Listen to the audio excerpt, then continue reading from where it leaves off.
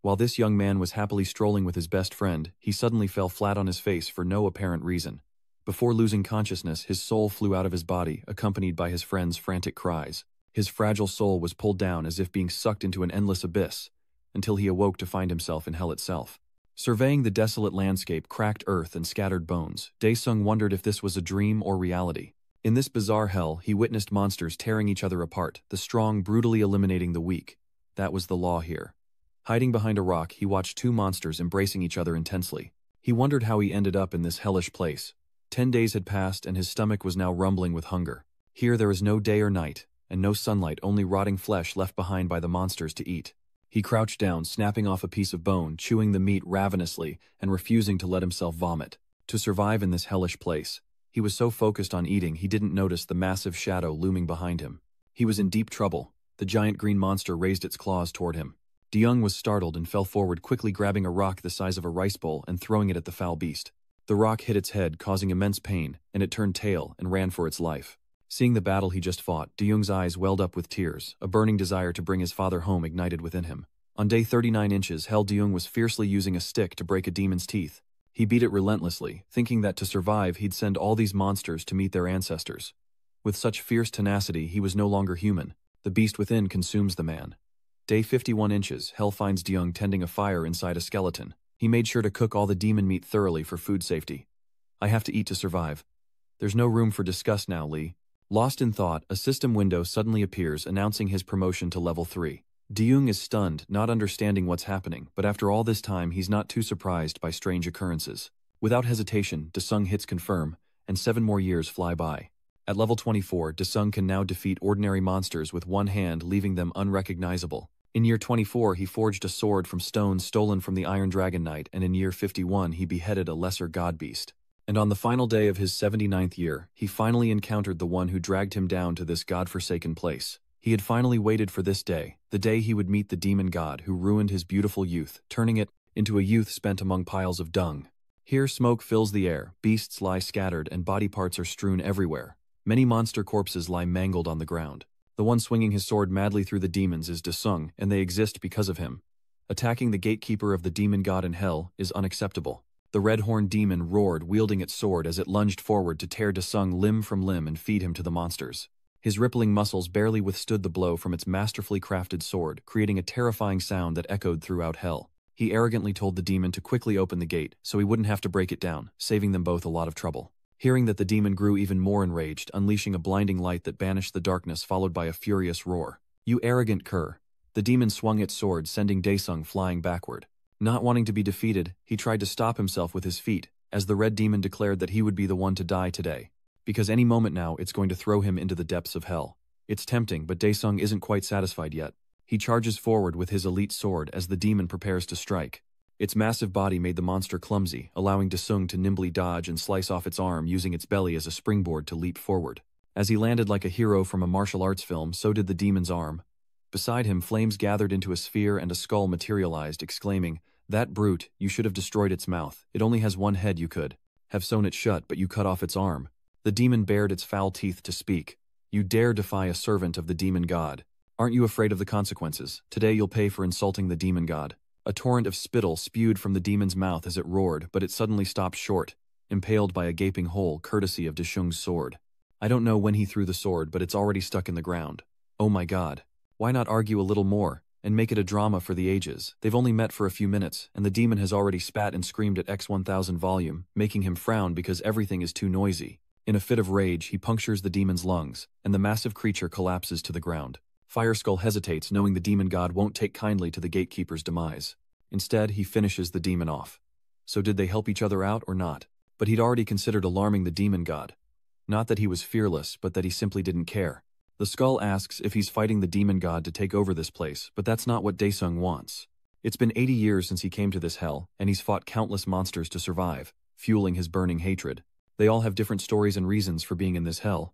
So he has one question: why hell? Why did the demon god bring my father here? That's what he wanted to ask that wretched demon god. Seeing him happy, Fireskull reminded him, "Pray now, beg for forgiveness, then ask your questions." De-hyung didn't like this gentle script at all. He wanted the demon to pay, for dragging him to hell for the suffering of the last 80 years, to pay with his life. Drawing his sword, Dung stood before the demon's castle and charged like a mad dog desperate for answers.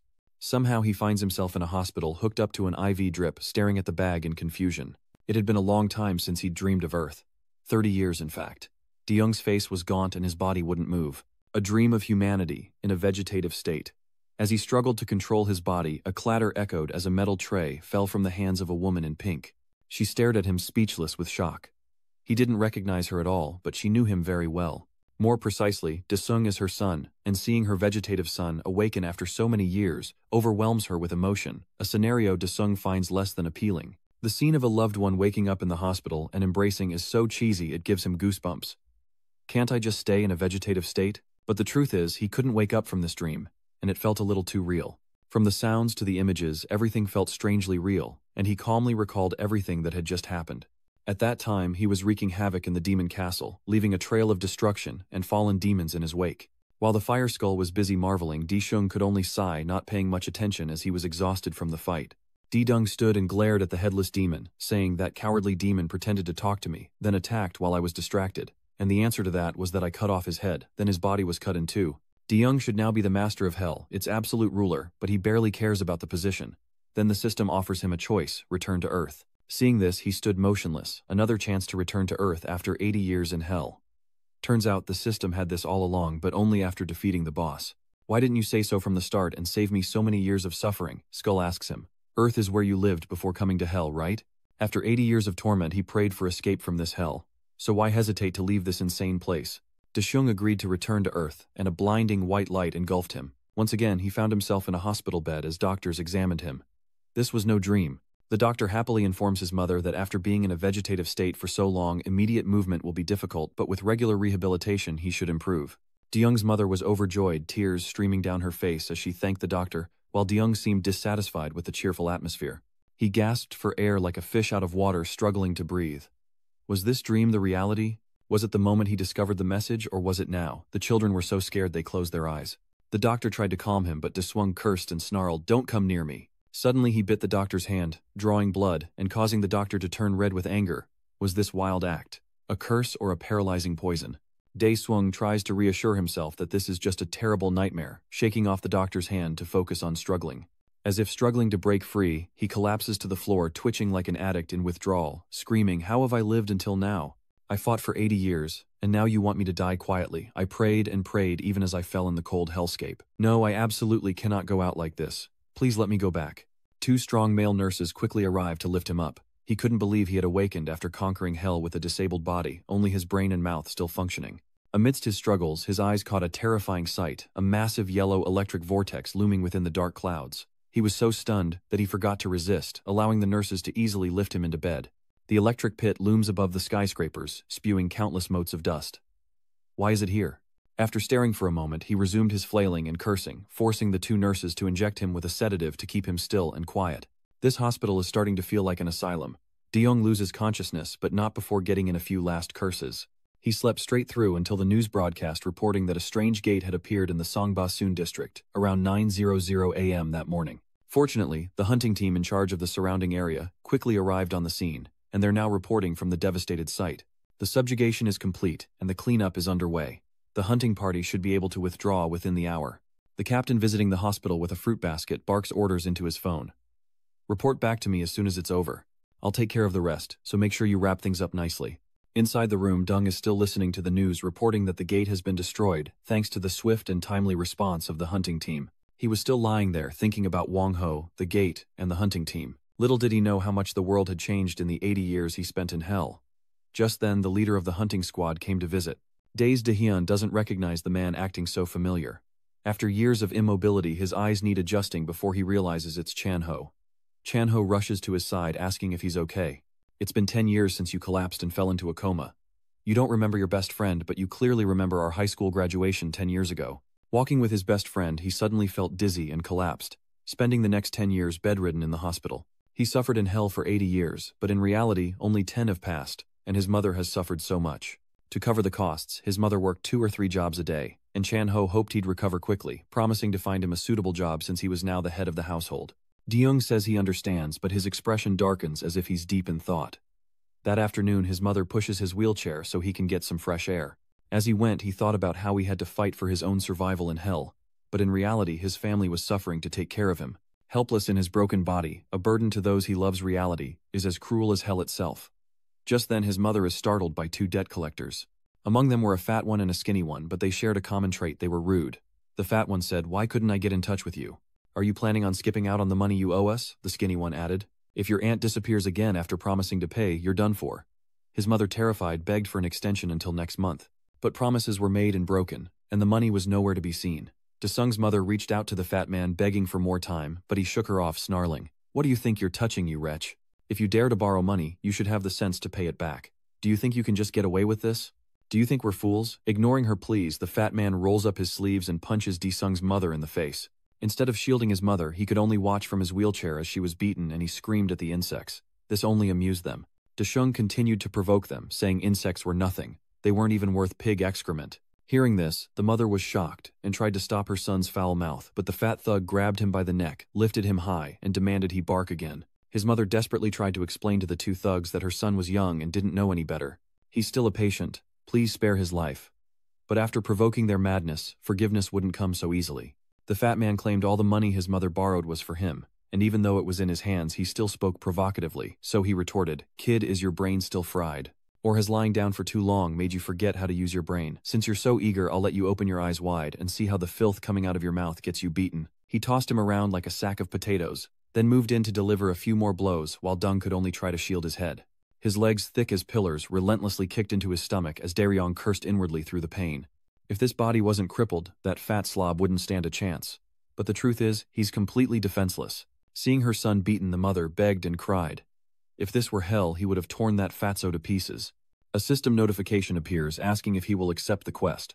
If you refuse, you won't get any compensation. The mission appeared so suddenly, this might be his only hope right now. A status window suddenly appears, but so does a brief moment of doubt, as that status window is the only thing that helped Dirong survive 80 years in hell. Suddenly, something strange happened. His eyes seemed to lose their color, and the fat guy was standing still. What in the world is going on here? Everyone is frozen in place, as if time itself has stopped. Could this be because he accepted the quest? Suddenly the system issues a low-difficulty quest to restore his body, requiring him to move to a designated point. He has 1 hour to reach the destination, and the reward is a top-tier recovery elixir that increases his jade physique expression by 10%, whatever that is. This could help him recover some strength. 10 meters away, a red arrow appeared, marking the designated destination. Though the distance was short to a cripple like him, it felt like miles away.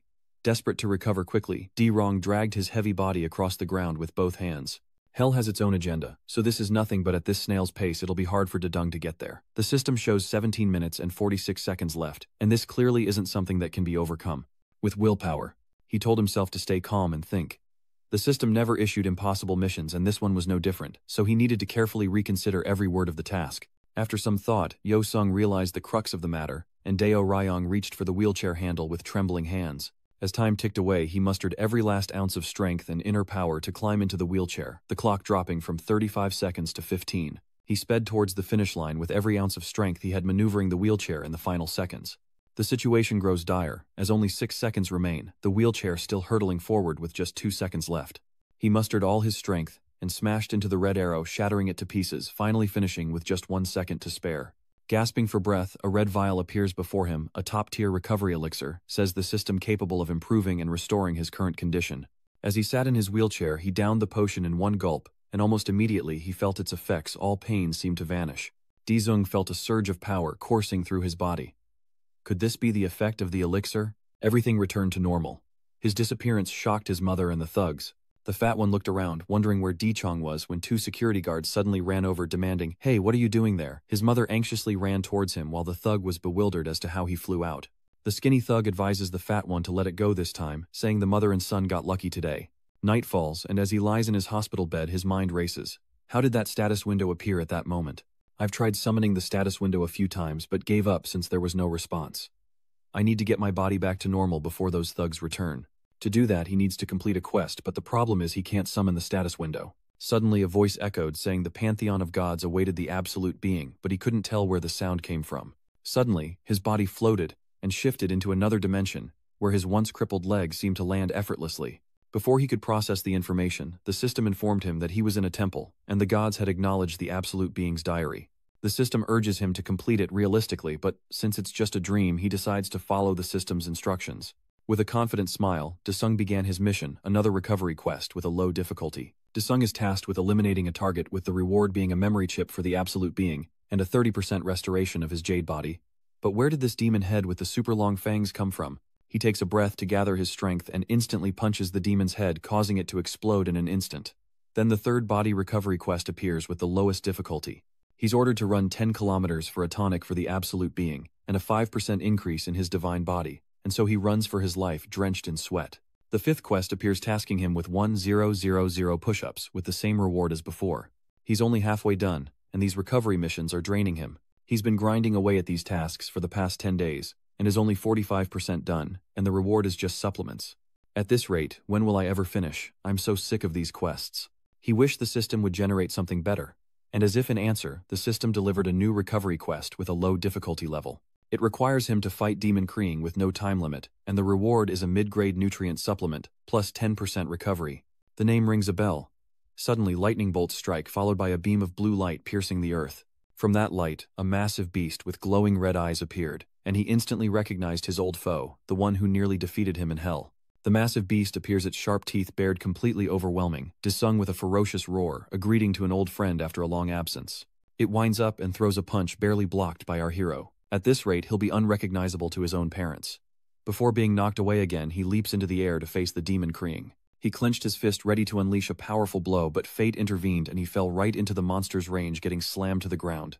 Dijung was now a mere pawn in the demon's game. He coughs up blood as he drags his battered body, refusing to surrender. The monster is enraged. The monster roars in fury. This mud is too damn persistent. It throws a punch, but Dijung manages to dodge it. The monster unleashed a relentless barrage of attacks, reminding him of his battles against the Demon Kree in the depths of hell. It grabbed him, but suddenly its hand was sliced to pieces. Desung landed safely with his sword. I forgot I could summon my sword. And with that, the two clashed like wild beasts. Damn you, I'll send you to hell. System notification: mission complete. The Jade Body's execution rate is currently at 55%. Dawn is gradually breaking. In the hospital, a hand gently opened the window to greet the morning sun, stirring his mother awake.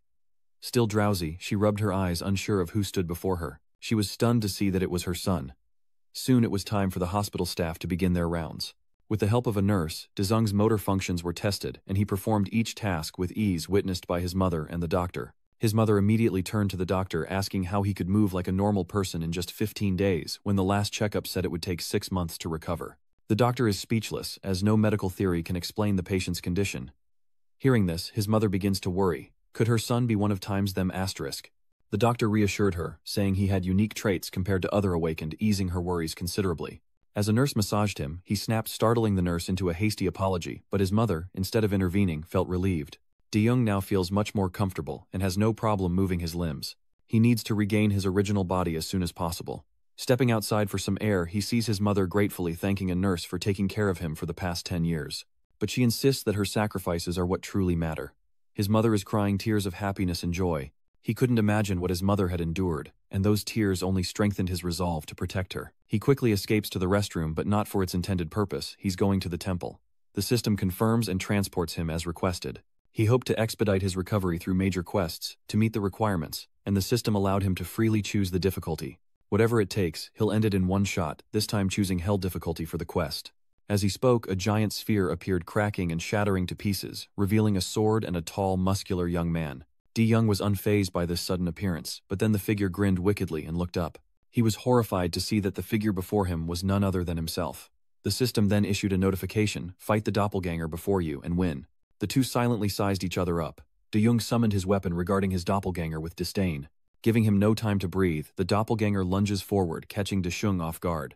He swings his sword, but the doppelganger leaps high to evade the blow. He swung his sword down, but he swiftly blocked the blow, the immense force pushing him back. Meanwhile, his doppelganger landed effortlessly, a near-fatal mistake. Before Desung could catch his breath, the doppelganger relentlessly attacked. They fought like madmen, the doppelganger continuously slashing at Desung's arms and legs. He couldn't withstand his strength and speed, and the longer it went on, the worse it would be. Suddenly a hand struck his chest, sending him flying back hundreds of meters. This is the price for underestimating your enemy. He now flickers elusively within the white smoke. Grasping his sword, he coughed and said, "At this point, the fake is dumber than the real thing, and I'm not satisfied because you won't escape me today." Dedung used demonic blood, transforming him into a bloodthirsty demon. The doppelganger sensed something was amiss and lunged forward, aiming to cleave Di Chong in two, but he'd already vanished, appearing beside him, slamming his head into the ground and raising his sword to strike. But unexpectedly, he swiftly dodges the blow and retreats, using demonic blood to fight back. The two demons clashed, evenly matched in strength, as Desung told him to hurry up and die so he wouldn't have to waste his energy. Suddenly he appeared out of nowhere and stabbed him in the shoulder with a sword, then aimed for Desung's head. Overwhelmed by the pain, he's logged out of the virtual world, while outside the cleaning lady frantically pounds on the door. Inside he stood in a daze, the situation overwhelming him.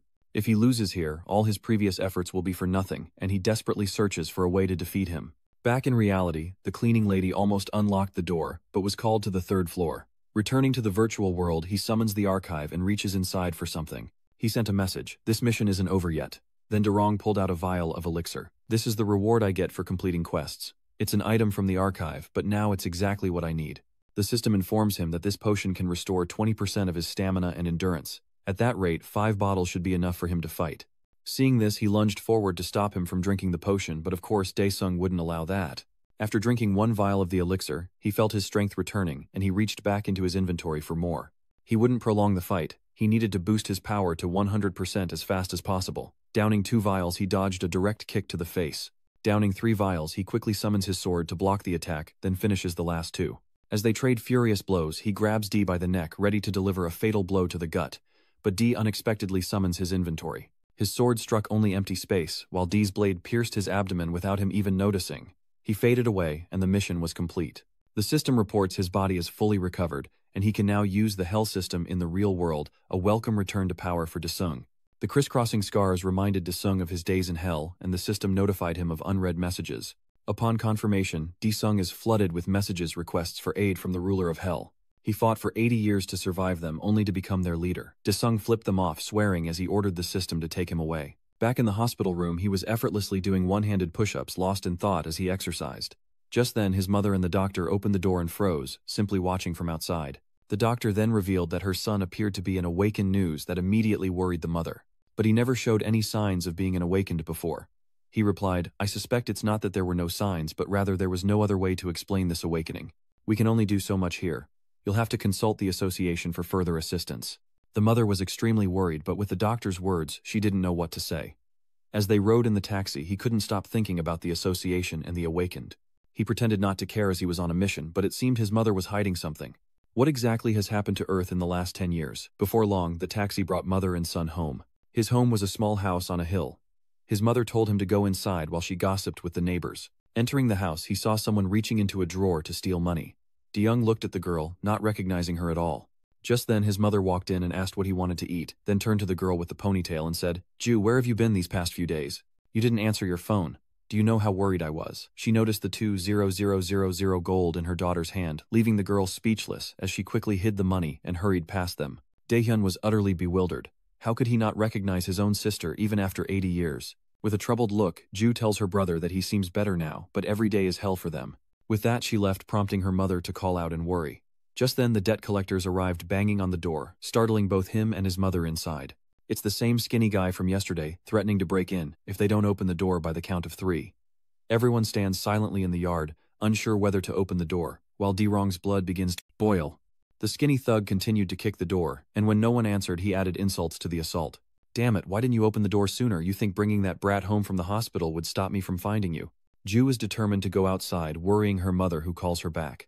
As he kicks the door, the fat one asks if this is the right house. Could that woman have run away? Just then Ju bursts out and curses the loan sharks, leaving them speechless as she walks away.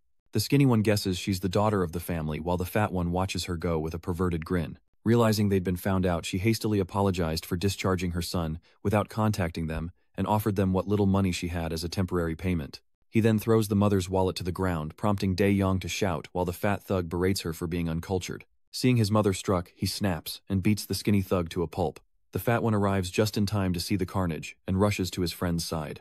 Dae-young stepped forward, saying, "I've been wanting to meet you guys, but you brought yourselves here." The fatty stood up and asked, "Are you that cripple who couldn't move and was in a wheelchair? You should feel lucky your mother had to run around begging for money for you." With that, Dae-hyun moved closer. "Do you have any idea what I went through to survive in hell?" he said, grabbing the fat man's mouth and slapping him hard, causing him to spit out blood. He wanted to repay the debt 100-fold, but after only a few slaps, the fat guy collapsed. He looked at the wooden chair and charged at Daeseong with it. But with a single punch he shattered the chair and sent the fat man crashing to the ground. Seeing this, the skinny one drew a knife, feigning courage. Daesong approached and grabbed the wrist he used to hit his mother, gently breaking it, causing the skinny man to scream in agony. The fat one in the back said, "You think I'll let you get away with this?" But Dae-yong didn't pay his threats any mind. He lifted the man's chin, saying, "So you think you have another way out? Too bad I'm sending you off and peeling the skin from your face." His mother in the back screamed for him to stop as the two thugs scrambled away before losing any more teeth.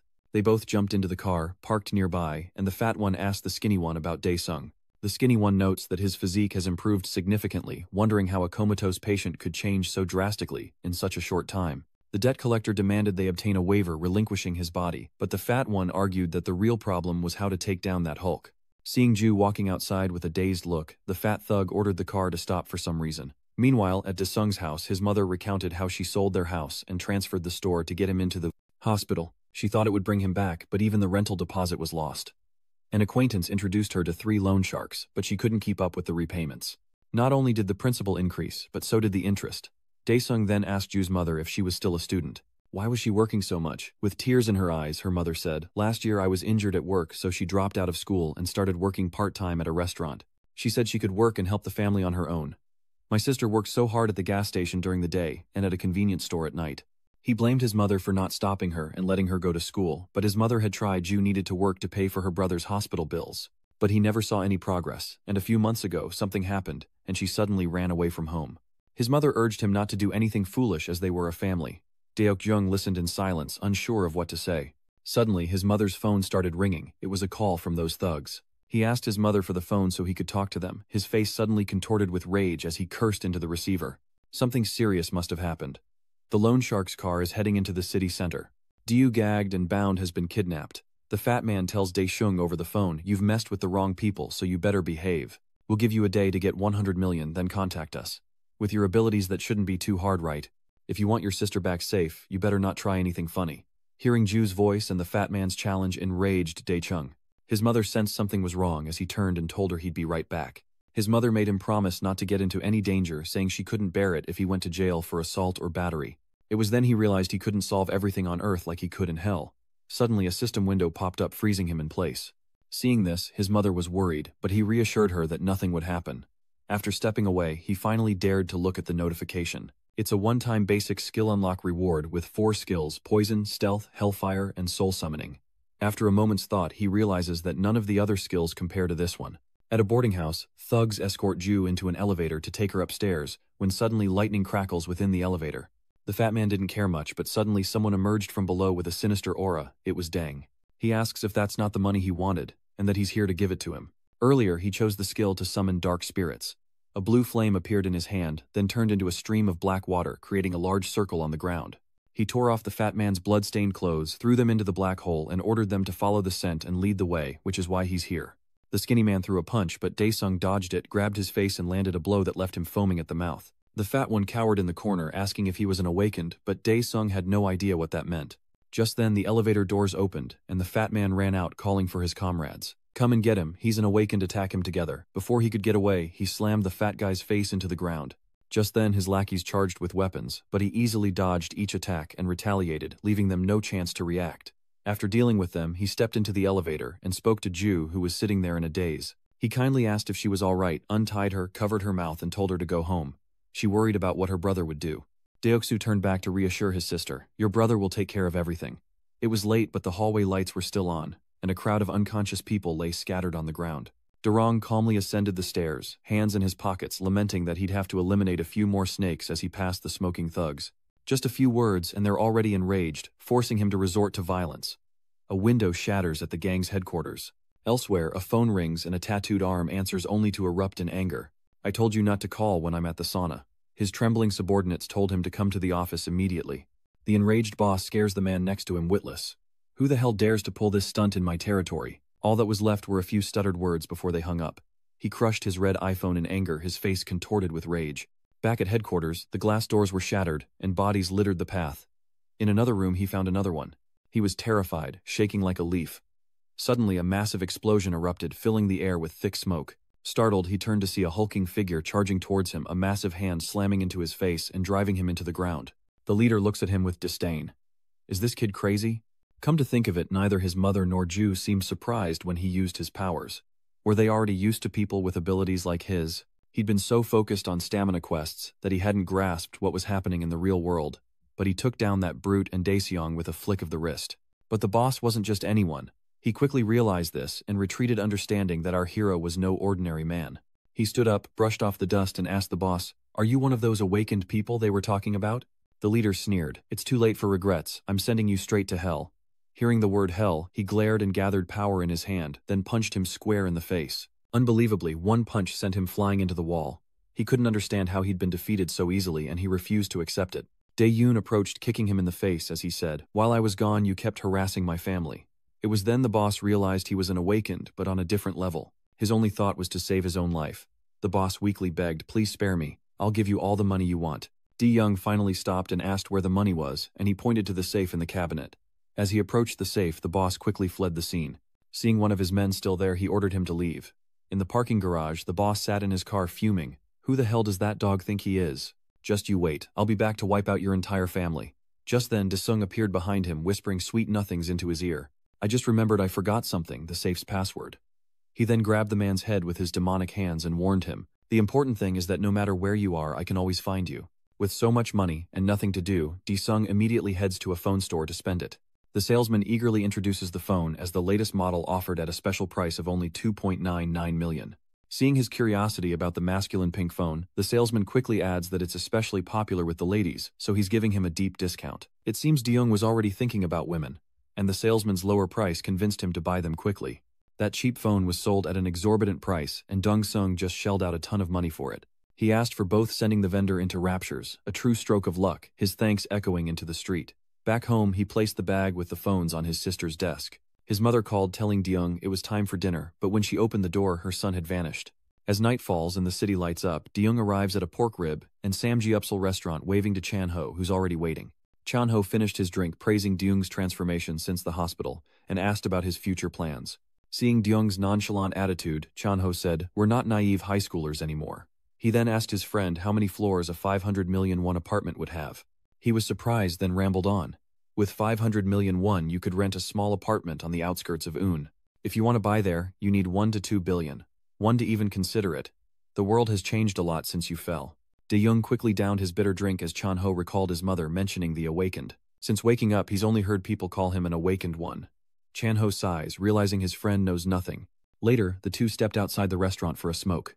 "Chan-ho, sometime after you fell, a strange gate suddenly appeared. At first, strange phenomena occurred in some countries, but humans managed to control it, only for monsters to pour out of the gate soon after. They were numerous, ferocious, and began attacking humans. Despite deploying advanced weaponry, humanity's arms proved useless against the monsters, leading to devastating losses, both physical and emotional." Dae-young wondered if even guns and cannons were ineffective. Chan-ho exhales, saying, "Conventional weapons are useless, that's what I learned then. Only weapons made from the monsters themselves can hurt them, and only awakened individuals can wield these weapons." Chan-ho points directly at Dae-dung, saying, "Seriously, just like you showing off your new phone." Seeing this, Chan-ho asked about the new phone, and he excitedly introduced it as the hottest model right now. Hearing him brag, Chan-ho looked at him like a fool who'd been scammed. "I heard they're giving these away for free with another phone these days. Don't tell me you actually paid for this thing." His head was about to explode, and he could only stand there in silence as his friend kept kicking him. Back to the monster issue. Now, even without aura weapons, using aura to enhance the body is a hallmark of the awakened, and his body is suddenly recovering at an accelerated rate. Not only that, he also beat up the gang's hulking enforcer in a single fight. "If I'm an awakened, will you give me money?" Chan-ho was stunned by the question. He casually asked Chan-ho about his monthly income, and as if the question was too sensitive, a massive vortex suddenly appeared in the sky. The two immediately went on alert, staring intently. Seeing the demons emerging from the gate, the people screamed in terror. The loincloth-clad monsters have flooded the streets, their weight cracking the pavement with every step. The monsters marched, slamming their staffs against the road, sending the terrified citizens reeling backward. One vanguard raised its staff and bared its teeth, and the others followed suit like machines. It was then that the people snapped to their senses, screaming and scattering in all directions, one man in a panic, the other with a face as tense as a drawn bowstring. Staring at the demons, he suddenly noticed their ugliness. These little demons are way cuter than the ones in hell. Dae-young stomped his foot and tossed a stone up and down. He wanted to see what these lesser demons were capable of. He wound up his arm, then threw the stone forward, shocking Chan-ho. The rock couldn't even hit the demons. They had erected a protective barrier. Sensing an adoring gaze, it turns with a rather annoyed expression. Chan-ho frantically says guns or cannons won't work on them. But he ignored him, focusing only on what lay ahead, the demon's grotesque feet pounding towards them. It raised its club with a deafening roar, and seeing this, Chan closed his eyes in fear, but a spray of blood hit his face, making him peek open his eyes in curiosity. To his shock, the blood belonged to the monster swiftly defeated by Daesheng with a single punch. Chan-ho's face twisted in disbelief and fear, unable to comprehend his friend's ability to knock out such a large demon barehanded. Immediately after, the green-skinned monsters behind them, witnessing their comrade's demise, charged furiously towards the two. Seeing this, Daewoo swiftly stepped forward, landing a punch right in the monster's face, and in mere seconds its head was sent flying. Chan-ho was even more shocked. This kind of power was only seen in B-rank awakeners or higher. But he quickly returns to the main problem. The terrified citizens are huddled together in a panic, and this is Soon's bustling shopping district. The terrified chatter of the crowd draws the demon's attention, and as the green-skinned fiends swarm closer, panic sets in as they fear their impending doom. This group is surely doomed. But just as all hope seems lost, Cha-han appears like a savior to calm the crowd. I know a passage to the shelter through the sewers here. Follow me if you want to live. But there's no escape now. The green-skinned demons have already blocked their path. The ferocious demon stomped forward, weapon in hand, sending the crowd scattering in terror as a little girl cried for her mother. The demons grew more aggressive, sprinting forward and throwing everything into chaos. The girl remained frozen as a green goblin stood before her. Just as it swung its club, Chan-ho rushed in, narrowly saving her from death. Before he could react, the demon was struck, losing all its teeth, as Daewoo arrived like a savior, kneeing its head clean off. He sees his friend is still the same as always, sticking his nose where it doesn't belong. Durong urges Chan-ho to run, saying he'll stay behind to hold off the stupid demons. Seeing his friend risk his life, Chan-ho smiles confidently, and immediately rallies everyone to the restaurant's sewer drain. A phone strapped to a bottle live streams the fight against the monsters, the comment section overflowing with praise for the combat skills on display. The restaurant employee panicked and screamed, "Behind you, behind you." Outnumbered, the demons unleashed a series of fatal blows, leaving him unable to react and sending him flying towards a car. The employee gaped, thinking the hero was a goner, and the internet went wild with comments about the hero's motionless, slumped posture. Inside the tunnel where the group was hiding, a mother cried out upon seeing her young gap-toothed daughter.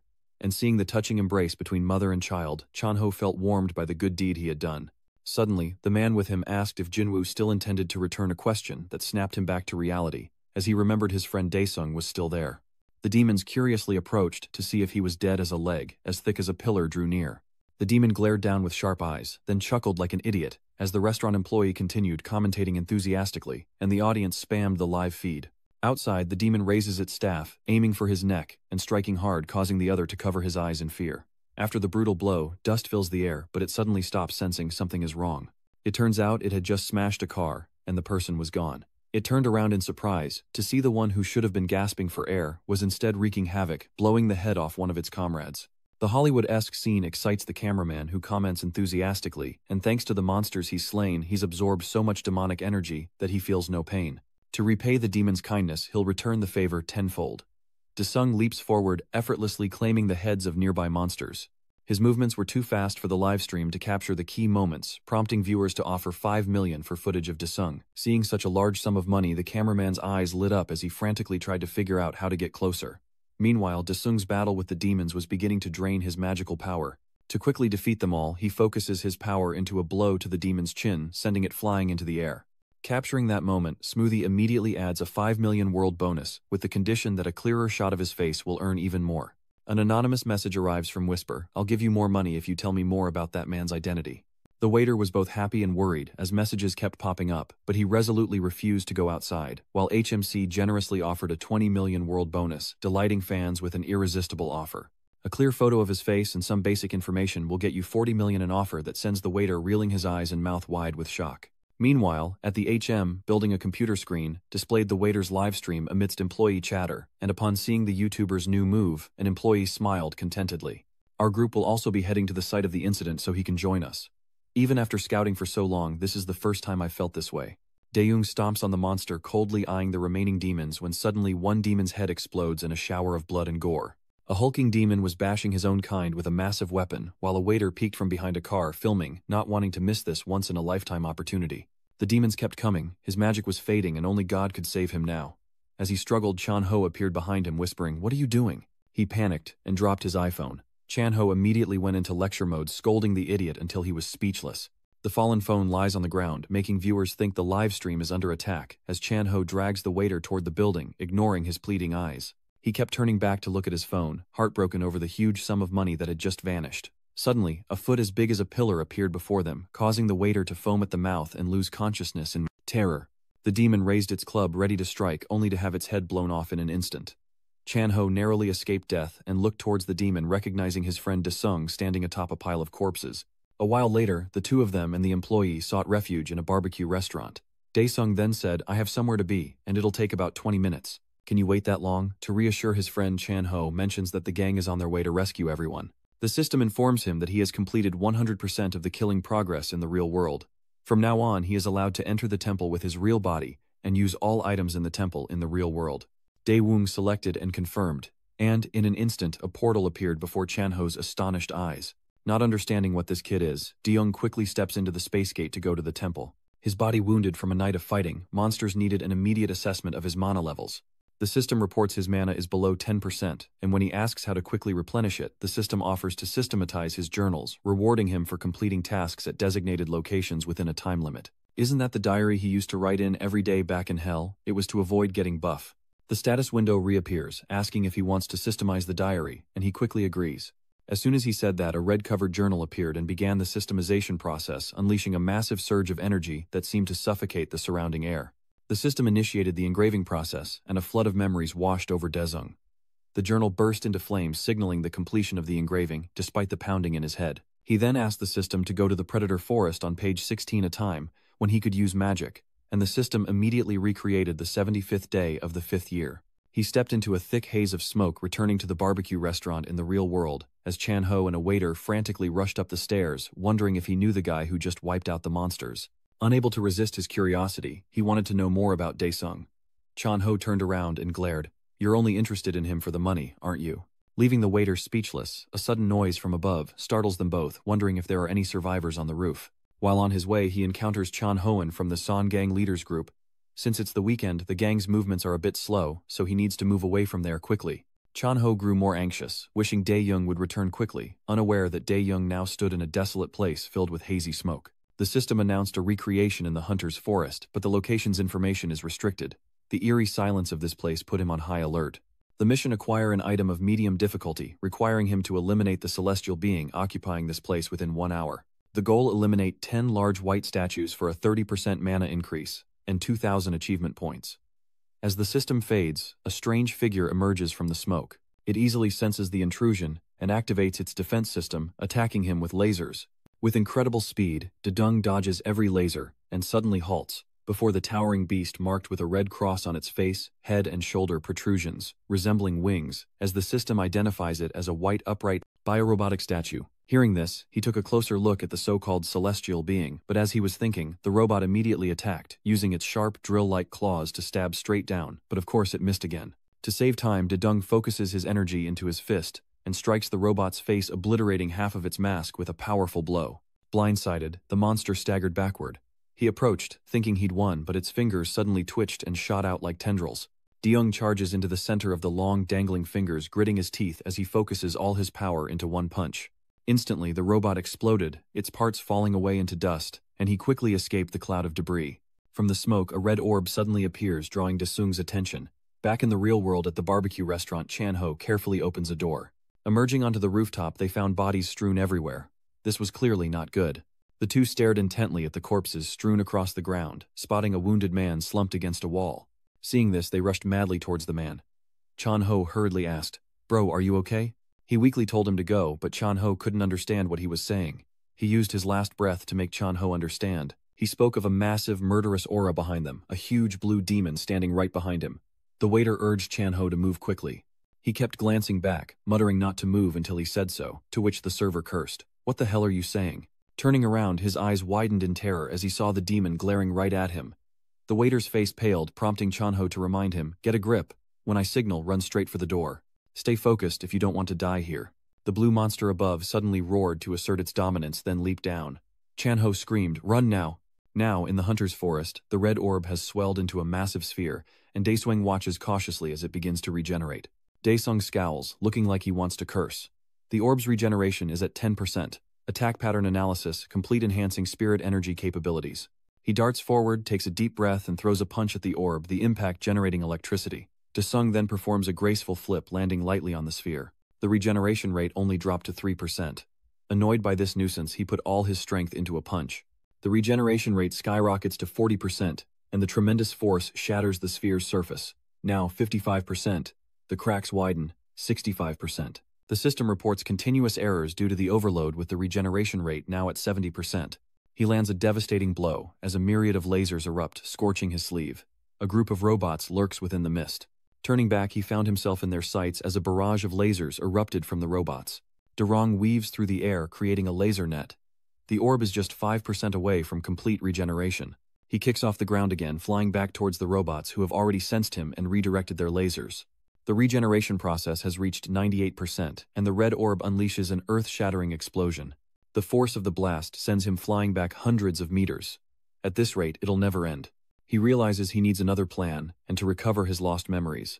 He tries to revisit his past to defeat the robots, but his head throbs with pain as he tries to remember. The intense pain made Deung unable to concentrate, but then his eyes lit up, and his power surged far beyond what it was before. In the real world, Chan-ho and the waiter are running for their lives from the relentless attacks of the green-skinned demon who roars in fury as a figure gracefully passes by. Not willing to let them escape, the demon relentlessly pursues Chan-ho and the waiter, its massive hand slamming into the ground as they narrowly avoid its grasp. The waiter frantically dodges the attack and both collapse exhausted. The demon's arm retracted, but not before tearing up the floor for emphasis, and the two narrowly escaped. Gasping for breath, he says, "Let's get down below." Meanwhile, Desung is locked in fierce combat with the robots. They moved slowly, but he was quick, nimbly leaping and weaving through their claws. He dodged the robots' attacks, and with just a little more effort, he could complete his mission. He nimbly leaps like a squirrel, kicking off trees to survey his surroundings, before darting forward like a madman just as the robots reach the bus. Daeseong's motto, "If you're told to run, you run." Suddenly, he screeches to a halt, turning back to the robots still crawling along like lost souls, a whole line of them slowly coming into view. They lock on and activate, pinpointing their target and preparing to attack, but he remains unfazed, flipping them off with a sinister grin. Insulted, the robots continued their pursuit, unaware of the violent tremors shaking the ground. Deung just mentioned that this was called the Forest of Predators, when suddenly a massive mouth with razor-sharp teeth erupted from the earth, swallowing the robot's whole. Having eaten its fill, the monster sinks back into the earth. The swamp whale's eating habits remain unchanged. He happily hoped the robots would have happy days in the whale's belly, and that it could digest anything. The system then announced that he had met the conditions to reset his physical abilities. An abundant source of energy surges forth, rapidly enveloping Daesung's entire body, and his mana increases dramatically. The system then delivered another reward. The judge's weakness, and a dagger appeared, leaving him in awe. Some information about the item is provided. It's called the Judgment Dagger, classified as a weapon. This sacred artifact used by judges to execute enemies is made from the hide of a gum monster. It can be controlled within a 100-meter radius, and its power increases with your magic. Speaking of remote control, he immediately tests the dagger's flight. It flies hundreds of meters, then suddenly changes direction, returning to Daesung's hand. He felt quite satisfied with his new weapon. As he lowered his hand, it vanished on its own. Lost in the fight, he forgets his appointment, and a warp gate opens, returning him to the real world. A male news anchor reports live that a rift believed to be a gate has caused chaos near Nango Ward. A similar incident occurred in the Daegu Ward. Then the reporter asked the guest professor for his opinion on the matter. He claims the greatest responsibility falls on those in charge of the area, specifically the Hunter Association, whose hunters are taking holidays amidst a shortage of manpower, delaying relief efforts. How can people trust them? These delays keep happening, especially lately, even on weekends and holidays, and the associations are entirely to blame. As the program aired, a car sped down the road, the occupants watching the news and angrily cursing. Are these two crazy or something? The association hunters don't get paid as much as those gangs. How could they have foreseen this? Annoyed, he's further irritated by his companion's incessant whining. The frustrated leader tells him to stop complaining because if they don't handle this situation, well, the whole team is done for, he'll be fired. Suddenly, a breaking news report airs live. We're here in Nanjiodong, where a mysterious hunter has appeared and saved thousands of lives. Unbelieving, they decide to head straight to Nango Ward that very night. Back at the barbecue restaurant, the waiter is terrified, thinking about the corpses on the roof, giving him goosebumps. Chan-ho was just as scared, but they had no choice but to wait for the rescue team. Suddenly, a loud noise startled them, and they peeked over the table to look outside. The waiter nervously asked, could that be the hunter's vehicle? But after staring outside for a long time, he only saw the lights in the shop shaking and nothing else. Chan-ho frowned warily, wondering if it was the hunters, but instead a familiar face appeared, causing their eyes to widen with joy. Who else could it be but our Daeseung? Chan-ho saw the blood and the pain, and feared his friend was badly hurt, but Dae-seung just turned to call for the waiter. He was startled thinking he'd committed some great crime, but it turned out that Dae-seung just wanted a fire to grill meat.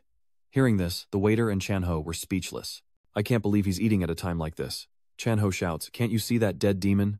How can you even eat at a time like this? Have the demons beaten you senseless?" Inside the restaurant, they sat among the remains of a demon. Even the pork was stained with monster blood. Dae-woong picks up a piece, squints, but seeing no problem, shoves it in his mouth, chewing happily as the other two gag. Suddenly, a pair of black boots steps inside. The fully armed soldier, standing beside the demon's corpse, asked if they were all right, prompting the waiter to cheer with relief at his rescue. The soldier's gaze turns to Dae-young, who is still eating the flesh, surprised that a civilian could remain so calm. Afraid his friend would be questioned, Chan-ho jumped in, greeting the officer with practiced ease, thanking him for working so late. Then patting Dae-young on the shoulder, Chan-ho explained, "He's in shock and acting a little strange, please excuse him." Chan-ho hugged him tightly from behind his voice, strained as he insisted that this madman needed to be taken to the hospital before he completely lost it. The soldier sternly forbade them from leaving, but Chan-ho confidently smiled, reaching into his jacket to pull out a business card that read, "Team Leader of Business Team 1 Sun Group. If there are any problems, they can contact him here." The soldier apologizes and offers to escort them out. Indeed, the power of influence makes everything smooth. Outside soldiers are busy investigating, finding only the corpses of demons scattered about. The captain stepped out of the car, stunned by the scene before him, while Nick vomited beside the vehicle. The captain silently assessed the situation, realizing that whoever was responsible was more brutal and powerful than monsters themselves. Chan-ho speeds through the streets in his car, offering Deyoung a place to stay at his house. But Deyoung was playing hard to get, saying he was worried about his family. Seeing that even a seemingly heartless guy like him cared about family made Chan-ho happy, but going home looking like a ghost would only worry his mother. Deok-soo sniffs himself and decides to head to Chan-ho's place to clean up. Chan-ho's apartment is in a luxurious high-rise, and he can't help but marvel as he steps inside. Chan-ho tells him to order some chicken, and soon a table full of chicken is served. Since his friend was craving meat, Chan-ho generously offered him a feast, but Dae-sung brushed the food aside. He suddenly brings up again how demon hunters can make a lot of money, right? Remembering the conversation at the restaurant, Chan-ho replies, "Of course, but not everyone is lucky enough to earn that much. There are swindlers everywhere, or so people say." Chan-ho looked at him expectantly and asked, "Do you want to become a demon hunter?" Deyoung just grunts in response, his mouth full of chicken, and suggests that he register with the association where they only accept level B or higher. Chan-ho was certain his friend was at least an A-rank hunter, but Deyoung looked utterly clueless. Chan-ho quickly explained, "Those are the hunter ability rankings. If you're a B-rank hunter, you can join a large gang or the association. Either way, your monthly income would only be 3,000,001, but it's better if you're A-rank." Deyoung, sucking on his fingers, asked, "Isn't there anything higher than a?" Chan-ho said there was rank S, but only 5 out of 2 million awakeners had achieved it. "You think you're going to be the 6th S rank awakened? Give it up and be a normal person, don't even dream about it." Chan-ho scoffed, picking up a piece of chicken. Just reaching A rank would be more than enough. In Korea, even just A rank is enough to live comfortably for generations. Seeing his friend serious about becoming a hunter, Chan-ho immediately offers his support, and they toast to his success. Come to think of it, Dae-sung was already a hunter. In a lavish room in some building, a man cuts into a steak Dae-sung's file beside him. The long-haired man ate as he spoke. "So this is the debtor who went crazy. I can listen while I eat, so tell me who caused such chaos in our organization." The crew-cut man fearfully replies, "Yes, sir." The long-haired man wiped his dark lips and said, "You've been through a lot, haven't you? How did you survive? Why did you run only to come crawling back here?" Rebuked, the crew cut, froze, unable to speak.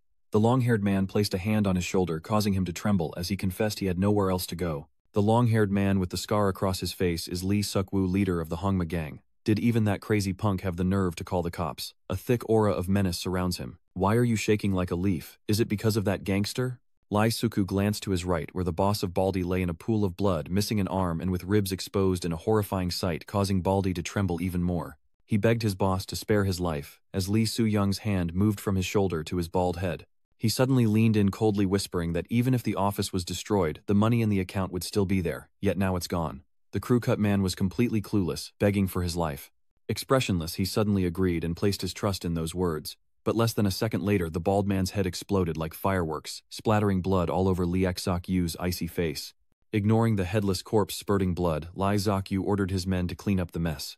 The next day at the Korean Hunter Association, Dae-seung stood calmly in front of the building, hands in his pockets. Chan-ho popped out of the car and said, "You have to go to the staff in the lobby and tell them you're here to test your awakened ability, then someone will come to guide you." Dae-young had already walked a ways off, but Chan-ho still shouted after him with more instructions. "Don't forget to use honorifics and don't be rude to people, or they'll think you're crazy." He yelled again, "Text me the results when you're done, you jerk." DeYoung confidently walked toward the building where many others had also come to be certified as awakened. Just as Chan-ho said, perhaps it was due to the money that these people were flocking here, which he found rather annoying. In examination room 3, DeYoung and the other candidates waited impatiently, drawing the unlucky number 9, unsure how long they'd be waiting. He received a message from his mother who thought he was still at Chan-ho's, asking when he'd be home. His mother had taken the day off work due to back pain, and he wasn't ready to tell her about his hunter registration, so he lied and said he was at Chan-ho's. "I'll be back later."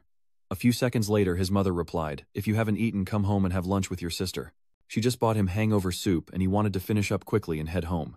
Just then, the secretary called number 9 and it was finally his turn to be tested. Before he could even enter, a man's shouting echoed out, "What the hell are you basing this on, saying I'm not an awakened?" His disruptive behavior put the staff in an awkward position as they could only explain that the scanner detected nothing, which made the old man yell even louder, annoying the people waiting outside who were already tired of waiting, and now had to deal with a crazy man. He pointed to his shiny bald head under the light. "My hair's already falling out this early in the morning, and you expect me to be an awakened?" The staff member was speechless. The secretary and the other applicants burst into laughter, while Durong grew anxious knowing his mother was waiting at home for hangover soup. He was still threatening to file a complaint with the branch school if the staff didn't handle things properly, when suddenly a hand landed on his bald head, causing him to turn around in anger, demanding to know who dared to do that. He turned to see Durong, his murderous aura as thick as a demon's. He fearfully clamped his lips shut, not daring to utter a word. He hastily explained that the machine was faulty, insisting that he was clearly an awakened. He coldly stared him down, asking if he was sure the machine was broken. Just then, an awakened employee approached offering to test it himself and headed toward the machine. He placed his hand on the orb, causing it to spark with electricity. The machine began its analysis, and the orb suddenly turned green. This indicates a C rank, awakened, meaning the machine was working perfectly fine. He was speechless, but the secretary seized the opportunity to kick him out, leaving him disgruntled. With that mess finally resolved, the secretary apologized and invited him in for the test, then gossiped with a colleague, only to be scolded and told to focus on her work. Remembering his terrifying aura, she's certain he's at least a B rank, awakened. Meanwhile, at the Korean Hunter Association branch headquarters, a phone is ringing off the hook. The man in the suit answered his phone, and the voice on the other end rattled off, "Branch manager, please come down to examination room 3 on the 6th floor immediately." He asked what was going on, but the other person insisted he come see for himself. He quickly entered the elevator, a thought flashing through his mind, could one of the examinees be an S-rank awakened? But he immediately dismissed it as wishful thinking. If someone awakened, the scouting team would be fighting over them. On the 6th floor, the examinees were in an uproar. "Who is that guy? This is the first time I've ever seen anything like this."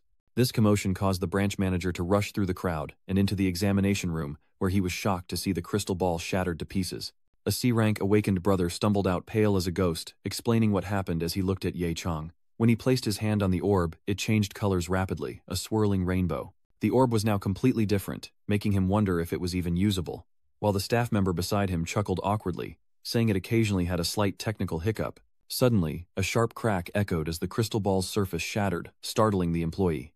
Then an explosion and smoke erupted, sending shivers down the spines of the candidates in the hallway.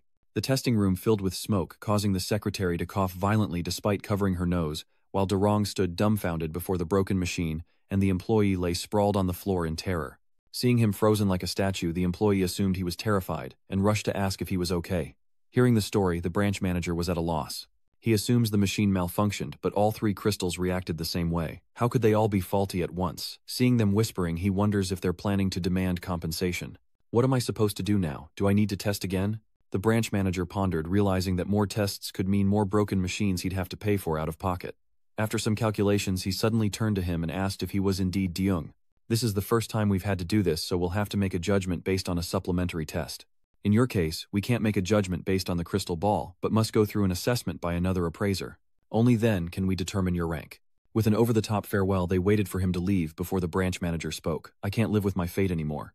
The secretary then asked, "Is it true that the crystal ball measures the power of another world within the awakened?" "I'm not sure, but perhaps Han's otherworldly power was beyond the scope of the crystal ball, which is why it exploded." Hearing such a sharp argument, the class awakened man scoffed, while the branch manager suspected that Hand might be an SSS class awakened, which was entirely possible. The class guy thought the secretary was exaggerating. He didn't believe he could be SSS class. He was about to call Chan-ho about what happened in the testing room and the makeup exam he had to take. Chan-ho asked if the machine was broken, and he admitted that he had shattered it. Chan-ho exclaimed, "That's not something you can just break. You only tested for 5 minutes. How can they predict your results? Now you have no choice but to ace the supplementary test." Chan-ho tells him to go home and rest and he'll send the exam schedule and test details later. Suddenly, a red light flashes in the distance, and Daesung turns his head warily. It's a female shooter. She thinks to herself that no matter how she looks at it, the guy doesn't seem strong at all, and even if he is a powerful awakened, she doesn't care. As the shooter prepared to fire, Daesung turned to face the scope, directly revealing her position and shocking the assassin. Could he have seen me? Never in my career has a hunter ever detected me. Suddenly, Daesung taps his head as if to say, "Shoot here, lots of blood." Then, with a defiant glare, he dared her to aim right at him. But as she prepared to retreat, an order to fire echoed from afar. The assassin immediately raised his gun and took aim. Bang! A bullet fires, speeding toward him, followed by an explosion of incredible force. Dust flies everywhere. "You dare mess with me." After the dust settled, he stood there unscathed. The bullet used wasn't ordinary. It was an armor. Piercing round, crushed flat. Panic set in, and the sniper fled the building as fast as he could. Suddenly, Daesung's new blade flew towards the sniper, piercing his thigh, and he collapsed to the ground in agony. Suddenly, Daesung appeared, radiating an intense aura that terrified the shooter, who mocked, "Too bad you aimed right, but it won't be enough to send me off quickly, darling." The blade in her thigh vanished, and the shooter quickly drew a gun from her hip, assuming a battle stance. "How are you still standing after taking my bullets? Just who exactly are you?" He introduced himself without hesitation, as Daesung, a wanderer from hell. Feeling mocked, she fired a barrage of bullets, the gunshots echoing through the construction site. The marksman remained vigilant, but he suddenly appeared behind her like a ghost. She couldn't believe he was there after she'd shot him down. In the dust cloud from her gunfire, it was just a soulless shadow created by Do-hyuk. Suddenly his eyes turn red, and a hand lunges out, grabbing her neck and slamming her against the wall. Gasping for air before she could react, a mass of black hands emerged from the wall, a grotesque, multi-eyed, multi-mouthed horror that drove her into unconsciousness. Seeing this, Daesung is discouraged that she fainted before she could do anything. He goes to the side to pick up the remaining bullet casings, ignoring the shooter who is hanging in the air on the wall. He couldn't understand how these things had such immense power that they could destroy people. Looking toward the gun case, Dae saw a picture of the whole family inside. He used the bullet casings to smack her on the head, and the sniper woke up screaming like a maniac. He cuts right to the chase. "Answer my question. One wrong move and you're done." He threw a photo of his family and his personal information in front of her, asking, "Who ordered you to do this?" The sniper, terrified and drenched in sweat, thought, "I can't reveal any information about the Red Demon Gang. What if I just make up a name?" She then blurted out the name Kim Chung-un. It was that muscle-bound loan shark from the organization he'd destroyed not long ago. He said that our hero had taken all their money. It was then that Dae-rong remembered the 500 million. Just when she thought she had earned his trust, he shot something that pierced a pig-sized hole in her shoulder. She screamed in terror from the pain, as the demonic hands continued to restrain her. Dae-rong coldly interrogated her. It was suspicious how obedient this assassin was. "If you dare lie, I'll end you right here." He gives the assassin one last chance to tell the truth. "Who ordered you to do this?" The assassin refuses to reveal any information about the Ice Blood Demon. Whether she dies here, or by the hands of the Red Demon Syndicate, she's doomed either way. With that, she suddenly raised her hand, gathering all her strength to strike her own heart, saying that even if asked 100 million times, her answer would remain the same. Seeing this, he realized the assassin wanted to commit suicide, but he simply stared at her without reacting. While the assassin screamed, Dae-chung swiftly pierced her chest, sending her to the afterlife. The assassin's face was filled with horror, never expecting such an anticlimactic death. Dae-jung coldly ignored her, coughing up blood, saying flatly, "Go down there yourself. I'm sick of that damn hell." Blood soaked the floor as the assassin slumped into her own pool of blood and died, leaving him annoyed that he had to clean up this mess after all his effort to find the mastermind. Dae-jung didn't want to use it, as this item always drained his energy. He summoned the diary with the keyword memory of the deceased, and soon found page 134. With everything now easily resolved, he opens another gate. Most of the area around here is close to the gate's after effects, so he needs to find something to cover the body. It would be troublesome if someone discovered this rotting corpse. In a secluded corner of the vast construction site, a blue tarp stood out, with a hand protruding from a pool of blood. So he's hidden the body. Dae-jung has now stepped through the gate and headed straight for the temple. As he appeared, the system sent a notification. The demonic beasts here welcomed the return of the absolute being. At the same time, the system asks him what moment he wants to recreate, referencing page 134 of the Hell Journal, which details the prison holding souls. This is the Demon King's primary weapon, an artifact capable of summoning the dead by binding them to their own blood, and he is one of the 15 lords who rule Hell, alongside the demon god. These artifacts were made by ancient people to be easily distinguished from objects found in nature. Remembering his first steps into the prison of souls, he thought he could fight easily, but the commander he summoned was too weak to control properly.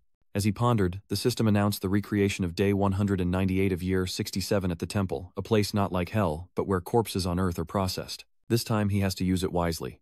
Yi-dong makes his decision and immediately activates it. The system initiates a location replication of the zombie river, as recorded on page 134.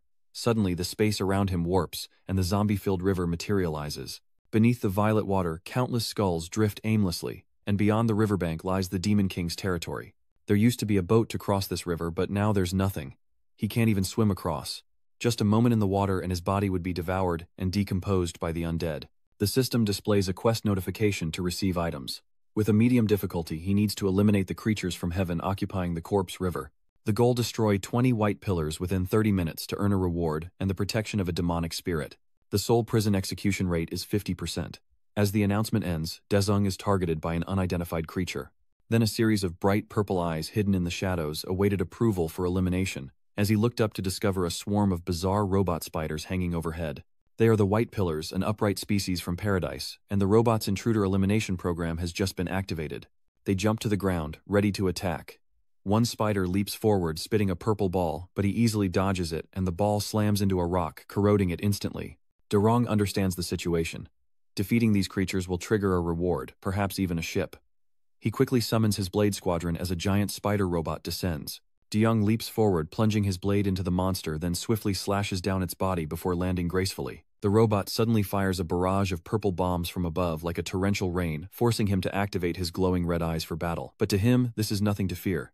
He didn't need to dodge them like the plague. Despite the bombs raining down, he stood tall, unyielding. A protective shield emanates from him, blocking the purple bomb attack, but they show no sign of stopping, so he decides to take them all out at once. DeYoung sends his sword crashing into the ground with earth-shattering force, sending the spider bots reeling and collapsing. Like an arrow, Durong strikes, slashing the robot spiders, leaving them in pieces. He grabs the core of the last spider with his bare hand and crushes it. Fighting so fiercely, the system continuously reported mission completion. The soul imprisonment execution rate has reached 50%, and the reward has been granted to the absolute being. The system then delivered a blazing orb containing a purple marble, the reward, the protection of the devil. This is the armor of demonic protection made from white jade, which reduces physical damage and provides immunity to all zombie auras. He muttered, reading it again when the system asked if he wanted to equip it now. But there's a catch: after wearing it twice, he can summon it at will. Startled, he glances at the zombie river, wondering if he can use this to swim across. He looked at the still raging river as he sank into the heavy water. Suddenly, his golden foot landed on the shore, and his entire body was encased in armor, as the system announced that the demons admired the absolute being's outstanding swimming ability. The demons of the temple apologize for being unable to help the absolute being, who angrily berates the system. "No one told you to shut up." DeYoung spoke, and a blinding light appeared. He stepped inside and vanished now within the Demon King's territory. All around him lay only ruins and desolation. There wasn't a soul in sight, and even the Demon King's castle had vanished. The system sends a message saying the temple's demons are very sorry for the disappearance of the Demon King's castle. He angrily replies, "I'm not a part-timer, but isn't this how you do quests in the castle?" DeYoung was about to investigate when the ground shook violently. Before he could understand what was happening, a massive explosion erupted, and a wall rose up before him, growing taller and taller without end. DeYoung was admiring the rapid rise of the wall, when the earthquake finally stopped, revealing a towering spire through the dust and smoke. It was the Celestial Pen Tower, an architectural marvel designed by the beings of the heavens. It's made of divine stone, and it serves to imprison the wandering souls of the 9 heavens. A massive gate in the tower suddenly opens, the wind howling ominously. Unfazed, he wonders if entering will trigger the next quest. That's right, the Create Item 2 quest is proceeding according to page 134 of the Demon King's Soul Prison log. This is a high difficulty quest: eliminate 1000 beings from the paradise created by the Pen Tower. He has only 2 hours to complete the task. Success will grant him the ability to carve letters, and an additional 5000 points, specifically to achieve 100% soul prison assimilation. Suddenly, a heavy foot stomped the ground, and a monster in rusty old iron armor wielding a spear appeared before him. Daeyun stared, unsure what kind of freakish creature it was, but upon closer inspection it looked familiar. It was a commander soldier, and as long as it was of the demon species, it wouldn't have any hostile thoughts towards him.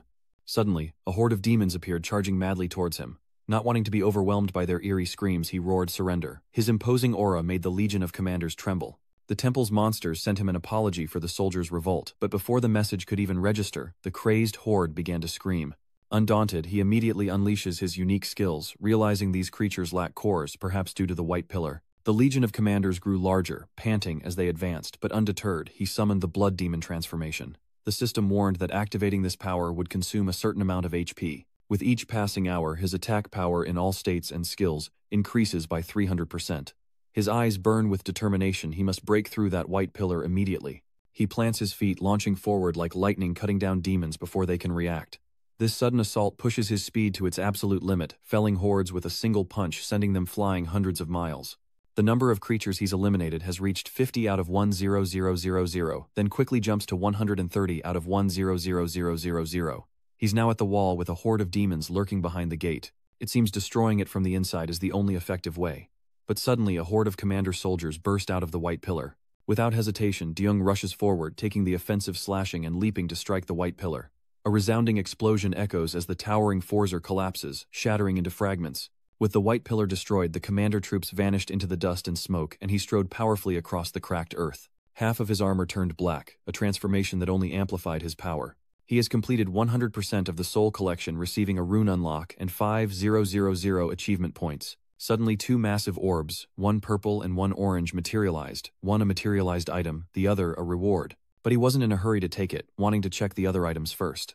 Young read the recall command, and the purple orb emitted a thin cloud of smoke and flew straight towards him. The reward information appears, revealing the soul imprisonment, prison classified as a work of art, a unique treasure, possessed only by the Demon King, capable of absorbing the souls of the deceased, infusing them into the owner's blood, and transforming them into command infantry. The special skill is soul imprisonment, where the souls of the deceased are trapped within the artifact.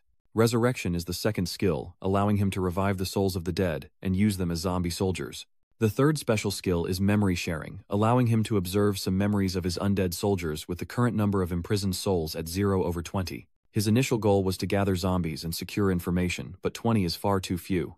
Perhaps that's why he received this additional reward. Deung repeats the command to recall, causing the orange orb to spontaneously combust, and the system asks if he wants to engrave ancient runes in the prison. Without hesitation, he commands a recall, drawing energy around the 2 orbs, and the system announces that the number of imprisoned souls now exceeds 100. He grabbed the glowing purple orb and crushed it, triggering a system notification the soul prison was being absorbed. His goal achieved, he wants to leave, but a mysterious golden orb appears, leaving Derong puzzled. The system immediately issued a warning, as monsters braced themselves against the ferocious energy emanating from the light. The temple monsters warn the Absolute to be cautious, but as a supreme being he's under no obligation to listen, and continues to absorb the sphere, causing it to glow once more. It suddenly merged into his hand, creating a strange mark. The mystical energy faded, leaving behind a circular imprint. Immediately, a notification appeared before him as he stood in confusion, the words, "Quest completed, 1/3 faintly visible." He thought it was something great, but it was just a pointless, time-wasting quest. Disappointed, he summoned the gate to return to the real world. Seconds later, he was back at the construction site, but a new problem arose. The body hidden under the tarp and the pool of blood had vanished. Disheartened, Dedung returned home only to find his sister peeking out from the doorway. Before he could even catch his breath, she cut him off. "Where have you been so late? The food's all cold. You're a shark on the streets but a guppy at home." Hearing his sister's words, he felt a pang of guilt and quickly apologized, to which she simply sighed and urged him to eat. He sat down to a table laden with his mother's warm dishes. Just then, a news report about yesterday's gate incident, which was larger than before, came on TV. Seeing this, his mother immediately turned off the TV and suggested they focus on dinner. Dae-young mumbled as he ate. "The world has changed so much that monsters are even on the news." His mother glanced at him, worried, and explained, "I was afraid you'd be shocked, so I didn't dare say anything. I'm sorry, as your mother I can't help you at all." But Dae-woong didn't complain or blame her. "Just knowing you two are alive and unharmed in this world is more than enough for me." His mother was taken aback by her son's maturity. Hearing this, his sister shyly turns away, and to break the awkward silence he asks his mother and sister if they want anything. Ju frowned. "As if you're going to buy me something fancy." The meal was filled with warmth, laughter, and joy. A moment later he called Chan-ho, his friend from the Soon gang, and announced that he would be laying low for a while. Chan-ho figured he was either cramming for an exam or wanted to train in seclusion. He vaguely replied that holing up on a mountain was the same as training. Chan-ho thought Dae-woong was acting strange, but he seemed very clear about his decision. "I discovered an insect, but it vanished right before my eyes. The body at the construction site has vanished without a trace. In my absence, please look after my mother and Ju." Like a good friend, Chan-ho agrees without hesitation, unaware of what Di-sung is planning. Meanwhile, Di-sung was on a rooftop, hands in his pockets, figuring out how to expose the mastermind. At the Red Demon Gang's headquarters, a henchman reported that the body had been disposed of. But with Di-sung turning a beta-rank assassin into a rookie, he doesn't seem like an easy target. How will the boss handle him? Lee Suk-woo dismisses it, having heard that Di-sung will be participating in the upcoming Hunter exam. That was his chance to eliminate him, so for now he'll hold back to conserve his strength. "Right, Jin-chun," breathing inside the glass case, echoed his agreement. "Shall we begin?" I've been waiting for this day for so long. I wonder if that scarred guy outside can even hear him through the glass. Suddenly the doctor chimed in. A-rank awakener, Yang Jin Chun's heart rate is stable. Prepare to inject the serum. Li Zok Yu feigns concern. This is going to hurt Jin Chun. Is he ready? Jin Chun, however, seemed excited, saying he was ready the moment he stepped foot in the place, and pleased with the response he signaled for the experiment to begin immediately. After receiving the order, the doctor pressed the start button on the pump, and a blue liquid was immediately injected directly into Jin Chun's veins, causing the veins in his hands to bulge. The absorption rate reaches 20% and his heart rate remains stable. But at 40%, his face contorts in discomfort, and he grits his teeth. Suddenly, blue veins appeared on his face and eyes, and with the saturation at 55%, his body was pushed beyond its limits. He coldly replied, continue prompting the doctor to warn that he could die from the drug's effects. Still unconcerned, Lop Yu confidently asserted that Jin Chun wouldn't die so easily. The saturation level climbs to 80%, then 90%. Jin Chun screams in agony as a blue light erupts and the saturation hits 100%. Then the heart rate monitor flatlined and he lost consciousness in the test tube, his blue veins bulging. The doctor trembled as he announced that there was no heartbeat. Jin Chun was dead. Hearing this, Gok Yu calmly signals him to shut up and listen.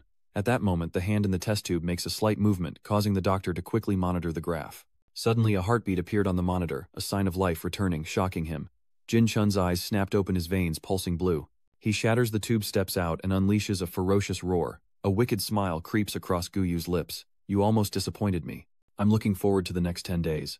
Meanwhile, Chan Ho messaged to Sung, did you know the test only allows weapons and defenses provided by the association? Seeing this, he thought that if he couldn't use weapons, he could use his physique, but he would have to check on this matter. Desung took a branch and tapped it on his hand, and as expected, his protective armor was completely invisible to the naked eye. Therefore, he could also bring protective items along with his weapon. Desung summons a portal and rummages around, pulling out his dual swords, so weapons can be disguised too. It recognizes this branch as a weapon.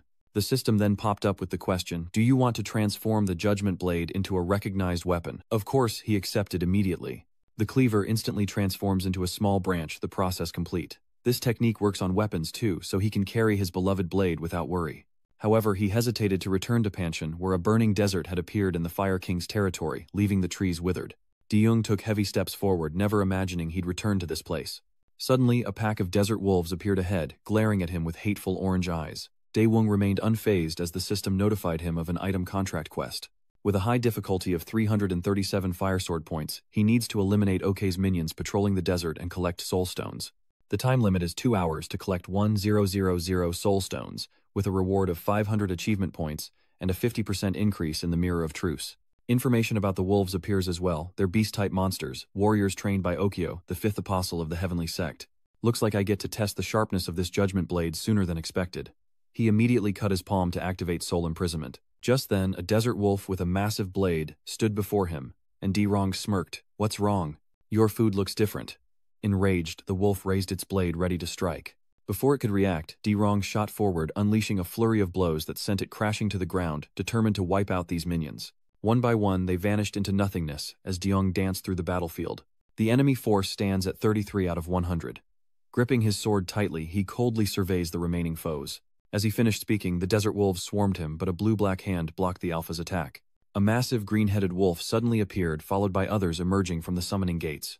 With a simple squeeze, the blue-headed wolf crushed the demon's head, filling the others with dread. Deyoung immediately ordered them to attack, and the blue wolves howled madly as they charged toward the white wolves, who were also bursting with fighting spirit. The two monster legions clash, and a true battle of monsters unfolds. In the distance, Deyoung was busy lighting a cigarette, making him wonder how Chan Ho could survive while constantly puffing away. The wolf battle raged on, growing ever more intense. A white wolf was cleaved in two before him, vanishing instantly, leaving him and the demon face to face. Even though only the weaklings remain, he can't let his guard down. The wolf crosses the flames and heads straight for him. A blue light trailed after it, and as it swung its staff, it was chained by that strange light, the arm of the blue wolf summoned to protect him. Bearing hidden marks, they will endlessly regenerate. The desert wolf is pulled back with tremendous force and devoured by the blue wolf spirit. These are immortal warriors who don't even fear death itself. The system displays a notification, Soulstone target reached 12 over 1000. Deyoung immediately jumps into the fray, to speed up the mission already halfway done, and eager to move on. He stomps his foot to gain momentum, and shoots into the air, leaving behind a massive explosion as he rockets upward at an impossible speed. With his current power, he could easily cut down hundreds of those beasts in 2 hours. Reaching a height where he could survey the entire battlefield, he stopped and smirked with excitement. Should I land over there? No sooner had he said it than Taeyong plunged toward the wolves who were too engrossed in battle to notice. Suddenly a white wolf sensed something amiss and looked up, spotting him descending like a meteor, causing the entire army to halt and stare in awe. A blinding light erupted, followed by a powerful impact, the intense light washing the surrounding space in white. At this moment an inspection was underway at the Soul Ice headquarters. A slash rips through the abdomen of a D-rank purple monster, followed by a fatal strike to its neck. The system announces that she has eliminated all the programmed monsters. The purple monster fades away, leaving the glowing sword-wielding girl panting for breath. Shin Choi, a member of the Ice Soul Squad. The system praised her performance and ended the hunting simulation as the Soul Ice's chief turned to their leader with a question. He thought her performance was decent, but she's too anxious and loses focus in real combat. The department head assured him it was nothing to worry about. We're currently designing a training method to fix that issue. We still have about 10 days. The leader demanded they intensify her training so she could advance at least 2 ranks, giving her a chance against the Red Demon's mad dog Dong Xin. Because of that bastard, no one could score higher than Shin Choi on the last test. But that's understandable since she's only rank B while that son of a bitch is rank A. He frowned and said, "You never know what the Crimson Demons will do." The section chief was bewildered. Were they planning to test that thing? After that accident, weren't they banned from using new recruits for a year? The leader then said, "I think this time they'll come up with an even more terrible and mysterious plan. They must be frantically preparing to reclaim what they lost that year. In the end, only Shin Choi and Jang Jin will remain in this first test. This will be your stage, as long as there are no sudden monster appearances." The monsters' messages were sent to Desert. The monsters of Pandemonium adore the Supreme Being's power, fearing him yet showing respect as a matter of course. A dark magic is backing him, and the system shows the Soulstone objective is 999 out of 1000. He holds the cigarette awkwardly, unsure how to put it out, but the wolf he's riding whines, forcing Deung to draw his blade once more. Annoyed, he says, "Shut your mouth when I'm smoking." Then he stabs it a few times. The system then displayed a notification that the mission was complete. The contract process was also progressing with 500 achievement points collected, and the current covenant ratio of the Fire Cauldron sword at 50%. The desert wolves' souls transform into blue orbs floating above their corpses and flying toward him. The system identifies them as soul seeds, instructing him to place them on the altar. Durong, still puffing on his cigarette, wondered what the hell was around here that looked like an altar. Reaching for the soul orb, he thought, "Do I really have to go searching again?" The moment he grasped the soul orb, it released an immense surge of energy. A pillar suddenly erupted from the ground, followed by a thick wall rising up.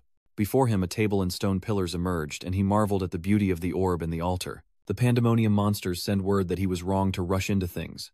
He throws his cigarette down onto the pile of corpses at his feet. The system announces a new quest. The second item contract quest, 337 Fire Peak sword points, is now in progress. With the high difficulty, he needs to offer the soul orb to the altar and prove his worth to the Guardian. There's no time limit. The goal is simply to gain the Guardian's recognition. With a 20000 achievement point reward, and the Blood Guardian as a second reward, the Fire Cauldron sword's covenant level has reached 100%. Yirong quickly placed the spirit orb on the altar, causing it to suddenly light up. Suddenly something massive and long emerged from the ground behind the altar, and he went on high alert. The creature fully emerges a colossal serpent, radiating overwhelming power.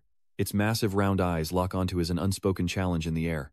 The system appears to introduce this massive creature, Okian's favorite beast, and the fifth apostle of the heavenly demon sect. To obtain the relic guarded by the sentinel, he must answer its question. Hearing this, he stares blankly at his status screen. He thought he'd get a fun quest, but now he has to answer a snake's questions. "Fine, if that's what you want, I'll play along. Ask away, serpent, I'll answer everything." Seeing this, it immediately lowered its head and spoke in incomprehensible hisses. He bowed his head in frustration, unable to believe this stupid snake had played him. He couldn't take it anymore. Durong throws a knife straight into its eye, causing the serpent to collapse in agony as the system issues an alert. The blood infusion process has been activated, turning him into a demon, but this will drain a specific amount of HP over time, reducing skill, attack power, and stats by 300%. De Jong casually flicks his wrist, throwing another knife, piercing the serpent's eyes once more, causing it to roar in fury. With the blade in his hand and a murderous glint in his eyes, he glared at the swaying, blinded serpent, growling like a wild beast. "Don't mistake my kindness for weakness. Do you have a death wish?" Calling it a crazy snake, he stabbed it in the head, causing it to scream wildly. Then its head suddenly swelled and exploded like a balloon. He landed as light as a feather, and De Dung left triumphantly. A putrid stench filled the air, making him nauseous. Something made him turn back to see the snake erupting with streaks of blue light. The snake's rebirth is nothing new. De Jong immediately grips his sword cutting with such force that blood vessels burst in his hand. The snake was reborn anew, a fiery visage of rage, its red eyes burning, and its jaws wide, ready to devour him whole. Seeing this, he changed tactics and brazenly challenged it. Come and get me. He quietly observed its movements, wondering what it would do next. Suddenly its eyes turned red, and it lunged straight at him. Without hesitation, Di-Rong leaps into its mouth, using one hand to pry open its upper jaw, then his entire body to force the snake's mouth open. He stared intently at the energy, a brilliant light radiating like a great torch, sustaining the serpent's life, the rebirth torch itself. Suddenly the serpent slammed its head on the ground, then reared back to make swallowing easier, as the system wailed in despair. The monster of pandemonium is falling into despair. The demon closes its eyes, sensing something amiss, and vomits a pile of viscous fluid into the mess. There stood Yijung, holding a massive chain sword as he sneered. Guess this thing's useless against a handless freak like you, huh? The system notifies him that he has acquired the Fire Peak sword with a 50% attunement level, not high enough to use special skills 1, 2, and 3, which are still sealed. But for him, that's enough to defeat the Iron Bull that can't use the Torch of Rebirth. Seeing him, the snake opened its foul mouth and roared in resentment as he gripped the sword, excited to use it in battle. With this black sword, there's an incredible untapped power. Di-Dung swung the sword straight at its head, causing it to thrash violently. Then a powerful burst of light erupted with a shockwave. With a single strike, he effortlessly cleaved the serpent in two, sending it to its final rest. At that moment, the familiar system appeared before him, announcing that the Fire Peak sword's covenant level had reached 100%, thus completing the covenant item. He received the Blood Guardian reward and 20000 achievement points. The chains binding the sword are also released, and the system displays a new message. The Fire Peak sword presents a challenge to see if he's worthy, forcing him to endure its fiery trial for a set time. This is the trial you must overcome to fully control the blazing sword, the Blazing Inferno trial.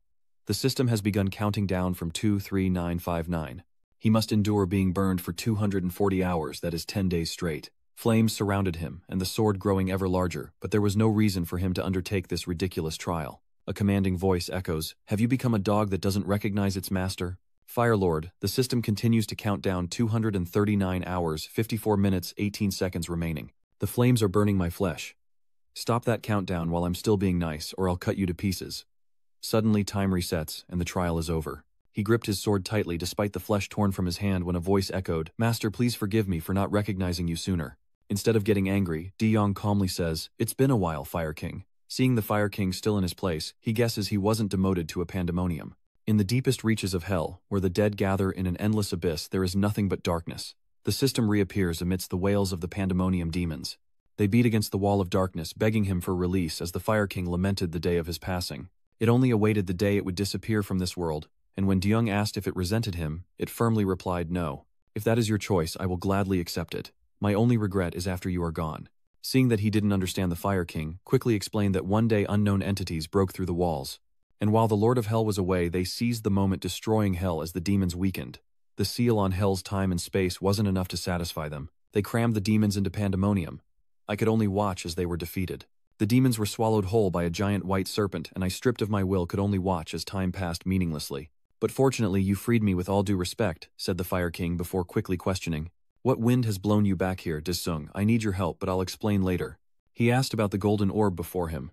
It didn't know what it was, but sensed an unusual energy emanating from it. This energy is similar to that of the unknown entities. Since it doesn't know what it is, it constantly warns Yong.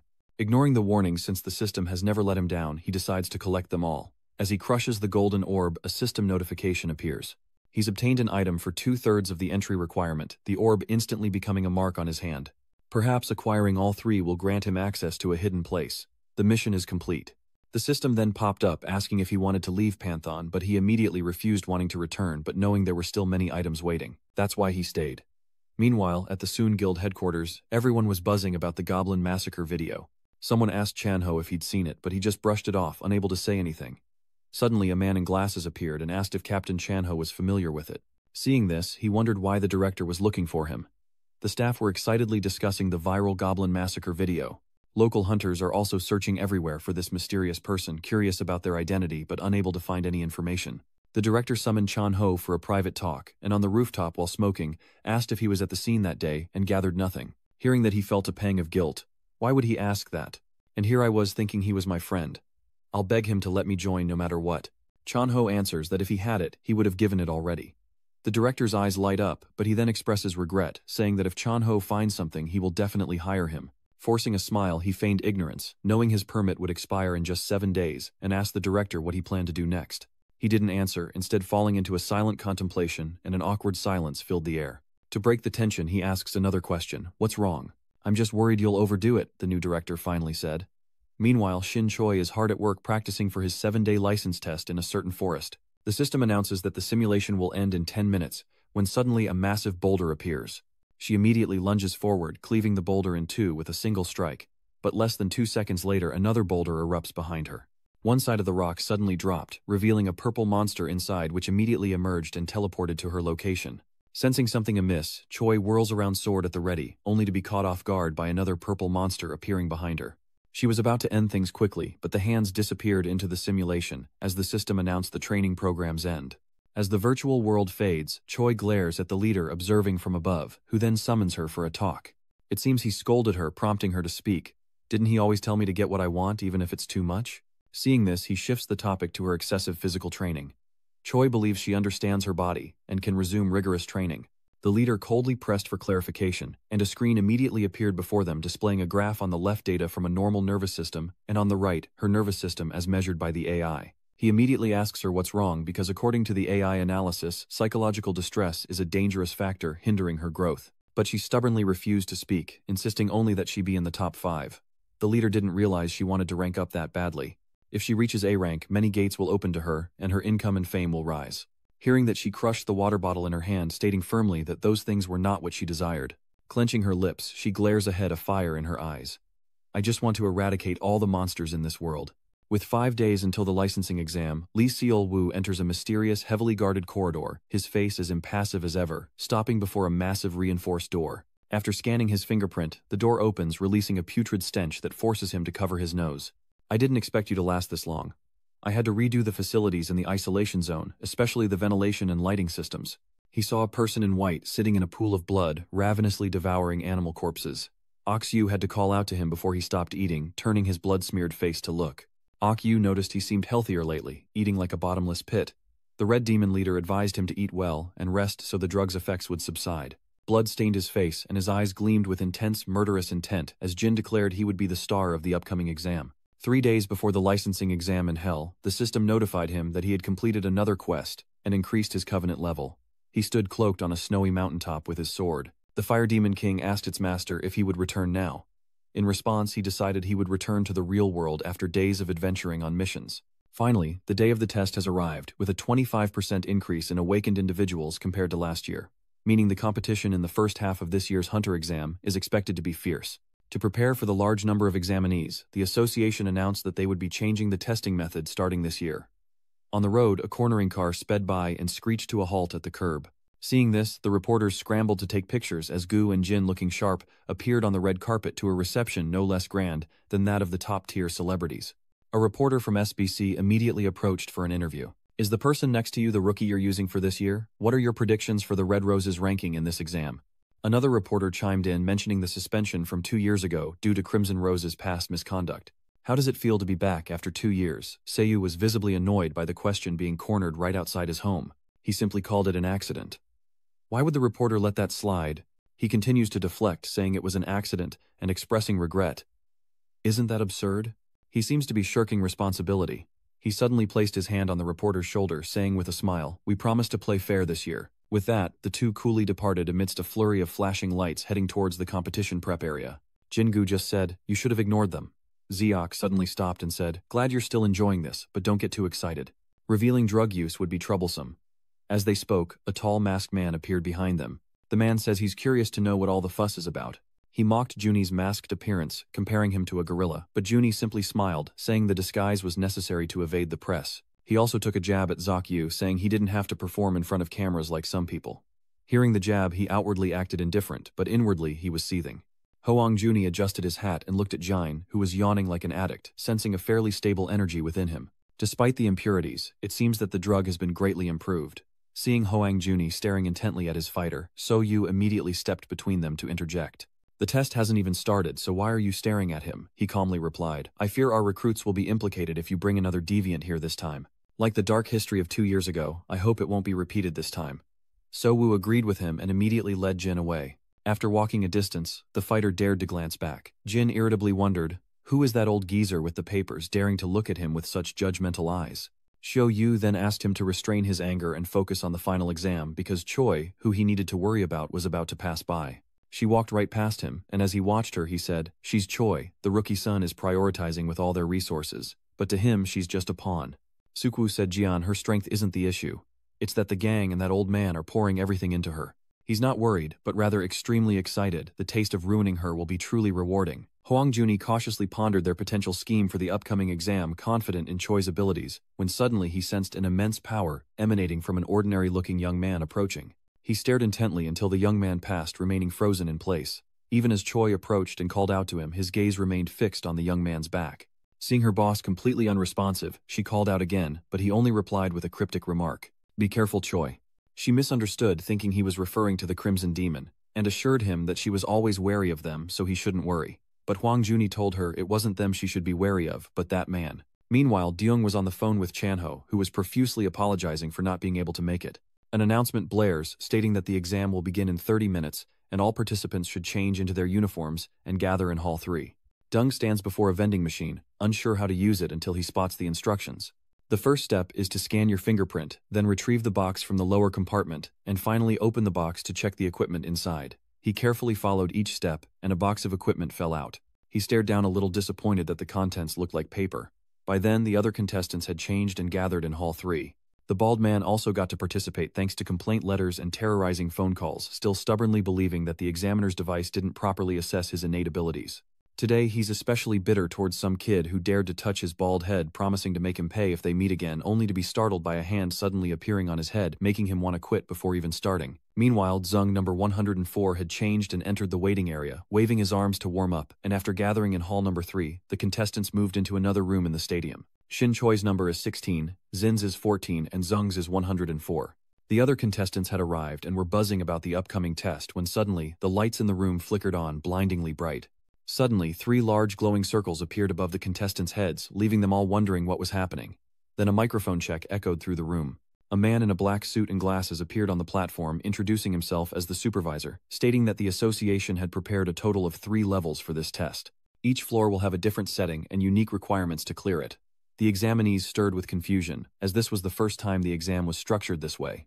A hand raises. It's examinee number 50, one asking when they'll receive their weapons.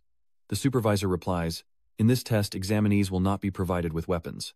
You are not allowed to bring anything other than the protective gear you're currently wearing." The participants are outraged. How can they fight without weapons? Suddenly a voice echoed, "Pleased to meet you all. I'm A-Boss and I'll be helping you advance in this exam. The theme of this test is adaptation. How well can you demonstrate your innate abilities? Whether in the humid darkness or the freezing night, a hunter's true worth lies not in equipment but in the Windsor aura flowing through their blood. In other words, their own strength. Just show your combat skills and adaptability. If there are no further questions, I'll open the gate." While the examinees were still bewildered by the rules, a portal opened behind them, a black hole appearing out of nowhere. The supervisor yelled for the last row to enter, wishing all the examinees good luck. The first level of the circle is a rainforest challenge, and the scorching heat leaves the contestants drenched in sweat and gasping for air. One of them even screams, "At this rate, I'll be jerky before the test even begins." All of this is being monitored in the control room, where many are watching the examinees' every move. The organizers are dissatisfied with this year's candidates, while others believe the test is too difficult. They might all fail. Choi seems completely unaffected by the heat on the screen. She tries to empty her mind to minimize energy consumption, and Huang Jini is very pleased with her performance. Next to Choi's screen, Jin is being rated even higher, as he seems perfectly fine with a wide grin. Looking at Xiaogu behind him, the judge thinks that Hong Ma has come well prepared this time. He relished the thought of the old man from Sun sweating over the Red Demon's fighter's strength, and glanced back to see him wide-eyed, surprised he could foresee these things. Up on the screen, Deung looks completely unfazed, sparking curiosity among the onlookers. Ziak Wu, eyes glued to the screen, is shocked that he hasn't broken a sweat, leading the control room to suspect he's concealing a shield. Di Young drank the blood soldier potion, but he didn't expect it to take effect so quickly. If he's discovered, he'll be disqualified. Di Young has a full 46 minutes and 52.48 seconds before being affected by the environment, and the exam hasn't even started yet. Many contestants are already succumbing to the heat. Suddenly, a pink bracelet appears on everyone's wrist, and the system announces that the requirement for the first level is to hunt 20 swamp goblins. De Young is completely confident in this challenge, and as soon as the starting signal sounds, he dashes forward like lightning. Seeing this, the other contestants frantically followed, each determined to pass the trial. Someone stumbled, tripping over a rock and falling forward. Cursing, he noticed a spring of water gushing up, and parched as he was, he rushed towards it like a fish to water. His hand touched the cool water, but something felt off.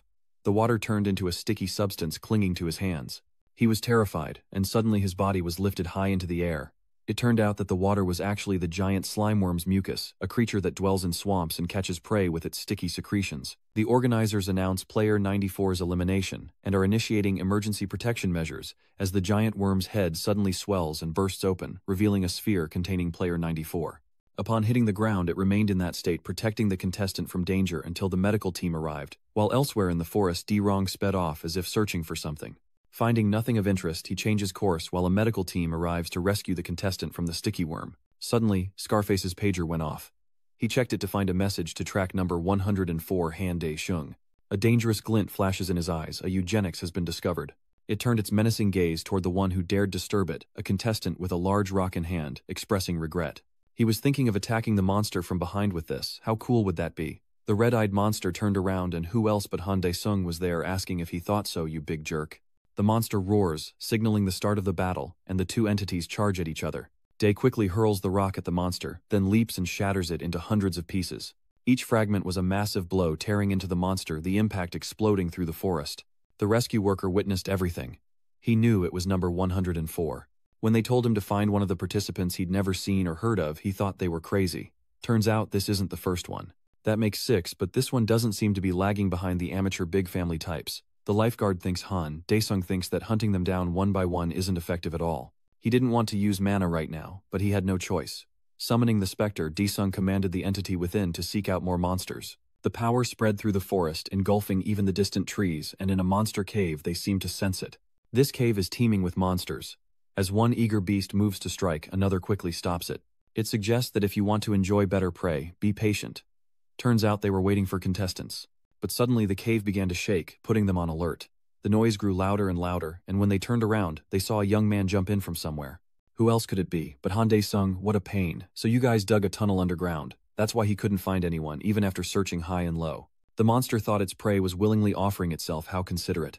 Dae-sung counted roughly 20 of them, which the monsters found strange. Why all the commotion? They asked the shadow magic, seeing him as prey, what his orders were.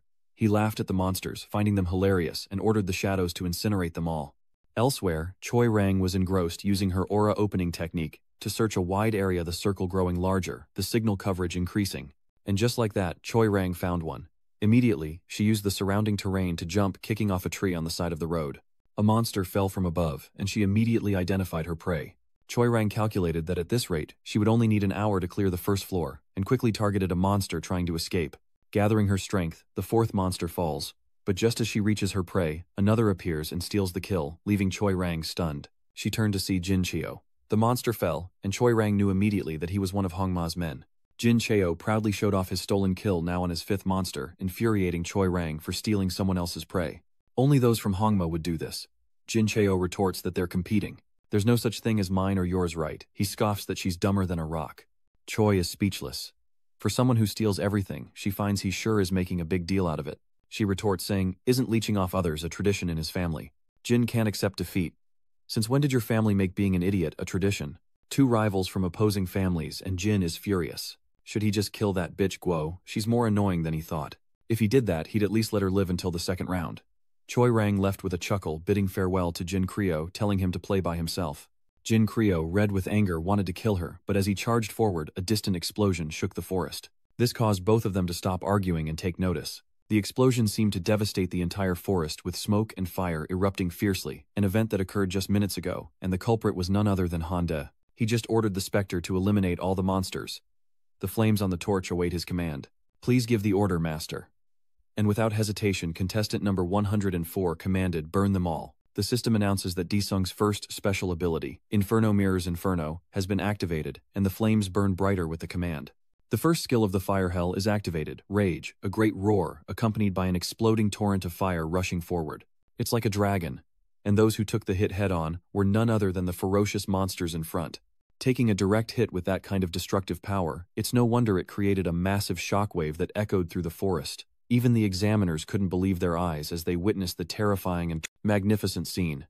The system announced that examinee 104 had met the requirements to clear the first floor and was being transferred to the second gate. No one could believe it. How could this be? The test only just began.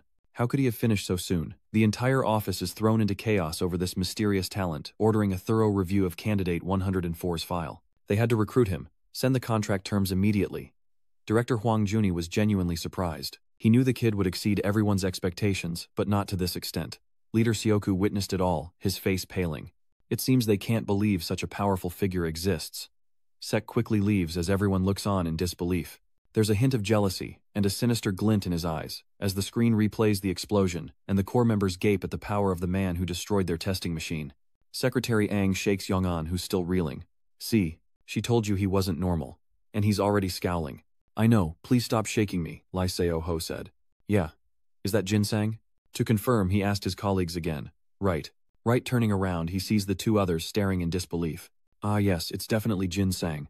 What's that complaining old man doing here? With his small frame, he wields an axe twice his size, peering around at the fallen monsters. He spots one that's not quite dead, approaches, and takes aim.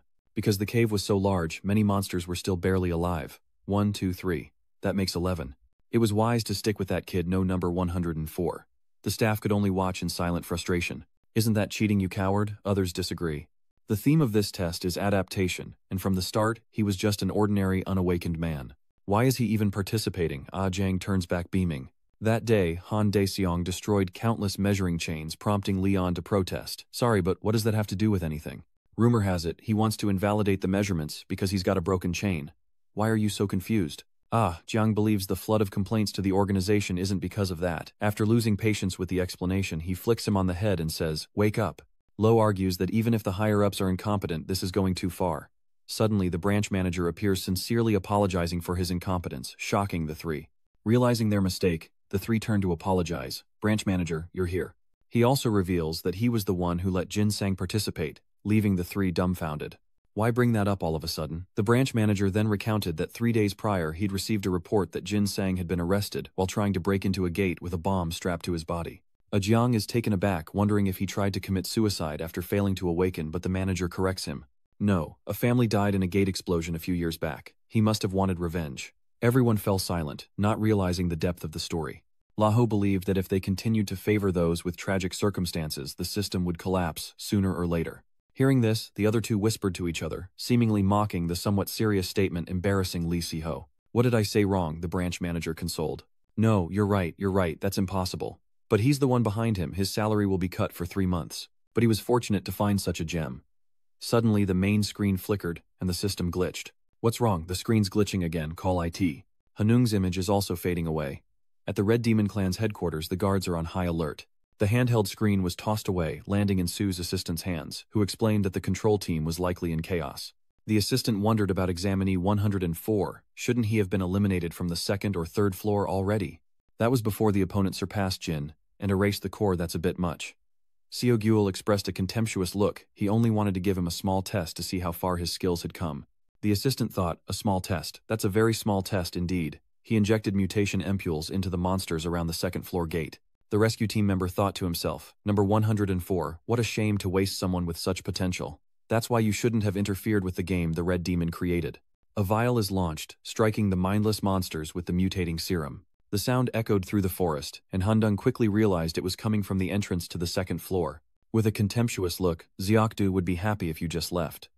The mutation potions are being fired at the monsters. The sound echoed through the forest, and the monsters that had been hit began to grow even more ferocious. They roared throughout the forest, and with just a cough, the earth and stones around them began to rise from both sides, attaching themselves to the monster, making it even more massive. It's as if they've gained an extra layer of armor, transforming into swamp golems with smoke abilities. Having leveled up, the monster can now breathe fire, and the agent, sensing success, knows he must report back quickly. He was sure he'd be handsomely rewarded, but as he turned back, the agent's mission sign exploded for no reason. He realizes it's paralyzing poison, and that he's been tricked, cursing his misfortune. Immediately after being exposed, the agent coughs uncontrollably. It seems to be working. The monster is sensitive and heads toward the sound. The agent knew he'd been targeted, and as he turned, he knew he was done for. The monster was right there as footsteps approached the scene. Han Nong has arrived, and he feels like he's been walking in circles. Even his tracking device has stopped working. Suddenly, he discovered a corpse. What was going on? Did an accident occur? Seeing the corpse doesn't resemble a contestant, De Swung thinks the organization doesn't seem to know about this. Sensing the shift in the air, Do-seong realizes something is holding him back, and then hundreds of pine cones rain down upon him. With his heightened senses, he quickly turned to defend against even the smallest objects, but upon striking the pine cones, Do-seong realized they were far from ordinary. Suddenly they burst into flames and exploded with tremendous force, catching Do-seong completely off guard. Analyzing it, it's absorbing fire, not mana. Even so, he can't use the skill he used before on the brains. Because it's still recovering using it is impossible, and that ferocious monster doesn't seem like it's going to wait. Immediately, the monster unleashes another barrage, sending hundreds more pine cones raining down. Pine cones like bullets rain down on D's, who deflects them with basic strikes. In a battle of speed, Han Deung slashes at each pine cone that dares to attack, but realizing this is futile, he activates his leg joints. He charges forward, ignoring the hail of projectiles. Waiting any longer would be a waste. Deung decides to punch right through it as a hail of pine cone bullets fills the air. De-chung quickly bypassed them, heading straight for the floating monument, as the monster eagerly awaited the approaching prey. Meanwhile, contestant 104 raises his fist, his eyes cold, ready for battle. A somewhat uneven match, but these two powers could unleash a cataclysm in the forest. But as Hanning charged forward, he face-planted into the monster, his hand still outstretched, only to find a large tree broken in two before him, and he was thrown back. Meanwhile, in another area, a contestant was pulling a string of fresh entrails from a monster's belly. Who else would pull such a gruesome trick but Jin Chen? He's trying to wipe out the monsters with unnecessary steps. The monster has left a desiccated husk, its entrails ripped out. The system announces that contestant number 14 has cleared the first floor, providing coordinates to the second gate. Jin Chen thinks to himself that he's wasted more time than expected because of that bastard. As he contemplates, he suddenly senses something behind him, a strange item floating in the air. Jin Cheo quickly snatches the suspicious item box, eyeing it carefully. Inside, he finds an Oler, 2 special compasses, and a star chart. Unfolding the letter, Jin Cheo reads carefully, realizing something important. The letter then burns to ash as the quest concludes. Jin Cheo realizes that Han De-sung number 104 is still on the first floor, and returns to the battle between the mutated monster and Han Dung. After taking the fire blast, De-sung grudgingly admits the monster has improved, but he doesn't want to waste any more energy on the treacherous beast. He summons his shadow subordinates once more, ordering them to devour everything and lead him to the second gate. The pine cones emitted the richest source of mana, which De-sung used to feed his shadow subordinates. Han Dung's job is to stand still, block the pine cones, and then burn them for the shadow to consume each mana-soaked pine cone, a vital source of sustenance. Han is confident that he will return stronger than ever. Go. Having fed the shadows under their master's command, relentlessly charged the monster like moths to a flame pine cones, still clutched in their jaws. Slowly they coalesce into a viscous slime, and the monster, sensing a threat, rushes in to fight. But little did it know it was fighting something from hell, as the shadow specters combined into a black mass. They unleashed beams of darkness, seizing the floating monster, surging forth as hands clutching the fruit it had unleashed. Take that, you blockhead. Han De-sung smirks, and after the tremors subside, the control room screens flicker back to life. Everyone's eager to watch the journey of that genius trainee. Ah, there he is. They can observe every move of 104 now. Zoom in on him quickly. What's this? Was the screen really fixed? What's with all this smoke? Isn't the first floor supposed to be a tropical rainforest? Shh. Someone signals for silence. Now the truly ferocious monster appears, stunning everyone into silence. They can't understand how something like this could be here. What is that thing? How could something like that appear in the test? What are the examiners even there for? Even the branch manager knows this thing is foreign. His expression tightened as Mr. An asked the director if this was all right, saying it looked like a mutation. He asks if they should stop it, and if there are any emergency defense units near De-sung. Lisa Ho rushed to the manager, whispering that they'd located signal 104 and dispatched a team. He suggests stopping number 104's test, a proposal the branch manager considers with some hesitation. But for the safety of the other examinees, he had no choice. But just as he was about to make a decision, Aang exclaimed, "Wait, that! Did he really defeat it?" Back to the battle, the shadow soldiers obey, swarming the monster. With thousands of arms dealing damage from the pinecone fire, the monster steadily takes a beating. And so the layers of rock on the monster's body began to fall away incessantly. As expected, an explosion occurred, creating a tornado-like cloud of smoke in one area of the forest. Seeing the smoke, a testament to the battle, the staff were stunned, while the manager secretly observed, unable to determine its power. Beyond comprehension, he thought it was a technical error. But even vaguely, 104 was a monster beyond imagination. Ah, Jiang can't believe it. Did he really blow it away? Amazing, one of the other employees retorted. What's so great about that? The result has nothing to do with the test. She means, Jiang doesn't seem to grasp the situation yet. Keep your eyes peeled. Dungjin Cheo will reach the second gate first. Ignoring the staring contest between the two girls, Lo asks the manager if they should withdraw the order. The manager sees no need. They should just report back when convenient, while contestant number 14 is trying to find his way with a compass. Jin Cheo is quickly finding his way. It has to be around here somewhere. Reaching a certain point, Jin Cheo suddenly slams on the brakes. He seems to be approaching the gate. The smoke is clearing fast, so the battle must be over. But what does that have to do with him? He should have arrived sooner. The compass evidence has been destroyed. Jin Chon looks confident. Let's see what you're up to. On the battlefield, D pours blood directly onto the defeated monster, using the blood of the underworld to revive it. Summoning the Sirio army, the monster once dormant is resurrected with a strange power. The staff watches on, puzzled by his actions. What is he planning? The mutated monster awakens, shocking the staff. It's not only alive, but stronger than before. DeYoung tells it to hurry up and stop posturing, and the monster becomes fearful after being scolded. It quickly prostrates itself, begging Desung for forgiveness, but Desung kicks it. The monster flew like lightning while Jin Creo arrived, secretly sneering. Just as he expected, he thought Daeseong would never reach first place. But as he smugly gloated, an object zipped past like the wind overtaking Jin Creo. Before he could react, the lightning-fast object overtook him, leaving Jin Creo bewildered and disoriented. What's wrong with him? Outside the association headquarters, after hearing the cheers of the employees inside, Seok-do and his men returned after their scheme. To this point, Ok-do is still confident in his schemes, thinking the fun is over. But what greeted him was Jin Creo, disheveled and looking unbelievably haggard, with a vacant stare, the aftermath of Han Desung's attack. Knowing Jin Cheo failed, Seok-do cursed him under his breath. A few minutes prior, contestant 104, Han Desung, having gained a powerful new subordinate, rode atop it, surveying his surroundings. Because the monster was in the forest, it knew the terrain well, and Desung realized the shortcut was right ahead. He quickly and proactively cleared the path, ordering the stone head to keep going straight, as he summoned the Fire King's wrath, engulfing the forest in flames. So this is how Daesung quickly clears a path. While controlling the flames, Daesung orders the stone head to keep moving. And so master and servant cross the forest with fire, the Fire King's breath continuing its task. The control room, witnessing this magnificent scene, wondered if number 104 was using some kind of summoning technique. What the hell was that? What technique is he using that they've never heard of? One employee begins to analyze if it's thanks to optical illusions. His telekinetic abilities are plausible. Nothing is strange in this day and age. The employee who argued with Ajang was also subdued. Besides this test, he also has YouTube skills. He might as well film a fantasy movie, where he defeats Dong Jin or Sun Choi while he's at it. Suddenly, someone slams their fist on the desk, creating a loud noise. Everyone seems surprised, turning towards the source of the sound. Who else but a furious CEO, Co Ok-do, enraged by his subordinate's blunder. Everyone is shocked by his outburst. Lee Seo-ho tried to stop him, but CEO Yu didn't seem to care about his behavior. Now consumed by anger, his loyal secretary stops Lee So-ho from approaching. Realizing his outburst, CEO Yu apologizes for his behavior. He claims he was simply overzealous about such a wonderful performance. Director Hwang Juni is pleased from afar, never expecting this to happen no matter how cunning he was. He remembers Cho Young, who seems to be arriving soon as well. Back to the test, Jinwoo curses as he's overtaken. Damn it. Right behind him, Chi Choi-rang is quickly catching up. But when he turned back, she was closing in, forcing him to run as fast as he could. Arriving at the second gate, we find a battlefield on a majestic snowy mountain. Hot on the first floor, cold on the second. Do they seriously lack imagination? Daechong then turned to praise his new subordinate Rockhead, saying he had done well. Quickly, Stonehead retreated.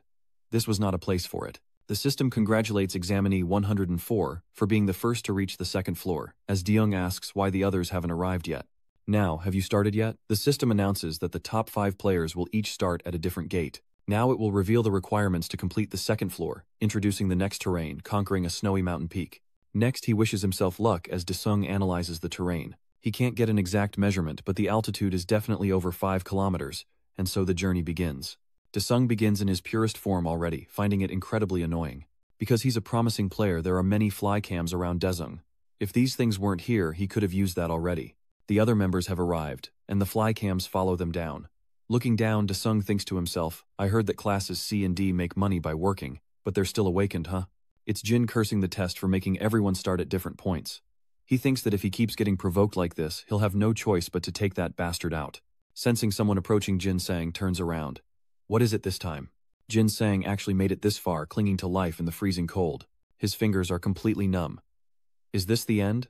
Thanks. In advance spots the drone. He can't act with it around. He decides to take care of this nuisance first. Jin Sang slaps himself, trying to stay focused, trying not to think about his loved ones dying. The old man, invigorated, tries to endure, telling himself it's not cold at all, but is immediately swept away by an avalanche, his cries for help lost. The culprit is none other than Jin, but what exactly is he doing here? And he's calling Jin Sang a bug. Just die already. Suddenly the screen goes black again. The room erupted into chaos once more. What was happening? The live streaming drones are all offline. It seems the entire video system is down. From afar, Seo Yul says nothing more, as if he knows the reason for this, thinking to himself that it must be about to begin, and not to disappoint him again. Dongjin Cheol, the blizzard is intensifying and the other participants are closing in. So all they have to do is reach the summit right. One of them thought it wouldn't be a problem, that they were the strongest alliance. But before he could finish, the crazed Jin Cheol kicked him straight into the snow. His teammate is shocked by this turn of events. Since when did Jin Cheo become so huge? He clutches the poor contestant's head, roaring madly, holding the head like a small animal. The champion's Emperor is working wonders, and he'll kill anyone who stands in his way, while Choi Rang is quickly completing the exam. Just as she thought, the hunter's measuring device connection is too unstable. Realizing something is wrong, why are all the electronic devices suddenly failing? The last of the fly cams are destroyed conveniently, playing right into his hands. It must be broken. Good, now you can get up there easily. Abandoning his mundane journey, Sung summons the Dragon Knight armor and ignores the blizzard. And so he throws himself into freefall amidst the blizzard, leaving Choi Jang beside him with an odd feeling. What is this massive wave of aura? Before she could understand, a creature with enormous wings soared into the sky, surprising her even more. That's number 104. He can use aura to fly? Choi could only stare in disbelief, as Desung focused on using his armor to fly to the mountaintop. Back to this crazed Jane, he unleashes his fury with powerful blows, the poor innocent examinee taking the brunt of this monster's rage. Lost in his rage, he finally notices that Desung has already flown high above. Jin Cheo belatedly realizes that cursing that bastard was pointless. Was he on some kind of happy bird drug? Back to the main mission, Jin Cheo is now running at full speed. Just you wait, number 104. Director Huang Juni, enraged, demands the test be stopped, asking if the safety of the examinees isn't the branch's top priority. The manager asks Director Huang Juni to wait a little longer, as they are trying to investigate quickly. A mocking laugh echoes out once more. These soon-to-be hunters don't even dare to take a risk. He doesn't believe they can become true hunters, as Seo Okdu turns to the manager. Don't you think so? Caught between two powerful forces, the branch manager could only sigh, unable to say a word. Director Huang Juni suspects this is your doing. Lee Soo-kyu neither confirms nor denies, simply stating that it's better for a weak hunter to avoid becoming a real one, isn't it? Or perhaps you were too lenient in your training, as neither manager Hong Juni nor his staff could intervene in the tense battle. Now Director Hong Juni is furious. That sly viper Lee Soo-kyu is no better. Just retire already, old man. At the test, someone was already standing before the gate to the third floor. Of course it's Han Dae. He's contemplating ending it all right here. Now he just needs to walk through. Below Choi, Rang continues his desperate climb, while Jin Sang resorts to a primitive method of scaling. Amidst the blizzard, a forgotten contestant's arm juts out. It turns out it's Jin Sang struggling to claw his way through the snow. Enduring the biting cold, Jin Sang sobs, "I won again. I'm not dead, so I won. The cruel reality is that it's too cold. Let's hurry down." The system reveals the requirements to complete the third floor.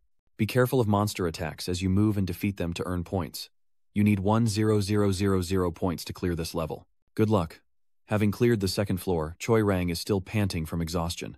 Here, shrouded in complete darkness, she must tread carefully until her eyes adjust. A voice echoes from behind. "Hey Choi Rang." It's that monster Jin Cho asking if she's seen the flying guy from before. Choi Rang realizes Dung Jin Cheo is still angry, complimenting her for being faster than him, but luckily she doesn't bother to respond. Don't wait for Hoa trick, just go your own way. Jin Creo was further provoked by this. Choi Rang's only concern now is for the person she warned to be careful. She recalls that on the first and second floors, number 104 was always the fastest. But on the third floor, looking at the aura meter, it's still malfunctioning, leaving her unaware of the danger ahead. Immediately after, she's wounded in the stomach by Jane Chio, who intended to eliminate number 104 first. But bad luck for her as she barely manages to curse this madman. The fire orb technique is activated. Its firepower is weak, but it functions like a missile. Hand activated it to quickly fight the strange monsters on the third floor. He orders the Fire King to quickly eliminate them, and the Fire King immediately complies.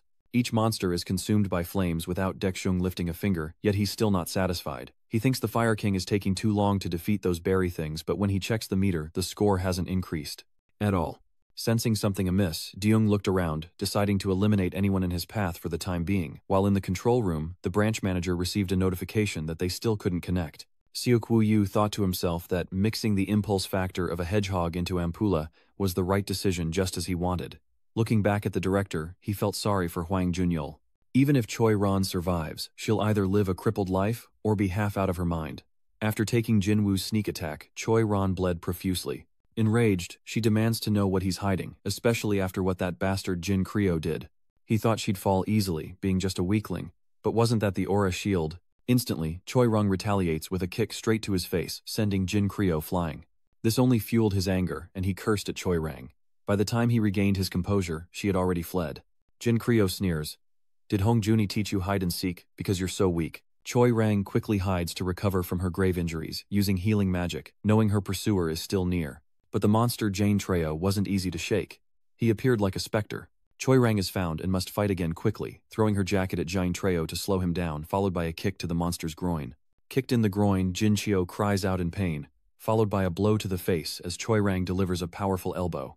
Blinded by the jacket, Jin Creo is relentlessly attacked, his massive frame staggering as he tries to regain his footing. Choi Rang corrects him her name isn't Dan, it's Choi Rang Sun's trump card, followed by a direct punch to the gut. Jin Cheo spits blood from the blow, the force sending him flying like a whirlwind. He lay sprawled out his stomach wounded and bleeding as Choi Rang remarked that she'd heard humans were becoming more disgusting and filthy than monsters. Now she believed the leader's words were absolutely true. Spitting in disgust, Choi Rang left clutching her wound. Outside director Hwang Juni thinks to himself that he didn't raise his child to be weak, while Daeshung struggles with his broken point tracker. He cursed under his breath, wondering what exactly those people were doing, and if he should just go ask them.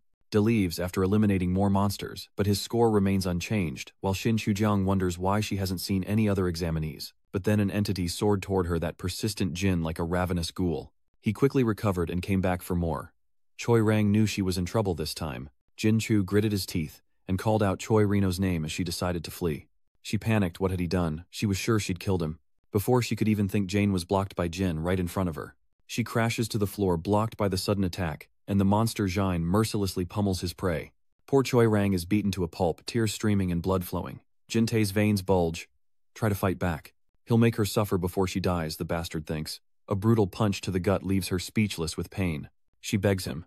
Jin teases, saying maybe someone will hear and save her. Choi still couldn't speak, and Jin sneered again. Oh right, he destroyed all the communication devices, and then pretended to apologize. One quick jab to the eye when he wasn't looking serves him right for laughing so much. Jin suddenly loses his sight, blood gushing from his eyes, and he screams, "You bitch." Choi desperately tries to escape, knowing he'll recover soon and she has to get away. Just as she feared, Jin Cheo's eye is healing rapidly. Choi desperately tries to move, but she can't outpace the monster's regeneration. She's quickly caught as her actions have reduced his regeneration rate by 2. Now Jin Cheo cursed. Just as he's about to strike, a voice stops Jin Cheo. It's Deyoung asking what the hell he's doing. Seeing this, Dae asks Jin Cheo what the hell he's doing, while Jin Cheo is overjoyed that number 104 has come right to him. Immediately changing targets, he releases Choi Rang. Jin Cheo laughs maniacally, greeting number 104, saying he was just looking for him. He vanished, intending to use the same trick on Daeshung as he had on so many others, and appeared right behind him. He tried to strike while he was off guard, but if it were that easy, he wouldn't be Deyoung. But Deyoung easily dodged Jin Cheo's cheap shot, leaving him stunned and enraged. How is this possible? Dae-seong approaches Choi Rang to ask. Ouch, that must sting. And look at her healing. Is she some kind of healer? He thought to himself, turning to look at the cause of it all. Daesung gave him a sidelong glance, still not recognizing who was in front of him. Jin Creo complimented Daesung. Looks like you're quite skilled. Dae turns and asks if he was the one who did it. Jin Cheo thought Dae-seong was asking about Choi Rang, saying that the bitch didn't know her place, so he taught her a lesson, adding that Dae-seong would soon be like her, so he shouldn't worry. Daeshung tries to suppress the thought, telling himself he doesn't care that much about others. Is he implying that Jin Cheo broke the scoring device? Jin Cheo finally understands, and without answering summons his power to confirm his actions. Lei Yulin looked at the broken device on his wrist and realized Jin Cheo was the culprit, claiming he'd forgotten all about the emergency protection, and since it was broken they should just confirm it. Before he could finish, a fist smashed his face, breaking his nose. Jin Cheo was sent flying in humiliation, ambushed just as he had done to others. Jin clutches his face in pain, cursing under his breath. D is now truly angry for having his time wasted and summons fireballs. Jin couldn't believe his opponent was so powerful. The flames quickly rushed toward the monster. He's still confident. How dare he use something so ordinary against him? But he was wrong, staring in shock at the sight before him. Deswung, protected by the Demon King, the Shadow, the Fire King, and countless other mysterious figures. Deswung is furious. This bastard has really pissed him off. In the control room, they announce to the manager that the network on the second floor has been restored. The manager asks Ajong for confirmation. What about the third floor? The network there is being replaced, so it'll take about 30 more minutes. The manager orders security to the second floor and directs them to the third, and Ah Jiang swiftly acknowledges. Unaware of what's happening, Okdu calmly drinks his tea. Manager, relax a little. Aren't they all hunter candidates? Director Hwang Juni still anxiously watches the snail car. That snake. The control room door bursts open. An employee rushes in to inform the manager that someone has been killed, and many others injured on the second floor. Upon hearing this, the manager was stunned. What? Okdu also overheard, seemingly pleased that the plan was somewhat successful, while Hwang Jeon-yoon was equally worried. The news is reporting on the situation, a breaking story that's been unfolding for over an hour since the broadcast system at the Hunter exam was disrupted. Hearing the news in his office, Chan-ho realizes it's where Dae-sung is taking the test, and his first thought is to get to his friend. Back at the exam, we hear the desperate gasps of someone running for their life. This time it's Jin, a demon, he's no human. But before he could get far, Jin's leg was severed, stopping him in his tracks, the pain sending him spiraling as he crashed to the ground. This isn't good, there's no time to recover. Jin's face pales. Now he has only one chance to recover, and Dae-sung is closing in. I heard hellbugs regenerate when they're cut. Is that how it is for you too? Jin, terrified, screamed bloody murder, just as the third floor's network reconnected and security was dispatched to the control room. Hurry, the image on the screen utterly shocks Sukdu. What's going on? He never imagined he'd see Jin Treo kneeling and begging Dae-sung for mercy. It's a Jin Tree begging for mercy. Please spare him this time. He only has one more chance to recover. Please forgive him. But D wasn't having it. You only have one chance left, then you're done for. He plans to cut him in half to see if he can regenerate. Jin Cheol is terrified. If he cuts him in half, Gurmuk's healing power might not be enough. Deyoung wonders if the camera is on. An idea sparks. He'll spare Jin Cheo if he answers 3 questions truthfully. Hearing that, Jin Cheo snapped to attention. Is that true? Acting as Heaven's executioner, Jin points the wooden sword at the evil demon's head, promising to cut him in 2 if he dares to lie.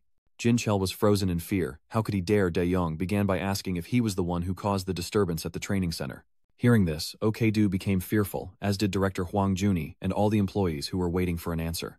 The first question was Jin Chel, the one who caused the disturbance at the exam. He was caught red-handed. Now even if Jin Creo wanted to deny it, he couldn't, stammering and unable to speak. This bastard Dae-sung was losing patience. Look at the way you're answering. Should I cut you in half and ask again after you've been reborn as 2, or would it be more fun to cut both versions of you into 4? Overcome by fear, Jin Creo couldn't stay silent any longer, admitting it was all his fault, a response that seemed to satisfy Du Chong. Jin Creo knew he was done for, but at least he was alive. Who gave you the order? Dae then asked his second question. Jin Creo was terrified, but his survival was paramount. He confessed that he was ordered by the Red Demon leader to weaken the forces of other gangs, and that he was only following orders. The Red Demon emphasized. The control room erupts into chaos once more. What is going on? Is Dong Jin telling the truth? Lee Xiaodu, the leader of the Red Demon gang? Lixiok's denial infuriates Dong Jin to no end. That bastard. He turns back to rage at his assistant. That bastard is blaming him to save his own skin. Arrest him now. An Lee, it's you, Odu. A voice calls out, stopping him in his tracks. The branch manager said he would hear his explanation at the Hunter Investigation Department. Damn it, how am I going to fix this now? Lai Xiaodu began to think. Calming himself, he said he would visit the Hunter Investigation Division at a more convenient time. No one expected Okdu to bow his head in submission. What's going on? Hongma Gang quickly left, and Yongjin strung up that bastard Jean. How dare he bite the hand that feeds him after all the training Chairman O had given him. He vowed to tear Jean into 100 pieces and feed him to the crows. Secretary Seo Okedu wondered if he really had to bow his head like that, but Seo Okedu stopped in his tracks upon hearing that. If that idiot utters one wrong word in there, Hwang Juni will send him straight to hell. And Director Hwang Juni is indeed in a towering rage. The branch manager quickly thanked him for his restraint for the sake of the association, but Hwang Juni retorted that he wasn't doing it for them and immediately left. He vowed to eliminate this trash once and for all. The manager then dispatched security teams to end the test, activate the emergency defense squad, and evacuate the injured. But inside, the survey continues. Dong Jin is caught between a rock and a hard place, wondering what's next.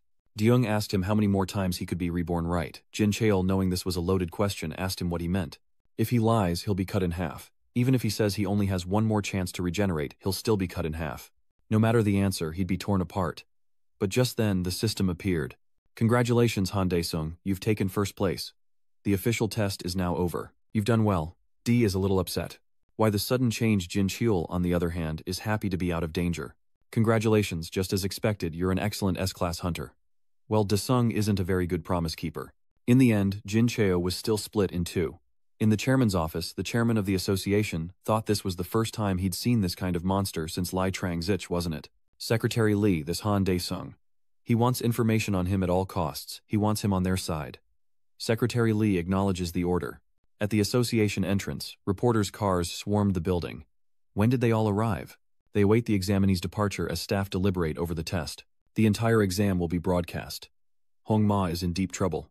What if that was just Jin Cheol's accusation? The system regrets to announce that the selection criteria have been changed due to unforeseen events. Xiao Zita's ranking will be determined by the order in which they pass through the first gate, and they will announce the candidates in order of their ranking. The gate's objective was the first level.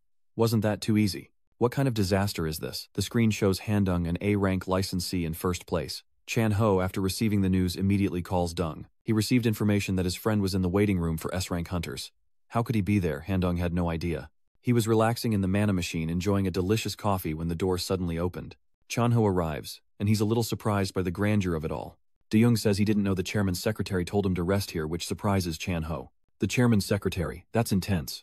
They say he's an A-rank hunter with the potential to reach S-rank, leaving Chan even more shocked. Wow, really? Now you'll have enough money to build a house. D seems very pleased with the result. Chan is reminded that his potential is causing quite a stir. About joining our association, about signing a contract today, about the appearance of a world-class hunter, they must want to scout me. The elevator has reached the first floor. The reporters notice someone approaching. Who is it? Are they from the association? They're rushing over like a storm. The person who appeared was bathed in flashing lights. It was Jin Sang.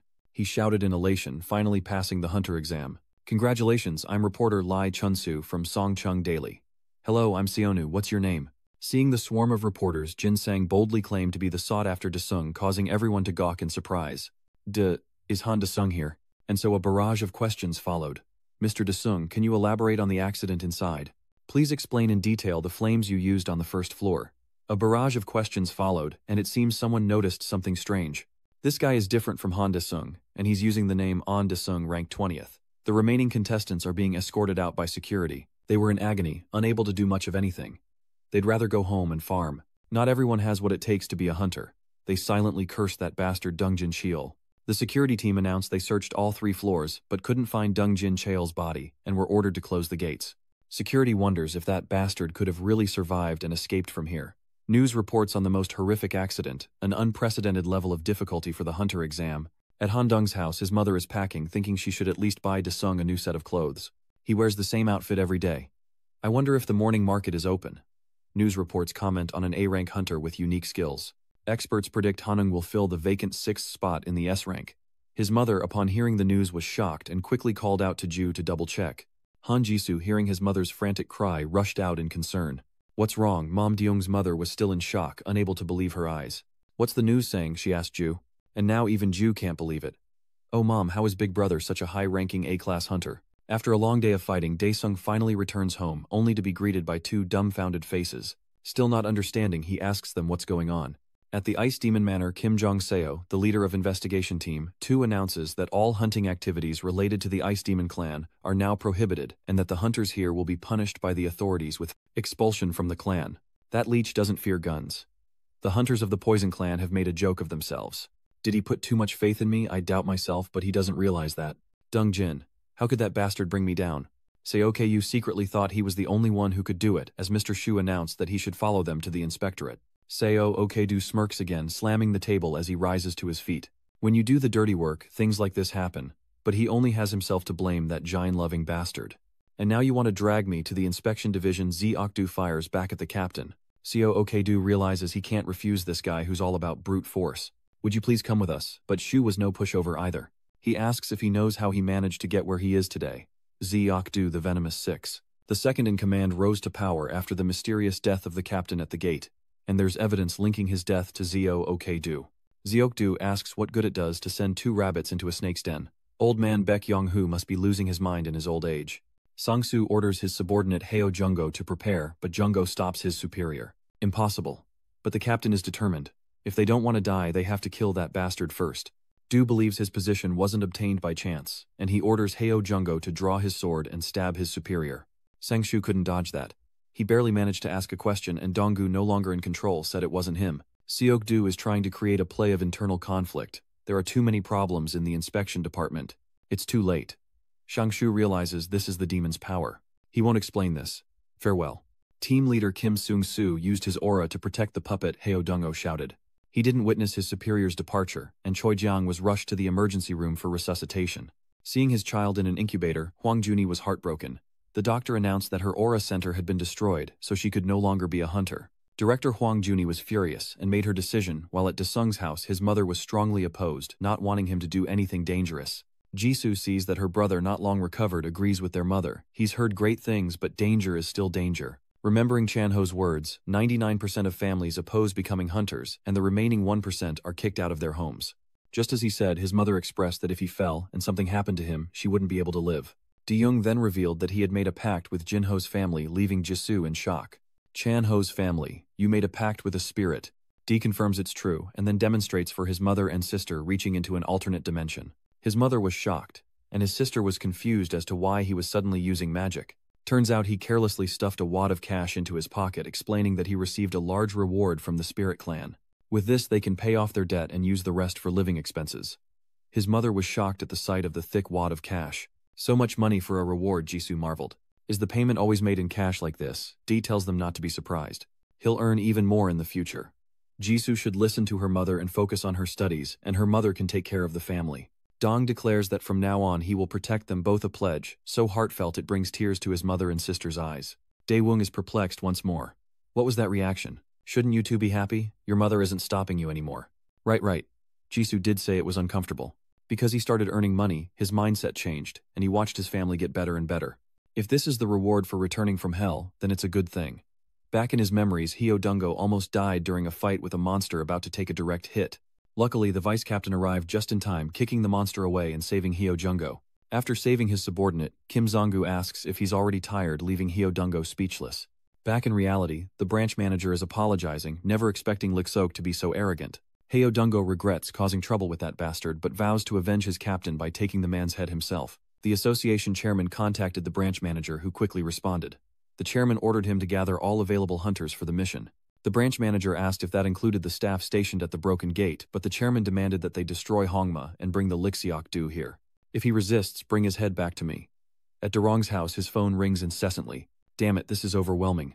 D Chung cursed under his breath. What is all this?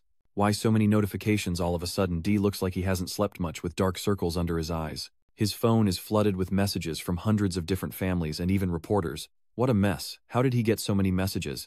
Amidst the deluge, a message from Chanho urges him to wake up and call back. Day returns the call asking what's going on. Chanho announces that they won the bid for Gate C. Oh, good news now, elixirs will flow like a river. All they need to do is collect them. On the road, a long convoy stretches out the entire Hunter Association. They're all headed to Hongma's headquarters, and one by one different divisions are exiting the vehicles. Their mission is to capture Co Okedu, led by the awakened A-class hunters. Jin Ki-hong states that they are the hunter team, and they will attack first, followed by the military. Leading the army is Hyodungo, who seeks to claim the head of the snail chariot, and if he resists, he's authorized to kill him. Ki-hong orders the attack, and the hunters quickly rush into the Red Demon building.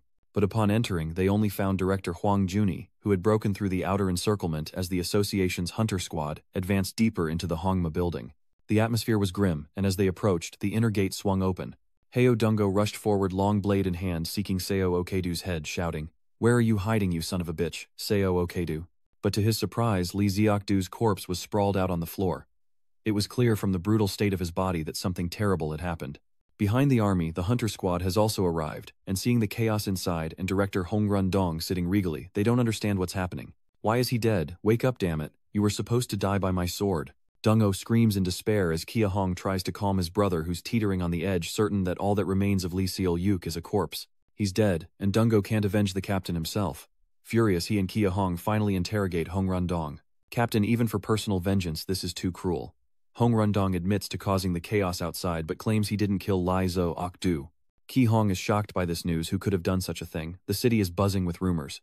The Red Demon's Lai X Okdu is found dead, and the prime suspect is Zon gang leader Hong Rundong. Most of the Crimson Demons are presumed dead, and a large amount of opium was found at the scene, sending Jin Sang into a frenzy in his office. Damn it, why aren't I getting any calls? He's having to start his own cleaning crew because no small-time gang wants to recruit him. At this rate, he'll die without seeing a single monster. Just then, his phone rings. Oh my god, Jin Sang quickly answers, curious who's calling him. Seeing the name on his phone, he was overjoyed. It was Daeseong and Chanho on their way somewhere. Chanho asks if he turned down all offers from the top 10 guilds, a fact De-young doesn't deny. Oh heavens, the Sohn Guild said they'd provide endless support for hunter equipment that others could only dream of, but Dae-jung scoffs as if he'd ever use such trash. This guy would faint if he saw all this loot. De-young then asked if they could make money from C-rank gates. Chan shouts in disbelief, saying the cost to clear a large-scale C-rank gate is 50 billion. No, including taxes and fees, it's rumored to be up to 30 billion. D is shocked to hear that. What, a 40% tax? Are you kidding me? That's infuriating. He says, I'll make more if he switches me over. He's already called the aides and executives, but are you sure you'll be okay on your own? Day is confused. Alone, Chan Ho should be the one going with him. A silence then falls between them. Chan Ho asks again, what did you just say? De Young says he'll choose Chan Ho as his executive assistant.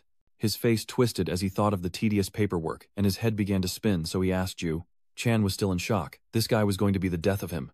At the sea gate, the army greeted them, and asked for their permits, a tedious procedure indeed. Chan hands over the permit, and the guard is surprised by what he sees: an A-rank hunter raid team, with Jae-sung assisting Chan. The guard asked again if he was sure about using this gate with so few people, as it usually requires at least 100 C-rank hunters. Chan Ho stammered, but this madman behind me can come in because he's a heron hunter. Do you think the association's rules are reasonable? He doesn't even have a wife yet. The guard, helpless, opens the gate, stating that the law is the law, even if it doesn't make sense. The guard signaled to open the gate, thinking it best not to linger with this madman. Chan Ho asked Desung, haven't you thought this through? He figured that no matter how great Desung's S-class potential was, this was still just one of many class gates, and even the top 10 guilds would hesitate to enter, due to the overwhelming power. Without a word, De grabs Chan Ho by the collar and drags him inside. Trust him, he says. Let me go. Chan Ho pleaded for one last call to his family, promising to run if things got too hairy and not to blame him. But Axdo isn't dead yet. He's now kneeling and begging forgiveness from some higher power, being punished and screaming for help. Zokdu's bones are breaking and twisting in a truly agonizing way, as a massive, ominous eye looms over him, shrouded in darkness. Lee Zokdu continues to cry out for help as an arm bursts forth from the eye with incredible speed, tearing out his heart in the most brutal way imaginable. Without a heart, there's no chance of survival, and Zokdu's life was extinguished in that moment. Meanwhile, the arm crushes the heart in its grasp, marking the end for Seo Okedu. The council is reviewing the footage. The chairman asks if they can't identify Zokdu's killer. Ki Hong reports that there's only one CCTV camera, and they don't know anything yet. The supervisor added that the autopsy couldn't identify whose aura skill it was leading the chairman to suspect. Could it be the work of a demon? At Gate C, a car arrives, and Jin Sang steps out ready to start the day. He introduces himself as An Desung, in charge of today's offering. An offering? The guard is confused. Isn't it a little early? They've only been inside for 30 minutes. Is Han Desung the attacker today? Jin Sang asked as the guards confirmed. Hanung indeed. He was overjoyed to hear it. Indeed, he was fortunate that none of his subordinates responded, as the attack was already failing, and then Han Daesung appeared. What a stroke of luck. On the day of the exam within the snowy mountain cave, a strange power was brewing. Jin Cheo was desperate. He wanted to live, he would survive, and he would have his revenge. Tears of rage streamed down his face as a voice whispered in his ear, "Do you want revenge? So shall I grant you power." Jin Cheo is split in two once more, his very soul being drained away. Dae-young and Chan Ho have entered the gate. Despite Chan Ho's shock, Dae-young seems unfazed. Oh my god, this is the first time I've entered a gate. I never imagined it would be like this. Chan Ho thought to himself. Dung said, indeed, a large gate, the numbers are quite considerable. Chan Ho panicked, wondering where the flag was. And the number of them was truly astonishing, almost 10,000 strong, looking like a swarm of centipedes. Tron recognizes them as lesser lizard demons, a level 3 threat, and they've noticed him charging like ravenous beasts. Day begins to summon the Fire King, knowing this battle will be a tough one against such a relentless swarm. He gets into a fighting stance, ready to strike. Watch closely. Before Chan Ho could react, Deyoung had already leaped into battle with incredible speed, leaving Chan Ho in stunned disbelief. Deyoung quickly charges into the heart of the demons, swinging his sword to pinpoint their location. A massive explosion erupts, sending the lesser demons flying. The system announces that Hellfire's third special ability has been activated. Desummons the volcano spell by planting the Fire King into the ground. A massive fire erupts from the ground, with D still at the center controlling it. The flames spread to the ravenous monsters, incinerating them one by one as their agonizing screams filled the air, and so the battle was short-lived. The monsters gathered in one place were wiped out, leaving behind a desolate battlefield. Chan Ho can't believe that's really Dae Swang standing amidst the roasted monsters, recovering his strength. He approaches Chan Ho, remarking that he smells like grilled fish, but Chan Ho is still in shock from the carnage. He scolds De Swang for not telling him, asking if he's been hiding his skills all this time. You scared me for nothing. D seems a little smug about it. So you're showing me now. Chan Ho feels empowered and confident. Alright, he's made up his mind. They're going to start one, whatever that means.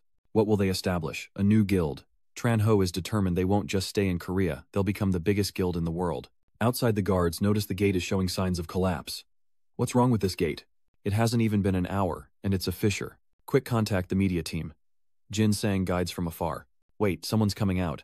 The guards look over and realize it's Dae Swing, and Chan Ho unharmed with their faces held high.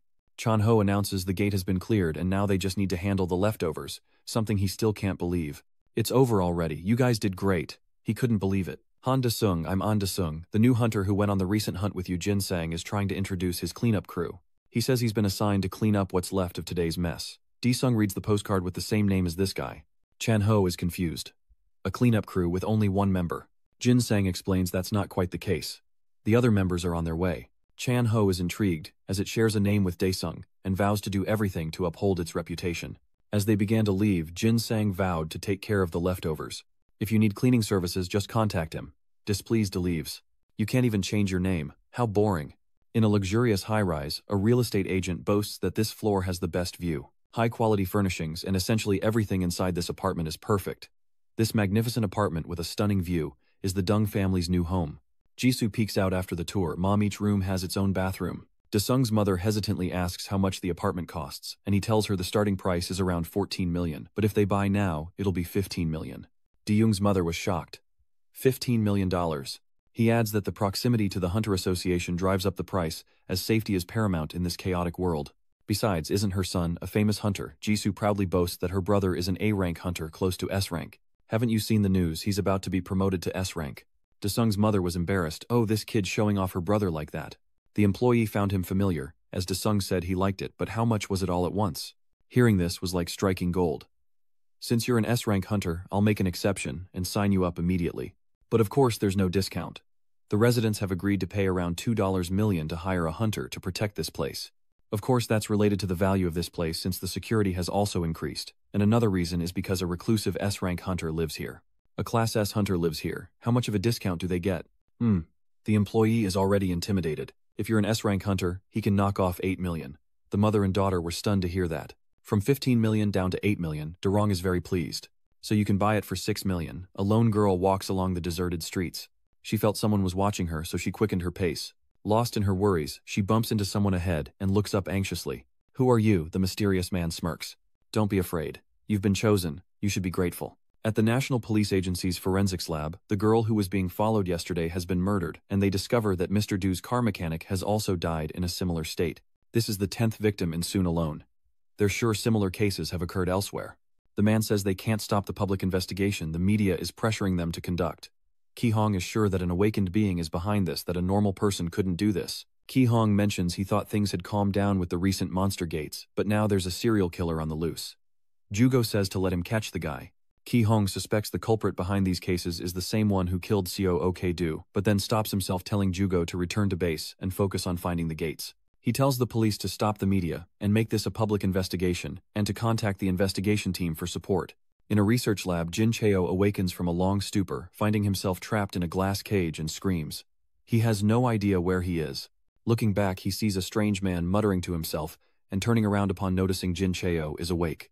You're awake. He thinks Jin Cheo's voice sounds just like a newborn baby. Jin Cheo was horrified. What the hell is this place? The man retorts. Doesn't it resemble the Red Demon's lab? Jin Cheo realized this was the impolar pumping room for the awakened. He laughed. Looks like Lee Suk-du's influence still has some effect on you. He had to beg the head pastor to save Jin Cheol, introducing himself as Roman, an elder of Han's.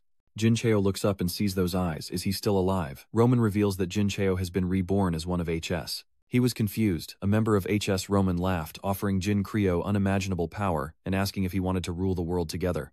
Back at the office building, Chan Ho is on the phone with Dae-sung, asking if he really has to become an S-rank hunter. Chan Ho reminds Dae-sung that he's only been an A-rank hunter for a short time and dealing with gates should be the priority. Chan Ho is surprised to hear Dae-sung's reason for needing to rank up before buying a house. He wants Chan Ho to find as many gates as possible. Chan Ho was helpless. When did this guy decide to buy a house? He resigned himself to thinking he understood for now. Chan Ho says he has work at the company, so he tells Dae-sung to go to the Aura Market to buy equipment in the meantime, which Dae-sung agrees to, having forgotten about it. Supreme Being, do you wish to continue the field mission? Dae-sung is in another gate. The system announces 5 fields to choose from, and Dae-sung selects number 5 Black's Castle, where a field mission is underway. The administrator is being brainwashed by the superior forces of paradise. Defeat the brainwashed administrator, place him in each field and change the cause and effect, and remove the space-time seal. The system reports that the data download about Black's Tower was recorded 45 years and 78 days ago. No, Dung immediately answers yes. It seems he's ready to fight. A series of images flash by, and the system records everything. Dung takes in his surroundings, piecing together the memories from before the Bong Castle gate. He's quickly equipped with the necessary gear, including a shield and a rather ordinary-looking sword. D is helpless before this slightly old-fashioned look resembling a guard. And it swears he's so corny, not happy with this look at all. Back at headquarters, the media is reporting a serial killer in Shun, and the supervisor orders an official notice to all guilds and a message on the lower-level hunter bulletin board. The two turn back at the sound of their assistant, who announces that the Ocean Guild has failed to clear the B-rank gate. The Ocean Guild, aren't they one of the top guilds in Korea, where Bazin is? They thought there were many A-rank awakeners there. Yet in an unbelievably ruined city, a children's village stands in stark contrast to the devastation behind it. The children play blissfully unaware while a man watches from afar. Two boys are putting on a play. I'm the strongest hunter. Evil monsters die. The boy burst into tears, refusing to be the monster because he hated them. The man approached. Didn't your fathers tell you what you'd become if you fought again, huh? This man is Exil-rank hunter Jong Seon, age 35, from the second-ranked Black Crow Society of Korea. Seeing him approach, the boys put on a defensive stance, thinking a monster had arrived. And so Dong San joined the fray. That's right, they'll become monsters. Come and get me if you dare. A Nico operative has been dispatched to find Dong Seon. Director. The man who was having fun asked what had happened. The girl smiles, announcing urgent news from the Hunter Association. Oh, they never give me a break. Dong Seon was annoyed, telling her to just take care of the kids. There's a gate he needs to take care of, and Nico is eager to help. Before leaving, he carefully told the director not to get hurt, to which Dong Seon laughed, asking if she didn't trust him. I'm Se-Yong Seon, Korea's #1 hunter. And here at a C-rank gate, a group of hunters and staff seem to be waiting for someone. Someone has emerged from the C-rank gate. How boring. He is the S-rank hunter, Trang Zish, age 28, #1 in the country. As he steps out, he's greeted by a waiting crowd. Congratulations, young master. The secretary also announced that an invitation for a gate raid collaboration from the association had arrived, signed by Beck Hazen. Upon hearing Basin's name, Trang Zich was stunned, thinking she was indeed a true beauty. Meanwhile, Hanung, who was conquering a castle, has been transported to another place, appearing as a slightly disheveled guard, and a monster is rising from the ground. It stands tall at the gate, a massive sword in its hand. The system announces a timed quest: defeat the gatekeeper, Long Bien. Dejected, he realizes that in his current state, one flick of the monster's finger would be enough to send him to the afterlife, even with the priest Odie's bow and the ice giant's shield. Unsure of what to do, De-Young slumped to the ground. How did I kill it? I can't remember. Looking at the sword and shield before him, Daeshung struggles to recall his memories, glancing at the giant's ice shield, then up at the gatekeeper, lost in thought. De-Young suddenly has an idea, a possible solution. Meanwhile, at the entrance to a B-rank gate, reporters jostle for position. Security is asking reporters not to cross the line. Hello, I'm at the B-rank gate in Gangbook. It seems the Marine Corps team is preparing for a second attack after their initial failure, a reporter notes, as a security guard looks on puzzled. When was the information leaked? How did the reporters find out? The remaining person also died, and the reporters clamored as the Oceanic Guild approached B. Hazen. The reporters swarmed her, asking how she would handle the issues arising from her previous failed offensive and what her ideal type was. Could any man resist B. Hazen's God-given beauty? How could someone be so beautiful? She's even more beautiful in person, a true one-of-a-kind beauty. Hazen approached a reporter, politely greeted him, and borrowed his microphone to declare, "Everyone, I will stop the gate's crack at all costs, so I've asked Korea's top 2 hunters to assist me. Hunters who stand above Bean." It wasn't long before the reporters stirred. That's right, it's Lee Chang and Se-Yong Seon, the top 2 hunters in Korea. There they are. Lee Chang and Se-Yong Seon. When did they arrive at the gate? Get a close-up of them. So this is how she's handling the backlash from the failed raid. No wonder she's my woman. Zhang Qi speaks with pride while Dong Song glares mockingly at the attention seeker. Did she leak information about the broadcast? Hain arrived after dealing with the reporters. Let's go together, brother. The reporters began to actively publish articles. He demands other hunters join the attack, requesting the Lai XEO combo title to prevent Crisis B. A massive fireball hurtles towards the sleeping gatekeeper at top speed, striking it head-on. Not just one, but 2 fireballs strike the silent demon in quick succession, but the demon won't take it lying down. It unleashes a surge of power to counter the fireballs, roaring in fury at the sudden attack. Hanung, on the other hand, is enjoying the show. Oh, you're awake. He immediately gets into a battle stance. A single mistake could cost him his life, so he must focus. D plunges into extreme tension. The gatekeeper demon roared, "How dare a brat like you?" But before he could get too cocky, the demon stepped in a puddle of slime. The impact sends it sprawling its legs, kicking uselessly in the air. Seeing his chance, Di-Chong rushes forward his target, the monster's exposed belly, his sword gleaming, his eyes filled with determination. There it is, the seal, and exactly where Disheng is aiming. With a swift strike, his blade pierces the seal on the monster's neck. It screams to the heavens as the castle doors open, the gatekeeper vanquished. Dung stands surveying his swift victory. He was proud, glad he remembered its weakness at the last moment. But now he couldn't use any of this anymore. Diyung immediately drops his sword and shield as the system announces he has acquired the rights of the Dragon Warrior. He can now enter and exit Valakur's Iron Castle. The quest is complete, and he can check his progress in the quest log. A new phase begins in the castle conquest, and first he must find new weapons. Entering the castle reveals the desolate remnants of bygone battles with weapons lining the walls, and all around deadly traps lie in wait. The castle's fires still burn bright. The Valk Castle raid has an unknown difficulty, and the goal is to reach Valakur's chamber. Day is groping around for something. It must be somewhere around here. Continuing his search, Disheng tries to find a feature of the castle. He's founded a secret button within the castle. It seems to lead somewhere. A door begins to materialize bearing the marks of time, and opens after the button is pressed. The system informs him that he has discovered Valakur's treasure, and is allowed to use it for 5 minutes. Disheng enters, noting that nothing has changed. With 3.5 minutes remaining, Disheng approaches a table bearing 3 swords and blades and picks up the Black Dragon Blade. A sword capable of dealing critical damage to dragons in the underworld, the complete opposite of his Azure Fire Mirror. But entering Valor's room without this would be certain death. With 3 minutes left, Disheng takes one last look around the room after grabbing the blade. Next, his eyes land on the infantry armor beside a trove of treasure. 2 minutes left, and Disheng realizes that's the money he needs. The mission is complete, and he can review the process. Now, fully equipped with the executioner's blade on his shoulder, he can enter Valakur's room. Disheng confidently enters the castle's main chamber. Is it finally time for the final boss? Ready for the fight, Disheng smiles. At the B-rank gate where top hunters are on a mission, a massive monster roars.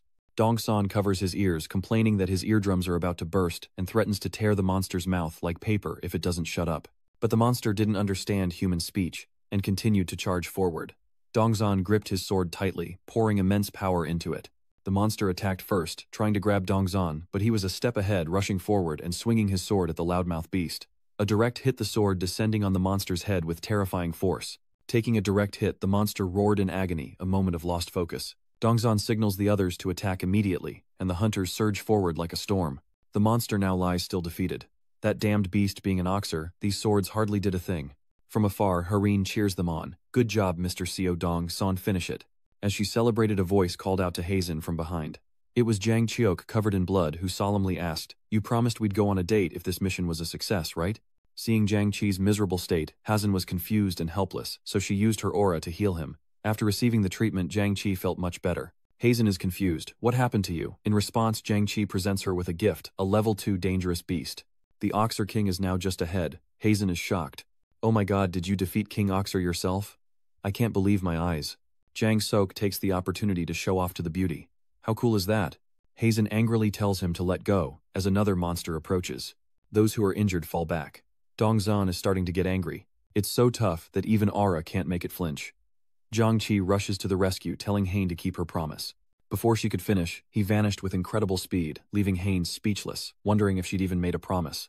At Vax's castle, where Dashung continues his quest, has he finally reached the final boss. He laments before the gate, activates stat-boosting elixirs, and summons a series of healing spells to prepare for the final boss.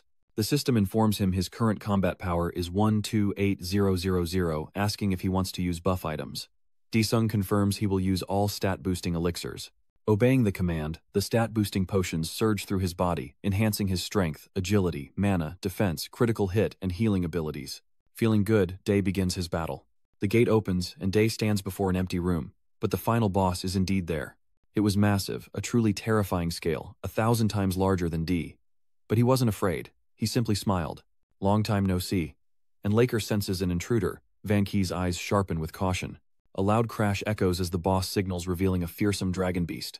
Its head is that of a dragon, but its body is humanoid, muscular, and powerful. It roars, asserting its dominance as the system announces Dung is resisting the dragon blood assimilation. Flames engulf Desung's body as the scene changes. Hello everyone. 7 Dragons here, streamer for the Hunter Daily channel. Yantrai is live, everyone. First, let's take a look at this week's hottest hunter rankings. Number 1 remains unchanged. The youngest son of a famous company, a hunter for passion. Listen up, folks. The leader of the Sung Gang is also the chairman of the Josung Group. Below are a series of fan comments, and the owner of Vien Phuc Loi needs no introduction. This man declared he would become the father of orphans who lost their families to the gates. Their godfather, Seong Son. And next, a lily blooms in a wasteland of hunters. Everyone give it up for Bazin. This week, a B-rank gate opened right, but the Lie-Biggle conglomerate handled it cleanly in just 6 hours. Jan is enthusiastically introducing him. And one more piece of news. Jan, stop. He's met this man before. He cleared a legendary gate all by himself. On the screen is Daesung. How can this be? Is this guy for real? At the Hunter Association, the main website is displaying a series of noteworthy news stories, all related to recent events. Roman is the one who's been looking for it, and he's noticed the increasing success of hunters clearing the gates. In the real world, he's an employee of the Hunter Association, and his colleagues call him JX as he leaves. Want to grab a drink, he was asked, but he refused. He had some things to take care of at home, so it wasn't possible, though his colleagues seemed concerned. Well, we'll head out then. You have to come next time. Roman continues his search across the Korean map, but the invitations are insufficient. He'll have to change his approach. Back at the castle gate where Deung is fighting the dragon, seems ready to devour the man before him.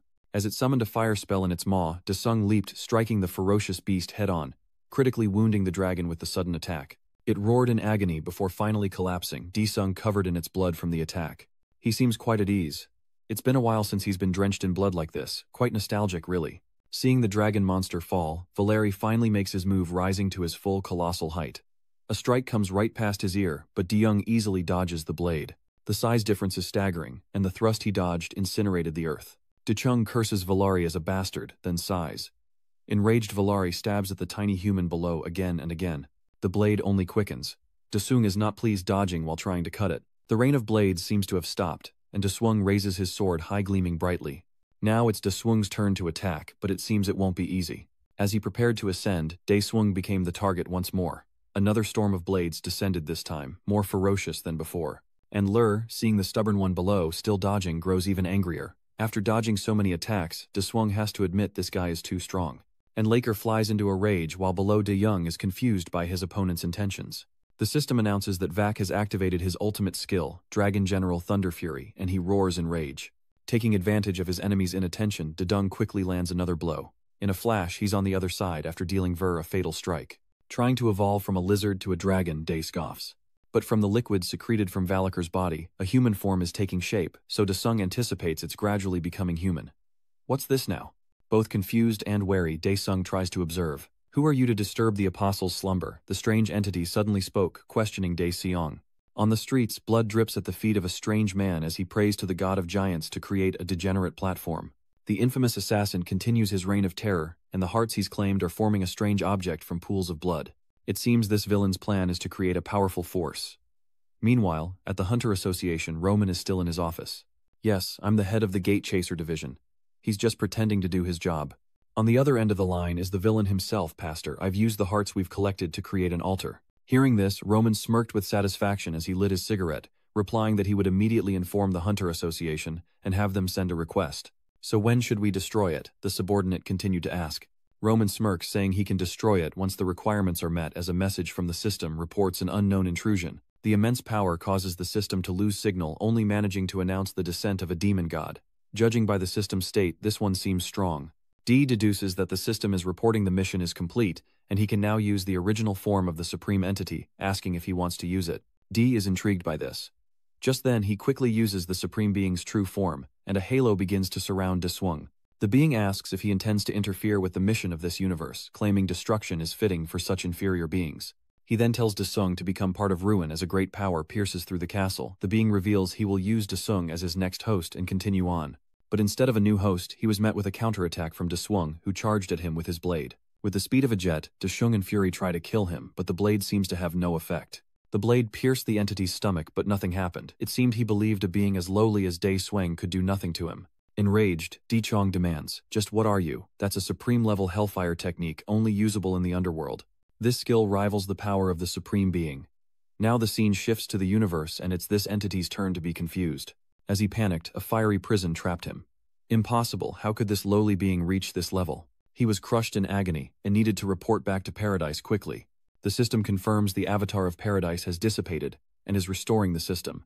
The domain's effects will change with the avatar's disappearance. Ascend the throne and complete your mission. Return to the gate and teleport to the front of the castle. He gently touches the throne and the shapes begin to shift. The throne begins to shift more violently, then glows brilliantly, as if awaiting its new master. Amidst the cries of his followers, Daesung begins his ascent. Hail the demon god. Invincible demon god, please lead us out of here.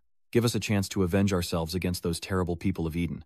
The system announces the mission is complete. Valor's Iron Castle has been successfully conquered. The objects within the castle formally recognize him as their king, pledging their eternal loyalty. He sits upon his golden throne. You all are far too chatty. I'll call you when I need you. Now be quiet. Now he just needs to deal with the gate and get paid. The Hunter Association has been notified that an A-rank gate has appeared in the Donggang Nam district. When will the evacuation order be issued? They're more anxious than ever. Shouldn't we form a raid team first? Isn't the main city very close to the association? The chairman quickly arrived at the association as well. Everyone bowed respectfully as the chairman asked if it was the same gate that turned Gangbook to dust 5 years ago. The manager confirms it's the same A-rank gate, prompting the chairman to order the mobilization of all hunters and request aid from the World Hunter Organization. The manager quickly obeyed, promising swift action as the system displayed the Supreme Being's progress rate, available skills, and equipment. Han Desung is switching out basic weapons armor and holy relics for each background, followed by a series of new skills and a noticeably longer list of items. Desung is a bit frustrated. Why is the progress rate so low? He decides to acquire a few more skills before moving on. Desung ventures into Spider Valley as the system loads data recorded 3 years prior. Desung begins his quest for more skills before departing. While at the Hunter Association, the discovery of another A-rank gate triggers an emergency meeting. On screen are the highest-ranking hunters in Korea, and the manager says it seems everything is ready. Now let's begin this meeting to discuss how to handle the A-rank gate in Gangnam's East District. A bus drives by its sign proclaiming law, justice, and fairness. But on that bus was an innocent man. Director Juni still wonders who killed Seok-do. Lee Seok-do wasn't easily subdued, so murder seemed out of character. He suspected a greater power was at play. He also thought of Choi, that kid might just make it through. In a hospital room, a nurse has come to care for a patient. The nurse is frustrated that the patient is skipping meals again, reminding her to eat at least one nutritious meal a day. She said she'd leave the transfer device here, but it'll be useless if you don't eat. The patient's hands clenched unconsciously. That's Choi, the poor girl who feels guilty for thinking she implicated the leader. The Hunter Council is still in session, and Fortress leader Ju Dong-soo says it's been over a month since their protege left for training, and they don't know where she is. The Marvel Guild's vice leader informs him that guild leader Jo Hengun is in Silicon Valley developing a new aura weapon, and after understanding the situation, he's arranging to return to Korea. Hearing this, the manager realizes that Lai Chong, Shi Jongseon, and Baek Hazen are involved in this attack while Jongseon picks his nose. There's no turning back now. If we don't stop him, we're all dead, but Chang Zich insists he has to keep his promise to Hazen. Hazen cries, "We already went on our date. I even treated you to meat and dessert. Have you forgotten?" She was helpless against these forced dates. Trang Zich retorted, "How can it be a date with Dong Zon here? It was supposed to be just us two." Hazen shouts, "If she says it's a date, then it's a date." Dong Seon, caught in the middle, tries to defuse the situation. He'll deal with those two later. For now, just give them a large number of A-rank hunters. That's right. If Lelbig agrees, this could be the first time South Korea destroys an A-rank gate. With Lelbig, it's definitely possible. Everyone agreed, and the chairman announced that they would be given 100 Amperes rank hunters, along with 1000000 YT. The council is in an uproar again. Isn't the association's annual budget only 10000 YT? This is the best support they've ever had. At least they'll get some applicants looking for a bonus. Roman was also at the meeting, listening intently to understand the situation. Breaking news, the Gate Management Center has issued a Level 1 alert. We urge citizens to evacuate to designated shelters immediately. As rain pours down on the location of the A-rank gate, a guard announces that the A-rank raid team may now enter. Lelbich and hundreds of A-rank hunters have arrived, filled with anxiety, as a sudden Level 1 alert is issued. Dongzon eyed the couple with displeasure, urging them to hurry so he could go on his date with Hazen. Jiangqi also warned the old man not to mess things up for them this time, telling him he's crazy if he thinks they'll go alone. Dongzon leads the charge, telling everyone not to be intimidated. Now steel yourselves and enter the gate. This time it's a prairie filled with sharp rocks. Dongsan orders everyone to check their communication devices and spread out while Jang Suk announces he'll scout the area. Hazen is told to wait, and after saying goodbye to Trang Sich, she informs Dongson that he's already left to scout ahead. That womanizing jerk told me over the radio that it's okay if he only talks to you. Fine. Dongshon then announced that Trang Sich had gone to scout and was setting up camp. The A-rank hunters acknowledge the signal, impressed by Team W, while Chanho frantically tries to contact Deseung. Answer the phone. It's Desung finally answering. Chanho shouts, wondering why he can't get in touch with him. Something's happening on his end. Mom, the new house has everything. Why are you bringing all this extra stuff? Chanho realizes his friend is moving, and Dae-Swang confirms and asks what's going on. Chanho reports that an A-rank gate has appeared, and the association has summoned all hunters B rank and above. DeYoung realizes the A-rank gate appeared near his new home, wondering just how serious it is to warrant a summons. The A-rank gate that turned Gangbuk into ashes 5 years ago was also an A-rank gate, and even 3 S-rank hunters struggled to contain it. Meanwhile, Dojun tells his mom not to bother bringing kitchenware and dishes since they'll just buy new ones. The commander only knows how to eat. Daehyun jokes that if it could talk, he could become an S-rank hunter immediately. At the A-rank gate level 2 threat, the Bloodwolves have appeared. Dong, San, and the other hunters defend as monsters surge from the 12 and 3 o'clock positions. There are also enemies at 9 o'clock, and more are reported at 6 o'clock. They're completely surrounded. Superconducting cores help defeat monsters inside the gate and are currently ranked from A to SX. Due to reckless development, environmental destruction, and the depletion of natural resources, humanity teetered on the brink of despair. But then, like a new source of energy, cores appeared, turning a time of loss into an era of rebirth. Most importantly, by embedding IT cores into the heavenly energy, the number of times a user can utilize the heavenly light energy will increase, and some say the success or failure of the attack depends on the amount of cores embedded into the weapon.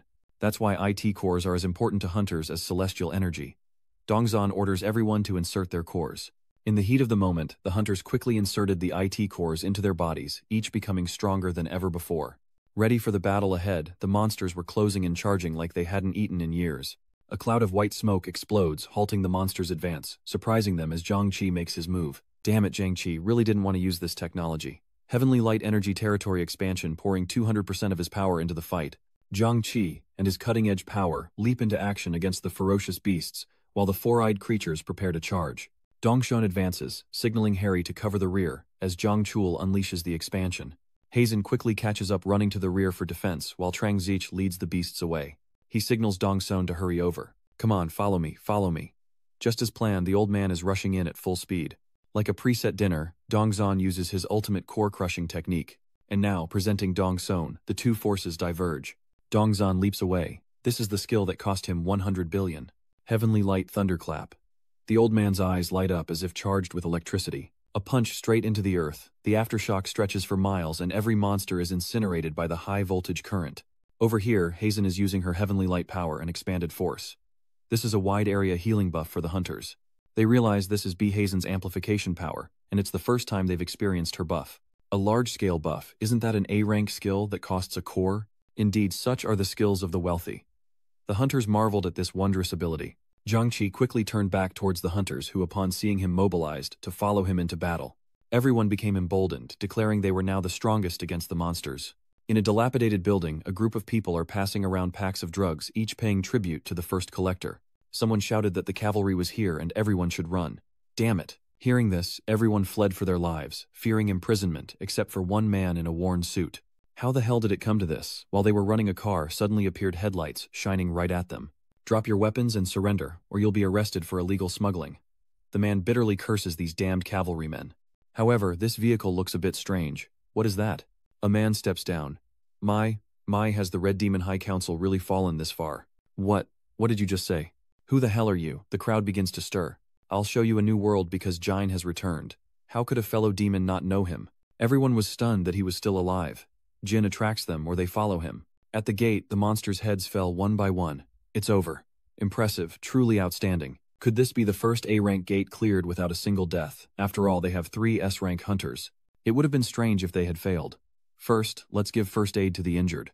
Dong Chul-o praises him, saying it's exactly as expected. Hazen's skill is truly a game-changer. It'll be especially useful when conquering gates, won't it? I'm green with envy. Hazen is starting to get annoyed. Didn't I tell you before her skill is a money-eating ghost? Everyone envies the high income of hunters, but even a B-rank hunter and other things require a lot of cores. If they use it a few more times, they'll be at a huge loss. A huge loss. She's used it so many times today. Thankfully, the association sponsored 1000000 cores, but they're C-grade. Do you know how many it takes to make an A-grade core? You and she both used the A-rank skill twice, which comes out to 2000000 cores. And the hunter squad must have used up around 20000 cores as well, leaving them with nothing. Did you hear that? Didn't you say you borrowed money from Trang Zich? You've even borrowed money from the association. You really like being in debt, don't you? After hearing this, Dongxian's ears bleed and he starts complaining again. Her nagging skills must be S-ranked. How lovely. The hunters are after the core. A B-rank core. But then a force instantly snuffed out the hunter's life. Panic erupted. So it's not over yet. There's still a boss here. A heavy atmosphere settled around the Godong Gate as the military established a 3-kilometer perimeter in case of emergency. Hunters from all over the country have begun to arrive, and we know that the Lel Big Guild is currently inside the gate. Last time the B-rank gate raid broke the initial record, and reporters are on the scene. Indeed, they set a new record time of 6 hours and 21 minutes. The current raid has already exceeded 10 hours. The association aimed to clear the gate as quickly as possible, deploying a large number of A-rank hunters, including those from the 9 largest guilds, with smaller guilds on standby. In the Hunter Association's monitoring room, all news is being tracked, and the manager asks Jiang when the International Hunter Association will send someone. She replied that they hadn't received a response from them yet, and they had no way of knowing the situation inside the gate unless they went in, which was to say the least inconvenient. Jiang believes that almost all military personnel and reinforcements are present and expects Chief Johanian to arrive in 8 hours. For now, trusting and waiting for the Lel Big combination is the best course of action. The manager agreed to continue contacting the International Association as a contingency, then offered reassurance. We can't think like that. We have to succeed. Inside the labyrinth, chaos reigns as the boss wreaks havoc. Everyone attack now. The hunters struggle to hold their ground, but it only seems to enrage the boss further, who swiftly leaps toward them. In an instant, it closed in, and Zhang Qi, seeing the danger, began his attack. A direct hit, but the boss retaliates. Zhang Qi uses Heavenly Speed Sword, trying to land another blow on the wolf boss. But unexpectedly it blocked the attack, something he couldn't believe, and with just a flick of its finger forced Zhang Qi to evade. Now it's the boss's turn to attack, and with its massive size it charges like a storm. Blow after blow, Zhang Qi is forced to defend, but even he has reached his limit. It seems Zhang Qiak has been wounded. Blood spills from his mouth after pushing himself too far. It prepares a fatal blow, but fortunately, Dongxian arrives. Judging by its attacks on Zhang Qiak, this monster is proving to be quite a nuisance, and Hazen is doing her best to heal his serious wounds. The womanizer still thanks Hazen. I'll treat you to a meal later.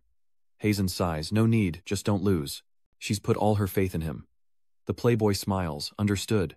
Back to the battle, the lightning and wax combine with Dongzone as the older man retreats, watching Trangzich point his blade at the monster. With a few fatal blows, the heavily wounded monster roared, finally falling to Zhang Chul's blade. Everyone cheered, impressed by Zhang Chul's skill. Dongzon watches helplessly as the guy acts all cool, as if he single-handedly defeated the monster. Suddenly, an earth tremor causes everyone's head to ache. What's that sound? Where is this unsettling noise coming from? Because you mortals dared to invade our territory, it turns out there aren't just 1 but 3. Along with a leader, a wolf-headed humanoid. Everyone is in a panic. They struggled to kill just 1 monster, and now there are so many. Even Zhang Xiuk was speechless. How are there so many of them? Dongsan orders a full-scale attack. Outside, the signs are ominous, the gate is cracking, and the control room descends into chaos. This can't be happening. Zhang is worried. There's still a raid team inside. The manager realizes the gravity of the situation. Has the El Big Guild been defeated? He orders reinforcements to be sent immediately, and issues an emergency summons to all hunters across the country, throwing the room into a frenzy of panicked calls. Inside, the wolf leader begins his analysis, declaring it's time to hunt these alien invaders. 3 B-rank hunters from the Wild Dog Squad have arrived. Qi Hong is annoyed, wondering what's wrong with this group. And then there's the Gangdu clan. He continued to ask, noting that at least 2 B-rank hunters from Gangdu were present, which was better than nothing.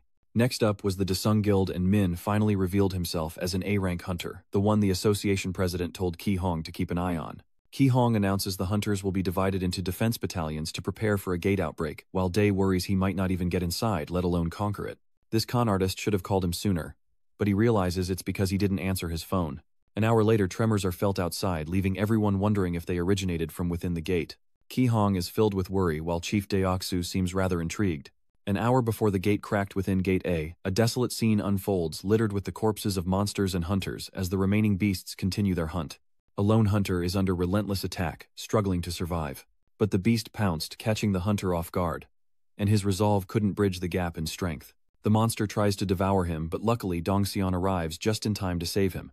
Enraged, the older hunter tells him to get it together, or he'll become monster food. Meanwhile, another monster falls, this time to Zhang Qi, who seems to be reaching his limit. Looking back at the devastated battlefield, the colors of the hunters lay scattered.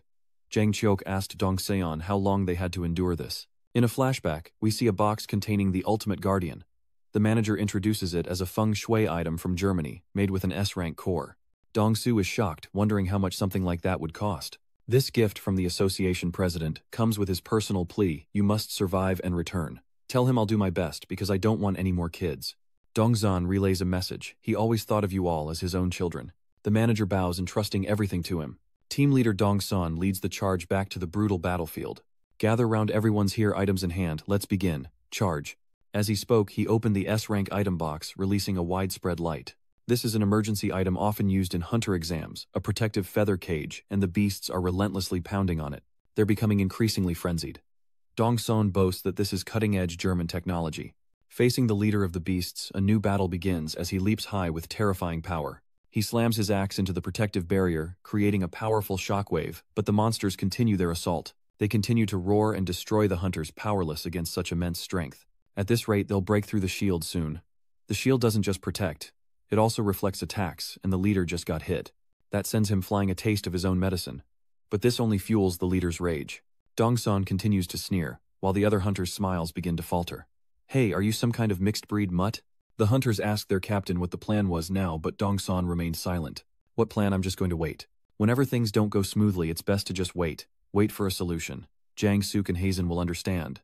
But those two are silent and clueless too. What's going on? So he didn't have a plan either. The other hunters were confused. When did that killer suddenly appear here? How troublesome. Sensing danger, he plans to change his strategy. Suddenly, a gate appears, catching everyone off guard. How did a gate get there? Is this a new kind of rift? The gate leads directly to Earth, and the monster has sensed it. This must be the world that belongs to you people. They'll devour that alien too. The monsters began to spread across Earth, and the military opened fire. Panic sets in as the ferocious monsters emerge, wiping out the guards in their path. A terrifying scene unfolds as the monsters and their leader seize the streets. The military arrives, guns blazing, but their bullets are useless against him. A single strike sends them flying. Spotting the fly cams overhead, he obliterates them with a deathly glare. Every camera was destroyed, and the control room descended into chaos. There was nothing left to see. The manager began to curse in a frenzy. He orders them to report the monsters' current movements, and Jiang reports that they're heading towards the theater connected to the atmospheric satellite screen, and to send in the reserve team. In the theater district, the manager gives the order as a high-end drone begins to broadcast live. Hello everyone, it's Yang Tri of the Seven Dragons. And now let's begin this once-in-a-lifetime broadcast. My mouth is brave, but my heart is trembling. I can do this. Yang encourages himself, vowing to film and become a famous streamer. Just calm down. Despite his fear, Yang's streaming spirit is admirable. If you can see the screen, press 1. If not, press 2. Someone commented that there was something behind him, but Yang Tri reassured himself once more. I risked my life to bring you this stream, guys. But when I turned around, there was something real. A flesh and bone monster stands behind Yang Tri, someone still stuck in its jaws. Who will save Yang Tri now? His mouth gaped open, sweat poured down, and his arm fell, sending Yang Tri into a terrified scream. The beast charges forward, seeking its next target. Mommy, help me. At this point, all he can think to call for is his mother, but surprisingly, all that's left of the beast is its head. Who was it that did that? Some hero took care of it, and even brushed past Yang Tri. In his hands, the heroic sword that saved him in the nick of time. Yang Tri weeps, his mouth still agape. The monster's head rolls, all caught on camera. Is that you, the man standing before me? From above, Han Daesung surveys the scene, glancing back to confirm Yang Tri's safety. He quickly jumps down, surprising everyone. Yang recovers, impressed by the device. He quickly picks up the device. Landing successfully, Hanong arrives at the scene. Sensing someone approaching, the leader turns to see who dares interfere. A truly magnificent sight. A small hero stands fearless among the giant beasts. How did a pack of wild dogs get loose in a residential area like this? De Chung feigns ignorance. Are you a stray dog? He asks the leader his name, striking a nerve and sending him into a frenzy. Enraged, he resorts to his old trick, hurling the axe at Desung, resulting in a massive explosion that leaves the town in shock, unsure of what just happened. Who is Han Daeseong? You didn't dodge, but directly blocked his heavy axe. Are you the master of these dogs? Dee asked again, his eyes sharp. At the Phillips building shelter, people clamor for the doors to open, pushing and shoving, cursing the blue and red workers. Why aren't they stopping the monsters? Everyone realizes the situation is being broadcast live. Oh wow, the crowd is going wild. Where are those monsters? Over 1000 live viewers. This is a new record. Yang Tri is the only broadcaster who saw that brother was still fighting even though he hadn't died yet. Yang Tri begins to wonder if he should run. Assistant Zhang also noticed the situation. Manager, could you take a look at this? Meanwhile, the manager is still racking his brain, and both of them focus on the live broadcast. The manager seemed to recognize the man, and signaled for him to be put on the screen. Han Desung's image is once again displayed in the surveillance room under the curious eyes of everyone present, Hunter Han Desung. People realized he'd gotten first place in the hunter exam. So why was he there alone? The manager was perplexed. What was he planning to do all alone? What else would he do but fight these wild dogs? The beast charge at Desung, unaware of the power he possesses. Suddenly, Daesung reappears elsewhere, having teleported. He mockingly asks the beasts what they're doing. Looking back, there's nowhere left to hide.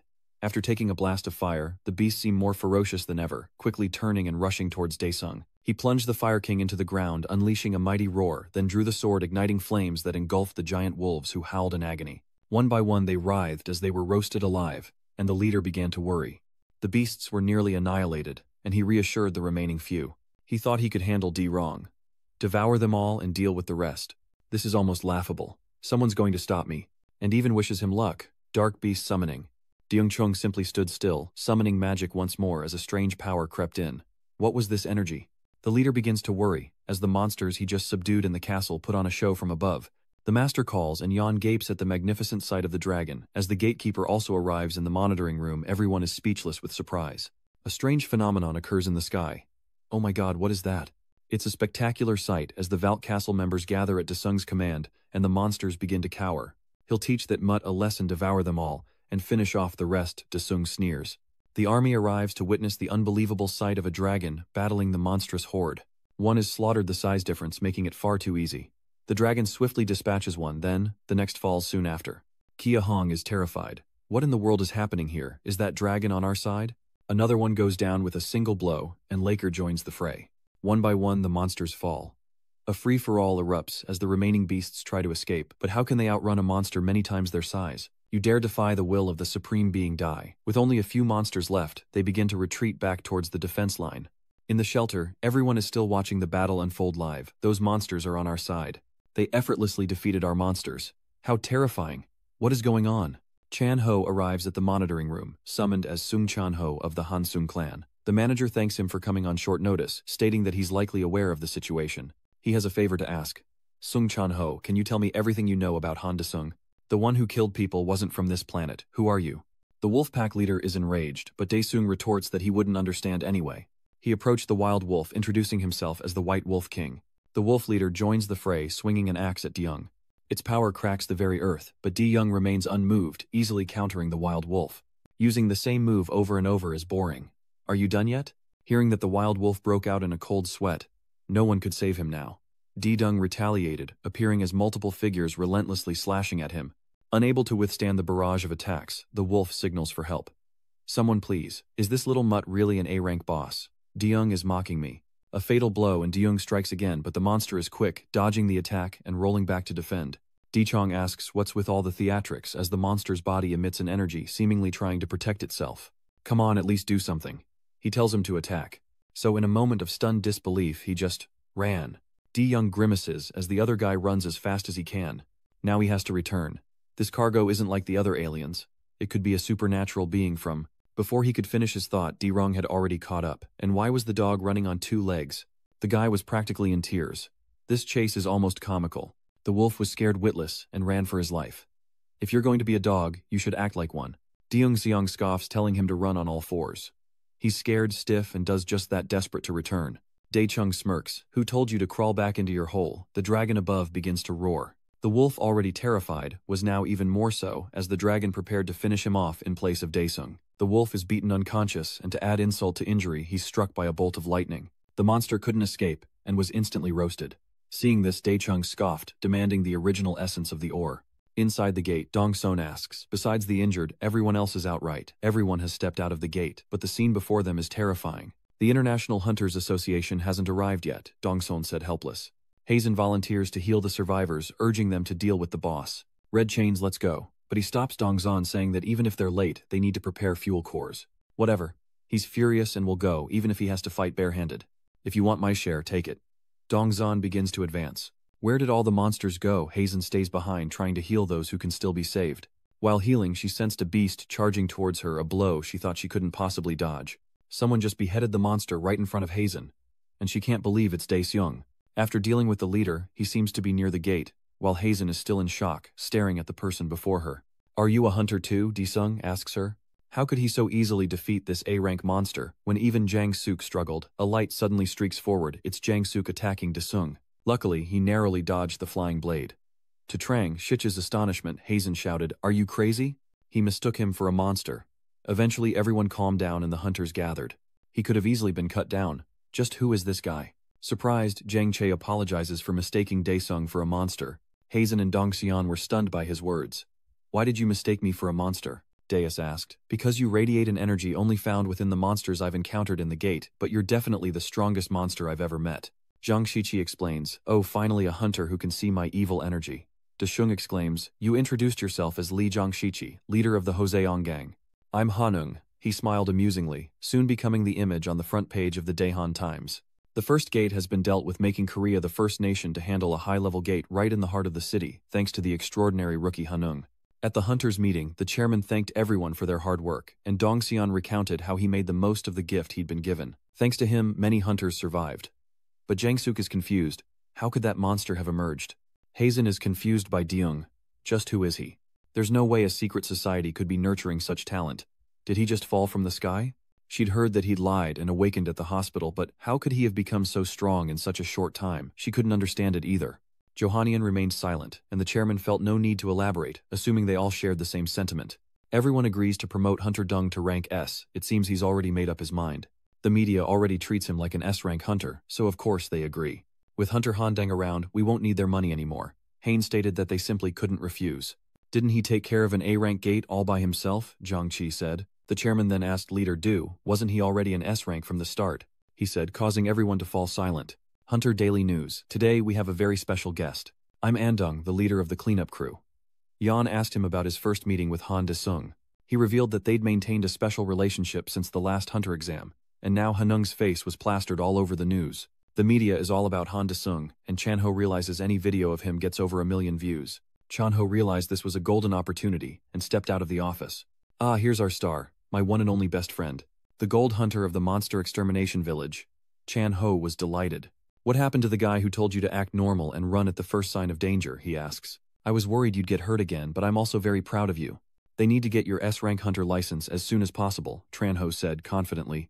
Reporters announced that the Hunter Association is currently meeting with international reporters and fans following the gate outbreak in Gangnam. Hunter Handung has garnered much attention for single-handedly averting the crisis, but his number of mana recoveries is what stands out the most. The red carpet is ready, packed with reporters as a sleek black car pulls up. Handung has arrived looking sharp today. In truth, an S-class figure emerges into the spotlight, and the two appear somewhat awkward. Handung, the hunter, is number one. Look at me, Appa. I love you. The two of them walked into the center of the crowd's screams. Deung was still overwhelmed. Jinwoo was right. Unlike him, Jinwoo was very confident, telling Deung to at least wave. He reluctantly complied, fearing the screams of fans more than any monster. Oppa, register your marriage with me. Desuung is so cool. Mom, I want to marry him. The chairman himself came to meet with him. Han Dae-sung, was it? As the association's chairman, he sincerely thanks you for preventing the rank A gate from cracking. Thanks to you, we avoided unnecessary losses. They're just figureheads doing what they're supposed to do. The chairman motions for Secretary Du to bring it over the S-rank badge, something most people could only dream of touching. The most prestigious rank, S-class. The chairman sends his congratulations. Congratulations on becoming the 6th S-class hunter of the Republic of Korea. Not only that, they're willing to grant your wishes within their power. Do you have any desires? Anything at all? Dee asks again.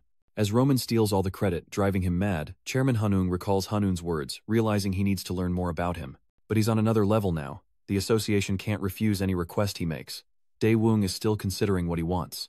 Allow your summoned beast to attack the gate. The chairman was speechless. Allow the shadow beast to return.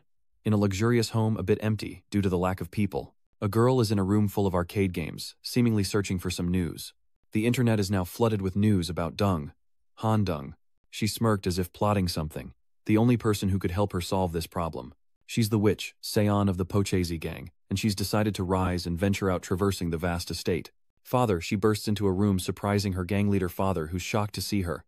You just came out of your room, are you all right? After nearly half a year locked away with social anxiety, the playful girl, who had been silent for so long, had a small request for her father. She has another small request today, and as her father, I'm a little worried.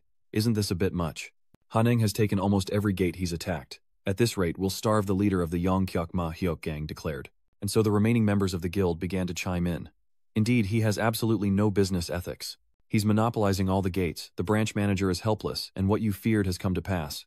Who knew he'd conquer all the gates so quickly with his restoration beast? Hyukwoo's gone mad again. We were barely scraping by selling mana cores and items from inside the gates. But now, we can't even afford to pay our guild members. How can he have the right to attack the gates alone? It's like throwing a koi into a shrimp pond. The manager knew the chairman had authorized him to use summoned beasts to conquer gates, so he had no authority here. He had to defuse the situation, so he asked the guild what they wanted. Hyuk-woo believes his authority only extends to gates ranked B and above, and if he attacks an A-rank gate, other guilds must participate. This law applies to all Korean hunters, giving the manager a real headache. He understands and says he'll do his best to get it approved by his superiors. In his newly acquired luxury apartment, a game loss is displayed on the screen, revealing that Daesung has been idly playing games. He curses the team for being full of noobs losing when they were so close to winning as Chan-ho calls again. Daesung answers annoyed. "What is it, Chan-ho? Damn it, why is it so hard to get a hold of you? Why didn't you answer?" Chan-ho shouts into the phone, and Dae-ryong explains that he was busy with something important and couldn't answer. Chan-ho grew even angrier. "Important, huh? You were probably just playing video games." "How do you know?" Dee awkwardly chuckles as Chan-ho announces in his office that he's received word from the association that they're changing the gate rules. De-young is confused. "What kind of change?" Chan-ho explains that from now on they can only attack gates from rank B and above, and for rank A gates and higher they'll have to let other guilds participate. Due to your monopoly, all the mid-tier guilds are facing an economic crisis, but Chong notes that they've earned quite a bit, so now they're attacking from rank A and above. Chan-ho is surprised. "Wait, you don't have any objections? How strange. What do you mean? Why would you do that? You could be making so much money." "That's right. And you're not conquering these gates to seize the original essence." Chan-ho acknowledges that each raid brings in huge profits enough to buy this entire building. De-swung makes an adjustment. From now on, they'll only attack high-level gates. They'll be back to the lowest gates, Chan-ho thought. De-swung is more of a businessman than I thought. "Never mind that, do you remember the equipment you gave me before?" Chan-ho asked. "Did you sell them?" he wondered. "They can't sell those items for prototype cores, so it'll be hard to sell to hunters." He was planning to sell them and buy more buildings under his mother and Jisoo's names. Chan realizes there may be a way they can ask Professor Park Dong-hyuk to exchange the equipment for something they can sell. But who is this Park Dong-hyuk? He's a weapons expert and a friend of Chief Son Hwang Junhyang, but the problem is Hwang is imprisoned so they can't meet Professor Park. However, someone knows where he is. Dae-shung clicks his tongue. "Oh, you're interested in this case." Emerging from the hospital into a downpour, a short-haired woman Choi stands resolute, determined to reclaim her life as a hunter. And so the journey of this powerful woman begins anew. Inside a C-rank gate during a raid by the Dung Koka party, the hunters are fighting hard. They're struggling against the low-level boss monsters, and now someone signals, and Hakuyu, receiving the signal, leaps up to attack. A double iron attack like a true ninja. Oda wins. The remaining hunters cheered, celebrating their successful conquest of the C-rank gate, but a loud noise caught their attention. An army is approaching, and Hyuk-woo is confused. "What's this? It's Jin. He somehow got in here calling them inferior, and ordering them to get out." Jin Chen shouts, and the soldiers behind him charge forward. The guild begins to worry what's wrong with them. "Aren't they hunters just like us?" Another argues that they're monsters. They truly are no different from monsters, each one a grotesque and twisted sight. Hyuk-doo orders everyone to prepare for battle filled with anxiety. A free-for-all erupts, and the hunters are easily defeated by these evolved beings. Hyuk was chosen by Zin to undergo a transformation, and he instantly became Hyuk in the flesh. Soon this world will be drowning in disaster. A sinister plot is unfolding. This marks the 12th disappearance this month, and the news is starting to cover it more extensively. More than 10 people have disappeared at once, causing widespread panic among the population. De-sung's family is listening to the news. Jisoo is shocked. More than 10 people. Were they abducted by aliens or something? Mrs. Han, worried, tells Ju to stay inside for the time being, then turns to De-sung to ask if he's hungry. He agrees, while Ju is startled, thinking he was some kind of ghost. His mother asked what he wanted to eat, and Dae replied, "Lots of meat." "Then wait a moment for me." Looking back at the news broadcast, Do-jun has some thoughts. Inside a strange cathedral, a man stands beneath a basin of offerings, the still-beating hearts of the murdered. And the man is Roman, muttering to himself. The chanting grew louder, and the hearts began to change. As they reacted, a group of people approached Roman. He kneels, pledging to serve the god and Roman's will. Thankfully, someone in this world understands who Han De-chung is. Roman grants the man the authority of a bishop, ordering him to eliminate De-young. That man is Jin, and he's thrilled to finally have his revenge.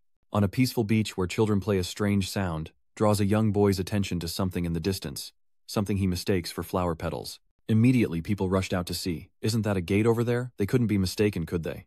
And indeed, a terrifying gate has opened on the sea. Assistant Ajong reports that an A-rank gate has appeared offshore in the Hyundai Sea near Busan. The military and police evacuated the citizens, and the manager stated this was as troublesome as an S-class gate. They were in big trouble this time. He then asked if she'd sent partnership offers to the guilds, and Jiang replied that all 5 of the top guilds in the country were bidding. A bidding war? What are they thinking? To clear an A-rank gate alone? Jiang says they all proposed the same condition. Choi is puzzled. The same condition. Wow, this building is huge. Someone is complaining about the Daesung Guild's office, and Chunho is worried. Why would someone of his stature suddenly appear here? It's Dong Chuk Oh. Chung Chan-ho, I don't like beating around the bush, so I'll get straight to the point. Chan-ho tells him to speak his mind, and Dong Chuk-oh proposes an alliance for the upcoming offensive. Chan-ho hesitated considering the offer, but the door suddenly opened. It was Jiang Qi, and their eyes met, surprising Dong-sun and shocking Chan-ho. Rank 1, Jiang Qi. What are you doing here? Didn't you say you were too busy taking care of the kids to participate? Why are you here? Trangshich asked, leaving Dongshon speechless as the old man turned away, returning to the main topic. Spearhead, please agree to cooperate with Bingjiang on this raid. They will take care of all costs and information related to this mission. Zhang Shiqi hints at a dilemma, causing Chan-ho to grimace what exactly is going on. At the Haiyang Association press conference, Hain is giving an official statement to all the reporters. She declared they would fully support Hunter Han Da-sung in this attack, sending the room into a frenzy. She says Han Da-sung saved her during the last incident. The B. Hazen Group and Han Da-sung are posting news about the Han Bai duo. Jo Hinuk complained to his brother that as he wished he had told them that their guild would provide Han Da-sung's party with the most advanced weapons. He doesn't understand why his brother wants to work with him so badly, and he's not the only one they want to see. Hanyun explains briefly, leaving Hageguk confused. So, what's this about? Hanyun is looking into the mysterious power that helped him surpass even rank S. Holding a necklace and a watch, Deshung summons two soul spirits, ordering them to hide within these objects and protect his loved ones from now on. The two guardian spirits accept their mission to protect them at all costs, even with their lives. Stepping out of the gate, after completing his task, Ju Suja is suddenly there. Is that gate the source of your power? She asks. Deity. He's suddenly caught off guard by the question. He asks her who her family is, and Zhuang introduces herself as being from the Daebang group, looking slightly annoyed. Did you sneak in here? How did you know I was here? Deyoung continues to question the strange girl before him. It's not Kid, it's Zhuang. She then gets close to him, making him wary. What are you doing? He pressed her for answers, and she revealed that she was like him. Begging him to help her, he tells her to get away. Pushing her away, a sudden explosion rocks Dae Soo-hyun to his core. Suddenly, Sujang transforms into a strange doll.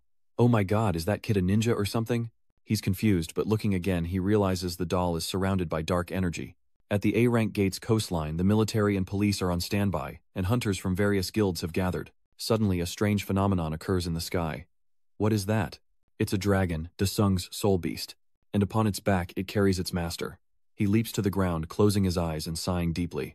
The crowd murmured, recognizing him as Daesung, impressed by his cool demeanor, but he ignored them, still feeling uneasy from the dragon ride. It was awful. Something catches Do-shun's eye, and he glances over. Sion sits there, biting her nails, looking a little worried as arguing voices echo in her head, making her extremely uncomfortable. Deyoung approaches, and Sion cries out, realizing the voices in her head have stopped. Everything has gone silent. Standing beside her, Deyoung asked, "Did you crawl out of hell too?" Sion seemed excited. "Hell? Is that what it's called?" "That's right, it's hell." Deyoung smirked, thinking, is this kid completely out of her mind? The girl excitedly added, "Everything will change again. Ever since you arrived, those voices have disappeared. Just ignore that gate." Hazen steps forward, flips her hair and interrupts, "Can you keep it down, witch do?" Sion, arms crossed, scoffs that it's just another attention seeker, but Hazen ignores him, approaching Dae to introduce herself as part of the support team. Behind her was Jin Cheon's gang disguised as Hugh. Dung looked at the crowd, thinking, this is annoying, the number of participants is increasing. Sao also cursed inwardly, a bunch of useless people, especially that bitch, she's useless too. Hain confronts her, raising his voice. "You think glaring at me scares me? Who do you think healed the hunters wounded by your cursed talent? Someone who steals and then cries out, you should know when to be grateful." He turns and reminds them, "Can you two stop it?" Hazen wonders. How could he know without seeing Sion, on the other hand, assumed he was on her side. And so they boarded the ships and set sail towards the gate. A formidable force, 4 ships carrying the combined manpower of both gangs, moved forward. Daewon glances down, complaining to himself, "Why do I have to be with this kid? How annoying." At least Sao Yeon is smiling and enjoying herself next to him, so I won't have a headache. Right behind him, Jane Chon's ship sailed, his eyes fixed on Dae-young, thinking, today, it's your turn. Moments later, they reach the red gate in the middle of the sea. In an instant, all 4 ships pass through, and the sea returns to silence. Inside the dungeon, the sky was dark and the waves crashed. Hadi warned everyone that with such limited visibility, they would be vulnerable to ambush. She then conjures a radiant orb in her hand, a miniature sun, capable of illuminating the darkness. With a push, the artificial sun ascends, bathing the gloomy sea in light. The others marveled at the light, impressed by Hazen's abilities, calling her perfect a goddess to the hunters. Despite the flattering words, Hazen's eyes were now focused intently ahead. Behind the dark clouds, purple light crept through, and the hunters on the boat didn't dare relax. While maintaining her sun, Stance Hazen warned everyone that something was coming, and to prepare themselves. The other hunters told each other to prepare to load energy cores. These damn monsters. Something appears on the surface, startling the hunter team. Before them were small glowing monsters that seemed harmless. They all burst out laughing, saying, "We worried ourselves sick, how could we kill something so cute?" But suddenly the sea churns, a massive wave erupts, and something enormous rises from the depths, tossing a ship into the air and sending everyone flying. The colossal monster Queen Giger. It's one of the most dangerous species in these waters. Hazen asked in wide-eyed shock. What is that? The monster's light is turning the area purple. The other hunters stared in disbelief, asking, "It's so huge, how are we supposed to catch it?" It rose even higher out of the water. Those seemingly harmless glowing creatures were connected to it by threads, as the Giger Queen commanded them to attack the hunters on the ship with bolts of lightning. Caught off guard, most C-rank hunters couldn't react in time and were hit hard, some lifted into the air, but from afar, Desung's dagger flew, severing the dangerous tentacles one by one. Like a boomerang, the dagger circled back into his hand. The one hand in his pocket smiled with the dagger in the other. Nice, at this rate we'll be done in no time. Attacked. The monster dove back into the sea, as if to escape, but Desung called out to Sion, who looked at him with glee. He says, "If you help me, I'll help you solve your problem." The girl cheers with delight. "Really, are you sure?" "Really." Sion points down, saying, "Yes, so be quiet and catch the monster hiding underwater." Sion held up 2 fingers, smiling, and replied, "Roger that." Over here, Hazen's boat is rocking. She needs to use mana to create a thin layer outside her body. Damn it. A voice crackles over the ship's radio. "Hazen, do you copy?" Desung's voice continued. "Hazen, take care of those flying ones." She was confused what plane, but in the blink of an eye, she was met with a shocking sight. In the sky, countless flying monsters charge forward, their individual levels low, but their numbers are overwhelming. From a distance, Jin Cheon silently observes the battle between the two groups. He smirked, a glint of malice in his eyes. Gathering mana, he raised a glowing hand as an ominous aura cloaked him, and he began to cast a concealment spell. His followers were also shrouded in the magic. Let the hunt begin. Meanwhile, Sion strips down, ready to dive into the ocean, arms outstretched, relishing the scent of death. Everything seems to be going according to his plan. San jumped off the boat, ready to deal with the monster below. The hunters were astonished as Sion disappeared beneath the waves. Back on land, we find ourselves at a modern, bright cafe. Silent footsteps ascend the stairs to the second floor, where a familiar girl sits by the window gazing out. Wearing a black hat as if to conceal her identity, she gazes into the distance as Chan-ho approaches, adjusts his tie, and says with a smile, "You're here. You're a good 10 minutes early." The girl sitting there is Choi. She adjusted her hat and replied softly, "No, I just got here myself." It seems this is their first meeting. He introduces himself, "I'm team leader Chan-ho of the Dai Gang." She introduced herself as Shin Cho-rang, while San dove into the sea alone, searching for the monster beyond the gate. The girl, like a creature of the sea, dives as effortlessly as a fish. Sion pauses, opening her hands as she calculates in her mind. "Come and devour me."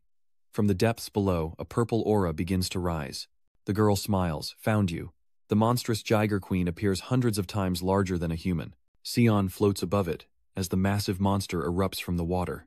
Hazen felt a twinge of anxiety, ordering everyone to focus on the battle. Her team struggles against the flying monsters, their overwhelming numbers making defense a challenge. Meanwhile, Daeshung, eyeing the monster, remarks, "Looks like it ate a cursed homunculus." "Well done, kid." He rested his sword on his shoulder, a cold laugh exuding dominance. "Let's get started."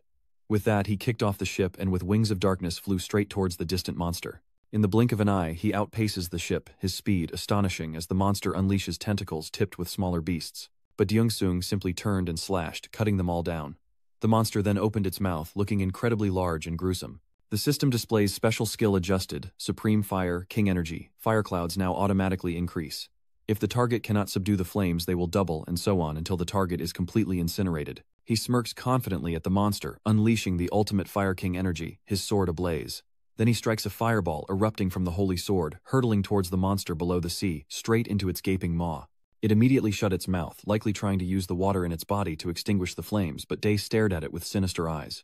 "Must be hot, huh? How about I blow on it for you?" As soon as he finished speaking, the fire of the Fire King's energy spread throughout its body, creating bubbles of flame all over the monster. Then boom, a deafening explosion, and the monster was obliterated. Sion finally surfaces, witnessing the aftermath, her eyes filled with admiration. As expected, Desung is the best of the best. Sao is overjoyed, finally free from the annoying sounds. She waves her hand and shouts, "Desung, please set me free." He looked down, his face unchanged, and replied, "Now's not the time. Just wait." Looking over, the party seemed to be struggling against the flying monsters. Sao Yon muttered, "That attention-seeking brat must still be fighting."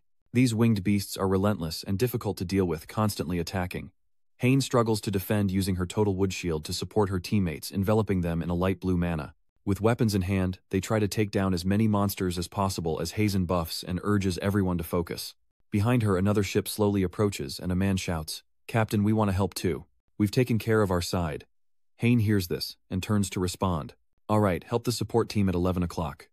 They exchanged knowing glances. Jin Kriya was also hiding among them, and with his men prepared to board Hazen's ship. He commanded everyone, "Prepare yourselves. I'll capture and kill that Class S Hayne first." With that, he stepped onto the ship right behind her. Of course, his concealment kept him hidden. Jin Qian approached from behind but suddenly stopped looking, worried. Jin Qian turned, wondering what this ominous feeling was. He was horrified, gritting his teeth, sweat beading on his skin as Daichung floated behind him, sword in hand. He says to Hazen, "Still not done. What's taking you so long?" She turned back to complain, "We're doing our best here." Di Wong landed on Hazen's ship. He walks past Jin Qian and approaches her, grumbling, "Trying your best at what? Get out of the way." Jin Qian wondered if this was his chance, a chance to kill that Desung. Activating his skill, Sazu's eyes can identify all targets within a 1-kilometer radius, as Deung uses his ultimate skill, Skyfire Bullet Dance, creating a massive burning sphere of fire that floats in the sky. This draws the attention of every hunter as thousands of smaller fireballs erupt from the large one targeting the flying monsters. Their speed and power cause them to explode, and some of the fireballs head straight for Jin Qian's team on a nearby ship. Watching them explode, Heron's team wondered what was happening. "They're on our side." The ship then explodes, shocking everyone else. Hayne intervened, saying, "Stop, why are you attacking our allies?" Having been attacked, Jin Qian reveals himself, leaving those on the ship wondering who he is. "Who is this guy?" Enraged, he glares at Deung and curses, "This bastard." The remaining hunters stared at Jin Qian in disbelief, wondering, where the hell did this guy come from?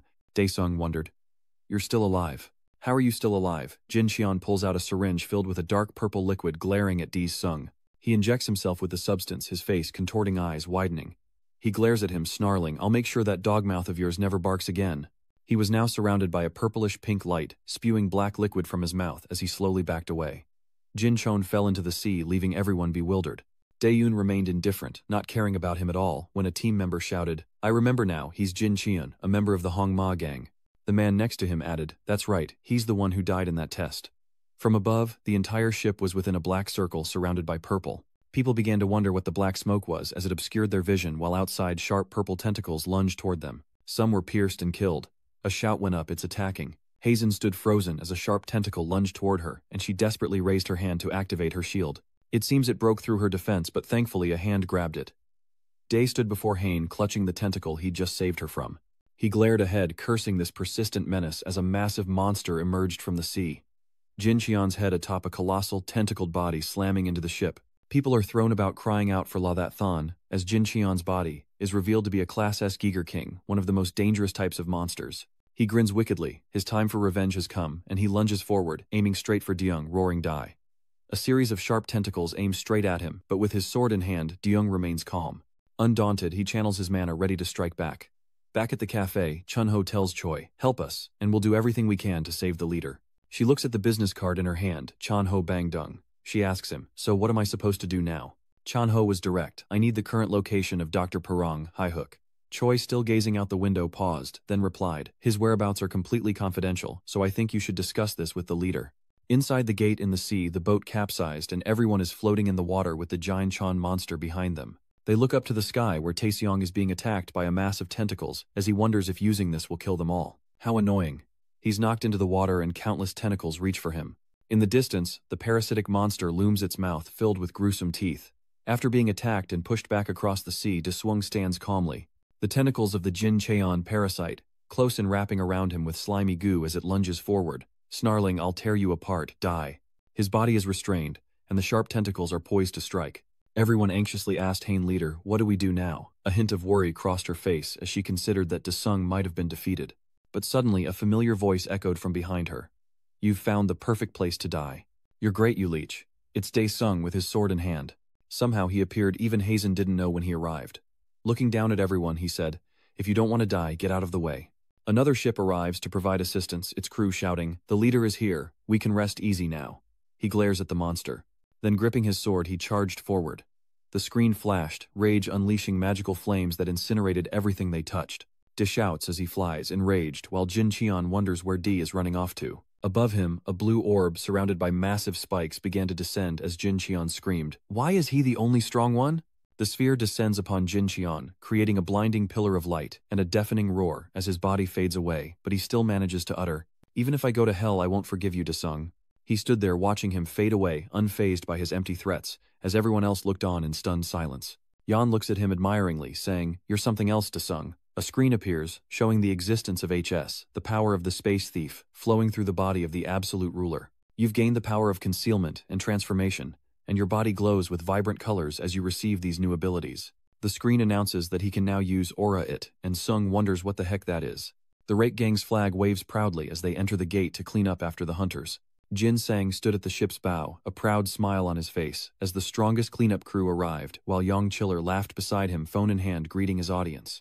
"Hello everyone, it's your million-view YouTuber Yang Chiller." Standing next to Jin Sang, he grins and tells his viewers, "This is the gate cleaner experience, and we'll be starting with the help of the guild leader." Yang Chiller is ecstatic. "Oh my god, thank you for the 1000000 donation." Live comments poured in praising both the content and Yang Chiller's previous videos as we return to the Fortress Clan's training grounds. Sion is inexplicably furious, grinding her teeth and growling uncomfortably as a hand reaches out as if to flick something. This is a forehead flick for the Shadow Witch. She rubs her head in pain and asks, "Why did you do that?" "I told you to get rid of those ghosts." Deswung replies, "They're not ghosts, it's a type of mind-controlling magic. I took care of it, so don't worry." Inseon seemed to be in pain, wondering about the magic. He elaborated, saying it was similar to it. "But where did you get that power?" With a smile, she replied that she went into an awakening gate, surprising Daeyoung, who asked, "An awakening gate?" The clever Sion beckons him closer. "I'll tell you something." Then she whispers in his ear, "Even though it's a top secret, I'll let you in on it. Within the monster gate lies a portal that can awaken people," she continued. "I was desperate, so I ventured in despite the danger." Di Jung wondered if there was a gate in hell too, as a message appeared announcing that a celestial being had entered the Demon King's territory. An urgent temple quest has begun. Failure results in a 21% reduction in the temple's manifestation, and the reward is 1 million contribution points. Di Sung seems uneasy. He scratched his head, cursing the annoying flies under his breath, then turned to Sion and said, "This ends here. I have to go." The girl watched him go, hand on her chin, a puzzled look in her eyes. Then Sion smiled mysteriously, as if she knew something. Meanwhile, at the Hunter prison camp, a separate and heavily fortified compound bears the inscription, "Advanced Reform Opens the Future." Inside, a prison guard knocks on a cell door. He announced, "Inmate number 108, you have a visitor." Inside was the wild leader of the Soul Freezing clan, his sharp eyes fixed on the door, his face displeased. The prison visiting room door opens, and Rundong slowly enters. He was a little surprised to see his visitor, none other than Choi. She smiles and greets her leader, who returns the smile, his gaze softening with fatherly affection. "I'm glad to see you're well." Their conversation ends, leaving us to wonder what was said. Choi emerges from the prison camp, her face a mask of cold determination. And with that, a look of unwavering resolve. During her conversation with Hong, he said, "If it's Professor Park, he might be able to fix my broken aura core, but there's a high chance Hong Ma is involved with him, so think carefully." Speaking of Hong Ma, her rage reignites and she clenches her teeth. They're the ones who made her this way. Back to Desung, a notification appears, "You and your servant have entered the temple." Seeing this, he was very confused. Where did this servant come from when he'd always acted alone? Suddenly, Yan popped up from behind, eyes wide with wonder. Desung jumped, turning around to ask, "How did you get in here?" The girl raised her hand to her mouth and replied, "I want to learn how to use mana too, please teach me." Master the screen displays Deason's attendant, a witch with many skills, including a fatal one that can instantly kill an opponent, but failure means death.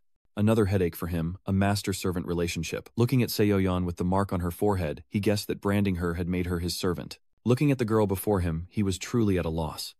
After a moment's thought, Dedung chuckled softly, then grabbed Sion's wrist. He watched as the system commanded the upload of the Demon King's territory, as the girl behind him looked on in admiration. The screen displays that the demon territory data is being loaded.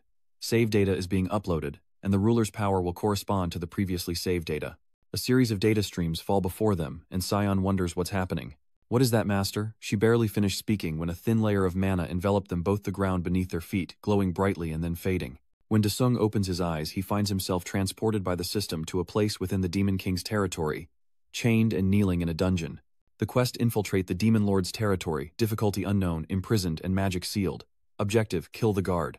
Reward 100,000 merit points, 1 servant skill point, Demon Lord territory progress 0%. Looking at the chains on his hands and his own powerlessness to escape, Desung muttered, "What is this? I'm back to being the weakest again." As he pondered, Sion appeared cutely, calling him master, startling him. On the table were various torture devices, and the girl gasped, "What is all this? There are so many wonderful things here." Sensing trouble, he calls for Sion. "Hey, you little thing," the girl seemed to snap out of it, turning to answer with a loud yes. He waved his hand, asking, "Can you unlock these chains?" "Sure, but why doesn't Master just use his powers to break them?" De Swung gave a wry smile. "These things are sealing my magic." The girl put 2 fingers to her forehead and said with a smile, "Let me try." Moments later, the dungeon echoed with clicks and clacks as the shackles were released and hung suspended in the air. He rubbed his wrists and asked her, "How did you do that?" Sion smiled. "I guess this place suits me." "Look, Master, she's using mana on her fingertips to make a key." "How wondrous." Deng thought to himself that her skills seemed to be amplified here, as footsteps echoed from outside the dungeon, growing ever closer. He signals that it's a guard, the boss's key hanging on the monster's hip clinking, a monster with glowing eyes, a barrel-like object on its back, and a large saw blade in its hand. It's called a soul collector, and it raises a hand brimming with magic. "Why is Ion taking the initiative? Let me handle this quietly." De Jong didn't seem to trust him, asking suspiciously. "A kid elsewhere at the Jiangdong traditional market parking lot." A car descends into the underground parking lot and stops in a designated space. Chan Ho steps out, and a figure in the opposite car waves. "You seem quite calm. This must be a prearranged meeting." From inside the car, a voice said, "Get in, I'll take you to Professor Park's lab." The engine roared and the car sped off. They sped out of the market's parking garage into a lab filled with large, sturdy metal pods.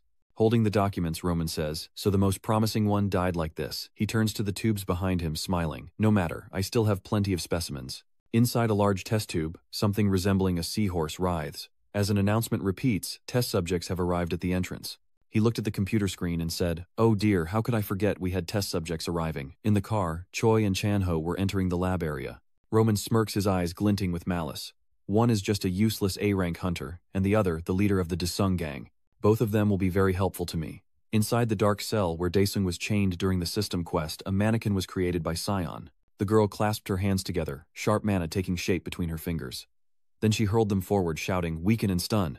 Those sharp darts pierced the puppet's back, and at that same moment the Soul Reaper froze, looking utterly bewildered. Next, the remaining darts pierce its body, draining, exhausting, and hypnotizing it. Like a voodoo doll, what happens to the puppet also affects the Soul Collector, causing it to kneel and cough up blood. An attack from behind shatters the vessel, and a magic-infused blade pierces its chest. I deliver the final blow and withdraw my sword. The Soul Collector falls face first at his feet, and the system announces his progress, along with a reminder about rewards and the option to upgrade his servant's skills. Sion emerges laughing. "Just as I thought, my powers are much stronger here." De Jong stops, warning her that things are about to get even more dangerous, and she should hide her dolls around her waist. So Ion is surprised, asking how he knew about her abilities. De Jong explained that he could see it in her status window, then hurried off. The girl chased after him, calling out, "Master, wait for me." After leaving the dungeon, they arrived at a garden filled with trees. The second quest, Labyrinth Garden, difficulty unknown. Objective, escape the labyrinth. Reward, 1,000,000 merits. Demon King domain progress, 33%. The garden's atmosphere drains vitality. Defeat the Gravekeeper to recover. Master and servant, they suddenly become unusually serious. Day reached out, thinking, "I've been here before, so escaping shouldn't be a problem, but there's something." He turned to Ion. "What kind of doll did you give me?" she wondered. "A doll." What for? Noticing the puppet in the girl's hand, Day instructs, "I'll go in first. Come in when I call for you." Sion says admiringly, "You mean you're going in alone because it's dangerous?" "How amazing are you, Master?" Day Chung, sweating, thought he couldn't stand here listening to this girl's saccharine words for another minute. He pondered the mission, realizing the gravedigger's life recovery was a trap only meant to slow him down and drain his life force faster. He took a deep breath, cast a spell to turn around, and then sprinted forward straight into the maze garden, blasting through the fence in a flash of light. Day has entered the maze, and shows no signs of stopping, but thorny vines emerge from behind, reaching for him. They peer straight down, but all miss. With experience, D knows that touching those thorny bushes will slow him down. The aging is happening faster than expected. His face now appears much older. Before him stands a gravekeeper who has noticed his approach. It immediately turns scythe in hand, ready to intercept him. Day is visibly aging, his energy waning, but he can't stop now. The tombkeeper swung his shovel in a backhanded strike aimed at his waist, but De Jong quickly kneeled and slid backward, narrowly avoiding the blow. He slid a bit further, leaving the gravekeeper behind, and saw the exit door right in front of him. De Jong rushes forward, but an explosion rips through the wall beside him, revealing another gravekeeper weapon raised, ready to strike. He quickly raises his knife to block the blow. He struggles to defend himself, cursing under his breath, and just then a barrage of thorny vines catches up, ready to strike. De Jong's face shows clear worry. "No, at this rate, I'm going to die." But the thorny vines ensnare him, wrapping him in a cocoon. Meanwhile, at Professor Park's lab, Choi's vehicle comes to a halt. The camera follows them as Chan-ho marvels at the sheer secrecy of the place. Choi insisted she'd only been here once herself, then strode forward. The two stop in front of an elevator, and Chan-ho wonders, why is this elevator so big? Choi replies, that's strange, it wasn't here before. As the elevator door slowly opens, a figure standing behind it gradually comes into view. Roman steps forward, introducing himself. Hello everyone, I'm Professor Park's assistant. My name is Nam Jaegu. He smiles and uses a false name to deceive, then turns to Desdung. The master is dying. Meanwhile, outside the maze garden, Sion was happily playing with his magic, when suddenly his voice urgently echoed in her mind. This startles her, and Desdung says, I've called you 100 times, why haven't you answered? Quick teleport into the puppet, Sion urged. Jesser raises her hands, muttering an incantation as magic envelops and then explodes around her. The girl has appeared inside, and Sion looks around, but not seeing anything, he suddenly feels a chill down his spine. Behind her was a gravekeeper filled with evil energy, and she quickly took out her puppet, preparing to cast a spell. The monster calmly introduced itself, startling. Sion, why was her master in that form? He knelt and placed his hand on the ground, saying, I'll explain later. Just follow me for now.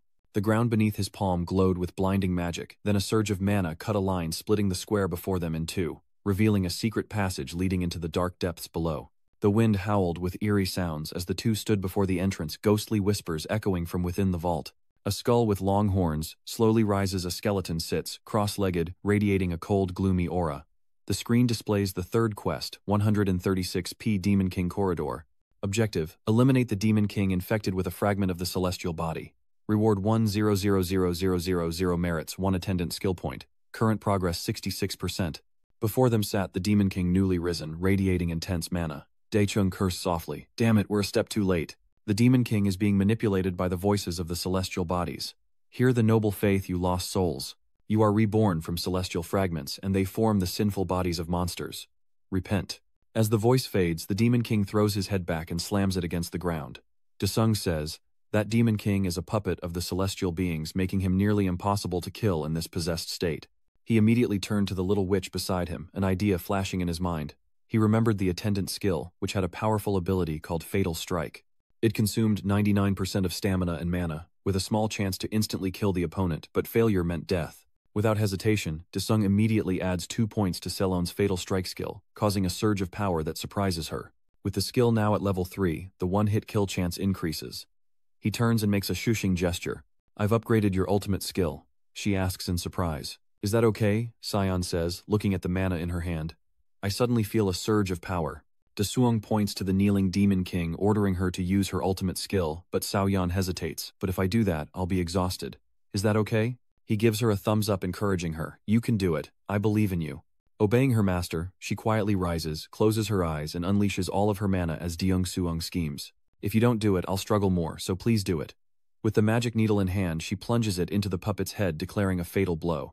Instantly, a surge of purple mana erupted from the Demon King's forehead, and he collapsed to the ground as the purple energy spread throughout his body. Seeing this, Dedung clenched his fist and exclaimed, amazing, but unfortunately the girl next to you has a problem. Why is Ion lying there? The excessive drain seems to have knocked her out. Anticipating this, Trong K calmly thinks that everything is complete. Meanwhile, the Demon King has awakened, and is slowly sitting up as Dedung steps forward, blade in hand, ordering a full stat buff. The mana surrounding the blade shifts to orange and red as the Demon King rises crouching with his familiar blue aura. Di-chung faces him engulfed in flame, mana cracks appearing across his body. He's using blood infusion while the Demon King retrieves his sword from the circle on the ground. Realizing this, Dae-seong charged forward, thinking, you're trying to summon the Sword of Sin to capture me, what a fool. He shouts Die Demon King and slashes his blade. But the Demon King manages to parry the blow, its immense power sending Dae-seong's blade flying. Immediately after, a sword pierced through him and Di-chung cried out in pain. But the Demon King didn't stop there, using soul absorption, and something unexpected happened. Deung's body began to dissolve from where the sword pierced him, his entire being drawn into the blade in a shocking turn of events. His entire body absorbed the Demon King's sword tip, turned red as he confidently declared, you pathetic fool. Outside on the streets of Soon, a black luxury car speeds along as Choi speaks to Roman, who is acting as Professor Park's assistant. Sorry, I forgot to mention, but one more person is coming. He asks, one more person? Who could that be? As everyone stood there, they heard a car descending into the basement. The car screeches to a halt, next to Choi's, and a refined-looking man steps out. Choi introduces the Marvel gang leader Hanu, explaining that he wants to work with Professor Park, so they decided to come together, leaving Roman a bit confused. You should have given us a heads up. The leader raised his hand to his chest and said, I'm Hanian from the Marvel gang, and as someone in the industry, I really admire you. He smiled, replying, I'm Ju, Professor Park's assistant. What was he thinking? Why is this guy here? He turns and greets the blanket man. The two exchanged stiff greetings and Choi simply waved in response. It seems they already know each other. She adjusts her hat and turns to Roman. It seems everyone's here. Can you take us to Professor Park now? Or should I call him? Roman thought with a sly grin. What a sly woman bringing bodyguards with her. I will surely punish you and turn you into a monster. Then he signaled for everyone to follow him, and they all entered the elevator and began to move. Arriving at a room within the lab, Roman tells them to wait there. Professor Park will be right out. With that, he calmly turns and leaves the three of them behind. As soon as Hack stepped out, the door slammed shut, leaving Chan-ho with a sense of unease. This lab feels strange. Hanyeon pulls out 2 bracelets, hands them to the others, and says, "These are protective bracelets we've developed." He seems sincere enough. Wear them just in case. Without hesitation, they thank the leader and put the bracelets on. Choi smiles, saying, "Leader Hoang told me to accompany you, Hanan, for safety." Chan-ho scratches his head, realizing he forgot to have this man repair their weapons. From the vent above, a stream of bone-white gas pours into the room. All three were astonished at what they saw, unable to comprehend what was happening. The leader cries out that it's a trap, warning everyone to be careful. Chan-ho and Choi looked up, eyes wide with horror, as the others tried to break through the door after realizing they'd been trapped. The door and Hanyeon burst open, followed by Chan-ho, the last to emerge. The three stood there, gazing down the corridor. Before them stood a horde of goblins with glowing red eyes and mouths full of sharp teeth, and Hani stood ready, conjuring a mana blade in his hand.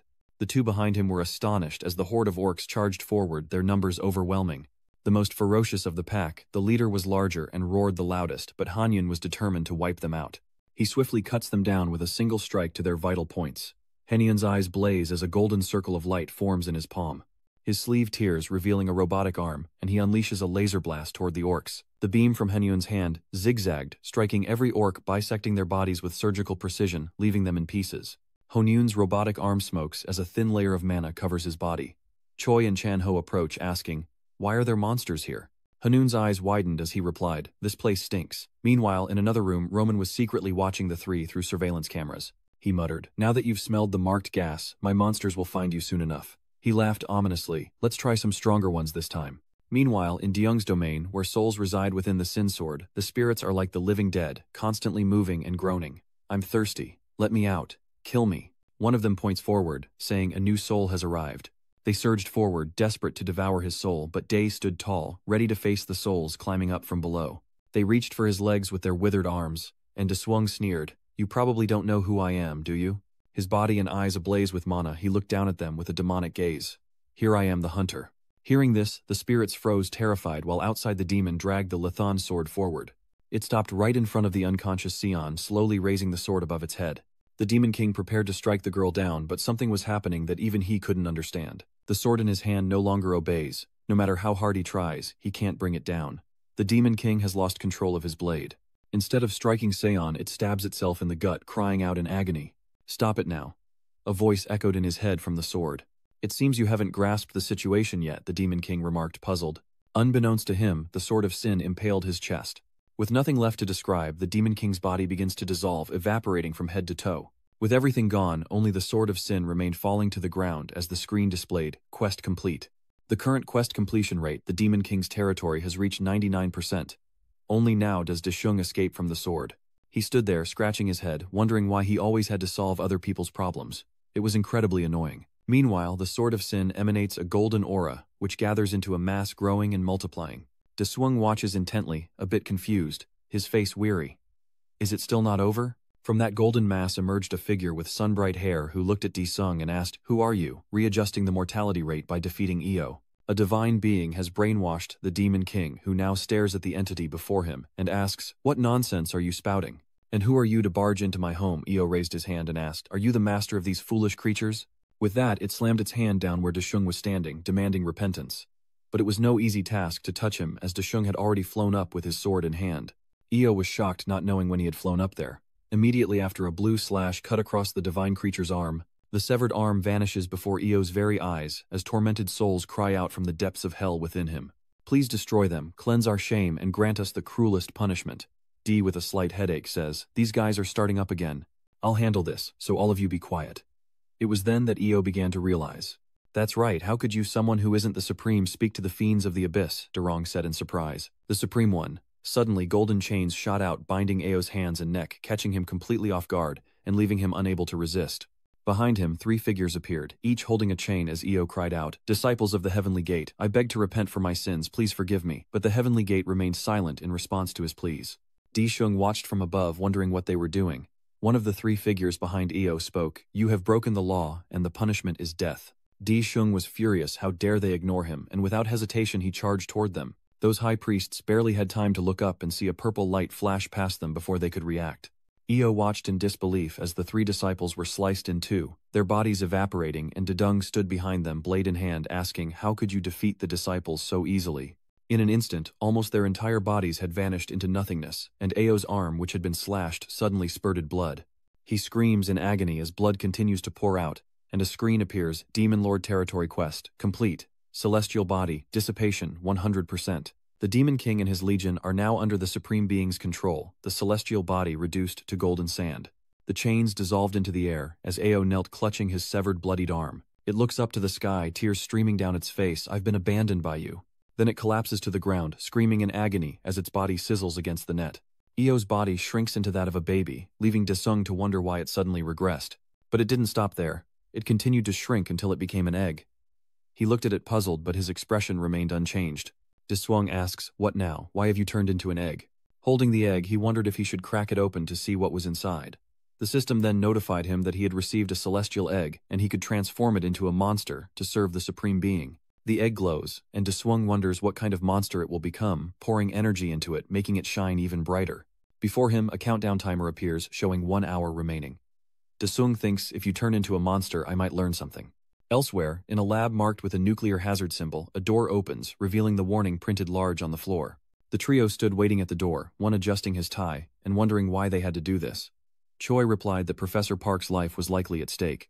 Hanyun stood in front, waving his hand to signal the 2 behind him, then looked up as if something was above. It's a distorted ogre, with 2 heads, and a massive weapon in its grasp. One grotesque head asks, "Are you hunters?" Mana envelops its body as it grins wickedly, its eyes filled with malice. The 2-headed ogre leaps down a spiked flail in its grasp. Its form was peculiar. A 2-headed ogre with a human head that could speak and reason, drooling as it said, "It's been so long since I've seen humans." Choi, looking shocked, asked Leader Choi, "What is that thing?" Hani replies, "It's an experiment, a hybrid of human and monster." The creature looks at Choi with excitement. "How lovely. I wish your head could be by my side." Enraged, she draws her gun and points it at the creature. The madman then unleashed a barrage of bullets at the monster. But when the barrage ended, nothing significant had happened. It stood there unscathed with only a bit of smoke rising. Hani dragged his Lathan blade across the floor, sparks flying, then charged, slashing at the monster. It blocked with its axe and roared, "You coward, ambushing me like that."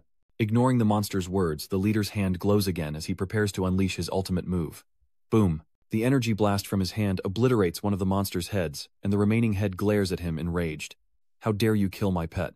Hani slides back as the monster prepares to attack, roaring, "Enough, you insects." The leader continues his relentless assault, giving the monster no chance to retaliate, but the monster manages to strike Hanyan with its thorn mace, sending him crashing into a wall. The powerful blow made him smoke and collapse to the ground. The monster lunged, reaching for Hanyan, but with swift agility, he spun around behind it. Meanwhile, a barrage of bullets to its face throws the monster off balance, courtesy of Choi. Behind her, Chan Ho looked visibly worried as the monster sneered, "I'll have to ask the doctor to get my companion a new head."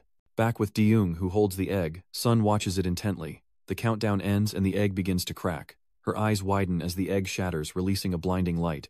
Sion exclaims, "Master, look, something appeared." Before them floats a white and blue spirit with wings.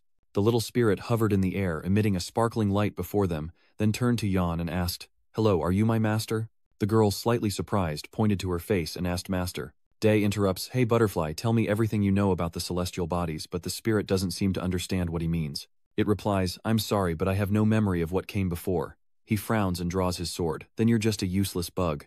All my efforts, and you're just an insect." Seeing this, Sion immediately stepped in, saying, "I want a pet too, so stop." The girl turned to the spirit and said, "Show us you're useful, or you're not worth keeping alive." The spirit asked, "What must I show you?" It suddenly remembered eyes lighting up the item shop. And just like that, a stall appeared with countless items on display, though everything was too blurry to see. Sion was impressed. What an incredible skill. The spirit really created an entire shop in Deshung's space. Now he could finally see the items, clearly a dazzling array of everything imaginable, with a collection of bows and arrows of all kinds displayed on the right. On the table, a piece of paper and a quill appeared labeled Future Diary. Deung asked, "Hey Butterfly, what's this?" she explains. This is a one-time use item that will give the user important information about future events. You can buy it with achievement points. He asks, it tells me about the near future, not bad. A system window appears displaying future diary. We provide the most useful information to our users. The information is valid for 24 hours from the time of purchase and can be purchased once a week. Do you wish to proceed? Immediately, Desung selected IS and decided to purchase a trial future log, and the quill began to write according to his wishes. Desung wrote in it to see Choi Jin-ho and Hanun's situation an hour later, carefully observing the prophecy's result. The results were disappointing, and he couldn't help but ask, what is this? Inside a hunter association high-rise in the city, Desung emerges from a gate mission complete. Sion followed, and he asked her, you can get home by yourself, right? The girl obediently agreed, but then Sion wondered, why did you leave your subordinates behind? Let me come with you. Day turns back and demands that she fix the puppet's eyes before anything else. Seemingly not ready to give up, the girl continues to grumble. The leader turns back a stern look on his face, warning Sion not to make him repeat himself. Sion, terrified, falls silent and returns to Professor Park's lab, where Hanian lies motionless, smoke rising from his body, and the one-headed monster stares at them. Suddenly, the leader's body began to emit smoke, tearing apart his suit as the monster looked down in confusion. Hanun's robotic body appears smoke billowing from the vents in its armor, a dense purple mana core glowing in its chest, its back encased in machinery. Nearly all of Hanun's upper body is robotic. With a piercing gaze, he yelled at the monster, you bastard. Then he charged forward, delivering a lightning-fast, powerful punch aimed straight at the monster's face. The powerful punch staggers it back, but it quickly regains its footing, turning to Hanu and saying, enough is enough. But before it can say more, the familiar glowing hand of the leader appears before it. He prepared to unleash a torrent of quantum energy, obliterating the monster's upper body in a blinding flash. Hanian clutches his stomach, the last attack, clearly taking its toll, as Choi Tien calls out to him. Are you okay? Chan-ho wondered if the leader's body was truly made of various aura weapons. Hanyun turned to the others. I need more time to recharge my core. Chan-ho replied. Sorry to interrupt, but it seems we're being forced to play this guy's game. Through the security camera, Roman witnessed the entire fight. Enraged, he cursed. Damn it, I can't believe I have to use it. He pressed the level X button and said, I want to capture that bastard alive. Hanun sat cross-legged, beginning to replenish his energy core. Chan-ho wonders if he's an E-rank hunter, thinking he can easily take down the leader. A shutter slowly rises, revealing animalistic legs, leaving Chan-ho and Choi in stunned disbelief. From behind the smoke in the gate, a mysterious figure emerges, a monster with goat legs, twin horns, and eyes glowing red. Roman strokes his chin, observing that he still needs some of their parts before they're torn to shreds. Before them stands a terrifying goat monster, wielding a massive blade. Choi draws his dagger, saying, damn it, another beast-type monster. Hani glances at it, then reminds the two. This one's probably S-rank. Stunned faces all around. They're both incredibly worried to hear this monster is S-rank. Hani stands before them. The monster advances its massive blade, sparking as it drags across the ground, closing the distance with each slow, deliberate step. Hani moves charging toward the monster, which remains unfazed, barely reacting. The leader throws a powerful punch, but it easily dodges. Seeing an opening, the monster strikes, snatching Hanyun's arm with incredible speed. Even he couldn't believe it was faster than him. Blood splattered in the air. With a sharp slice, Hanyun's hand is severed and sent flying as he falls backward behind the monster. Chan-ho cries out in horror, no way! Choi Silent gripped her gammo knife, charging towards the creature, yelling, you damn monster! It realized and cast a deadly glare at Choi. She swung her knife upward, but it was already gone. In the blink of an eye, it appeared right beside her, shocking her. A powerful kick sent her flying into the wall. Luckily, the protective bracelet Hanyun gave them created a barrier that blocked the damage. Seizing the opportunity, Hanyun rose, channeling his quantum energy towards the monster, yelling die, but it stomped, moving in a blinding zigzag, then sliced off Hanyun's remaining arm, following up with a punch to the face. Their leader defeated the monster, stomped on his head, his severed arm flying into the rafters. Chan-ho could no longer stand idly by yelling at the monster to stop, but hearing Chan-ho's inner thoughts, it turned to face him. The goat-headed monster's entire body blurred, and in the blink of an eye it stood towering before Chan-ho. He showed no fear, only unwavering resolve as the goat-headed monster sneered at Chan-ho. Mana emanates from his body. In response, he smirks and says, I know someone even stronger than you, so I won't die here today. The goat-head raised his blade high, ready to strike as Chan-ho braced for the blow, placing his faith in Daesung. Just as the blade fell, something pitch-black erupted to block it, shocking the goat demon. His eyes widened as his smile faded. Even Chan-ho was taken aback by the sight of what looked like a bush with countless wriggling arms. The goat head quickly kicked off the ground, retreating backward, sliding about 10 meters as the black mass continued to grow. From within, Daesung's face emerged as Chan-ho stood behind him, grinning. Choi's eyes widened in shock as Daesung's name flashed in her mind. He turned to his friend, Chan-ho, you're not dead, are you? He looked at Daesung with a smile, and said, "You crazy bastard, how could I die so easily? My intellect is S-class, you know." Seeing the situation difficult, the goathead switches targets to the girl sitting nearby, prompting Chanho to shout out in worry. Almost instantly, Daesung teleported again, becoming a pillar of darkness, blocking the goathead and saving her from a fatal blow.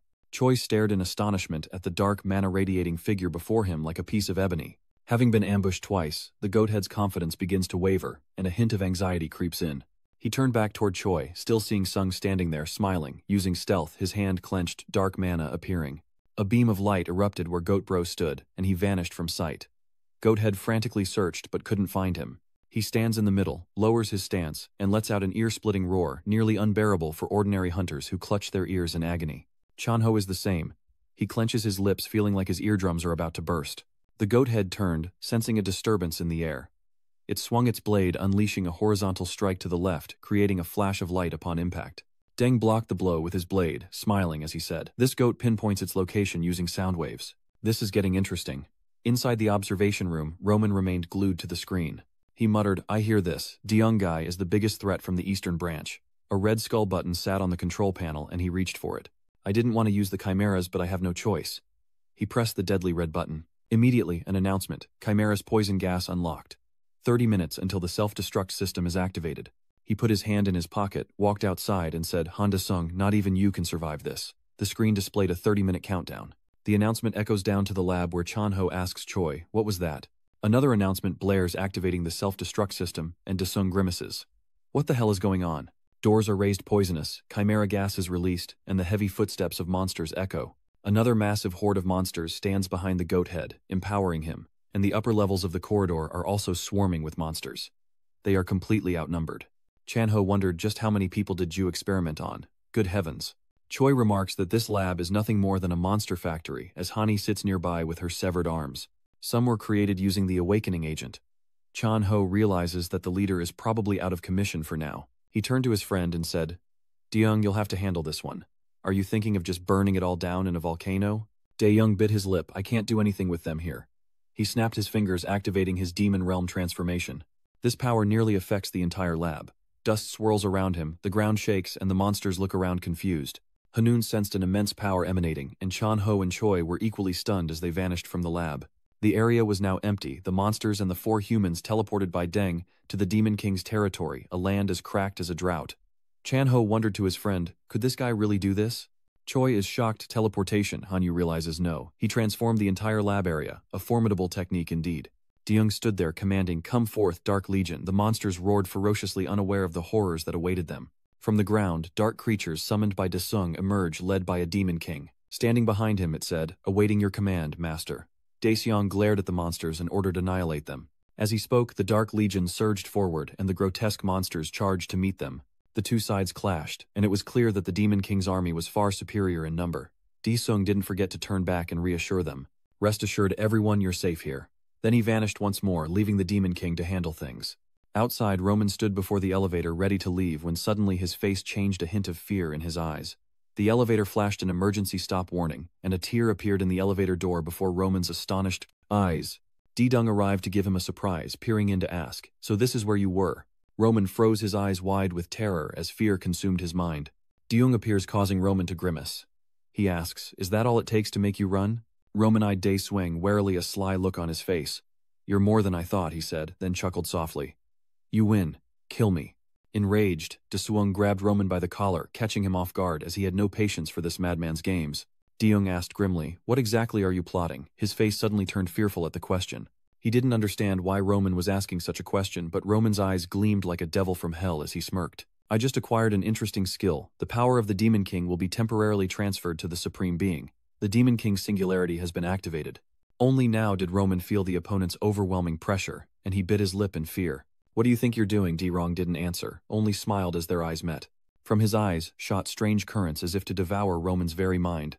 Roman screamed, then collapsed to the ground. A white fluid poured from his mouth and eyes as he thrashed about in agony, clawing at his throat. He sensed an evil eye watching him as memories of his lab, his experiments, and his victims flashed through his mind. He turned people into monsters, forcing them to scream in agony. In his lab, all the victims slowly transformed, crying, but unable to escape. Not only that, but he injected his unfortunate victims with a strange liquid of his own making. During his twisted experiments, Roman murdered countless innocents, their blood flowing like a river. Remembering the words of Bishop Fuangdong, "Because you have sacrificed enough souls to the temple, I will grant you a man. From now on, every time you die, your soul will be reborn into another body." Roman smiled contentedly, finally having a new body. Seeing him struggle, Day took the opportunity to attack, forcing Roman into a defensive position. He was too weak to fight back, and it seemed Day had glimpsed his memories.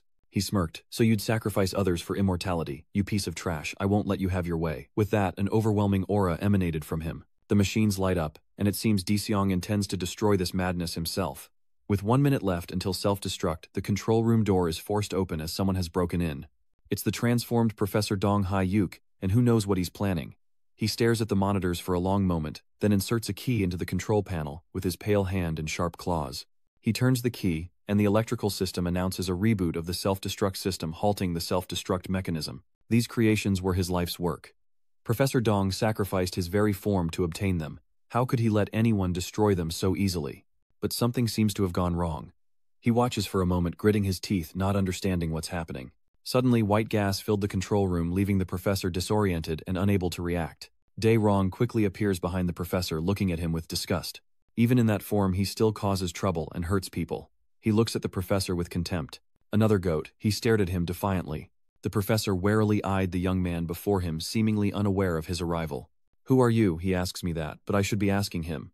The two sized each other up, neither making a move. The professor spoke first, introducing himself as Parong Haihuk, owner of this research facility. Hearing the old man's introduction, he was stunned and asked again. All of his systems were frozen, and he and the others had successfully taken over the entire control room. The professor was captured and sat in a chair, as Chanho's group quickly arrived, recounting the whole story, which filled him with guilt. Little did he know, Leader Hoang was captured, all because of him. As soon as he finished speaking, the professor suddenly bent over and rose from his chair, continuing, "Rest assured, I have enough evidence of Namdu's illegal activities with the Hongma gang, so he will be arrested soon." Chanho couldn't understand his sudden kindness, whispering to himself, "Is that really Professor Park?" She glanced over, confirming that the voice indeed belonged to Professor Park Dong-hyuk, whom she had met before. Hanun thought in astonishment, it was truly unbelievable. He was able to fully hybridize with another monster and retain his reason. The professor approached him. "Congratulations," he says, "the leader has successfully implanted the aura weapon into your body." Hanun replied curtly, "Ah, yes." He continued, "If I remember correctly, Miss Tan said she was having some issues with her elixir field, correct?" She responded, "Yes, doctor." He continued, saying that trying to restore her was worth a shot, but he couldn't guarantee she'd return to normal. Swang interrupts the doctor, saying he has an important question. Where was he when the lab was in chaos? With a look of resignation, the professor closed his eyes, sighed, and seemed lost in thought. The professor began to recount, "I was the first hybrid test subject. I saw that simply awakening aura wasn't enough to fight those monsters. So I decided to carry out the monster-human hybrid experiment with Ju, who was diagnosed with a terminal illness, and put into suspended animation to prolong his life. And our goal of possessing a truly powerful body didn't succeed as we'd hoped." Jago was also confused because things weren't going as he expected. I had set an automatic hibernation command in case the experiment failed. Upon hearing this, Dae-sung wondered, "Wait, didn't you say the experiment was a success? But it sounds like it failed." The professor reflects that my original body died from anaphylactic shock before hibernation, and the experiment succeeded. Chan-ho explains that if the force was enough to affect the hibernation device, it's possible. De-young sulks and turns away, retorting, "Even Dr. D doesn't know where they are." Han-un listens silently, lost in thought. The Hans Chan-ho asked Swing, "Who are they?"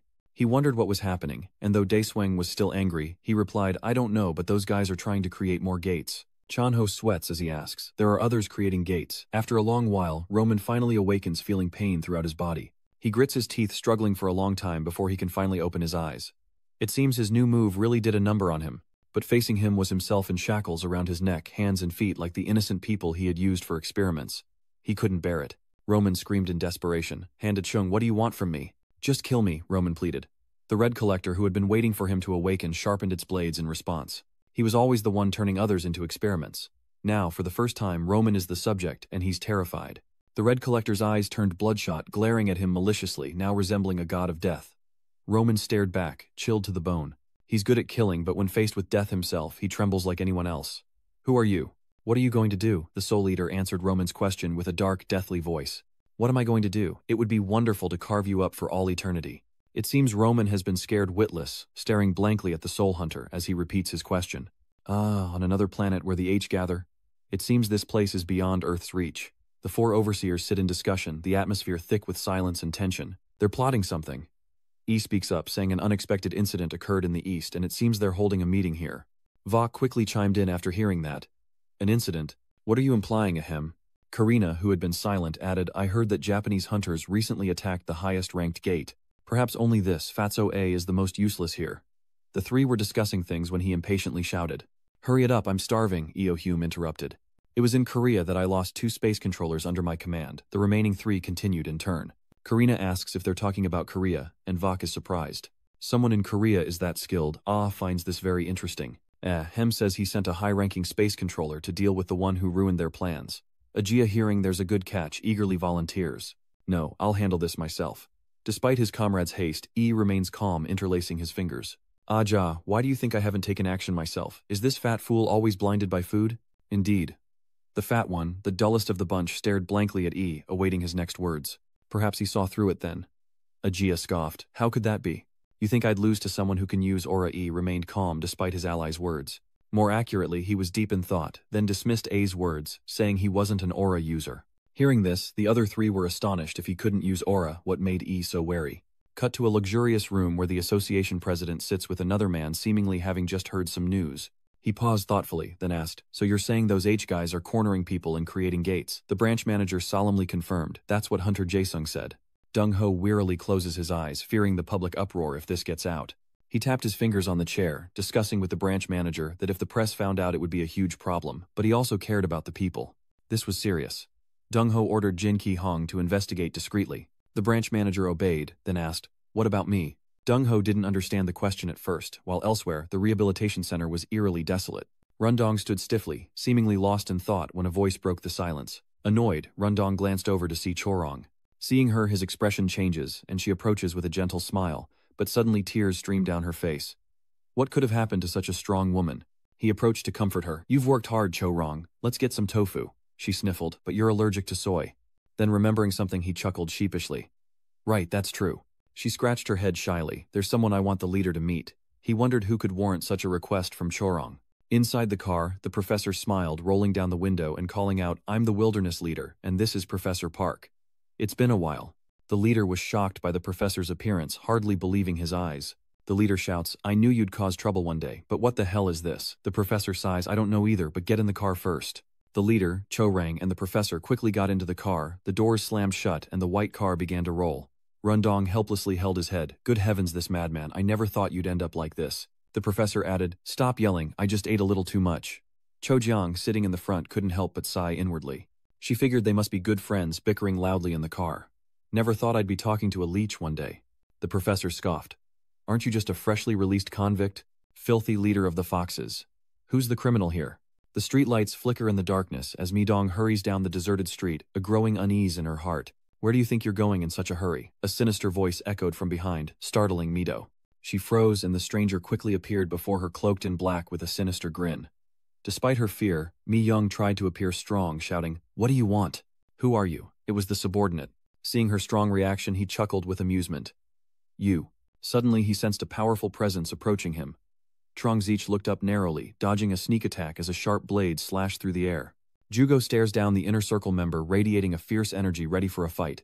He grits his teeth at the man before him, finally face to face with the culprit behind the kidnappings. He turned to look at her, telling Myung to retreat and call team leader Jin for backup, which she quickly did. Jugo stood defensively, protecting his teammates' retreat, as the man in chains chuckled, feigning nonchalance as he mused to himself.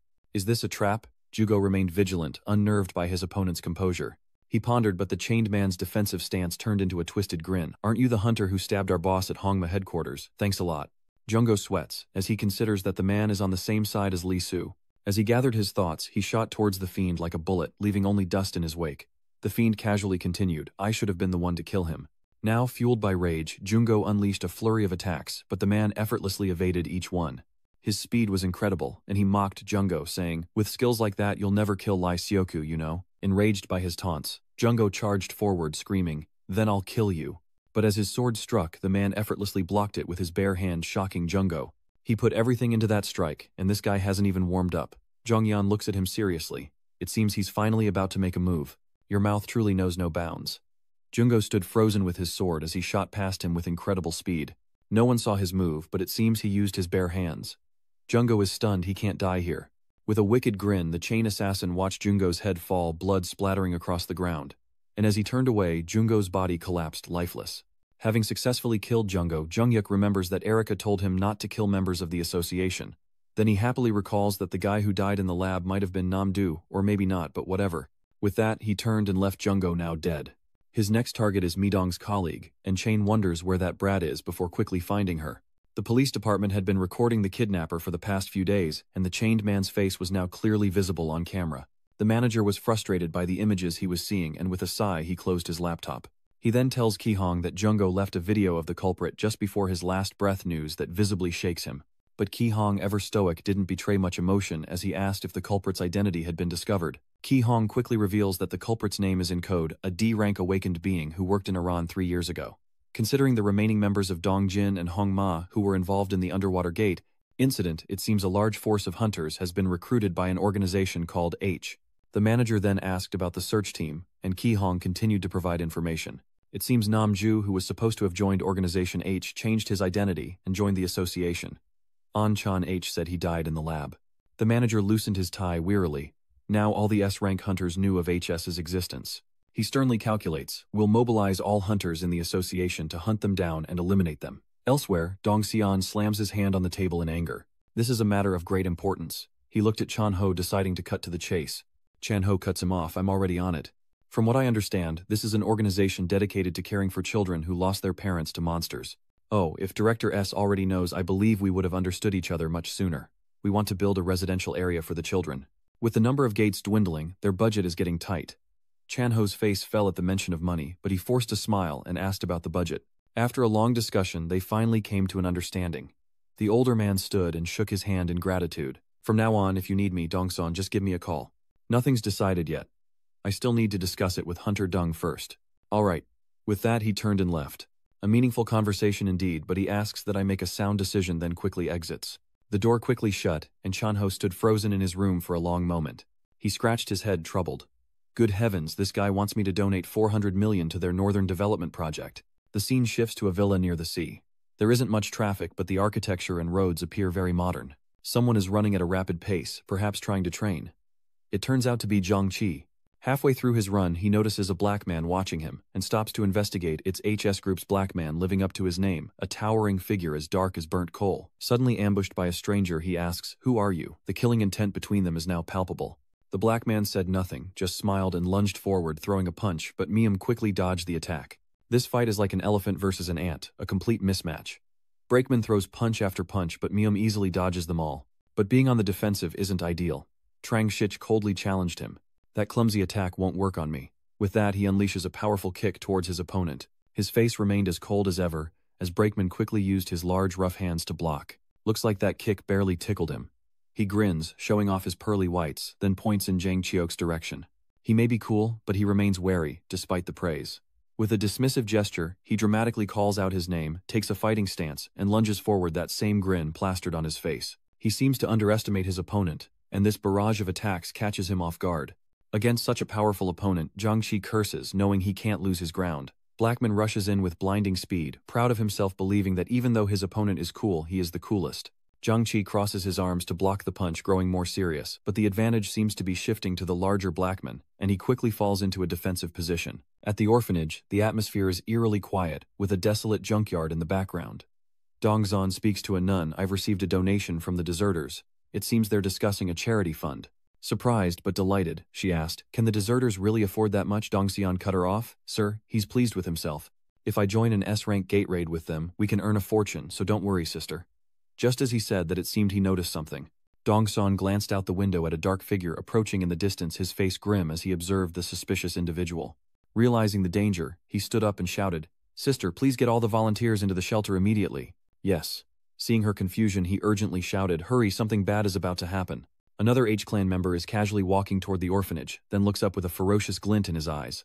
It seems Hongzon is targeting hunters, forcing them to come to him, and the man fears for the orphanage and its children. He slams his bat down, but Big M quickly blocks it. With his strength, the uncle is thrown back a great distance. The difference in their power is vast. But Dong Xian wouldn't be defeated, and he struggled to stay on his feet. He hadn't expected the big guy to block his attack, and he seemed to realize the strength of his opponent. Dong Xian became more vigilant while Big M maintained his stance, his power steadily enveloping his body. Dong Xian grits his teeth, telling himself, okay, the last gate was cheap, so everything went smoothly. Looks like I'll have to work harder today. Big M remained calm, and though Dong Xian seemed strained, he fired a burst of energy at him with 2 fingers shaped like a gun. The energy he released was terrifying, proving Big M's strength was not to be underestimated. Dong Xian braced himself against the attack, swinging his baseball bat to deflect each blow, when suddenly Big M conjured an eerie purplish-pink light like a will-o'-the-wisp. Dong Xian grits his teeth, looking down on his opponent. A long-range specialist, huh? At Celon's house, Red Ice quickly stood at the door, seemingly confirming that the H's were being used to eliminate hunters. SI remains blissfully unaware of the danger closing in, smiling with delight. The Chucky doll made from Daezung's hair is complete, and she excitedly infuses it with energy. After being imbued with energy, the doll's eyes became more soulful, but its appearance was less than appealing. Xian jumped for joy. She cradles her creation, showering it with praise while far away Daesung's ears inexplicably itch. He wondered what this unpleasant feeling was. Ion Red Ice turned back fiercely, gathering his inner energy. I laugh, I charm, let's quickly end this. In a residential area, dark energy suddenly surrounds a house for an unknown reason. Xian suddenly feels sleepy, yawning repeatedly, and wonders why she's so tired. No sooner had she spoken than she suddenly collapsed as if someone had drugged her, and San slowly drifted off to sleep. She lay on the living room sofa, still clutching her doll, unaware that its face was changing, a dark aura emanating from it. The automatic door lock somehow enters the password and opens on its own, revealing a pair of sinister yellow eyes and a dark aura engulfing the girl's home. Red Ice has finally infiltrated the house, standing tall and ready to act. Then Red Ice summons her scepter, preparing to act. This woman's goal is to take over the girl's home. Red Ice declaring this place, her domain staff in hand, ventured inside to explore. She sought her target, intending to kill and seize their place, but events were unfolding beyond her expectations. The little girl's doll seemed to come alive. Sensing danger, it grabbed a sharp knife and advanced towards Red Ice with a sly grin. To her, a doll posed no threat at all. Red Ice looked at it with disdain. How did this hideous doll get here? Chicky licked his blade, demanding an answer. What did you say? You think I'm hideous? She secretly calculated that if she burned the curse's medium, the doll would also die. As soon as the thought crossed her mind, she held out her staff and unleashed the hellfire wheel. Seeing her intent to burn it, Chiok-ki laughed mockingly, calling her a foolish descendant, then charged forward with a knife. A powerful energy emanates from the doll as it stares at her with hungry eyes. It remains to be seen if a doll made from Daesung's hair can be of any use, as Red Eye retaliates with her flames. Chucky, fearless as ever, continues his relentless assault. Instead of attacking her, it targeted the staff in her hand, viciously stabbing at the yellow gem. Perhaps Chucky realized Red Ice's power was concentrated in that staff, and with a snarl he roared, "I'll tear you apart." Then he decisively stabbed down the light from the gem, erupting, as if to shatter the space itself. Chucky's instincts were right, and Red Ice cried out in desperation. No, the shield, but it was too late to react, as no one expected Chucky to attack the weapon directly. Red Ice fell to the ground as the doll relentlessly stabbed her chest, leaving her helpless to scream. The sound only fueled its frenzy. Such a delightful sound, he thought, as he continued to stab her chest relentlessly. Another scream pierces the silence around Celon's estate. It seems Red Ice's life may end here today. Back at the branch manager's office, the automatic doors burst open as Mr. Hut Hai rushed in, asking his secretary for a report on the gate's rampant remnants. She replied, "Those aren't after effects. Battles are breaking out all over the city. Surveillance cameras captured everything and reports flooded in.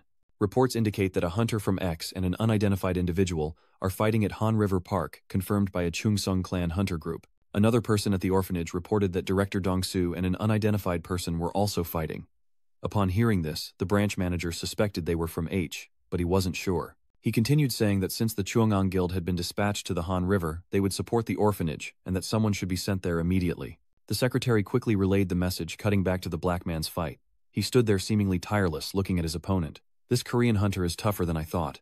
The dark-skinned man seemed unconcerned, but X was starting to tire. Annoyed, he flipped the bird, feeling that enough time had passed. He didn't want to drag this out any longer. It's time to end this and unleash my great power storm enshroudment. He may be standing still, but a fierce barrage is launched, streams of energy hurtling towards him. Panicked Trong X's face showed fear as he realized he was being pulled away, his body enveloped in an invisible sphere of power, as he desperately tried to dig his heels in. Suddenly, the pull inexplicably stopped, leaving Cao genuinely surprised, wondering who intervened.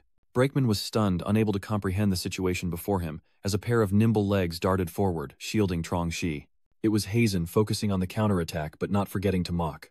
How could Chainsaw Hunter and Dan Nam Chao be toyed with by this guy? He breathed a sigh of relief. The weight on his shoulders lessened. Thank you. I'll wait for you this time. She frowned, looking at him. I got a call. That guy belongs to Ha. Meanwhile, Blackman stood still, observing the situation as X blankly questioned her. What do you mean, what's H? She helplessly asks if he hasn't seen the notice the association sent to the S-rank hunters, as his underlings, having heard the announcement, rush over. Leader, are you all right? B-Man, witnessing the scene, cursed in frustration and charged forward with his fist. Don't ruin my fun. The black man unleashes another powerful attack. What does it matter if there are more of them? He thinks he can still take them all down. Ha quickly raised her hand and shouted, Aura water bottle special technique. Perhaps this girl is a formidable opponent for Blackman. She stood defiantly in front of a group of strong men, destroying Blackman's attack. His underlings, witnessing this, recoiled in fear at the overwhelming destructive power. His bewildered underlings quickly handed him a weapon. Trong swiftly drew his sword, fiercely channeling his inner strength, as he glared at his opponent, shouting, You're dead now. I was just warming up earlier because I didn't have my weapon. Brakeman seemed wary, thinking he might have overexerted himself before catching his prey. He decided to call it a day. No sooner had he thought it than he turned and fled, leaving Hane to lament his escape. Oh, he's getting away. Sai seems exhausted from the battle, feeling dizzy and tired. No sooner were the words out of her mouth than her eyes closed, and she collapsed. Hazen was caught completely off guard, stunned into inaction. His men rushed to his side in a panic. Boss Hazen, he's suffering from aura shock. Get him to a hospital, quick. In the orphanage basement, the nuns and volunteers quickly ushered the children down to hide, anxiously listening for any sounds from above. A little boy with a somber face asked the nun, Will the director be okay? She smiled reassuringly at him.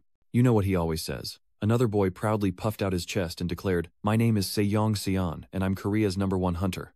The child's innocent words eased the tense atmosphere, and everyone laughed with relief. Outside, the uncle is still fighting the intruder with all his might, but he seems exhausted. Dong-san grits his teeth and curses inwardly, wondering why he can't find an opening in his movements. With bloodshot eyes, Big M sneered at the uncle, eager to end this quickly. Then, channeling inner power through his fingers, he unleashed something like red electrical wires tipped with explosives. Dong-san sneers at him, wondering what he's up to now. These people are no good. We must be vigilant. Big M roars his hands, pointing to the sky, his eyes turning black as if someone has possessed him. Red sparks rain down like meteors, and the uncle curses in frustration as Dong-son finally lands a decisive blow. Aura technique. It seems both sides are exhausted and want to end this quickly. Lightning erupts from the uncle, engulfing the sky in electric fury as two opposing forces collide, creating a massive shockwave. After the clash, the entire area was filled with smoke and chaos, and unfortunately the uncle took a lot of damage from Big Man. Dong-seon's body was pierced like a hedgehog, and blood splattered everywhere, leaving him covered in wounds. The old man told himself he couldn't die here, but ultimately he couldn't endure any longer, and collapsed, seemingly breathing his last. After that attack, Bitchman trembled slightly. He muttered to himself that this opponent was tough and he'd used up all his blood power to eliminate Dong-seon. What a pity, just a little more effort. Before he could leave, he sensed movement and turned to see who was coming. From the empty clearing, a figure appears, their inner energy radiating in a spectrum of colors, stirring the wind. A sinister voice echoes, a familiar hand emerges from the blood, wielding a dark power. Saan had awakened at some point, and after her doll defeated the opponent, she quickly regained consciousness, picked up her doll from the pool of blood, and channeled her inner energy. My dear Chucky, you saved me. Sion seemed to be smiling but also looked angry. Her mood was impossible to read. Elsewhere, news breaks of an explosion at Han River Park. Though Moy believes it may be due to the gate's closure, the exact location of the incident remains classified. Eyewitnesses also reported seeing someone attack Sunny Lai Trang Shich, and information was requested from Director S. Dong-seon's orphanage. We'll continue to bring you the latest updates as the news spreads rapidly across television and media outlets. Daesung's mother watched the news unfold, her worry growing with each passing moment, wondering why her son hadn't been home in days. Han then went to find her phone to call Daesung but couldn't find it anywhere, wondering where she'd left it. Ju, seeing the lights still on, went downstairs to check. Mom, why are you still awake? Chan-ho told me. I don't need to worry about Big Brother. Han asked in surprise Chan-ho. She then anxiously pressed. When did he call you? What has your brother been doing these past few days? Ju indifferently rubbed her eyes as she answered. How can you be so carefree, Mrs. Ha shouted, annoyed by her daughter's indifference. How dare you speak to me like that after everything your brother has given you? She cried out. It hurts, Mom. Please stop hitting me. High above on the roof, a dark figure had been standing for a long time, seemingly up to no good. He listened intently to what was happening inside, his red eyes glowing, but his face was completely covered, making him unidentifiable. So it's that perverted creep, Injik. He's feeling excited, telling himself that they said to eliminate one person and take the other hostage. That night at Durong's house, with only the mother and daughter present, the space felt empty and somewhat gloomy. Inshish stood at the window next to someone's bedroom watching his prey for a long time, then a sinister smile appeared. He looked like a monster in human skin. After observing for a while, he raised his hand, focusing his power on the window to open it. But inexplicably, a protective barrier on the window pane causes him pain, and he recoils. Startled Zhang-Chi cries out, "Ouch, what was that?" Inside, Mrs. Han sleeps soundly unaware of the danger, but a strange light emanates from her father's necklace, a purple light that seems to be protecting her from the menacing Zhang-Chi. He could tell at a glance that the guy had even set up a protective barrier. Then he pulled out his knife, but before he could do anything, an intense aura pierced through Zhang-Shik's stomach, leaving him unable to react. By the time he regained his senses, he couldn't help but spit out a mouthful of blood, as the light transformed into a sharp spear, relentlessly pushing the intruder away. Unable to react, Zhang-Il could only stand there and take it. Foreseeing that the enemy might target his loved ones, Taeseong had sent a protector. "The king is asleep. If you want an easy death, you'd best keep quiet."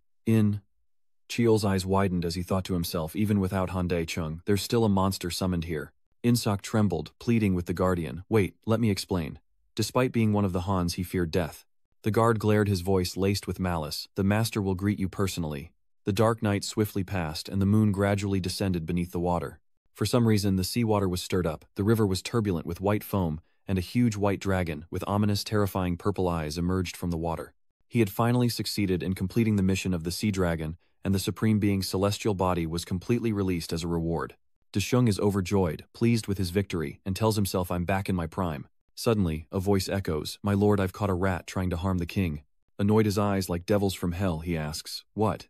In a towering castle, surrounded by lightning like a vampire's domain, a black mist shrouds the entrance, sending shivers down the spine. Atop it all, twin towers pierce the sky. In the Scarlet Hall, he has become a prisoner, looking utterly disheveled, and wonders where he is. Suddenly, the silence is broken by whispers that send chills down Sichuai's spine. Creatures of the underworld all worshipping a supreme being. The Demon King's aura. His aura returns with unleashed power. Dae-Yoon doesn't understand why these creatures suddenly worship him. The path of the Demon King stretches to eternity. "Demon King, please release us as well." He quickly stepped forward, standing before him. "When will I be able to get you all out of here?" Then Chung called out, and the sudden address startled the man. He wanted to tear him apart for threatening his mother and sister, but he held back to interrogate him. "Who is your master?" In the Han's temple to the north, El sat high above her subordinate. He had sent many, but only Bigman and Blackman returned, so he asked hopefully about the targets. Bigman replied that Yongxian, the second-ranked S-class, had been eliminated. Darkman adds that he was also close to finishing his target, prompting the man to ask what he means by close. Blackman is annoyed, saying if it weren't for the interference, he would have killed the #1 guy. Eo speaks up, saying Gusman is dead and the chains are missing. It seems almost everyone sent this time has perished. Big Man wonders about the demon. Gusman and Blackman is curious as well. How can that be? He was assigned to the weakest one. Ahem seems to be getting angry, as he slams his hand down, revealing a large head. This is the true form of Bishop Dongfang. He says to the two figures before him, "I will grant you the power of an apostle. Kill Handi immediately." His eyes turn bloodshot, consumed by rage for you constantly hindering his plans. At the hospital, the atmosphere is solemn and quiet, perfect for patients to rest. Inside, two guards stand watch outside a patient's room. It seems someone important is within. It's Zhang-Chi. After fighting Brakeman, he exhausted too much aura and fainted and was rushed to the hospital. Seeing signs of him waking up, the guard hurriedly told his subordinate, "He's awake, everyone hurry, call the doctor and immediately inform the chairman." The leaders awake, one of them quickly responded and ran off. Zhang-Chi slowly opened his eyes, seemingly in pain after waking from his coma. "Where am I?" she asks, as a worried voice frantically replies on the other end of the line. "Leader, how is he?" He went into shock from aura depletion. Struggling, Zhang-Chi forces himself to sit up, and his worried bodyguard rushes to his aid. "You shouldn't move yet." He felt humiliated that he had gone into aura shock again. Once Trang Shich was stable, he asked about Hazen, and another subordinate answered. "Hazen has already gone to Dongson." The other man looked at him annoyed. "Why did you say that? I don't understand why Bacha wanted to hide this from me. What are you talking about? What happened to Dongsan?" He was perceptive, and immediately understood the situation, while his two subordinates, realizing their slip-up, stammered, afraid to speak. They all hung their heads, unsure of what to do, until one of them finally spoke. Apparently, Director Say was attacked by someone fully armed, and his condition is critical. So Bitch rushed over, and hearing that her brother was in trouble, Zhang-Chi's body froze. He stood there in a daze for a moment, then desperately tried to get out of bed. "Where is he?" The girl beside him tried to stop him. "Chief, no, you haven't fully recovered yet." Trang Sich was losing it, shouting in anger. "Where is he? His face is terrifying right now." In another hospital room, someone was using their power to repeatedly heal wounds, as Ki Hong anxiously said, "I think you can stop now." All external wounds have healed, but Hain wouldn't listen. She worriedly clutches his hand, begging him to wake up. "Dongsan, please don't die, wake up." The hospital room door bursts open, and Zhang Shik arrives to a heartbreaking scene. Hain desperately called out Dongsan's name, but seeing him lying motionless and barely breathing in the hospital bed, everyone was filled with worry. Jiangqi couldn't believe his eyes, he couldn't be dead. Qi Hong coldly stated that he was in a coma with all the vitals indicating brain death. Jiangqi is furious. Who the hell are those Han's people? It seems you truly know nothing about them. Kong remains as cold as ever. The association is doing its best to track them down. Just then Qi Hong's phone rang, breaking the tense silence. Yes, Director, an S-rank gate. I wonder what he heard to look so alarmed. Paige and Hazen overheard bits and pieces, but their expressions grew serious. Qi Hong was still on the phone after a long while, and they were both anxious to know what had happened. In the sky, a massive black hole has appeared surrounded by an eerie dark red light. City cameras captured the event, and everyone who witnessed it was stunned. The crowd stood there, mouths agape, temporarily helpless in the face of this crisis. The branch leader made calculations. Zhang Che was in aura, shock, Zhang Xian was unconscious, and Han Yuna was repairing the aura machine. Hazen and Xian are just support hunters. Thinking this, he felt extremely anxious and shouted immediately, raising a red alert and mobilizing all the association's hunters. Everyone is being mobilized, and the security room is in chaos as the emergency order is announced. The branch manager continued to watch the S-rank gate, his body quickly tensing up inside a massive dark tower surrounded by lightning and a murky haze like the domain of death itself. In there, he was now a shell of his former self-drool uncontrollably spilling from his mouth as Desung manipulated him. He wants to interrogate Hans and see all of his memories like a hypnosis. Flashes of fragmented memories play like a slow-motion film. He was like a puppet blankly controlled by Desung, his white soulless eyes and body trembling. He glared at the prisoner before him. Is that big-eyed guy the mastermind? Cut to the city where traffic is heavy. We now bring you an update from the toll gate on the outskirts. Residents are fleeing the city center for the outskirts, trying to escape the newly appeared gate, creating an endless evacuation convoy. In contrast, a large number of hunter vehicles are entering the toll gate, while unconfirmed reports state that Rank A hunter Lin Shich and Rank B hunter Sejong Xion are unable to participate in this battle due to previous injuries. The association has yet to make an announcement, as we find ourselves at a high-rise in the city. This appears to be one of the largest apartment complexes in the area, and someone is hastily evacuating with a suitcase. It turns out it's Daesung's mother and sister. Han sees her daughter struggling and asks Ju what's in that bag. She replied seriously, "Mom, we need to evacuate quickly. It's chaos out there, and your annoying son isn't even back yet. Where do you think you're going?" She panicked. "Oh my God, why do you have to worry? Didn't you see him defeat all those monsters?" Just then, a strange noise outside the front door startled them both. Han is surprised to see her son. "Dee, your hair." Jisoo chimes in. "Oppa, did you dye your hair?" Dae stares blankly at his mother and sister. "Dye what? And where are you two going?" Jisoo whispers that they're preparing to evacuate from the S-gate. "I've already packed everything. If things get worse, we'll escape together." Jisoo just listened like it was a child's joke. "Oh, Jisoo." After a brief chat with his sister, he turned to his mother, whom Madame Han addressed affectionately. "What's wrong?" he continued. "Just stay inside with Ju, Mom. This is the safest place in the country." "I just stopped by to let you know," he says confidently. Ju says he'll take care of those monsters and come back. Han is worried, but she believes in her son's strength and happily agrees. Ju was speechless for a moment, and after instructing his mother and sister, Daeseong turned and left, his face returning to its dark, menacing look. "Let's move out." Tanks are being rapidly deployed across the city. It seems they've been dispatched to the S-rank gate, the very source of South Korea's national anxiety. The streets are deserted, tanks and soldiers fill the roads like a scene from wartime. Soon everyone gathers before the ominous gate, but for now all is still. On the city's skyscrapers, a figure stands atop one like a bird. A closer look reveals a familiar face radiating immense power. It's Desung. He chose the city's highest point to observe everything around him, his aura like a brave warrior, about to enter battle, incredibly valiant and imposing. Despite not knowing how many strong enemies lie ahead, he feels no fear. Desung stares at the S-class gate, lost in thought. Are they trying to lure me in? Meanwhile, the city's surveillance cameras are working at full capacity. Everyone is focused on the situation unfolding within the S-rank gate, much to the branch manager's frustration. He slammed his hand on the table, frustrated by his powerlessness, as he witnessed these events unfold. How could those H-bastards create an S-rank gate? A Jiang, startled by something she read on her phone, stammered, "Director, the Daichung Guild is requesting full authority to enter the S-rank gate." Hearing the announcement, the branch manager shouted with joy, "All right," because he was too excited. Everyone was caught off guard. Realizing he'd acted out of line, the director adjusted his tie and coughed a few times. "Looks like I got a little carried away," he said sternly. "The team to attack the S-rank gate has been chosen. All remaining forces outside await further orders." He then told his secretary to immediately send word to the other forces, to which she quickly replied, "Understood." In a massive apartment complex, a traffic jam formed in front of a building, and people began to prepare, unaware of what was happening. The away team will move to the perimeter, and the defense force will hold the front line. People began to murmur and speculate, then someone spoke up. "But who could possibly attack the gate this time?" the other person replied. Aren't we all just going to be cannon fodder anyway? Suddenly everyone's phones receive a notification. The crowd grows even more restless. Emergency alert, the Frost Clan is attacking an S-rank gate. Suddenly something was flying in the sky. It looked like a dragon, but it was too far away to be sure. Some couldn't bear the noise and covered their ears. What's going on? People screamed in terror as something flew overhead. A strange object descending upon them, causing panic and grievous injuries. People cried out in alarm that Handong's dragon Hanung was here. Would Handesung of the Handong gang attack the S-rank gate? On the city's security cameras, the branch manager witnessed everything, watching his progress with anticipation. We're leaving everything to you.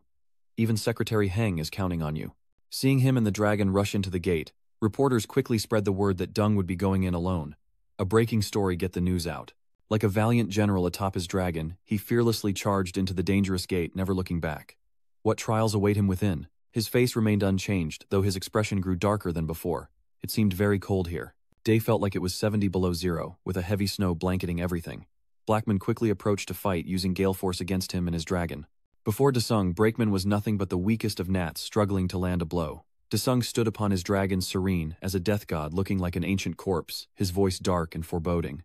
Obeying his master's command, the dragon unleashed a torrent of blue flames upon Blackman, who seemed insignificant against the aerial assault. The outcome is clear, but he refuses to give up, throwing a desperate punch to block the attack, cursing, "Damn it!" Clenching his teeth, it seems this time is truly too difficult for him. Daesung is indeed a formidable opponent. Realizing he was no match, Blackman resorted to his old tricks, attempting to flee, but Daesung wouldn't let him escape so easily. Looking down at his foe, he asks if he's planning to run as Daesung's mount spreads its wings wide. He descends personally towards Blackman, diving fearlessly through the red attacks like a falcon. Those sharp projectiles shot out like 1,000 arrows, tearing through the wind beneath the blinding white snow. Not to be outdone, Daesung quickly drew his weapon. The massive blade and its master looked truly majestic as he unleashed the Fire King energy, delivering a devastating blow towards Break One. Suddenly faced with such a strong opponent, he couldn't withstand the attack, and the ice melted upon contact with the fire. Amidst the snowy sky, Daesung stood with fiery intensity, blade in hand, gazing upon his foe, a demon emerging from hell, his eyes fixed on Brakeman. "Stop fooling around, let's have a serious fight." He was beaten to a pulp and stood seething in the snow, glaring at Daesung. The two stood in the snowy expanse, locked in a tense standoff. Dorkmon, overwhelmed, felt defeat for the first time. He abandons his attempts to persuade him, saying, "You're too strong to be a hunter." Daesung looks at him with disdain, his eyes burning with fearless intensity. "Is that all you've got?" He kneels, drawing on his inner strength. Dorkmon, realizing he couldn't sway him, began to posture. This seemed to be his last resort. Against such a powerful foe, he had no choice but to unleash his trump card, his body trembling and growing larger. His limbs were encased in black armor, gradually covering him from head to toe. Soon he was clad in a suit of hard black armor like a robot. Seeing his difficult transformation, he showed no fear and mocked, "Oh my, a little stronger now." Dreckman, annoyed by the taunt, smirks deviously. It's time to test his resilience. He mustered all his strength into a punch, summoning a massive and menacing meteor. Seeing him struggle to prepare his attack, he chuckled, "That's the least you could do." Then Daesung's eyes lit up, and he looked at him like a walking corpse.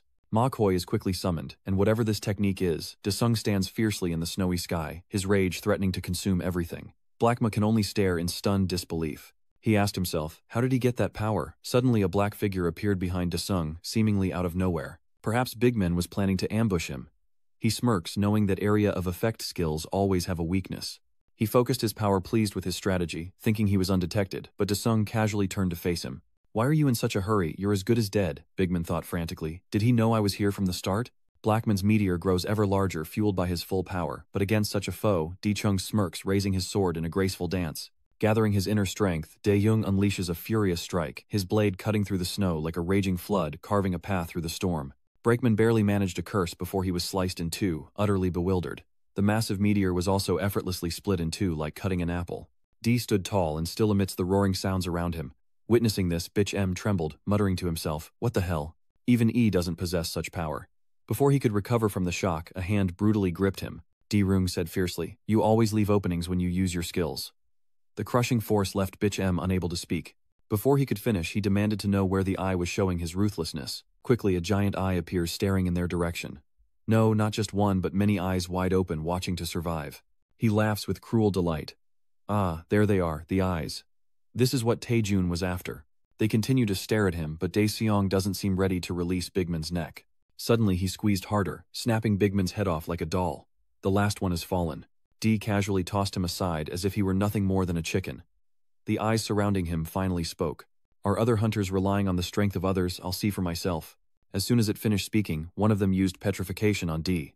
Perhaps it intended to turn him into a lifeless stone statue.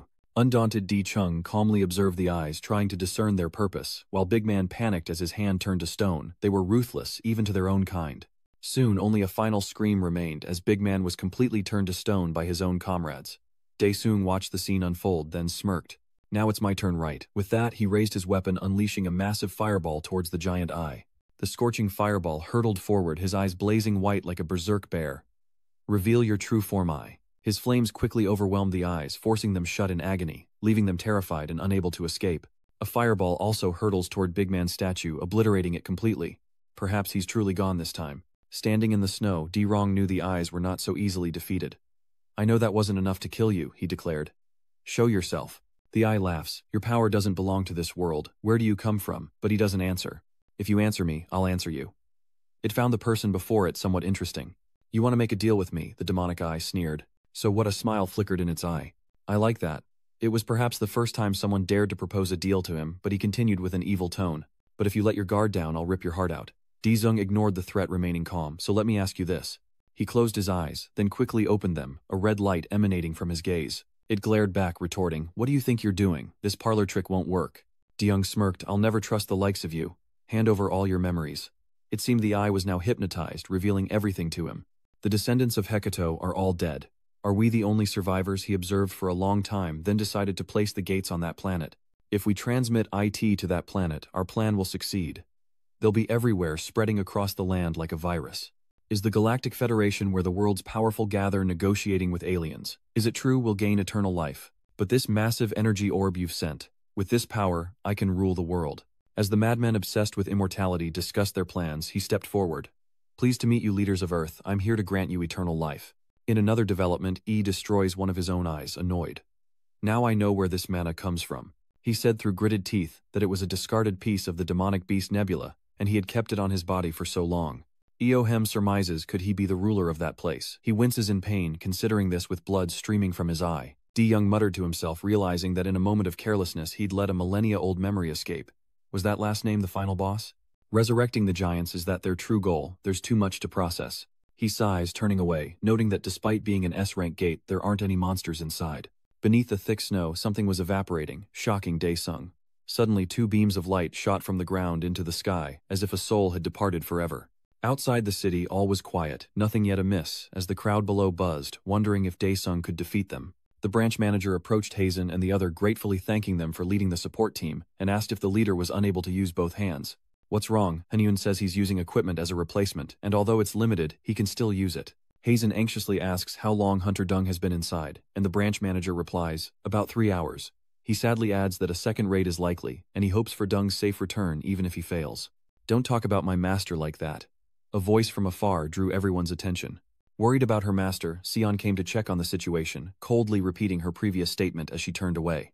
Don't talk about my master like that.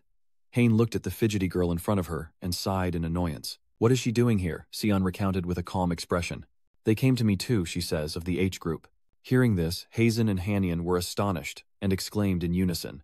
The branch manager worried, what's wrong? Because Sion was the weakest of them all, she calmly stated. That name has been killed by my doll.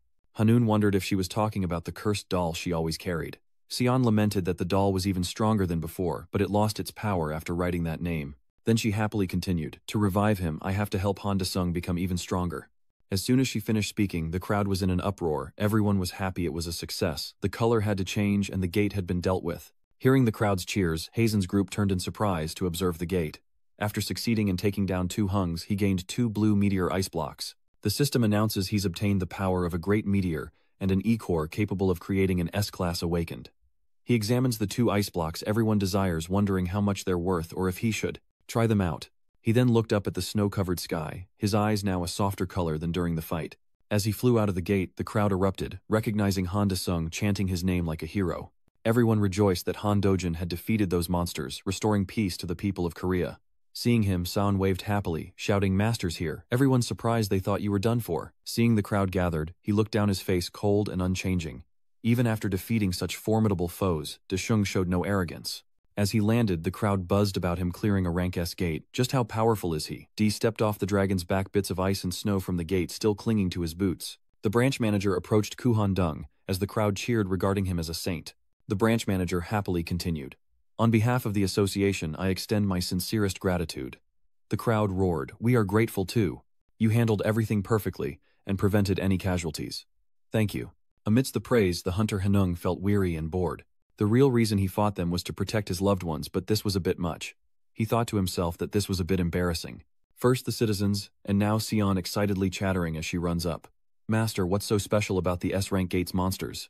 Hazen and Hanun were eager to hear about his experience, hoping to gain some insight, but to their disappointment, Sion stared blankly at the monster-free gate. The girl's smile slowly froze, and even the branch manager sensed something was off. He says this S-rank gate has no monsters. How is that possible? De Young recounts that inside were 3 people, one with blue eyes, one with black eyes, and one with white eyes. Hazen immediately recognizes the black-eyed one as the one who beat up Trang Shich, and the white-eyed one as the one who attacked Dong Shan. She guessed as much, and the branch manager also wondered why an S-rank gate had no monsters. He stepped forward and said that he understood for the time being, and the association would investigate personally later. Having heard this, Hani guesses that this man is the one who attacked Lai Trang Shich and Se Yongxian. So who is this blue-eyed man? Hain, unconcerned, asked directly, what happened to them? Daesung's face darkened as he recounted, I killed them all except for Blue Eyes. He got away. The branch manager stepped forward asking, was this blue-eyed guy like the others? Day responded, he was similar to the boss monster, but I believe someone else was pulling the strings. I need time to sort through the information. Sion excitedly chirped, Master, did you get anything from the S-rank gate? The branch manager was stunned by her question. Loot from an S-rank gate would be incredibly valuable. Looking bored, Dae Sueng said, oh, I'm so dizzy. I think I've used up all my energy. Contact Se Chan Ho if you need anything. I'm done here, so hurry up before they steal the treasure. With that, Deung disappeared in a flash, and Sion cried out, Master, I have something to say, Master, wait, but he was already gone. With Deung gone, everyone is left with their own thoughts, and Hazen feels a sense of relief. Now, all that's left is to wait for Dong Xian to recover, while Hanun wonders if that blue-eyed man is a new enemy. Greetings, viewers, this is CNN.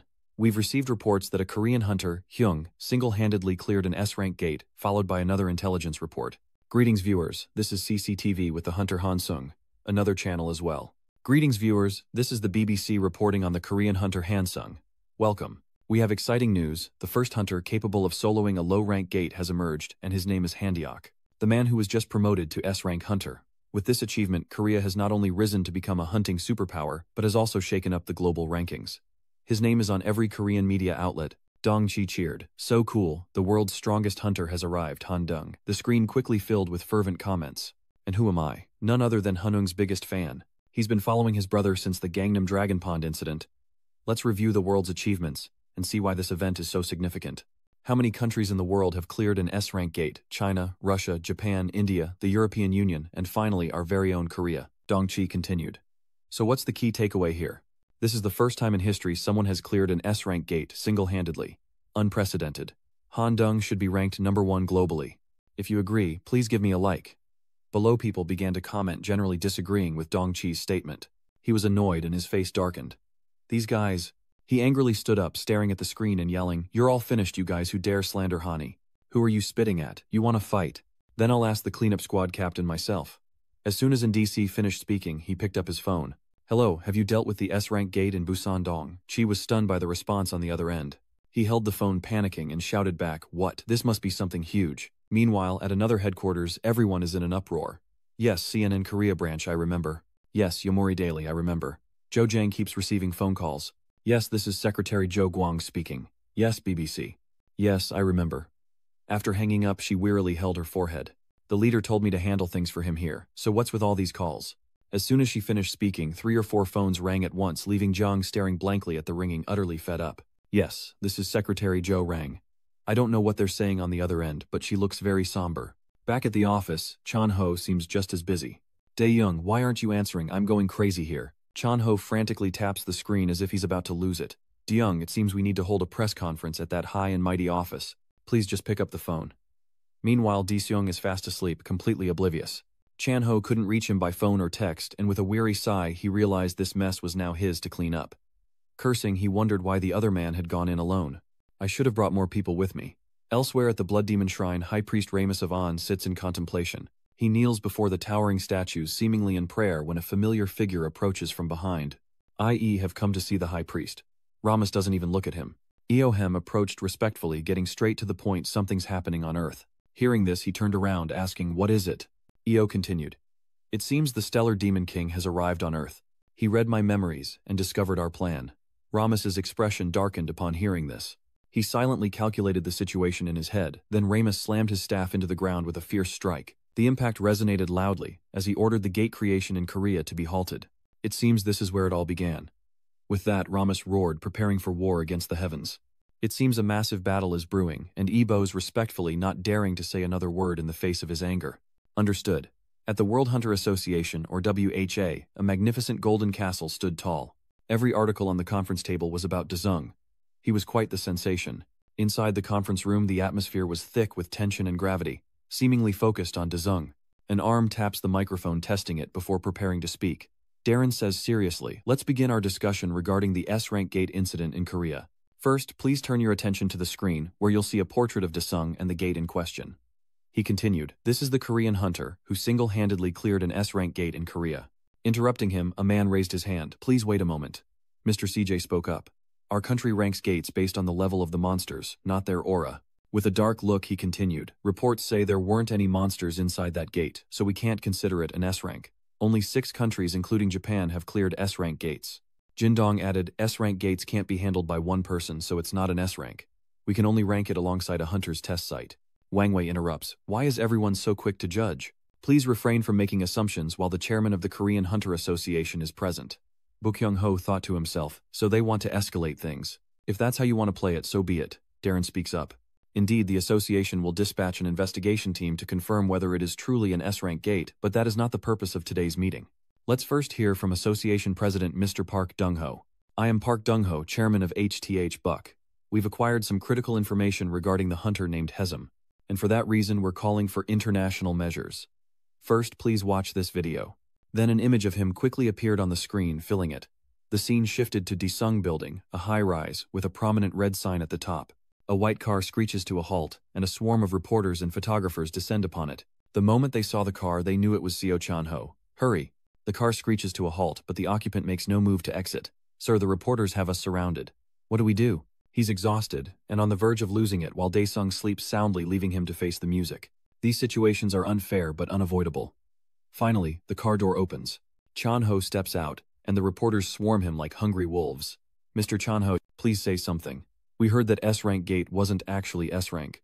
What did the craftsman Shan Han-dung say about this? Is it really an S-rank gate?" Chan-ho nervously loosened his tie, his smile frozen. "Who dares say that's not an S-rank gate?" Then he forces a smile. "Everyone, we will announce Hunter Han-dung's opinion on this gate later. Until then, please be patient." The reporters wouldn't let up. Wouldn't it be easier to reveal the truth after clearing the gate? The International Association has hypothesized that this gate is completely empty. The investigation team also said they found nothing inside the gate. What are your thoughts on this? Seeing him surrounded like that only shortens his time in the spotlight. That's enough interviews for today. "Sir, please come inside." Chan-ho, as if grasping a lifeline, quickly and frantically scurried inside. Before leaving, he turned back to look at her, smiling gratefully. "Thank you." Cho Rang thinks the reporters outside are still in an uproar. What is Hunter Daesung doing? Why aren't they showing up? Would you mind giving us an interview if you have the chance? Amidst the barrage of questions, Cho Ryong remained remarkably calm. She wasn't flustered like Chan-ho. She simply refused. At a high-rise apartment where Daesung's mother and sister, live reporters are already crowding the hallway outside their door. His mother and sister Ju lingered hesitant to enter, but the reporters' hawk-like eyes spotted them. Isn't that Hunter Han Daesung's mother? And that appears to be his sister. They quickly move in for an interview. "Are you the mother of Hunter Han Daesung? Would you mind answering a few questions?" "You're Han Jisoo, correct." They fire questions at her. His mother was terrified. "Oh my, what's going on? We don't know anything." Ju angrily took his mother's hand. "What's wrong with you people?" A curly-haired reporter smirks. "Ma'am, is your son inside right now? Your son is a national hero. Many people are eager to hear a statement about this hero." His mother blankly asks back. Hero Ju, his face darkening, lost patience with the crowd as the curly-haired man persisted. "Please say something. What happened during the S-rank gate incident?" Jisoo spoke up, saying there was no need to evacuate. The curly-haired reporter didn't understand for a moment. "What do you mean?" She continued, saying he claimed nowhere was safer than home, so there was no need to evacuate. "So he's a fake, I understand now. That information is indeed crucial." The other reporters are also delighted. "All right, she's given the green light. Another female reporter steps forward. Miss Ju, it seems Han Deshung changed his hair color due to a shift in his psychology, so why did this happen? Jisoo hesitated. Well, he hasn't been home these past few days, and Han Jisoo. As she was about to speak, a familiar voice boomed, startling Ju. Finally, Dae-seung appeared, his face cold as he looked at the reporters, then told his sister, "Get mom inside." Suddenly rescued by her brother, Ju quickly replied, "I know." The reporters, like sharks to blood, swarmed toward him. A barrage of questions followed. What's inside the gate? Can you pose for the cameras? What do you mean by saying this place is safe? The curly-haired reporter pressed. What are your thoughts on the theory about what's inside that S-rank gate? Nothing. The people have a right to know, so please say something. But Dae-seung remained unmoved by their questions. Anyone who speaks out will not be allowed to attend the press conference. Hearing this, the reporters fell silent, no one daring to say a word. A press conference. As he finished speaking, Di-rong flicked his finger, releasing a small purple spark like electricity. All cameras and photos were destroyed. People panicked, unsure of what was happening, and left not forgetting to say, "Oh no, filming or photography allowed." Then he turned back and said, "I'll reveal all the information at a press conference in a week, so please go home now."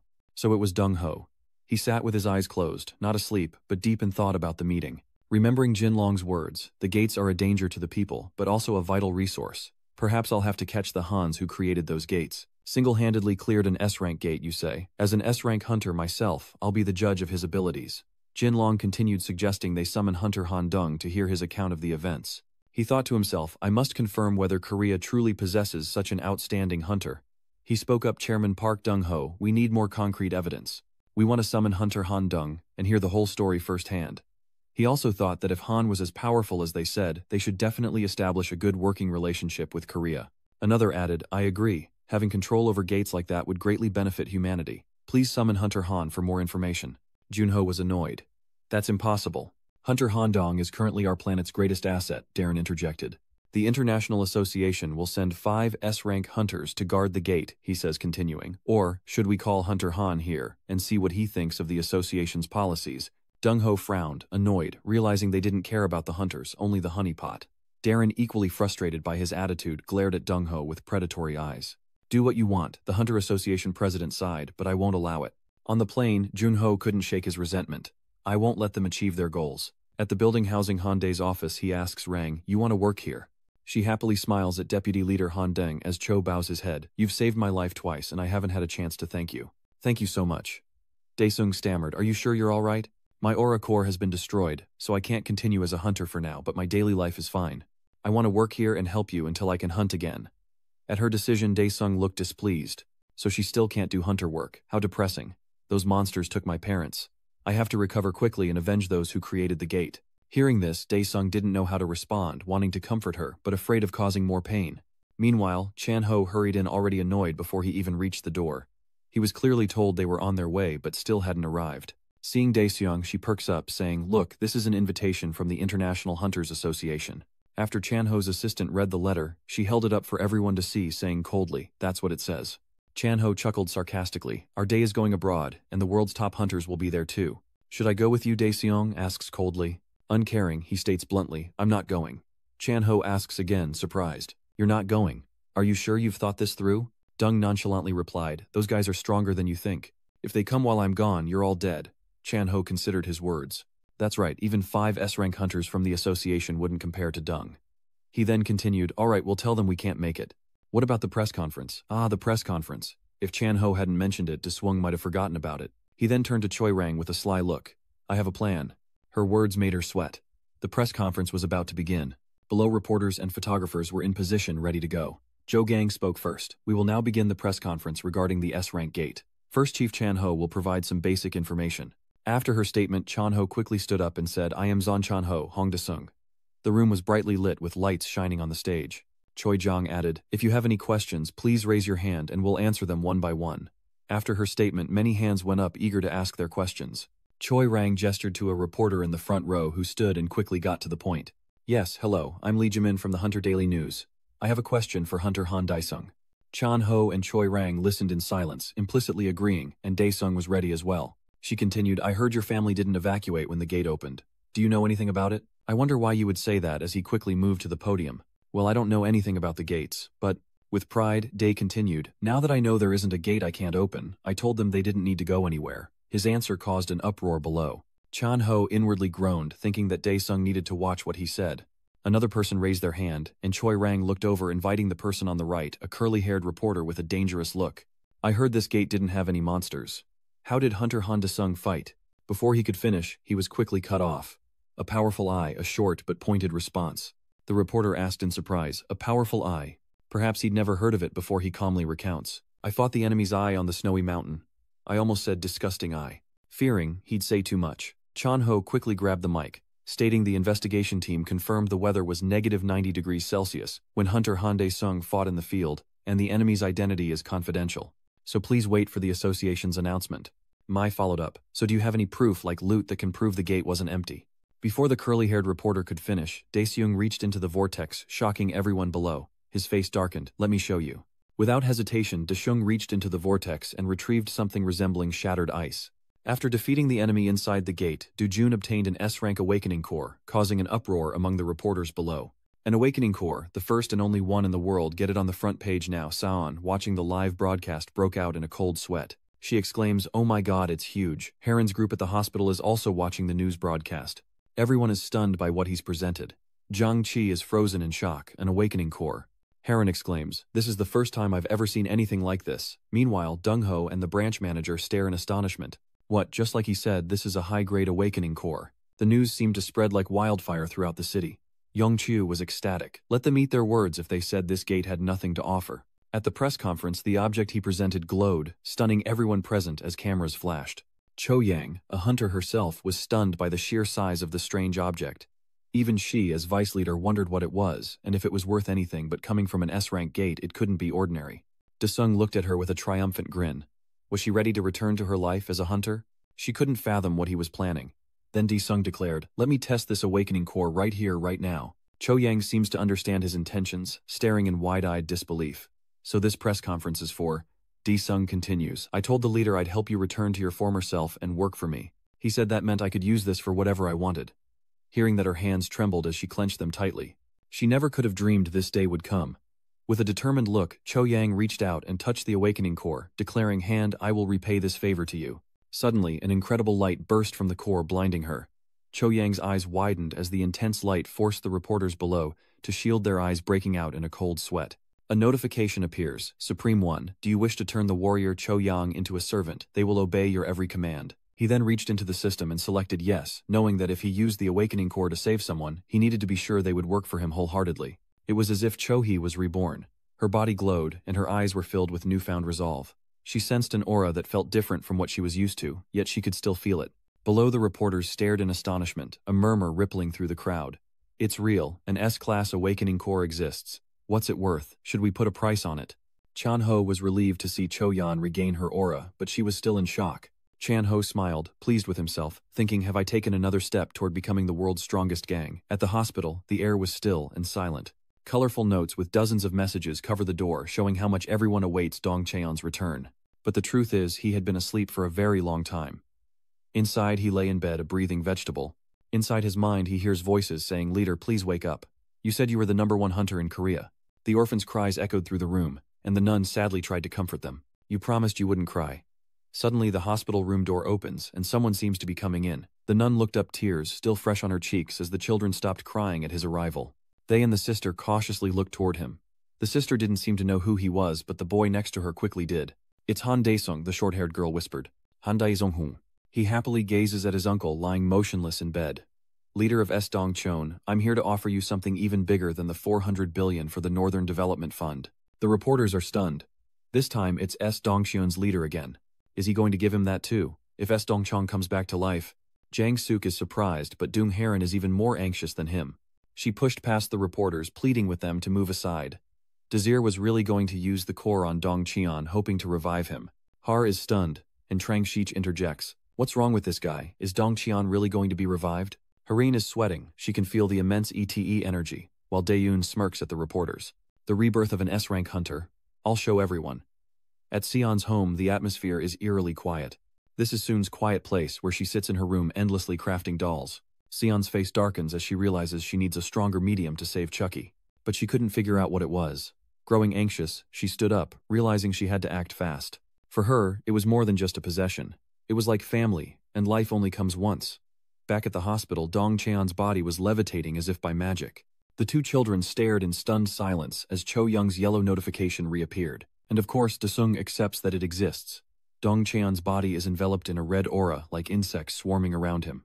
The power of the regeneration core is truly something to behold. This phenomenon delights the press, a rebirth and awakening. Come back quickly, they've really made a big score this time.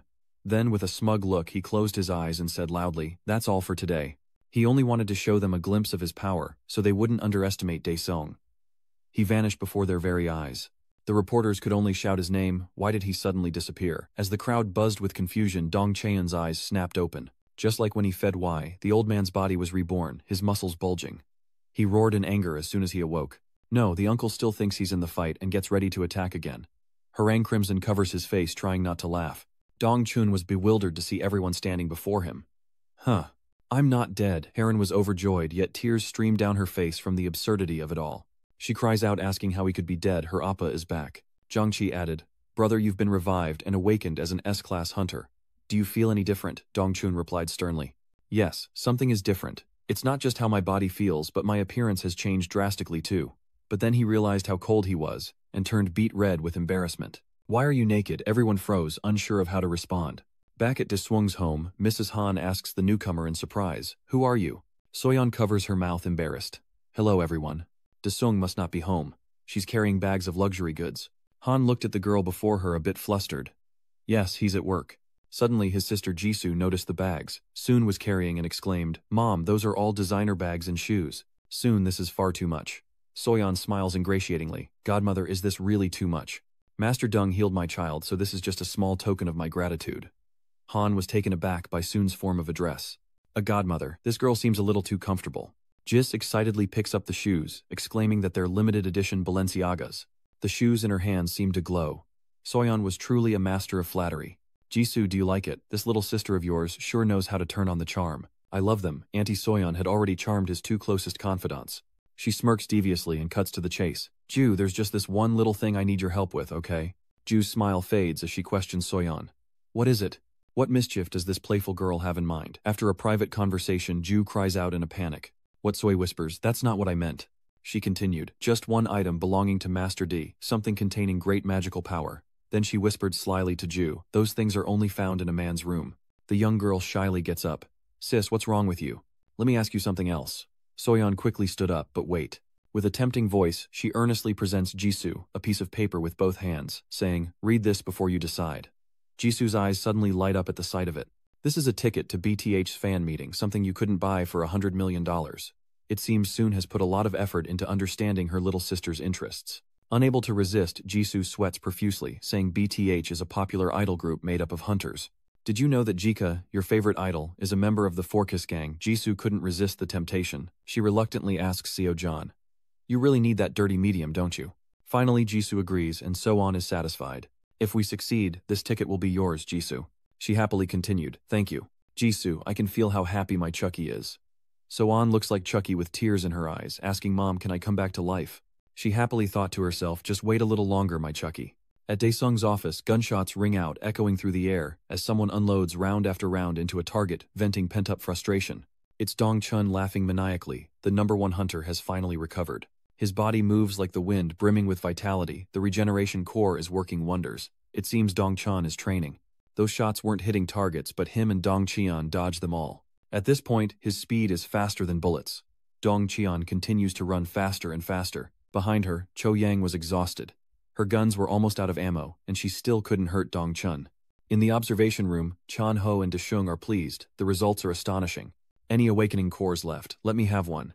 Day retorts, "If I'm on the front lines, who's going to do all the paperwork? You don't need to awaken." Chan Ho happily continued. Now they were both members of Desung Korea's #1 gang.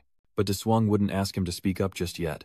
It still wasn't enough to fight the H crew. Chan Ho scratched his nose and sighed, lamenting the lack of gates lately, leaving him unable to show off his skills even after awakening. Day rests his chin on his hand with a sly grin. "Should I level up first?" At Deung's high-rise apartment, Jisoo happily welcomes her brother home, surprising him. "What do you mean, devious? I'm just greeting my dear brother." Day retorts, but says her eyes are just like the monsters from the gate. The annoyed little mouse huffs off. "What are you talking about? Who's the monster? She's a terrible liar, it seems." Her face screams trouble, but Desung has weathered worse storms. He's dealt with enough monsters and sly individuals to know she's up to something, and after talking with his sister Desung, heads back to the bathroom to wash up. A long day had left him exhausted, and after his shower, Desung toweled his hair as he stepped out of the bathroom. Jisoo had snuck in unnoticed, and like a thief, she crept behind him, her face filled with anxiety. Jisoo even wore gloves, afraid of leaving a trace like a true professional thief. She was a little nervous, never having done anything illegal before. It was obvious Ju was plotting something, glancing around nervously. After succeeding, she slipped away, lost in thought. I wonder if Class S will even notice. No way. Deus has been standing behind her since who knows when, like a dark specter. What's this guilt makes you jumpy? Jisoo, startled, cries out, "You scared me." With a dark look, he questioned his sister. "You have a bathroom in your room, so why are you here?" Ju feigns covering her mouth, saying, "Mom told me to clean up." "I'm just doing chores," he replied. Cleaning, she flees in terror. "I'm just doing chores." D scratches his head, puzzled. Since when did she know how to do housework? It's like she's hiding something. Ju hurriedly closed the door, breathing heavily, afraid her brother would find out she betrayed him for the ticket. Jisoo bit her lip in frustration, realizing she was betraying Oba for BTH. Suddenly, in this difficult situation, an idea sparked in her mind. "I know what to do." Hanasu sits in an antique-style cafe, a quiet, peaceful space. She can do this. Soon reverently presents a cup of tea with both hands. "Did you bring it?" Like an illegal dealer, Ju slides an envelope to Soyeon, saying, "See if it's right." She senses a powerful aura emanating from the object and anticipates what's to come. Jisoo continued, "I know everything that's in the bathroom, so it should be enough as a medium. Can you give me that now?" Soyeon happily picked it up, thinking that this would revive Chucky and make him stronger than before. Pleased to have secured a ticket to the show, Jisoo rejoices. "Now I can finally meet Jika." Both now possessed what they desired, and they chattered happily together in a corner of the cafe. Soyeon couldn't wait any longer. After concluding her negotiation with Jisoo, she quickly returned home to revive her former self, placing Chucky in the center of a protective barrier and ceaselessly channeling energy. Will she be able to revive her beloved doll? A surge of life is poured into the doll, lying motionless on the ground. Soyeon intones, "Oh Demon King, please bless your child as Deng is far away." As he and Chanho drank coffee, a chill ran down his spine, making him shiver. Chanho noticed and asked what was wrong. Back at Soon's house, Chucky the doll has been reborn, his hair grown longer, his face more alive. He has finally been revived. Chucky opens its eyes wide. All of Swa's efforts have paid off. She's overjoyed to see it revived, and tears well up in her eyes. "It's finally a success, my precious." Overjoyed Chucky, Soy rushed towards the doll, eager to embrace it, but inexplicably, Chucky slapped her hard, leaving Soyeon stunned. "It sneered, fool, if you'd been any slower, I wouldn't have been revived. How dare someone as lowly as you call me child? From now on this world will drown in a sea of blood." Soon doesn't understand Chucky's violent behavior, and helplessly asks herself, what's wrong?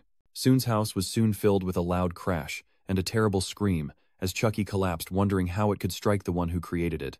Though she loved him dearly, Soyeon was frustrated. Children must be taught correctly. "I truly forgot to teach you manners."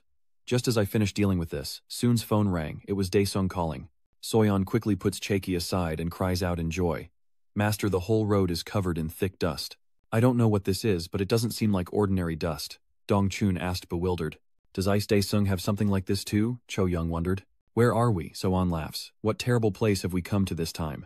Daeseong stands before them serious. They're too weak, and it seems he wants to train them harder. Deyoung continued, "So this time you all need to perform better." Soy interrupted, "Wait, master." So steps forward excitedly. "I have something I want to show you." Dae turns curious. No sooner said than done, Soyeon tossed Chucky onto the ground. And Chucky was out cold. Dee knew whatever she wanted to show him wouldn't be good. Chucky, suddenly thrown to the ground, rubbed his belly and struck a horizontal pose. "Why did you call me out?" Soyeon excitedly asks Deyoung. "Look, master, this is our child." Dong Cheon was stunned by this and asked if it was true. Cho Young is stunned, repeating, "Your child." Daeseong fearfully looks at the Chucky-like doll standing before him. With shining eyes, it called out to him, "Dad." It then reacted even more violently, wailing as it ran to hug him, crying out, "Daddy." But facing the strange thing before him, Daesung fearfully punched, Chucky disgusted. So cries as she picks up the doll. "Wake up, Chi." Deyoung felt a headache coming on, thinking the girl just liked weird things, but this was too much. Dong Cheon and Cho Yi witnessed everything that happened before their eyes, unsure how to react. Deyoung continued, "Now is the time to increase the power of the Deyoung Ice Clan. Lead everyone to a secluded bamboo forest. It's so cold here that the fog hangs heavy in the air." Dongchon, unnerved by his surroundings, frantically looks around and asks, where am I?" Cho Yang is also wary, sensing the scent of blood everywhere as the system announces the activation of Hell difficulty. Onan quickly selected the view button to receive the next instructions, prompting the system to display another notification. Dong Soi's aide is a mage, Dong Chon is a hunter, and Cho Yang is a marksman. Dongchon is powerless without his hunter skills. Is this an illusion he created? How did I get here? Is he some kind of teleporting ghost? Soon turns back and laughs. Rookie, this is hell training camp, so if you want to keep up, you better be ready. Cho Yang immediately becomes wary after hearing Soon's words. Training before them, giant spiders with glowing red eyes slowly advanced. Deung continued, the training exercise is to survive until the time limit.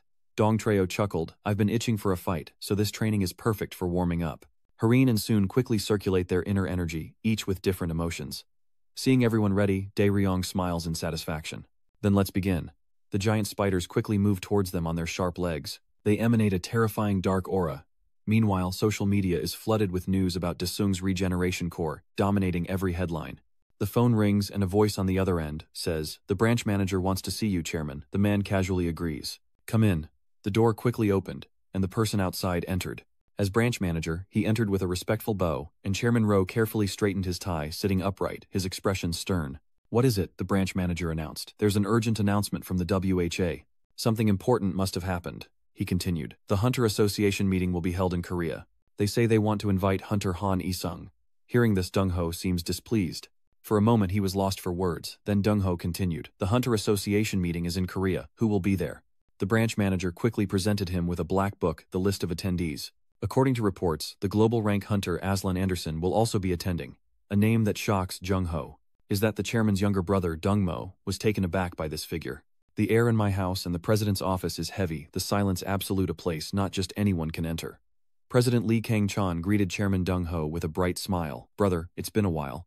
Taking a sip of tea, Dong-ho replied nonchalantly, what are you talking about? Our gang disbanded a long time ago. He glanced at Kang Cheon's chair and asked, is being president treating you well? The president replied, it's better than being chairman of the association, but my brother and the centipede still prefer that. Dong-ho politely continued, I wouldn't dare bother someone as busy as you, so I'll get straight to the point. He said seriously, I received notice that the Surveyor Federation meeting will be held in Korea. The president is surprised that an event will be held in Korea, seemingly unaware. Dong-ho continues, let's not mention those HS guys for now. This surprises the president even more. Trung-ho wearily closes his eyes. You know that gates are each country's gold mine. Right. Yes, we must capture them immediately to protect the people, the president mused. But in the current economic climate, this is a sensitive subject indeed. If the ETE core disappears now, our energy source will be depleted. This only further infuriates Dong-ho. Anderson didn't even answer when I asked if he'd take responsibility for those H-bastards if they left the gate. What does he have to worry about with his brother Aslan, the president considers. The foreign minister also informed me that the US will be monitoring the current situation, infuriating Dong-ho. We must ensure the growth of our economy and the safety of our people, right? He posed the most difficult question to the president, who then spoke up. But how? Dong-ho suggests a first-class medal, perhaps to reward Daesung and bring his gang under the president's control. Hearing this, the president understood that Han Deng was the key. Dong-ho patiently explained that with Han Deng, they wouldn't need to fear lacking nuclear weapons. The president is pleased, saying that if the US has Aslan, then they have Daesung and Haesung, who must attend the meeting as representatives of Korea. Seeing the president's excitement, Dong-ho calmly tells him, leave it to me. In a high-rise apartment, sunlight streamed through the windows of Dee's home as he savored his favorite ice-cold beer, finishing it in one gulp. Dae turns and asks Chan Ho-jung if he knew about this already. Chan Ho likes it. They call it the National Medal of Honor First Class, even though it might be the highest honor.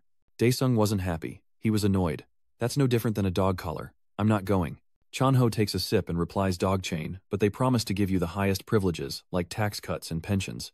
Hearing this, Daesung turns in surprise and asks pensions and tax cuts. Chan Ho continued 30% income tax. Hearing this, Dae Swung immediately changed his mind. Of course I have to go. Anything involving money is tied to profit. Chan Ho continued. And we're the first to know the guild meeting will be held in Korea. Daeshung, chewing on dried squid, asked what the guild meeting was. Chan Ho happily explains. It's an event to announce the hunter rankings, and you'll be representing Korea.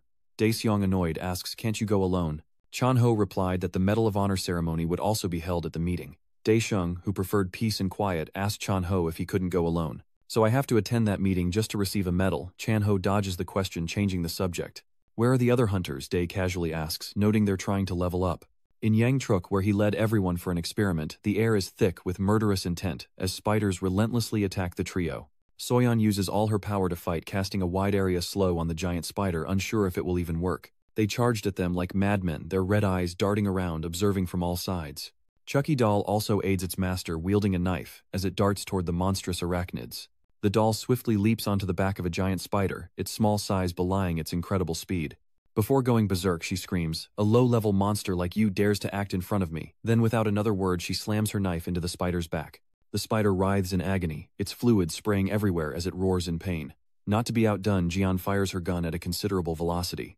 Her hands moved with skill, firing bullets both far and fast, but it wasn't enough to take down these monsters. She unleashes a barrage of powerful bullets, each one packing an incredible punch, causing the spiders to explode on impact. Then Yang used a new power to freeze the monsters in place, immobilizing them instantly. Seizing the opportunity, Dong Qian uses his fists to ferociously charge forward, pulverizing the spiders into pieces. Dong Qian stood alone, breaking through the encirclement, and quickly unleashed his new power. The electric field in Dong Qian's hands emitted purple lightning like long whips, shocking any spider that approached, and they immediately tried to flee. But Dong Qian wouldn't let them escape that easily, finishing them off with a final thunderous blow. More lightning erupts, and the intense electromagnetic field emanating from Dong Qian's attacks proves too much for the spiders. Their corpses lay scattered, smoking in pieces, and soon they had successfully eliminated the monsters. Dong Qian happily looks at Choi Rang, impressed by the effectiveness of their attacks. Choi Rang was also pleased with her new power, but humbly added Sio's attacks did even more damage. The system announces that they must successfully defend and defeat the Spider Queen boss. So Yen happily continues. A message arrives signaling the boss's appearance. "Chucky is going berserk, so I'll handle these pests."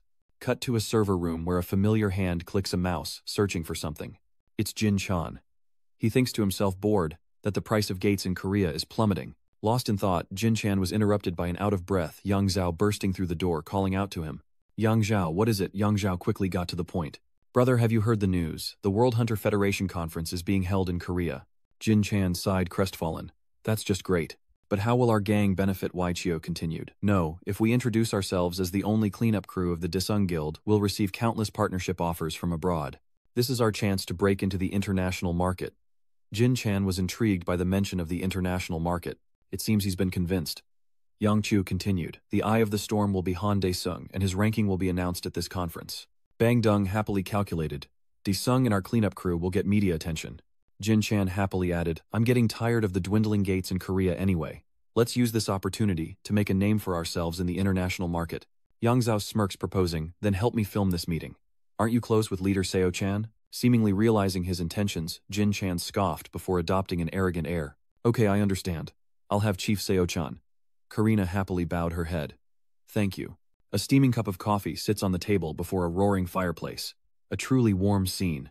Darren said seriously to the person before him, "According to everyone's wishes, we've decided to hold the Federation meeting in Korea." The person sitting before him was Karina, the Western Warden, so Darren was the traitor all along. After hearing Darren's report, Karina sat in silence, contemplating her next move. Suddenly, she places her hand on a Rubik's Cube-like box, unleashing a surge of energy, leaving Darren astonished. He was stunned into silence. Darren knew at a glance that it was a cube gate, but he didn't know what it did to frighten him, so Karina rises with a sinister aura, hellish energy radiating from her, chilling Darren to the bone as she commands, "Get your people through this gate now. I don't know what they're planning next." Darren looked up at Karina curious and asked, "What are you planning to do?" He had a bit of respect for a warden like her. Karina looks Darren in the eye and replies, "As you wish." Suddenly, Karina vanishes, leaving Darren stunned and unsure of what to do. But her words about controlling the population still lingered in the air, leaving Darren stunned. A dark purple aura surrounds Darren as he closes his eyes in thought. Time passed, and Darren stood motionless, lost in thought, his intentions unknown.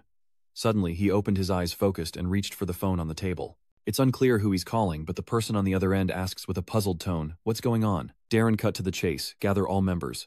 A disaster is about to begin." In the sky, a helicopter flies close to the ground. Who could be on board? Quickly, the helicopter landed on the airstrip, its wheels spinning rapidly for a safe touchdown. At the Incheon International Airport exit, reporters and paparazzi quickly took their positions along with fans. A voice rings out, "Ladies and gentlemen, S-rank hunters from around the globe are converging on Incheon Airport. This is the first time so many S-rank hunters have gathered in one place, ostensibly to visit Aslan Anderson, the world's #1 hunter." The paparazzi and fans alike buzzed with excitement as Aslan emerged. "It's Aslan, the best, the strongest." Hearing the crowd's cheers, the reporter turned to see Aslan entering the airport. Dressed flamboyantly, Aslan looked more like a celebrity than a world-renowned S-rank hunter, complete with bright red lipstick and striking blue eyeshadow as he gazed at the reporters. "I am Aslan, the chosen one in DeYoung's family." Mrs. Han smiled happily at her son. "Is this really my son? He's so handsome." DeYoung turned away, bored, wondering what the medal was. He didn't realize his mother liked it so much. Ju interrupts their thoughts, saying, "Mom, I can't find the dress Swai-on gave you the other day." Han replied, I put it in the dressing room because I was afraid it would get damaged. Wait for me. At that moment, Di-sung's phone rang. It was Chanho, cheerfully saying, Di-sung, the car's here, come down with your mother quickly. Di-sung quickly agreed. Throughout the streets, posters of S-rank hunters were plastered everywhere. Yang Chu excitedly says, can you see this, guys? I'm at Hunter's Ark Road, where the association meeting is taking place. A heroic atmosphere fills this place where the world's top hunters will gather, he continues. Yang Chu promises to give everyone the best live broadcast possible. So be sure to leave a like and a comment, everyone. It seems he's really capitalizing on the hunter's popularity. Inside the conference, the atmosphere was buzzing like a grand party.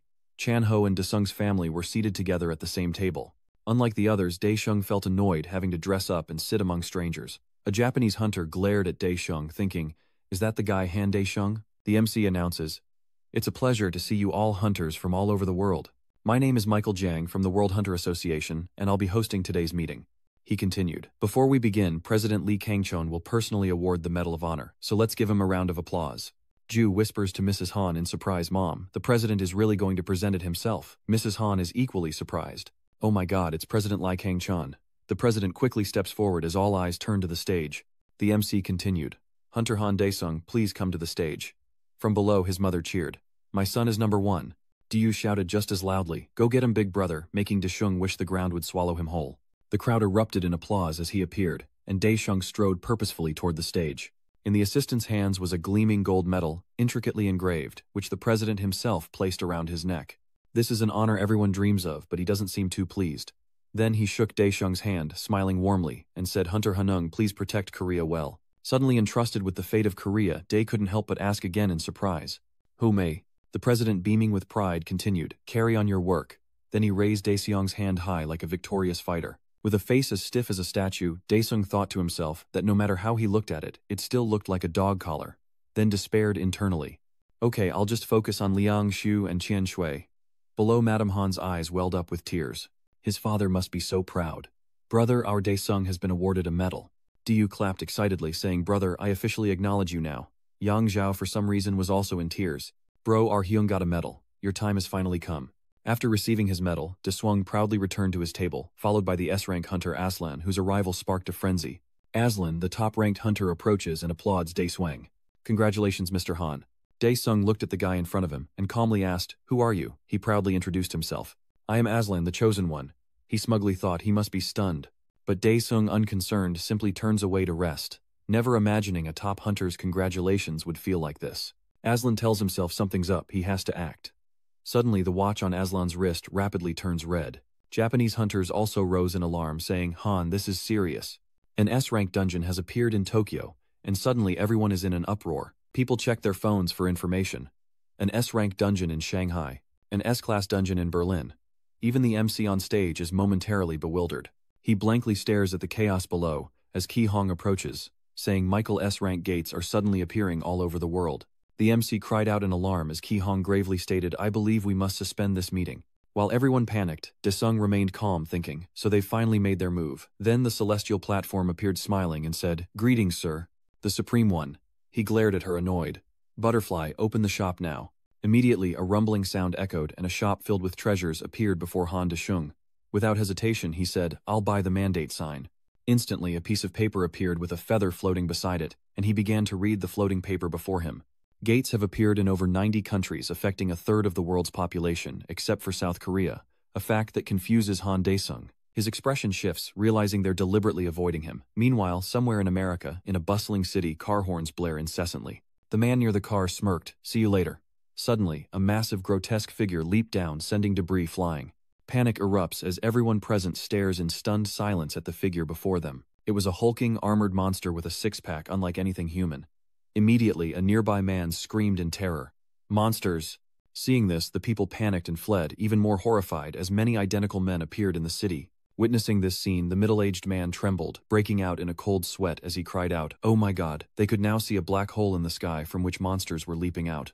Elsewhere in Tokyo, the city center is filled with panicked cries as a pack of menacing four-eyed black wolves appears. The man on the rooftop surveyed the scene and spoke into his earpiece, they're here, detonate.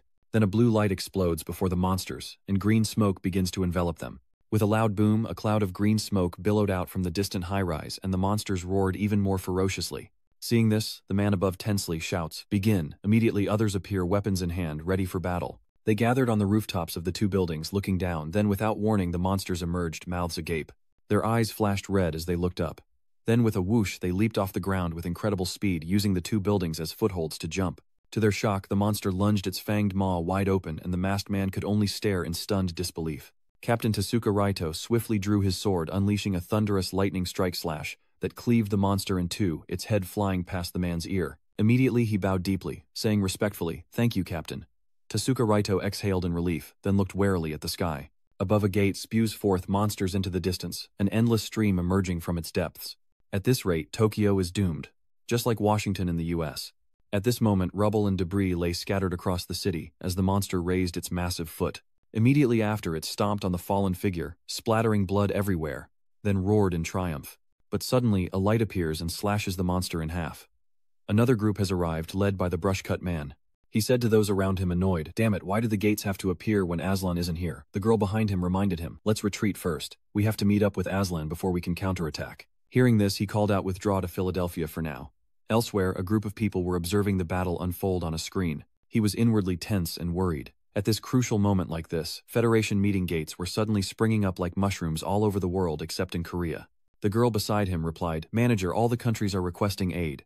It seems they all know that the safest country is Korea." He was still reasoning internally, if we send reinforcements and a gate suddenly appears in Korea, we'll be helpless.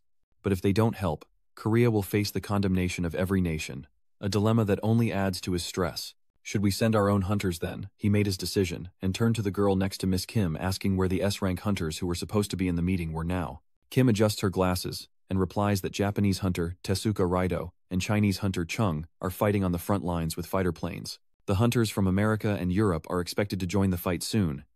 He listened, lost in thought. Just then his phone rang. He answered to find it was Chief Chen Ho. The voice on the other end requested that all S-rank hunters be summoned to the Sung Embankment for a meeting, as people leisurely enjoyed the peaceful atmosphere of the Korean streets. Aslan smiled, looking around, and exclaiming, "Beautiful, so beautiful." He gazed around, declaring it a once-in-a-millennium sight in Hanok village. The two men looked over, surprised. "Wasn't that Aslan? Isn't America in crisis? What's he doing here?" He raised his phone again, turned to them with a smile, and said, "Sorry for the trouble." He handed them his phone and asked, "Could you take a picture for me?" They couldn't refuse and stiffly agreed. "Okay," he smiled again, looking sinister. "Thanks. May God bless you both." He even makes a heart with his hands. Meanwhile, at the Daesung building, the S-rank hunters have gathered, silent and tense. Hunters lined both sides of the table with Han Dae-chung at the head.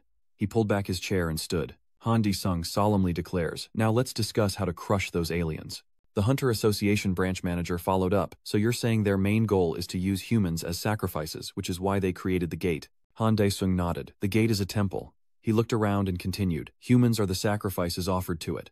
The other hunter pondered for a moment, then spoke up tensely. "So once enough sacrifices are made, the Titan will be resurrected." Hunter Hazen chimed in, saying that even if they wanted to stop it, they could only support one nation at most. "I have to factor in travel, time, and distance." Suddenly a cube is placed on the table. Hanyeon looks at it and says, "This is called a dimensional cube." Seo Deokjian is surprised to hear this. "A cube gate. It resembles the Supreme Guardian."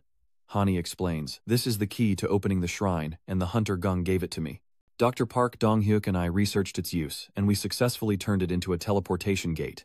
Chief Wang Runrang tested it and went to some predetermined locations." The woman beside her chimed in, recalling that Chief Wang Run had mentioned needing to visit several countries recently for important matters.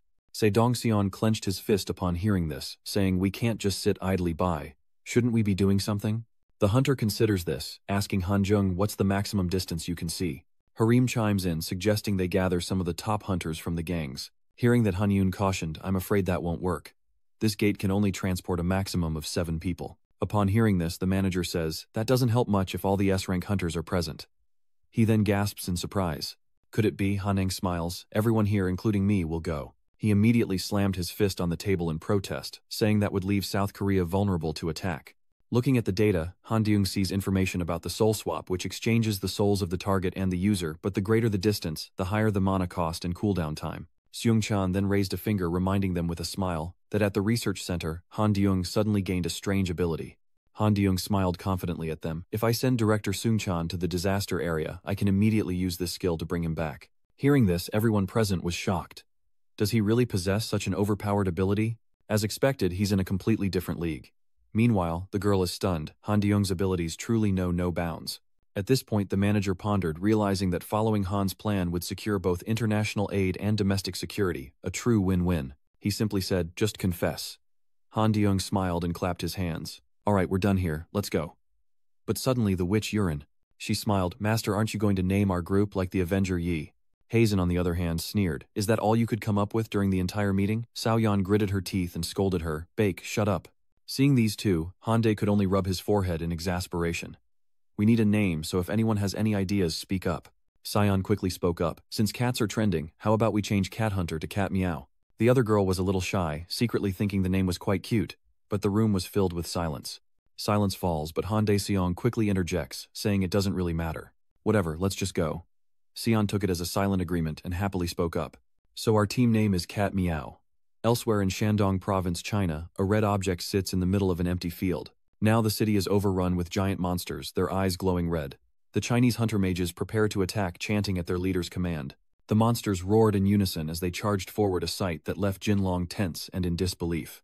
The brutal battle raged before their eyes, and he bit his lip, wondering if the people of China would be annihilated. Suddenly the secretary approached him, and he asked, "What is it?" She replied, "The Korean Association says they will send 7 S-rank hunters with some conditions." He was astonished. Even the World Hunter Association couldn't help, let alone Korea. Just then a message appeared. Given the urgency, South Korea can send 6 S-rank hunters, including the Korean hunter, on the condition that our hunters have full ownership of the items and ether vials from the monsters they defeat.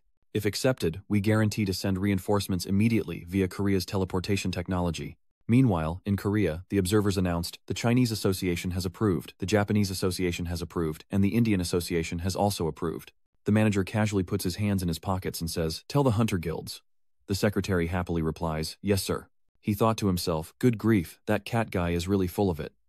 Meanwhile, elsewhere, a Chinese city lay in ruins, devastated by the attack. Meanwhile, a lone girl still stood defiantly with her spear, shouting, "Hey, I'm here, I'm Youngwon, a hunter from China." The monster roared in response as the girl stood defiantly, spear in hand.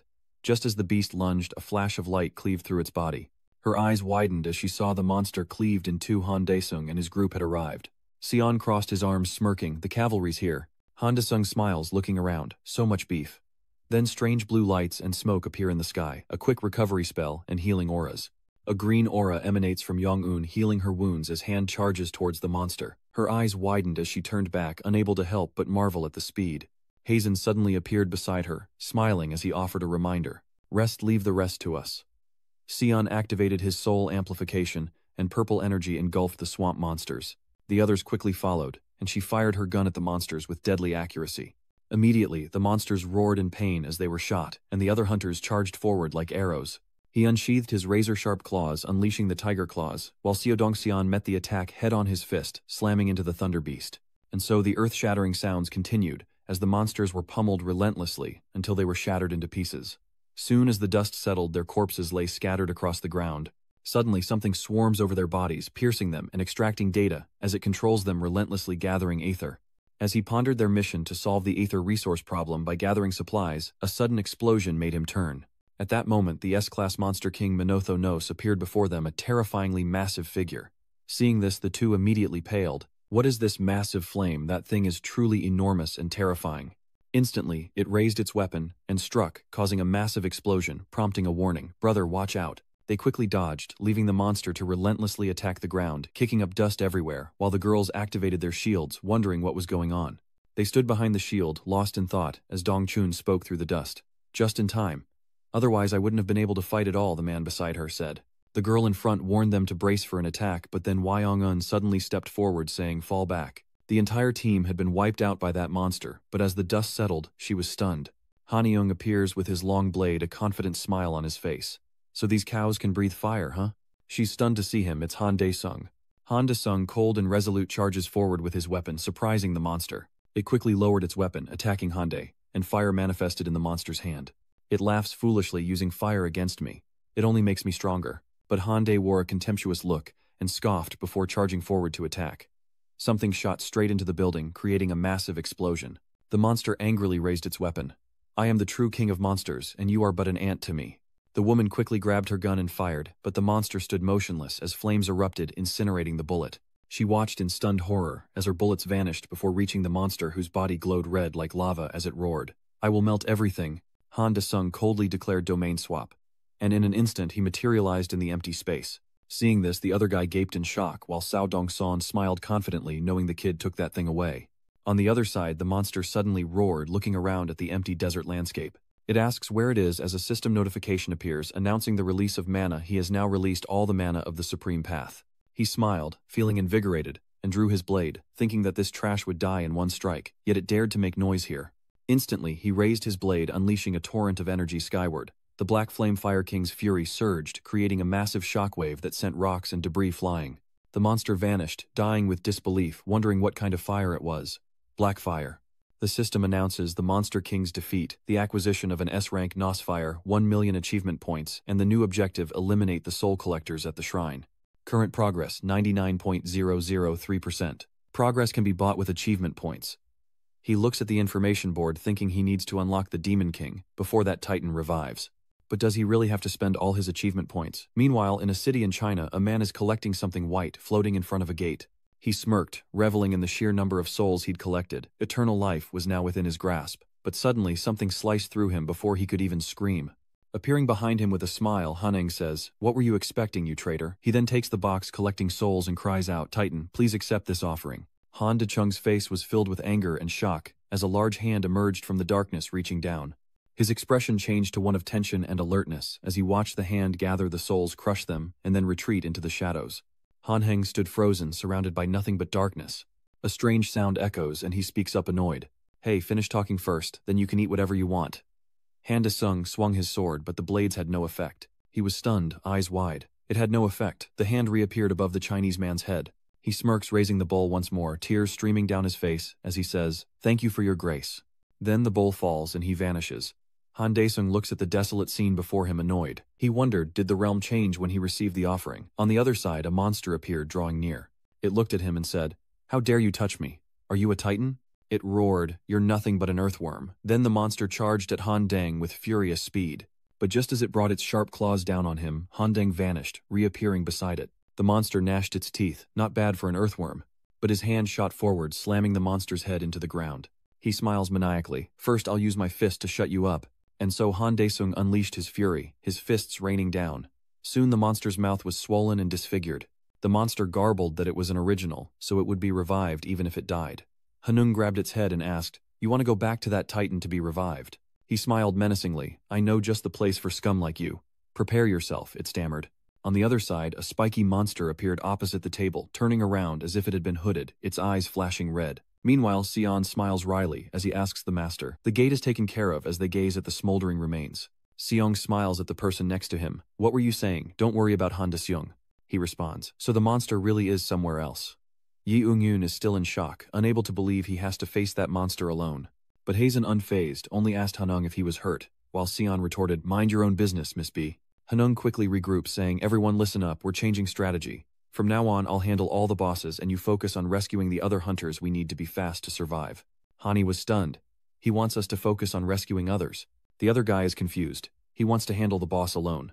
Meanwhile, Handeng is determined he can't let that thing revive. Meanwhile, in another space, the green-haired man smiles and introduces himself. "Hello everyone, I'm Jiangzi from the Seven Dragons." Striking a pose with a smile, he announces, "Breaking news everyone, I've received confidential intel from Bingdundun." Images of battles flash as Handeng the leader appears. Yang raises two fingers with a smile, announcing the Cat Special Forces formed to save the world. He's confused. Not Cat Squad, but Hunter Squad. How did that happen? But I clearly heard Chan Ho say that. A news report then breaks, announcing that hunters are gathering to tackle S-rank gates around the world. They've already cleared all the gates in China and India, and are now moving on to Europe. He was stunned to hear that this operation is being led by the Hunter Han. "You have gathered all the S-rank hunters in Korea." Meanwhile, inside the gates, hidden black dwelling houses begin to appear. Figures moved about, recalling a symbol as a white-haired man emerged from the gate, stepping out with an air of nobility. The guards, upon seeing him, immediately raised their hands in respectful greeting. As the man asked, "Where's Al?" he didn't answer, but instead asked, "Where's my brother?" Elsewhere, music pulsates as people dance, and a group of guards patrols the scene. The masked man asked, "Where's Alan?" Meanwhile, he continued to observe, unable to suppress his awe. As expected, other spatial dimensions aren't so beautiful. Just then, a footstep echoes. Aslan leaned back, saying casually, "Yo bro." he then said coldly. If you don't hurry, won't I be in big trouble? Hearing this, he asks, what do you mean? Meanwhile, Tokyo is engulfed in smoke. Meanwhile, elsewhere, rocks and debris crumble below as the Japanese hunters take a breath and raise their swords. Their captain ordered a retreat. Squad fall back. Everyone to defense. Line 3. The wounded hunters charged forward. Meanwhile, the captain stared at the monster, thinking, this is the end. Elsewhere, a tearful comrade ran leader. In another location, a massive statue appeared and a figure sat upon it. The subordinate behind him spoke respectfully. High priest, the temple we built is collapsing. The Demon King Nebula rampages, and the man opens his eyes, a red light flashing. Is it him? The subordinate continued. It seems the space temple has been turned into a teleportation gate. The other person silently glanced back, looking ominous. He rises, a grotesque figure, neither man nor demon, and commands send Southern Bishop Aja to the remaining space temple to buy us time. Once the Titan's feast is over, it will be their end. Meanwhile, the Japanese team cursed and cried out as they desperately fled. She supported her teammate while struggling to run forward, gasping for breath. Suddenly she stopped, spotting a gate ahead. Han Dae and his group emerged. They looked cool, but immediately the three of them started to gag, apparently getting space sick. Dizzy and disoriented, she says, I'm spinning in a haze. The girl beside her gags, trying not to throw up as she warns him. Get a grip. Hani rubbed her head, exclaiming that the high spatial waves inside the gate were making them all dizzy. Hain chimed in, snap out of it. Handong, unfazed, emerged and remarked, so weak. Should I form a new hunting party? The Japanese hunter girl in despair was stunned. Handong, why is he here? A voice crackles over the comms announcing that Korean hunters will arrive via gate to provide assistance. I repeat, the Korean hunters will use the gate to come and support everyone. She quickly released her teammates and ran over. Terrified, she stood before them, calling out Lord West, then bowed and said, Black Tezuka Euonymus. They couldn't help but stare at each other, dumbfounded. I don't understand. Sion then reminded him, Master, quickly turn on the automatic translator. And she's asking him to save Captain Tezuka and bring him back safely. Hearing this, Handeng fell silent. Suddenly he vanished, then turned to reassure her. You're lucky our master is super strong. Hearing this, she smiled and said, thank you. Meanwhile, their comrades were being devoured, crying out in despair. Instantly, the monster devoured him. Captain Tezuka meanwhile removed his mask and leaned against a rock. Having exhausted his A cells, he can't transform. He desperately tries, but the monster approaches, standing before him with hungry rage. Tezuka smiled wryly, accepting his fate as the monster opened its jagged maw. But something appeared, slicing through them all in a blur. Captain Tezuka's eyes widened in disbelief as a powerful figure emerged behind the monsters. Hanung stood before him looking down. Tezuka quickly recognized him as Han Du-chong and asked, hey, can you move? Tezuka wondered if his translator was broken, as he couldn't understand a word Han De-young was saying. But then realizing something, he frantically warned him. Careful, Han De-seong also turned around warily, only to see a long train barreling towards them. Immediately, an explosion rocked the area, sending debris and vehicles flying as a green figure burst forth, clearly targeting Han Deng. He kicked it away, sending it soaring into the air. When the dust settled, it was revealed to be a blue monster. Hanung looked up and muttered, that guy. He's from another world. He quickly regained his footing and leaped into the air, both he and the monster charging toward each other. It raised its fist, grinning menacingly, but he charged forward with his sword unfazed. A fiery explosion erupted in midair, followed by a cloud of dust that spread everywhere. Tezuka felt the immense power shielding himself and struggling to stand, stunned by the sight before him. How is this possible? Han Dae and the monster stood face to face, and he thought to himself with annoyance. This pig is strong, and the monster is shouting about eating. It then opened its massive mouth and said drink. Hanung couldn't help but mutter to himself. The Hikatan spell. The system then displays domain cannot be switched. Target weight exceeds domain switching regulations. Hearing this, his expression immediately changed. The monster stretched its neck and devoured Han De-sung, whole swallowing him into its body. The monster exhales, and Bin stares in shock at the scene before him. Han De-sung has been swallowed whole. What is he going to do? But then the monster began to writhe in agony as veins popped out all over its body. A shout rang out, die you pig. The monster opened its mouth, firing a surge of energy outward, creating a massive inferno.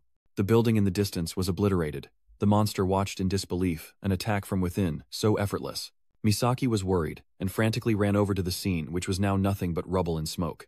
She anxiously looked around, calling out for leader Tezuka. When he called back Misaki, I'm over here, a can of water in his hand. He casually takes a drink, saying, I was thirsty, and I paid for it. Back with the cat squad, Selon is in utter disbelief. Her eyes widened as Tezuka stood before the group, announcing De-sung's fate. Whether he was dead or devoured, no one could say. Hanyun asks, so you're saying the Hans ate De-sung and disappeared? Tezuka nods. Exactly, they ate him and vanished. Jiangqi asks everyone, should we split up to find that Monster Hazen seems more cautious, thinking it would be dangerous to go alone. Unlike the others, Ion, after his initial surprise, calmly reassured everyone, don't worry. Meanwhile, in a dimly lit room, Darren poured a glass of red wine, swirling it before bringing it to his nose. The Anderson brothers sat facing each other in the room. Aslan asked his brother, aren't you surprised by this? Darren calmly replied with his eyes closed, you think I'd be surprised even if an S-class core appeared. He placed his empty wine glass on the table and added, you don't know how great their true power is. Aslan sat there, a question mark hanging over his head, while Darren wiped his mouth, confidence in his eyes. No matter how strong Dasung is, he won't be able to stop them. Aslan stood up, put his hands in his pockets and scoffed, but I warned you. Then he turned and walked away, leaving his brother to reassure his younger sibling, don't worry. Watching Aslan walk away, he added, everything will go according to plan. Back in the Japanese streets, Hayne, after hearing Sion say not to worry, wondered what she meant. Holding Chucky, the underworld witch grinned wickedly, then threw the doll to the ground where it exploded. Chucky appeared in a provocative pose, asking, why have you summoned me again? Sion sits down and announces Chucky Master has disappeared. Chucky asks, you mean my father?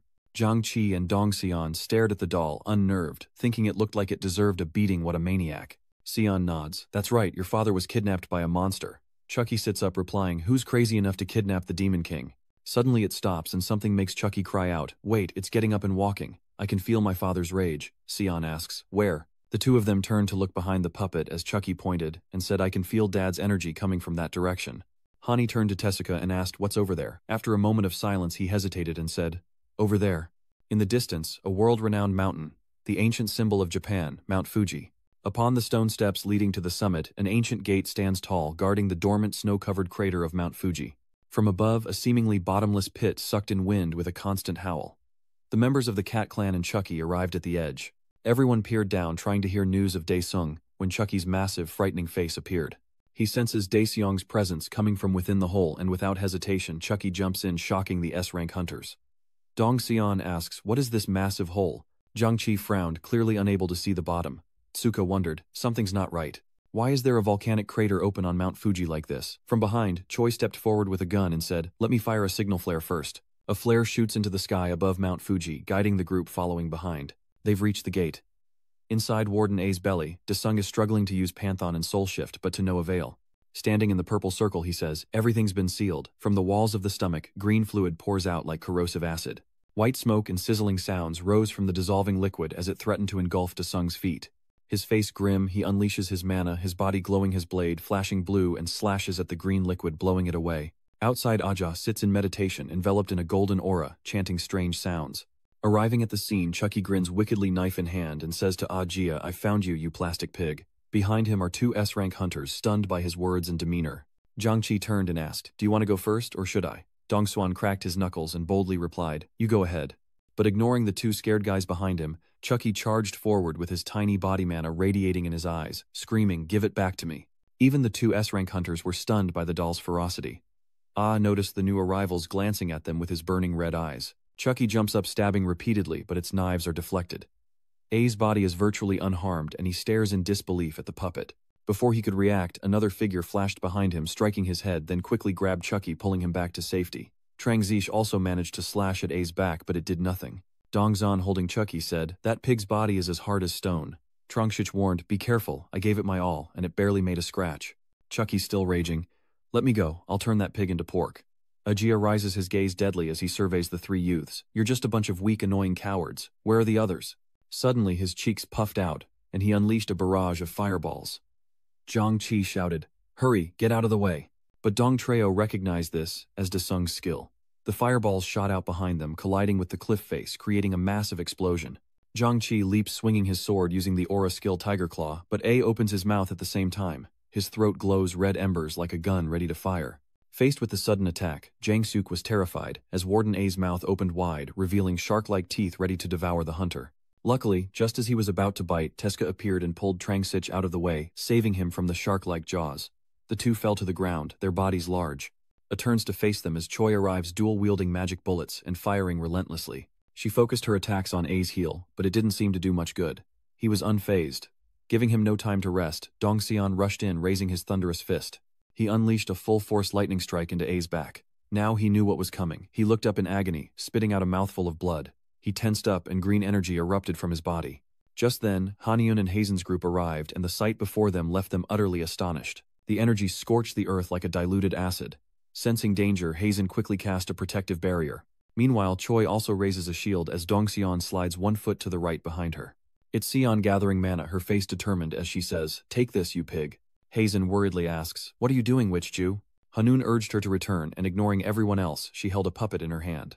Then Yan raised a needle to her own head, plunged it into the puppet, and used a fatal skill. A status screen appears, showing that a critical skill has been used. But if the target's soul is too large, critical will be changed to unconscious. As soon as she used the skill, a pillar of energy struck Jailer A. He didn't understand what was happening. Blinded by the light, he could only scream before his massive body crashed to the ground. Jiang Qi asked in astonishment. That monster was defeated in a single blow. Hazen and Hanian weren't the only ones, everyone was wide-eyed. Chalky scratches his butt and boasts, "Not bad, but still not as good as me." Even Sion couldn't believe what she'd just done, exclaiming, "It actually worked." On the streets of Philadelphia, Kensington, everything seems peaceful. But strangely, the people look utterly lifeless. They look like zombies as monsters roam the streets unhindered. A brainwashed soldier asked if they should just kill them all. The leader replied that Titan preferred the pure souls of warriors over those of the rabble, as thin threads floated down from above. Those threads connected to the tops of the people's heads below, and upon contact, their eyes glowed brightly as if stimulated. Their eyes turned blood red as they tilted their heads back and screamed. Then as one, they surged forward like the living dead, fearlessly charging the orcs before them. The massive monsters swung their axes, hacking off limbs, but their numbers only grew, each one replaced as soon as they fell, a scene of utter chaos. The soldier scoffed, amused that fools who couldn't control IT were suddenly attacking them, but then, to his surprise, their hands turned red as fire and gripped the ogres tightly. Sensing the heat below the goblin, soldier froze for a moment. The people were engulfed in flames, screaming in agony, too hot, their bodies about to explode with fiery force. As predicted, the possessed exploded, causing the soldier to scream in agony, and the leader ordered his men to find the one controlling these vile creatures. The streets are now in chaos, with the undead constantly self-destructing. Each explosion brings screams of agony from humans and orcs alike, along with splattering blood. The orc leader panicked turns and asks, "Where is he?" A familiar hand appears in the air, launching thin strands of silk. It's Aslan who's been pulling the strings. He's using threads to control the people below like puppets, with a chilling look and smile. The leader of the brains looks up and recognizes who's pulling the strings. It stomps the ground with immense force, shattering the pavement, then leaps high into the air, axe raised, ready to strike Aslan. In a flash, it appeared before him. Aslan calmly retreated, extending his hands in defense. The orc leader roared, "I will kill you." His eyes were savage, in stark contrast to the world's #1 hunter's eerie calm. He extended his hands using his mind control ability, as threads pierced the orc much to its shock, and it froze in place before Aslan. Its eyes glowed brightly, as if it had lost its mind, looking no different from the living dead below. Aslan calmly put his hands in his pockets, walked past it, and then ordered, "Go and deal with the rest of your kind." The high-rise building gradually falls silent, death, sealed for the Hawks. Back at Mount Fuji, looking at the motionless monster before him, Jiang Qi asks Dongxian, "Brother, is he really dead?" He turned and pointed at Sion, saying, "I don't know, ask her." She calmly replied, "He's not dead, just unconscious." Meanwhile, Chucky jumps onto A's face and pries his mouth open, prompting Sion to ask in alarm, "What are you planning to do?" He grimaces, "My father is definitely inside this pig."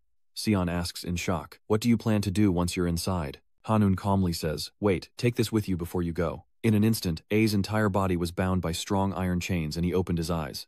Panic sets in as the boar awakens, its body completely bound, struggling and thinking, "I'll kill you all." He thrashed around, desperate to break free. Jiang Chul anxiously drew his sword. "This is bad, everyone prepare to attack." Suddenly a portal appears before them, and Sion happily cheers. "Oh, a teleport gate." Dung steps out with Chucky on his shoulder, smiling as he says, "Good job, Meowster. Happy Chucky mission success." Deung Chung hesitated, then said seriously, "So hurry and run, jump out now." The team was taken aback, still unsure if their teammate was all right. The team members hurriedly called out to their comrade, and seeing this, everyone immediately turned and ran after him. De says, "Why didn't anyone jump out when I told them to?" Hanun replies, "What?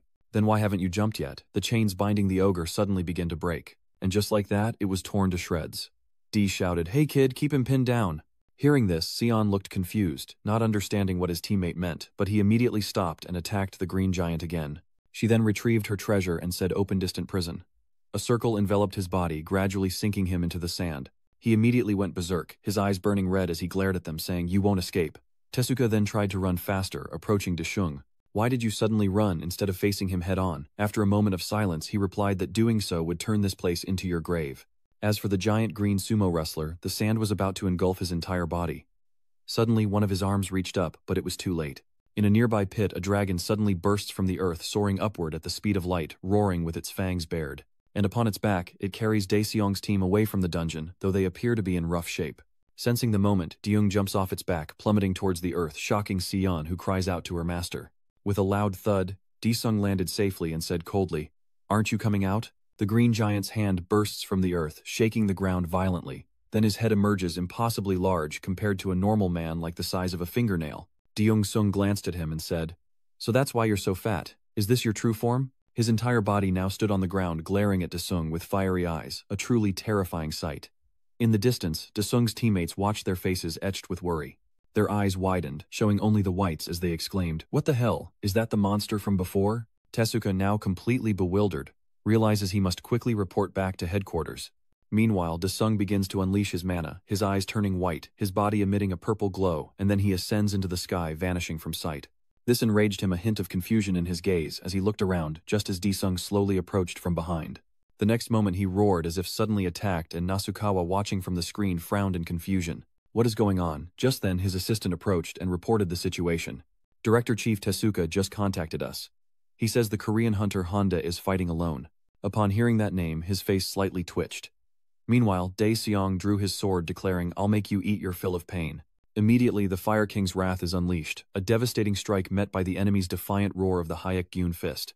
His mouth gaped open awaiting the attack, but to his surprise he devoured it whole, only to realize a dragon was soaring above him. Deyoung glared and continued, "Now try eating this." The dragon was indeed beginning to create a blue orb. Seeing this, Sao Yeon was stunned. What was the dragon about to unleash? Daesung shouted. "Everyone hold tight to the mana cannon."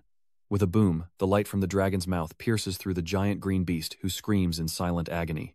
The dragon's immense power sends tremors through those on its back, as the giant green beast fades, spiraling into nothingness. The system then displayed a notification: "You have defeated On's Southern Archpriest." He obtained complete digestion authority, replacing the aura nullification skill, along with numerous other updated perks. Day grumbled as he gazed at the corpse, remarking that he'd earned quite a bit, probably because this pig was so fat. De smiles, then says Banshin shifts the scene to Ramus, who is looking at something and muttering, "Finally a titan." Before him, a giant fetus grew larger, its bizarre red hue looking terrifying. After gazing at the growing body, he smiled with interest. "So this is the titan's accelerated heartbeat."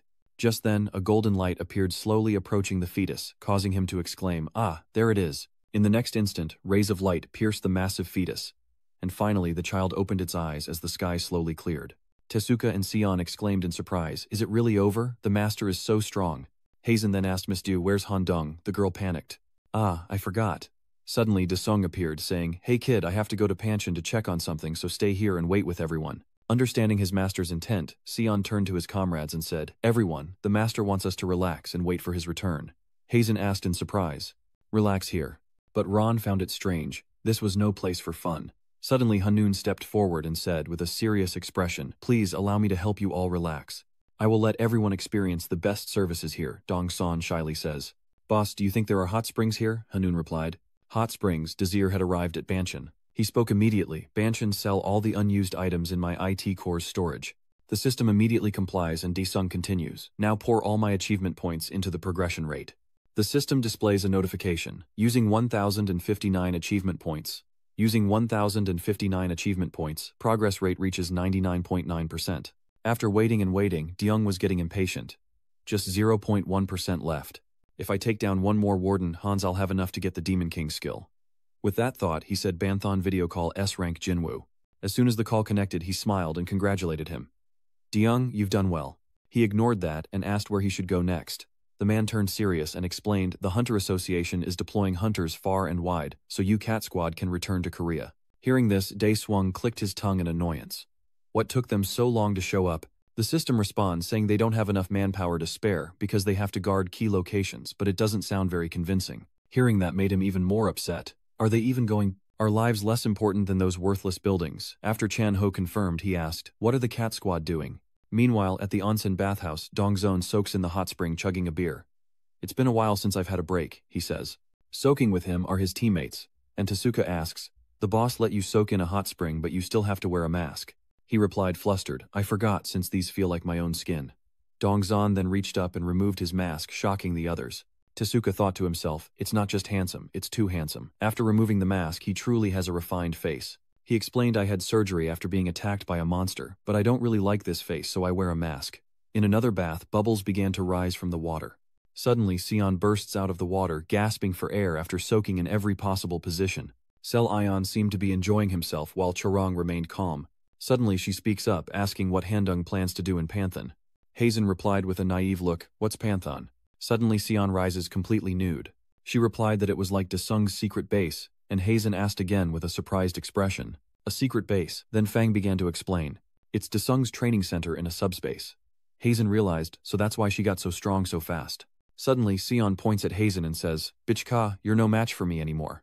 I awakened my finishing move in this battle." Hazen simply responds a finishing move. "Isn't it just a strange curse?" Chorong then speaks up. "Wait, isn't it dangerous to use a skill here?" Sion smiles confidently and says, "Don't worry, it's not that dangerous, so there's nothing to worry about." Just then she conjures a teddy bear, startling the two girls who look on in surprise. Just then Dezong arrived, and an employee led him to the men's room where he immediately took off his cloak and looked around with a smile. Suddenly something caught Desung's attention. It was Sion's teddy bear which had broken through the wall, causing the noise. After ramming the wall, it now lies motionless. A failed performance beyond expectations makes Hazen furious. The crazy girl is pale with fear, about 5 seconds away from bursting into tears. Seeing this, Sion, its owner, is naturally the most scared, her face contorting as she says, "This is the bathroom." The three girls were frozen in fear, unable to speak, while Daeshung examined it with a puzzled and displeased expression. Even his elephant seemed skeptical. Time passes and a month has gone by since the gates appeared all over the world. Many have lost loved ones, jobs and fortunes, and are experiencing immense pain. But fortunately, thanks to the Korean hunters, the losses have been significantly reduced. And now on TV, Jane Ki-hong, the leader from the association, is here to give us a detailed explanation of the current situation.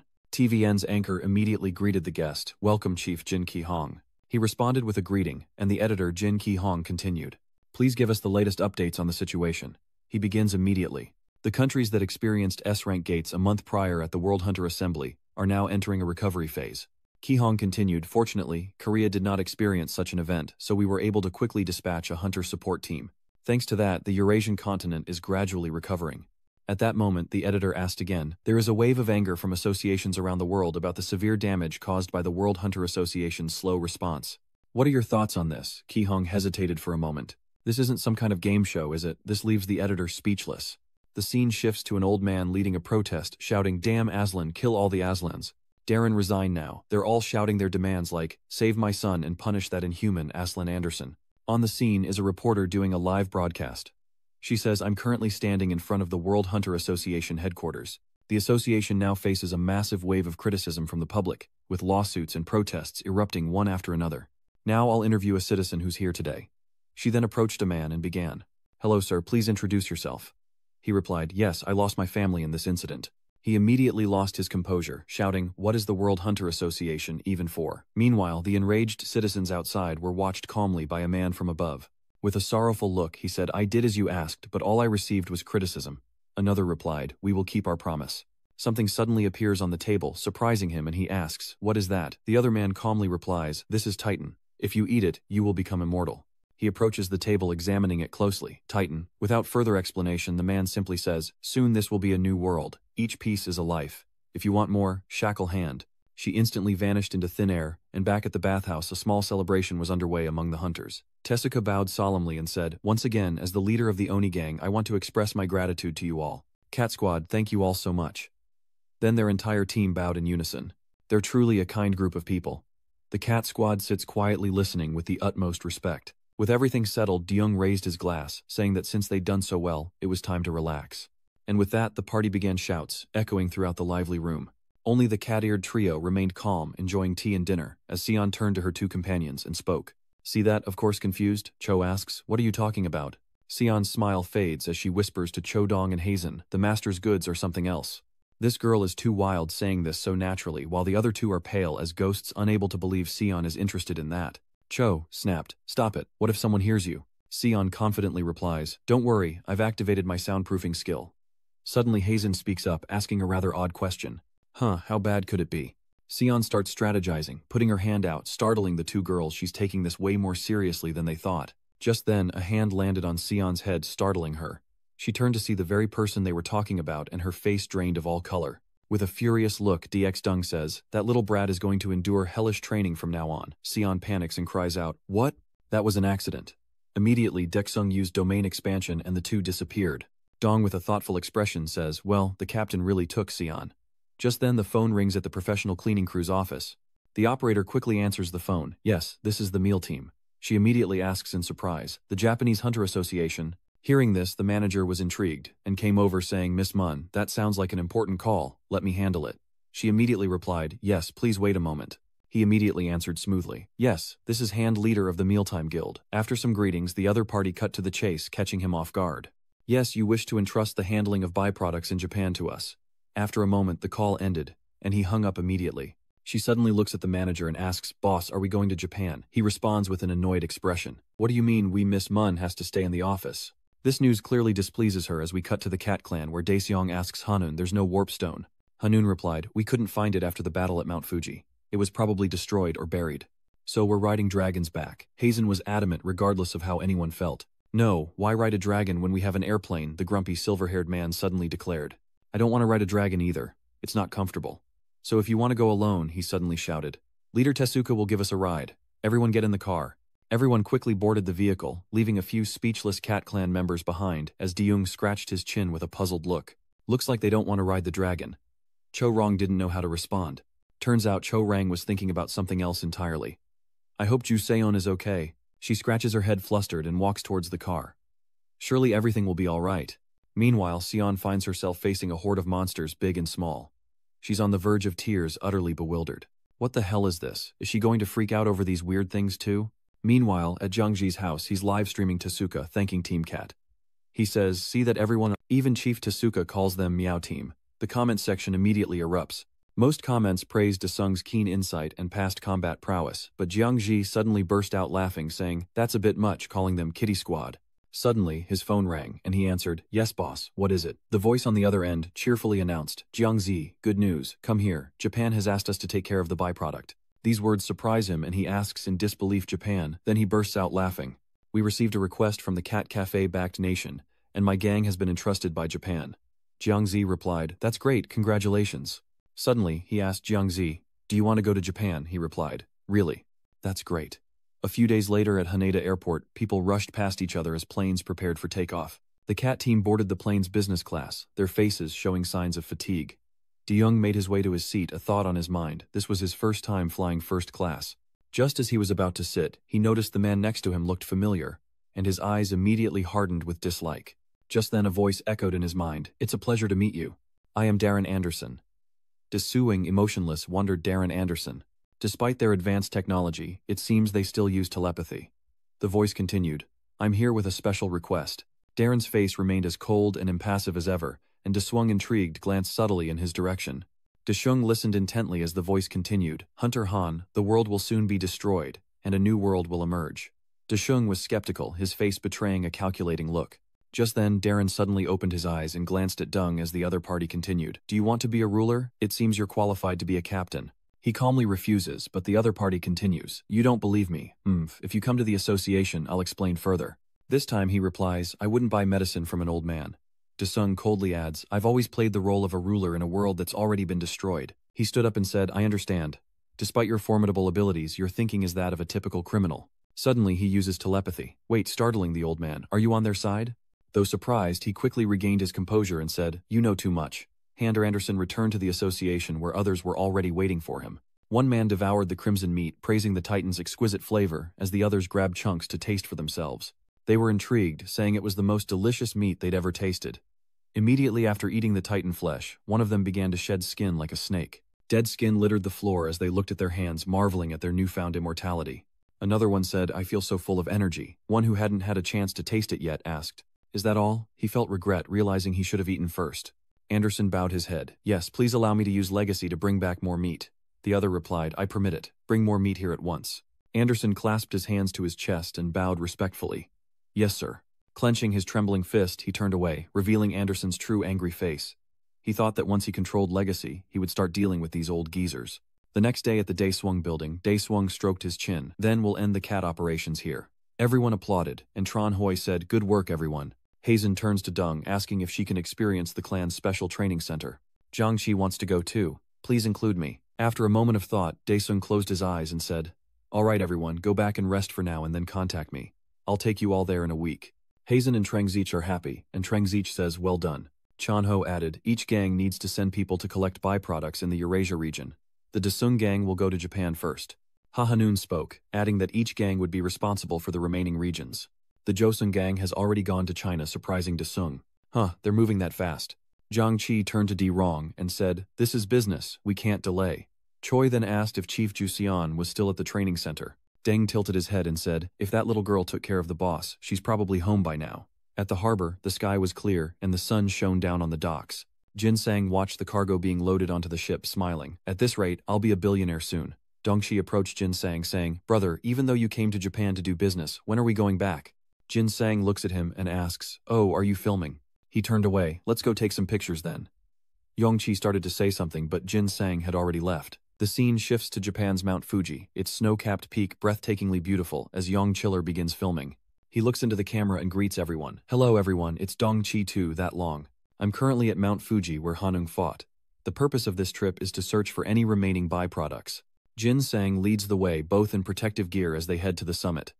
Viewers comment excitedly, wow, is that Mount Fuji? The wind is so strong. Look at that deep hole. They both give a thumbs up to the camera, and Donghee speaks. Now we'll venture deeper inside, with Mr. Han De-sung. Everyone watching the video is commenting on what he's wearing. What is she wearing? Dongchi's clothes look like pajamas. What the hell is he wearing? Jin Sang confidently introduces it. See for yourselves, this protective gear is made by Brand Smee, a subsidiary of the Gluttony Squad.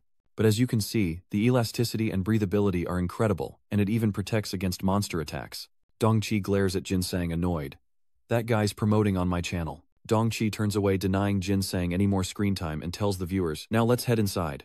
Jin Sang continued to talk about the outfit made from white wolf skin, as Dongchi rallied himself and tried to stir the viewers' emotions. Dongchi, let's go. The scene shifts to a barren wasteland. Sounds echo hurried footsteps try to escape. Daeseong runs gasping for air, then ducks into a crevice to hide. Dee hides behind a rock panting. How did I revive right in front of that damn two-horned monster? Outside, a towering two-horned monster approaches. Is he doomed to die and start over again? Dee slowly opens his eyes, his face blank. He sits up, shakes his head a few times more, dreams like that. He's at the beach with everyone now. It was all just a dream. Jisoo and Choi are playing in the sea, having the time of their lives. Why is that girl here on our family trip? Desung's mom says, son, if you came to relax, you should go have some fun. He sighs, holding his head. Have fun? How suddenly some kids appear behind him, acting like he's nothing. One of them asks, are you Hande? The other asks, what's a Handung? Annoyed, he glared at the kids. Yes, I'm Hanung. They exclaimed, it really is Hand. Show us your dragon, please, the kids shouted, drawing everyone's attention. Hande Dezung. Is Han Dezung here? People stirred, searching around, and sensing something was amiss, he broke out in a cold sweat. He recalled his previous conversation with the idol. You're going to the beach with your family. Won't a lot of people recognize you? Are you going to be okay? He'd confidently said, even if they recognize me, it's not like I'm a celebrity or anything. He never imagined this would happen. People rushed to see him, a crowd gathering around. Dee turned away. They recognized me. Should I wave? Embarrassed, Deshung waves to the crowd, who ask for autographs and handshakes. Everyone's attention was focused on Dojun, as one girl covered her mouth and giggled, Han Dojun is so handsome in person. The kids are saying, Han Di-sung, please help me rank up to S. Han Di-sung is so cool. Deus Ex chuckled to himself. Fame truly was like a drug. Meanwhile, Dong-chi had reached the cave entrance. Hey, let's go together. With difficulty, Yan Chiller entered the cave, filming with his phone as he went. He's struggling. Why go so deep? One commenter tells him to go deeper. Despite his struggles, he thanks the viewers for their donations, including 1 million to Chi. The viewers grew more excited, donating as Young Chiller delved deeper. Donate more so he can taste the pain. Then they all donated to Chi, who was drenched in sweat. Brothers, come on, I can't go any further. The viewers, seeing this, encouraged him not to give up. If he finds something in there, he'll get 10 million won. Accept the 10 million won quest. Another person tells Dongchi to go down there and bring up the monster's teeth. Jin Sang went ahead, calling Dongchi's name as he held his phone up high, illuminating the darkness of the cave. Dongchi calls out, what is it? Before him lies an unfathomable abyss. Jin Sang says, come here, hurry. He's staring at something emitting a sparkling light. Before Jin Sang, a gate. Dongchi stared at him, as did the viewers, curious. For a gate, it was small, intriguing. Someone asks if this is an E-rank gate, and he tells him that Dongchi is a gate 2 ahead, lies a cube with strange patterns. A quest appears, enter and receive 109 million world. Someone has already donated 100 million world with the message don't give up. Dongchi gaped in disbelief, staring at the notification screen and exclaiming, what the hell? The scene shifts to Daesung and Trongzich's battle as Trongzich charges forward. Daesung raises his sword to block Zhangqi's attack, and metal clashes against metal. Dongzhan also rushes in, gathering power in his hand to form a fist, but Di easily blocks the attack with one hand. Suddenly, Choi appears behind Desung, but he's already noticed, glancing back. Desung looks at Choi, smirks, and says, "Manager Choi, you've improved." He then moves with incredible speed, leaving Choi in disbelief. Desung's expression hardens as he plunges his sword into the ground, unleashing a wave of purple energy. Choi is blasted backward and the surrounding earth erupts. Jiangqi watches with wide eyes at the incredible power being unleashed, and even Dongsun is surprised by Desung's strength. Flames erupt, smoke fills the air, and Hazen raises her hand, creating an energy shield. She's incredibly tense, quickly erecting a shield as flames engulf Desung, blowing everyone nearby away. Di stands motionless, sword gripped tight in his hand. A true overlord in that moment. He smiled, telling everyone that while their teamwork had improved, they were missing a finishing blow. Jang Cheok sweated, turning away and saying, "Even though I tried my best." Hazen and Choi glare at each other, and Hazen tells Chorong, "Do something too." Choi retorts, "What can I do if my curse skill is useless? Should I strangle him or something?" A notification appears, a message from Sechan. Daeseong opens it. "What's wrong, Chanho?" Trangho looked at him and hurriedly said, "Deshung, I need your help." Deus Ex Machina arrives as Do-hyun's building is approached by a speeding car that screeches to a halt. A group of armed and armored men emerged from the vehicle, quickly moving inside. They lined up on either side as another car arrived and someone rushed to open the door. He carefully opened the car door, not daring to make a single mistake, as a pair of long, captivating legs emerged. Meanwhile, Day's group had finished their practice and they all headed outside together. Selen went ahead, feeling incredibly uncomfortable.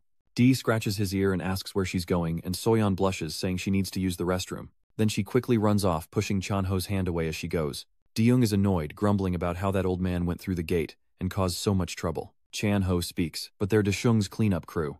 Deyoung had no choice but to accept it. There's no helping it then. He claps to get everyone's attention. "Alright everyone. Dechung announced that I have to go to Japan, so I'll be gone for a while." After the announcement, Dechung turned to leave, and Dongseon asked him what was going on. Desung was silent for a moment, unsure of how to respond, when a woman in sunglasses suddenly entered. Accompanying her were two guards clad in armor, prompting Chanho to turn and look at her. Chanho asked Daesung, "Who are these people?" She suddenly stopped. She introduced herself as Soon Mi, an inspector from the WHA, and handed Chanho a form. She said, "We're investigating the Global Gate incident, so we'd like you to come with us to testify." Daesung was displeased. "What in the world is this?" Chanho asks. "Isn't a summons supposed to come from the Korean Association?" Daesung realizes, "So Anderson sent them to get me." Unbi gets in his face, reminding him it's Chairman Anderson. Tensions rise as Hazen states that the World Hunter Association has no arrest powers. Announced, "We suspect the hunter Desung is behind this." She says anyone not involved should leave. Dongzhan clenches his fist, thinking she's gone too far with her bold words. Choi draws his gun fully loaded while Chanho remains calm. He told Eunmi, "Please go back. I'm saying this because I'm worried about everyone's safety." Eunmi touches her earpiece, knowing the capture wouldn't be easy. She smiles, announcing the immediate activation of Legacy, and her subordinates acknowledge the order. He flips a switch, initiating the system, and the machine roars to life, emitting a green energy. The machine's light engulfs the entire Daesung building, and strange patterns of light emanate from the ground below. Hazen turns to look at Zhang Qi, who realizes that he can't use his aura. Deus calmly watches their actions as a circle forms around his feet, and he scoffs. How absurd. He thought it wasn't necessary to break the seal, but doing so would destroy his precious building. Unmi said, "All power will be sealed for now. If you do, as we say, we'll treat everyone like honored guests." Daesung expresses his boredom. Alright, I'll go with you, so let these people go." Chanho says, surprising Daesung. Dae asks to make a phone call, and he calls Sion, who answers. He asks where she's going as she enjoys ice cream on a stroll outside. Sion says she had an emergency and had to go out, causing Dae-hyun to laugh so hard she almost fell. "I knew it. You awakened a new skill, didn't you?" She asks if it's the new skill, a finishing move that summons Daeshung. Deyoung says, "Yes, that's right." He smiles, having planned this all along, and tells Sion to use it now. With an awkward look, I says that she can't. Daewung's eyes widened. What? Sion smiled. "Master came all this way to scold me again. I'll be there soon, so let me relax for now." This time Deyoung was annoyed. Now was not the time to relax. "I promised I wouldn't scold you, so use that skill now." But all that came back was a dial tone. Daesung was suspicious. That little girl hung up on him. He held up his phone in disbelief. "Damn it, why does she always do the opposite of what I want at times like these? It's so frustrating." Eunmi smiles at him. "Then you'll have to come with us now." His teammates protested. "We can't let you take him." Chaz and Hazen also spoke up, their voices unclear. "Get out of here. From now on, anyone who harms Lord Deyoung will be an enemy of the Porsche clan." The soldiers accompanying Eunmi began to move. Eunmi tells Dedong to decide, warning that if they don't comply, they'll have to take action, while Desertiong says, "It's embarrassing, but I had nothing to do with it." Then his expression changed, and as soon as his mana dissipated, he vanished before everyone's eyes, leaving them all in shock, including the speechless Chan Ho. Dongsun wondered where he'd gone while Hazen remained silent, thinking that the idiot must have used that skill. Eunmi announces that the target has escaped, ordering an intensified search of the outer areas and a regroup. The leader relays Eunmi's orders, commanding his subordinates to focus their search on the outer perimeter. She glares at team leader Shim and threatens that everyone must stay until Handedong returns. The Porches gang looked uneasy, while elsewhere a man enjoying a cup of tea was informed, "Chairman, there's a letter from the World Association." He examines the letter, noting the sealed envelope, takes it from his secretary, and opens it to read. The letter accuses Handedong of breaking the gate to another world, requesting the Korean Hunter Association to cooperate with the World Hunter Association to apprehend and investigate him. Enraged, he exclaims, "Are they crazy? No amount of money could ever express my gratitude." He crumpled the letter and ordered his secretary to summon Jin Qian immediately. As for Deng, with Ceylon's help, he stands before the girl who says obsequiously, "Forgive me, master, I have trained hard for this and summoned you. Eat some ice cream and calm down." Desung said nothing, taking the ice cream from Sion. He silently takes a lick, then angrily confronts Sion. "This isn't what I wanted. Why didn't you teleport everyone in the room?" After scolding, Seo Yeon-dong turns away. "According to me, we need to take care of a few people." At Deung Building, a low-ranking soldier is focused on listening to the commander, who orders them to split up and find the Korean hunters. But Ki Hong's arrival changed everything. "What are you doing on someone else's land?" The commander steps forward, stating they're on a mission and asking not to be disturbed. Enraged, Ki Hong asks, "Who do you think you are carrying out a mission here?" The commander turns and signals to his men. Receiving the order, everyone draws their weapons as the commander threatens. "I didn't think this would be a big problem if you just left quietly." Neither did Ki Hong. As the two sides prepared for battle, a massive object fell from the sky, creating a deafening sound. The newcomer was none other than De Swung. Seeing him, the commander ordered his men to target and capture him. Deus Sung barely glances at the charging men, then waves his hand, changing the area. Suddenly, an unknown force makes them extremely uncomfortable. Instantly, the group vanished, surprising Ki Hong, who wondered, "What was that? Where did they go?" In the cemetery garden, the group has been transported here by Dae-sung. They looked around asking what this place was, when suddenly a horde of monsters appeared. Seeing the monsters, they guessed that Dae-sung was raising them, and the commander was even more certain that Dae-sung had broken the gate, ordering all the monsters to be killed. The two sides clashed, exchanging blows without giving an inch, when tentacles suddenly emerged from the ground, sending the soldiers into a panic. "What is that thing?" The tentacles quickly attacked the group. The commander screamed, calling him a coward, but before he could finish, the monster threw him aside. He painfully struggled to sit up, unaware that Deung Swung was already standing before him. With a haughty air, he looked down at him, his eyes glowing with soul dominion.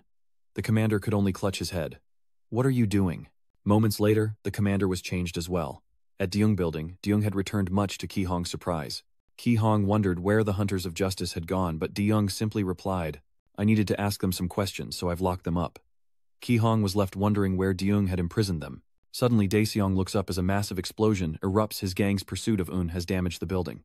But Dae-seong only cared about his building, and his men pursued her relentlessly. Raising his gun, she had nowhere to run.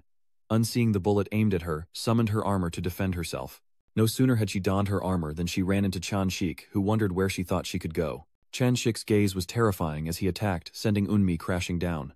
Eunmi couldn't dodge in time, and took the full force of the blow, crashing to the ground, followed by both Chodong and Chan Shich. But upon landing, Eunmi had vanished. She escaped. Chan Shik remained silent, noticing that Deung had disappeared, likely in pursuit of Eunmi. Eunmi was running for her life. The aura sealing device had been sent, but she needed to escape first. Suddenly, she heard a voice from behind. "Why are you all alone? Let me join you." Before Eunmi could react, Dae-sung was at her side, and she panicked as a devastating blow landed on the back of her neck. Eunmi groaned in pain, sent flying dozens of meters before collapsing on the side of the road. Dae-sung looked down at her unimpressed. Eunmi had reverted to her original form, her armor gone. Dae felt that too much time had passed. Should he hand her over to Chan and head to Japan? Elsewhere, Young Chiller is in dire straits while Handung struggles to survive. "I heard Hanjung is on his way." The others behind him look at Young Chiller with great concern. Masaki wondered if it was okay to leave him like that, but Tezuka was helpless, saying he wouldn't move an inch until Lord Han arrived. "What can we do?" Suddenly a voice echoes. "Why is there a gate here?" Masaki and Tezuka turn around to see Deung. Young Chiller, now teary-eyed, turned around as Deung brushed himself off, saying it seemed like his gang members had caused some trouble. As Tezuka, Eon Chiller cried out, Han Desung embraced Yong's leg, begging him to save An Deung. Desung looks at Young Chiller and asks who it is, an old man who's trapped. "Alright, I get it. Release my men and explain the situation." Through tears, Young Chiller explained that there was a terrifying monster inside, and Dung was captured trying to save me.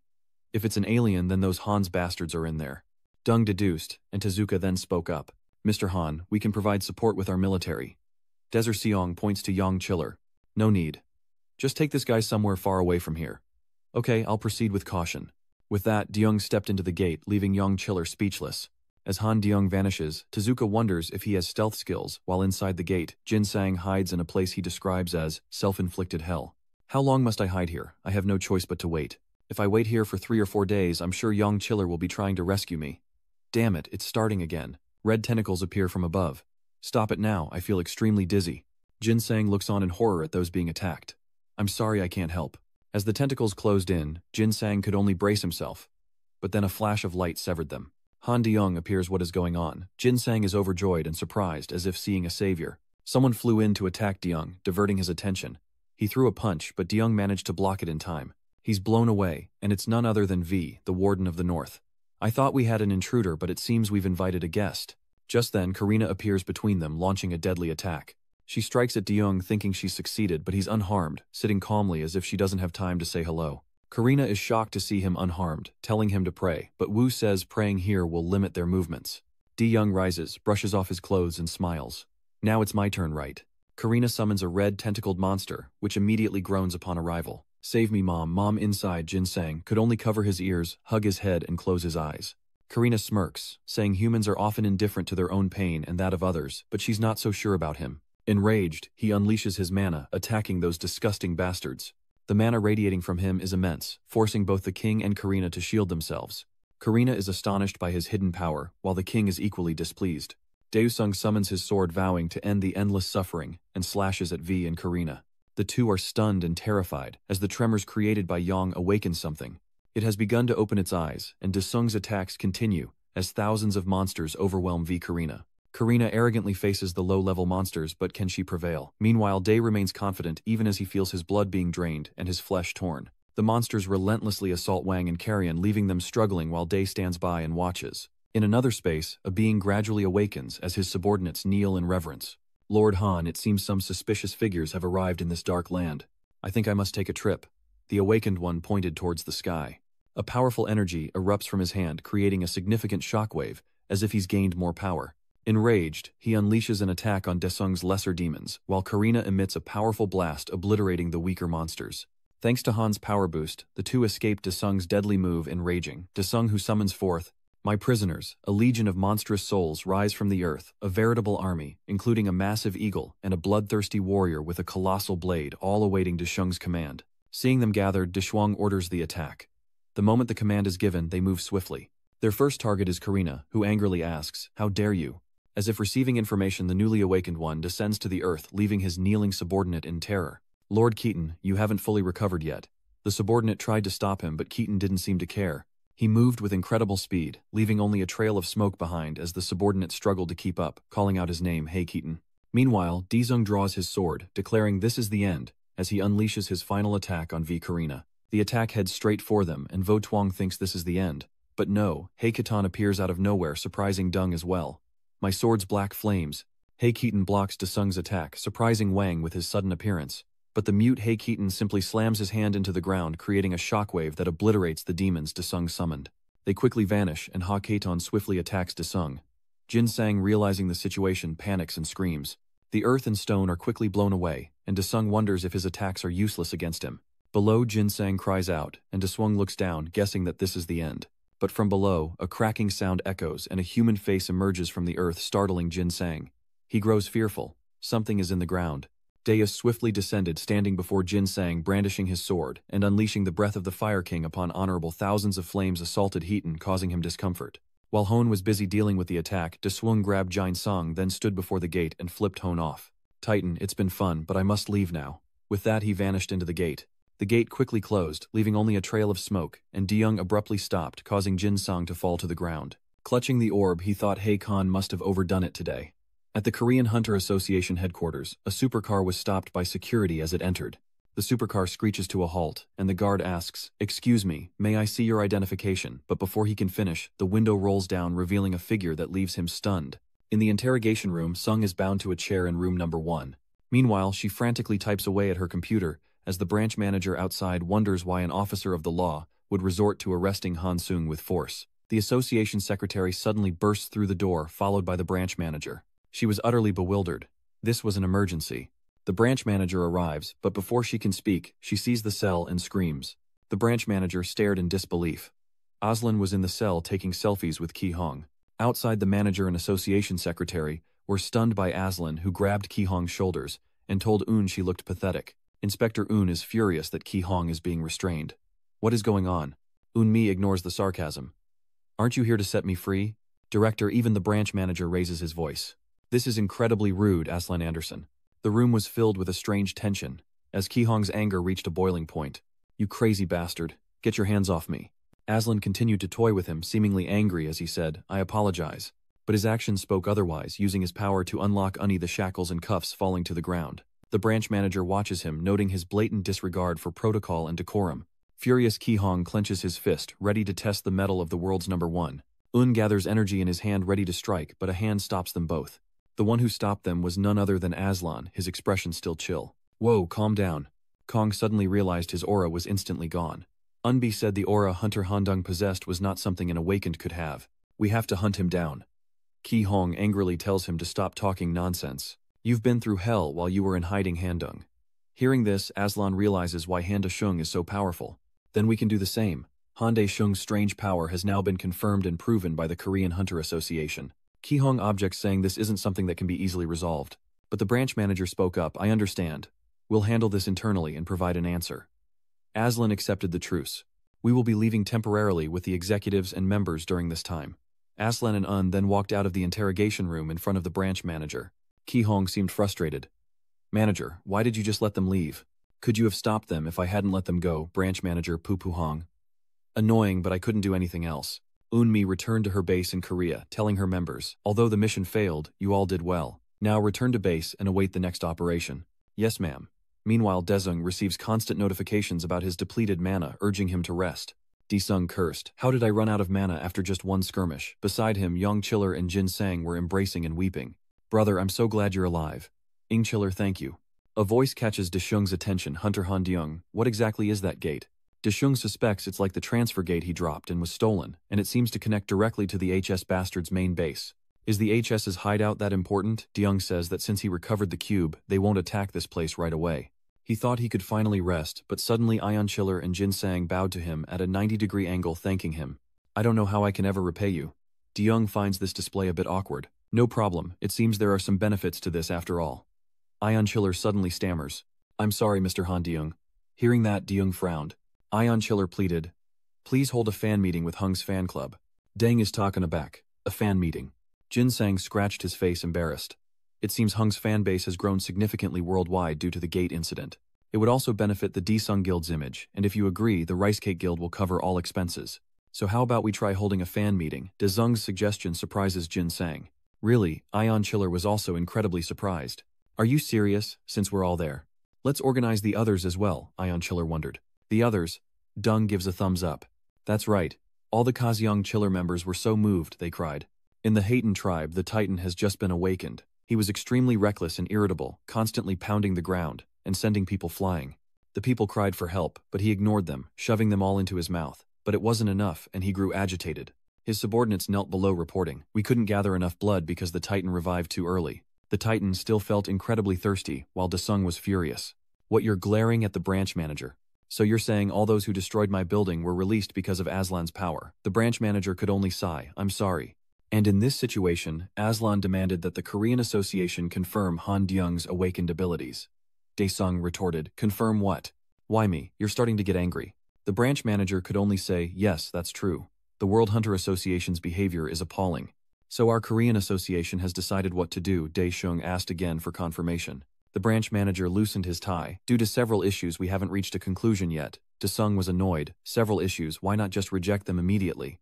Secretary Ong explained that the International Association was pressuring them for licensing of the core integration technology used throughout the energy industry, making it difficult to refuse their requests. Daesung seems to have figured it out. So the World Association has some rights to the integrated technology, right? Secretary Aong confirms it once more. He guessed correctly. Daesung cursed under his breath, those immoral bastards. He agreed to the measurement and verification, much to the branch manager's delight. The association will prepare immediately, but Dung has another announcement. However, I'll only do it at the fan meeting. Both the manager and secretary were taken aback by this news. A fan meeting. In the middle of a desert, in a place called the Iraq Ruins. In the desert's heart, a pit opens, revealing the area beneath the Tower of Babylon where robots tirelessly mine. They move box after box, one after another, ancient legacies of Babylon. Babylon ore can nullify aura energy, and the material for the cube gate also comes from Babylon. A voice echoes, "Chairman, we've just received a message from the Korean Association. Shan Han's crafter will undergo a capabilities test for the World Association, but they have a condition," the subordinate reports. Darren turned to ask about the condition, and the subordinate scratched his head. They said the chairman and Mr. Aslan must attend Handong's fan meeting. Darren turned to look at his subordinate. What if fan meeting somewhere else and Ion Chiller is live streaming? Hello Ion Chiller, back from the depths of hell. Comments are flooding the screen. D7. Yong Chiller, you're alive, what helped you? Hang in there, hang in there. Jin Sang also starts a live stream holding up 2 fingers in a greeting saying, "I'm still alive." The comments for him were no less enthusiastic. The old pillar of the Rice Cake Gang has returned. "I want to enter that gate too." The two repeatedly thanked and greeted their fans. The view count soared past 3,000,000, leaving Dong Chi wondering if the counter was even real. Escaping that place, I'll start with a story, as the views continue to climb.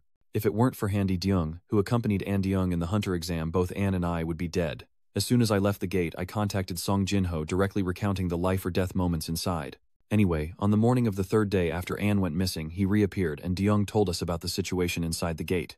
So, Old Man An and Han Deung were both members of the Hunter exam. Han Deung really is something else. Hande Shung Hande, Deung, his name was on everyone's lips. At this point, Jin Sang sighed and began to recount. It was a terrifying place. The first thing I saw was countless people trapped in a pit. There were children, women, men, so many people piled on top of each other. Then their blood was drained to feed something. I could only watch helplessly as I heard screams, cries, pain, and all sorts of other sounds. They all slowly died. Jin Sang's testimony drew in over 13 million views. Ion Chiller was surprised to see foreigners in the live stream sharing their own stories. Some missing people were abducted by aliens. My sister disappeared, my son disappeared. What is the World Hunter Association doing? Many comments blamed them for their negligence. I still couldn't shake the pain from that time. And then Hande Sung suddenly appeared. Upon hearing the name Hande Deung, everyone in the comments was curious when suddenly Yong Chiller's phone rang. The caller was Hande Sung, surprising him, and Jin Sang and Yong Chiller answered. "Yes, I'm listening. Why do you want me to connect the call to the headphones? We're live connected to all our viewers," and Yong Chiller has put the call through to the live mic. "Hello everyone, this is Hande Sung." Upon hearing these words, everyone exploded with comments. Han Sung announces, "There are a few things you're curious about me. Ask me anything at the Han Sung fan meeting. This event will be held next week at the International Association building." Hearing this, the comments exploded even more. Han Deung's fan meeting at the International Association building. Everyone wants to meet him at the fan meeting, but the live stream has been cut short. Ion Chiller reported over the phone that Han Deung's live stream had been cut off, but the response was calm, saying he'd done a great job today anyway. Yon Chiller was moved to tears when Han Deung called his name. Deung hangs up, knowing he must clear the world of its garbage before destroying those bastards.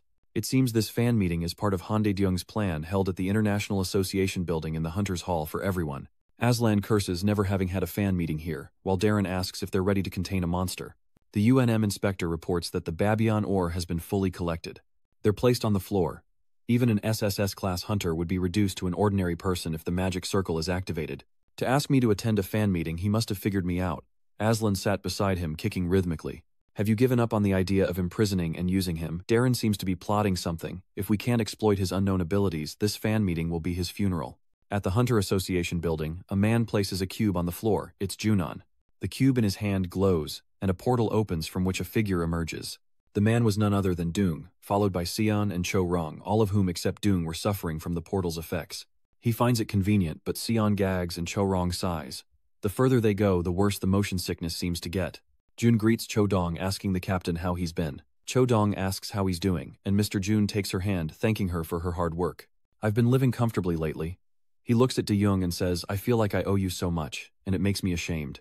I'll always be grateful for you taking care of our Dong. Dae Woong advised him, don't worry too much about it. What's Doctor got up to? Junon says he's excited about the Spacegate research he just gave him. He'll have a breakthrough soon enough. Aslan appeared out of nowhere, waving a greeting. The big star comment makes both Dezong and Mr. Junon turn their heads, and Cho also recognizes the world's #1 hunter. Sion is curious, remarking that this is the first time he's seen Aslan Anderson in human form. Aslan greeted Desung, noting that his name translates to big star in English. Desung is annoyed.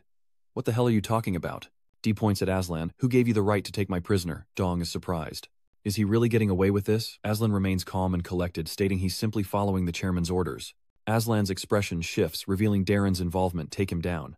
Everyone is shocked. What is he planning? Aslan then cheerfully joked that he had already prepared rooms for them at the 7-star hotel, and told them to follow him before turning away. Everyone silently watched him, while at the Hunter Building Chairman Darren was reading reports. Reports to him in detail. Chairman, I've heard that Han Dae-shung and his associates have moved to the hotel room prepared by Director Aslan. Darren ordered increased security around the hotel and a thorough investigation into everyone who contacted him. Unacknowledged the order. Darren smirks, wondering if it's better to have more eyes when they reveal his identity. On the day of the fan meeting at the International Hunter Building, a huge crowd gathered, including reporters and journalists, all lined up to attend. People are lining up to enter while reporters are broadcasting live. Hello everyone. I'm currently at the Hunter Building in New York. The area around the Hunter Building is congested with people, and she grabs a black man for an interview. Hello. Could you tell me who you are and where you're from? Harry, an A-rank hunter from Chicago, was also incredibly enthusiastic. The dark-skinned man shared his story. I lost 2 loved ones in the recent gate incident. Today I'll gather intel on the aliens and head to their base. I've already assembled a team of hunters. After receiving the information, the reporter steps in front of the camera, wishing them good luck. Harry, this is reporter Jenny. In the waiting room behind the Hunter conference hall, 4 people are waiting to hear Dae-sung's instructions. And I have to say a few words before the event begins. Everyone listens in silence. Inside the hall, thousands wave glow sticks eagerly awaiting their idol, and a figure appears, sending them into a frenzy. It was none other than Young Chiller trying to calm himself, unable to believe he was shaking more than when monsters chased him at the gate. Taking a breath, he raised the mic to introduce himself. Hello, I'm Dragon7, a YouTuber with over 10 million subscribers, and I'll be hosting Han Dae-sung's fan meeting today. The crowd below erupts in cheers as Young Chiller announces the start of the fan meeting for the world's strongest hunter, Han Dae-sung. Tezuka watched the live stream on TV, while Young monitored Dae-sung on his computer, as the fans below were completely ecstatic. President Darren silently observes from above. And now let's welcome the main star of this event. Hunter Han Dung is welcomed with applause and cheers as Dae-sung Sion and Cho Dong watch Ion Chiller host the event from inside the stadium. Meanwhile, Cho Dong remained silent as Dae-sung took the mic from Ion Chiller. Ion Chiller signals for silence as Dae-sung greets his fans. Hello everyone. How are you all feeling today? As soon as he finished speaking, the lights suddenly went out. Everyone wondered why. Is this part of the event? A magic circle appears near Dae-seong. The crowd cheered, thinking it was all part of the show, but Dae-chung and his crew realized something was wrong. Dae-chung cursed, damn it, they didn't even let me talk. It seems the enemy has made their move, but Ion is still confused. So the master was right. From the sky, a red energy emerged, gradually transforming into a massive gate, and as all eyes focused on it, a monstrous figure began to materialize. The viewers are stunned as a magic circle appears and monsters emerge. Why are there monsters here? Monsters appear one after another, and the crowd discusses the situation. Han Dung created the gate. Why would Han Dae-sung do this? Everyone stay calm. What, I can't use my aura abilities? Dae-sung cursed again. Damn it, I never thought they'd use such a clever method. He pressed on his ear, revealing a small earpiece. Can you hear me clearly? Get rid of this magic circle now. The recipient is Han Yoon. He immediately agreed. Let the show begin. He responds to Dae-sung as within a room inside the World Hunter Association, building an experimental core, emits a constant stream of energy. Eunmi and her members stood watching as she demanded they quickly replace the E-core. One of the subordinates complies, inserting the new E-core, while another discreetly swipes a card at the door, opening it. Eun turned around, ready to lash out, but before she could, the gate opened, and a group of people disguised as members of the organization stormed in. Eunmi and her subordinates were caught completely off guard, and she summoned her armor. What do you think you're doing? Someone shouted as they approached her. That person is none other than Hanyun, and he attacks her. The two exchange blows, neither giving an inch.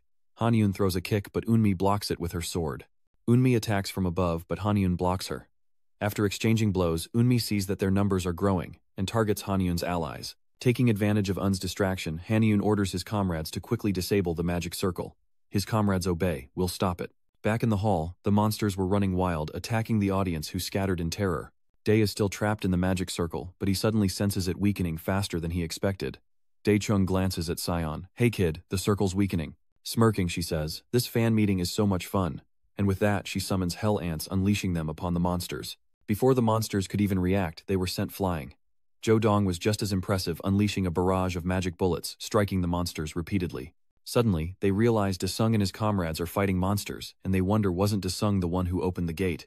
They turn back to cheer him on, shouting, Han Dae-sung, kill them all. Dae-sung summons his sword ready to fight, while Darren slams his fist on the table in the observation room. He angrily wondered what was happening as someone outside called his name chairman. It was Un. She announces there's a traitor among them who has taken over the equipment room, and the two in the observation room suddenly turn towards the door. Outside, countless members of the International Hunter Association have been defeated. After taking down the soldiers, Chang sighs, lamenting that this is the only place without an elevator. Dongzhan laments how difficult it is to be the president's audience, while Hazen is busy fighting. Her opponent proves to be a tough one, Aslan. He's still full of himself. I can't believe my powers aren't working. A sword is pointed at him as Chan steps up, saying he'll take care of this guy. Go find Chairman Darren, he says. Aslan rubs his chin. You want to find Darren, I want to let you go. But Transhich lost patience, saying what the hell are you talking about, and lunged at Aslan. But before he could touch Aslan, he was bound by a dazzling spiderweb, unable to move. Aslan clutches his head. Oh my god, he's too strong, I can't stop those two. Dongzhan and Hazen were speechless. Bro, is he letting us through? Dongzhan had a hunch. Probably. Dongzhan used a lightning storm to blow away the door to the chairman's room where Darren was hiding, but it didn't even budge. Hazen scolds. What is this? Why aren't our attacks working on this door? Dongson wonders if it's some kind of absolute defense when suddenly a voice rings out. Absolute what? Inside the room they also heard the commotion at the door. Unmi assessed the situation. Chairman, we should evacuate the area now. If we can't seal Handung's power, even Aslan won't be able to stop him. Darren is speechless. We'll come back for the Babyan ore later. Let's get out of here now. But a sword pierced through the door. Darren was shocked. Was he strong enough to break through the barrier? The door explodes, leaving both Un and Darren stunned and disoriented. Desung had already blown the door off its hinges. He sneered. You think ruining my fan meeting is fun? Outside, Chan relentlessly attacked Aslan, wielding his aura-infused dual swords in a deadly dance. Aslan was not outdone summoning a mesh armor. The two traded blows, glaring and punching. The punch forces them apart, and Aslan touches the wound on his face, acknowledging his opponent's strength. Chanik gasped for air. Damn, so this is what it feels like to be at the top of the world. Aslan licks the blood from his hand, thinking about the world rankings. He's actually number 2. Chanik grunts. What are you talking about? Aslan remained confident, saying that if they both fought and died, he might become number 1 in the world. Suddenly, Aslan's gaze shifts and Chanchik follows suit. The two turn towards the crowd as Chodong and Seon evacuate everyone. The audience quickly flees as Aslan remains silent, observing the situation. Darren remains calm, astonishingly breaking through the absolute defense as Daesung threatens. If you're going to do something, you should choose to be human wisely. Darren questions, are you even human? You seem no different from those bastards from another world, and neither does Daesung. Who do you think you are to talk when you're the one who made a deal with those bastards from another world? Darren continues to argue. Are you talking about Handy Sung's deal? You signed a pact with another world to gain such power. Most awakeners might not notice, but the aura emanating from the summons you control is similar to the monsters emerging from the gates. And how does Handung explain the ominous monster-like aura emanating from his body? Surely the powers he wields are unlike those of other awakened beings. These words ignited Daesung's anger, as Hazen and Jongxian whispered behind him. Dongxian seems to think Handung is facing a difficult question, and he agrees with her opinion. Wait a minute. Darren Anderson, hearing this, turned towards the voice and asked, Who are you? Dongxian proudly introduced himself. I am Dongxian, Korea's #1 hunter. And let me tell you, Chief Han here is the best hunter in the entire universe. That's it, Chairman Darren. It seems you're too blind to see Han's true worth. Get it, Dongxian points at Darren. Darren remained composed, though it seemed he had to bow his head before such a low-level hunter as he sarcastically remarked. Dongxian is enraged, wondering if this hairy bastard has lost his mind, but Hazen tries to calm him down. Calm down, relax. Dee then spoke up. This place is no different from hell. I've met liars like you in hell spouting nonsense the moment they open their mouths, but after a beating they only tell the truth. Seeing its effectiveness, Dung decides to use this move against Darren, who is caught completely off guard. He then uses his awakened power to summon a suit of armor, shield and hammer ready for battle. The armor was so reflective that Dongsun and Hazen couldn't see through it, forcing Hazen to use a light shield. Darren raises his hammer ready to pay the price of judgment, but Daesung uses his nullification skill to stop Darren's attack. Darren was shocked. Could this be aura energy? Before he could finish the thought, Daesung sent him flying. Dung raises his fist. Why are you so surprised? Isn't using aura natural? A straight punch to Darren's face sends him flying back several meters. His nose bleeds, as he reels, then rises, enraged by the sight of his own blood. What the hell is going on? Daesung then uses his aura skill to turn invisible. Darren is stunned, wondering if stealth is an aura skill. Before he could recover, he was met with another blow from Daesung, sending Darren to the floor, using his shield for support, then summoning armor to protect himself. But that was nothing to Daesung, who quickly slashed the shield, shocking Darren. The shield is cleaved in two, and Daesung follows up with a devastating aura strike. This time Darren couldn't hold onto his weapon. It flew into the air. Daesung knocked the weapon from his hand, then glared at Darren, wondering how someone without faith could become a knight. Darren tried to beg for mercy, but it was too late. Desung's sword pierced his chest, killing him instantly. In his dying moments, he gazed at Desung, who once again harnessed the King of Hell's rage. Flames engulfed Darren, searing him with pain, and soon he was consumed by the inferno. Darren could only utter an unfinished sentence, as the system displayed a notification. He has defeated a Titan's minion, achieving 100% completion. The seal breaks, a demonic transformation occurs, and a beam of light pierces the heavens, covering half the earth as demonic armor materializes on him, an armor only unsealed on Earth. He uses his soul imprisonment ability, unleashing thousands of red chains that pierce Darren's soul, and a system notification appears by unsealing the demon god. The soul prison's capacity has been greatly expanded, allowing him to imprison 9 souls. Dung then continues to use the resurrection of the dead. A subservient Darren appears, saying, "Greetings, Master. I await your command." Dung silently observes the Darren he has summoned. The Hunter Association's dirty scheme is foiled, and the next day reporters begin their coverage. "Hello everyone, I'm Sarah Brighton from CNN. Last night, a gate appeared at the Hunter Association. Now we bring you an interview with Chairman Darren, who was on the scene announcing that thanks to the outstanding efforts of Hunter Han and his team, they successfully prevented the gate from breaking. I'm sure Hunter Han is a treasure to humanity." The powerful elders were also watching the news. They discussed what they had just seen. Wasn't Darren supposed to clean things up? Why is he acting like an idiot on TV? I heard about that fan meeting too. The sudden opening of the door caught their attention, and Dee stepped in to greet them. "Why are there only 3 of you here?" the old men suddenly shouted. "Where are the guards?" Footsteps quickly approach. 4 men surrounded Desung, who simply glanced at them, but the old man seemed confident. "They're all S-rank hunters. I don't know how you got in here." But before he could finish, chains lashed out, binding the men around him. They were all shocked and terrified. Desung remained unfazed, and moments later all the guards vanished. Dixing yawns, looking at the old men. "Is that all?" The old men were terrified. After dealing with them, Desung walked outside. Darren waits on his knees for his command. "Master." Desung wondered why there were only 3, and Darren explained that those who had eaten flesh would never return to this place. "We're mobilizing the entire organization to track their location. If they discover 3 of the 6 are dead, they may hide even more." De grumbles, "This is annoying, but there's nothing I can do. Should I put up more warning signs so they just hide?" No sooner were the words spoken than a massive explosion erupted. The goat charges. "Let's go." Unit 31 Commander. "Yes, Master. In a hidden bar in a dark alley, only this bar is lit." Tender is wiping glasses and Aslan is at the counter drinking and complaining. What a fool to die like that.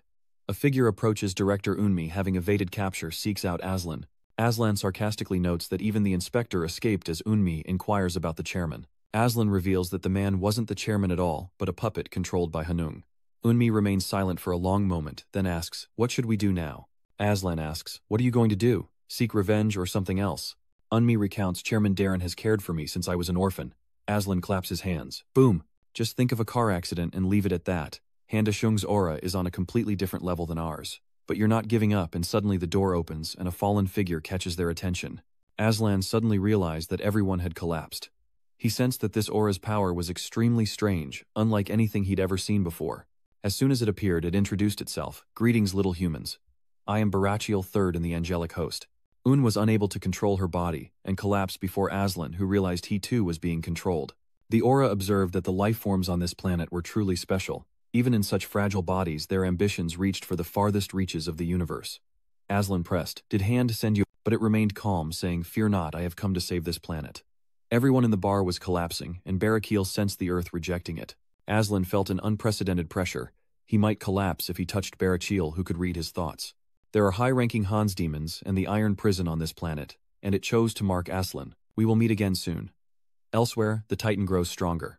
It's absorbing energy from the corpses, blood splattering everywhere, soaking into the ground. Its army also slowly rises, each one fearsome and bloodthirsty. Titan ordered Ramus to expand their reach, but Ramus offered a suggestion. Titan, that planet, is a breeding ground, teeming with energy creatures. Destroying them now would disrupt our grand plan. Yet Titan still demands the gate be opened.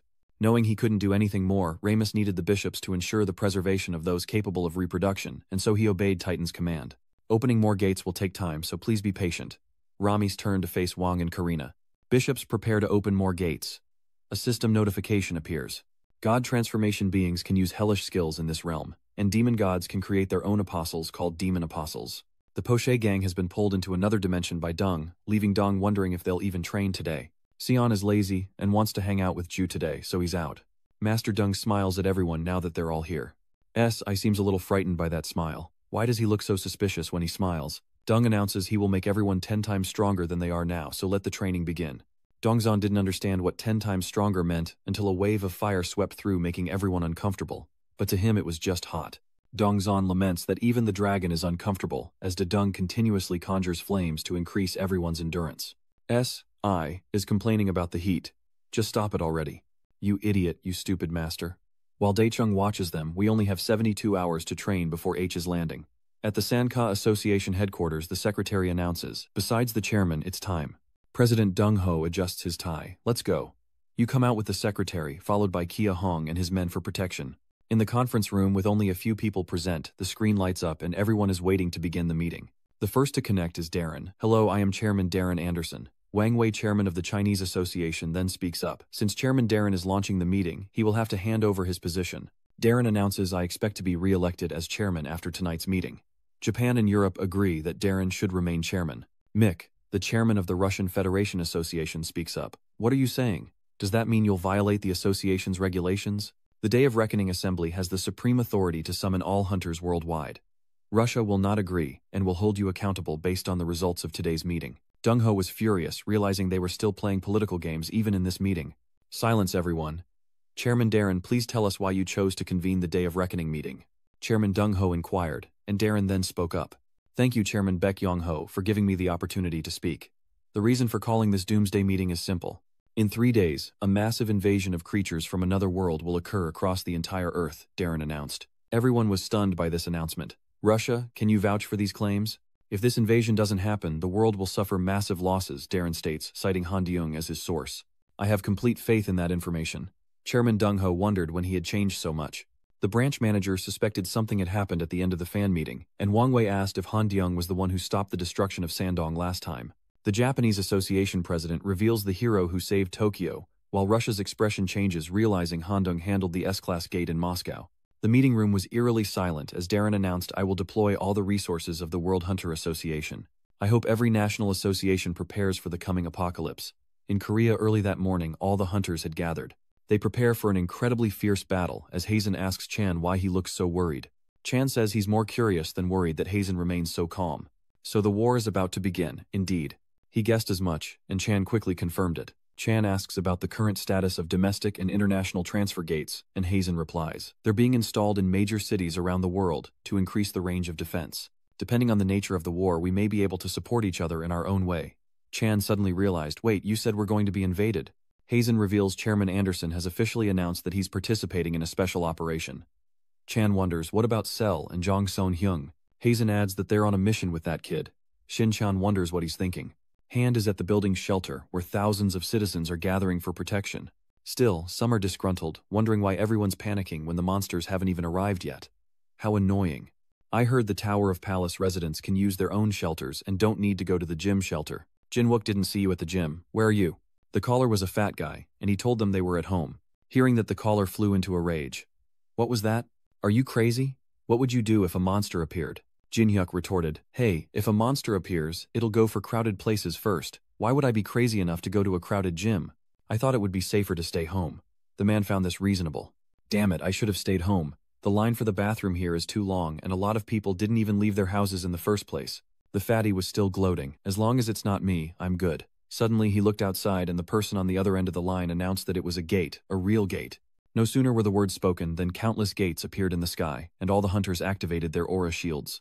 Everyone prepares for battle as thousands of gates descend upon the earth and heavy artillery is readied for attack. Aura cannons are ready to fire. A massive explosion obliterates countless gates, destroying a significant number. It worked, keep it up. But the number of gates is immense and they're falling everywhere. On the high-rise buildings, one just happened to fall on Jin Hyu's house, and from the gate, a huge, hideous monster emerged. Jin Hai-uk cursed his face, paling as monsters poured out of the gate, some immediately cut down. Kia Hong announced that, while numerous, they weren't strong and urged everyone to focus. The monsters are multiplying surrounding the hunters. They're gathering into packs. Kia Hong realizes, are these monsters combining? Something massive falls, surprising all the hunters. Meanwhile, at the Kaz war room, portals are appearing en masse across the country. They keep appearing, not just monster gates, but emitting the same wavelengths as our transfer gates.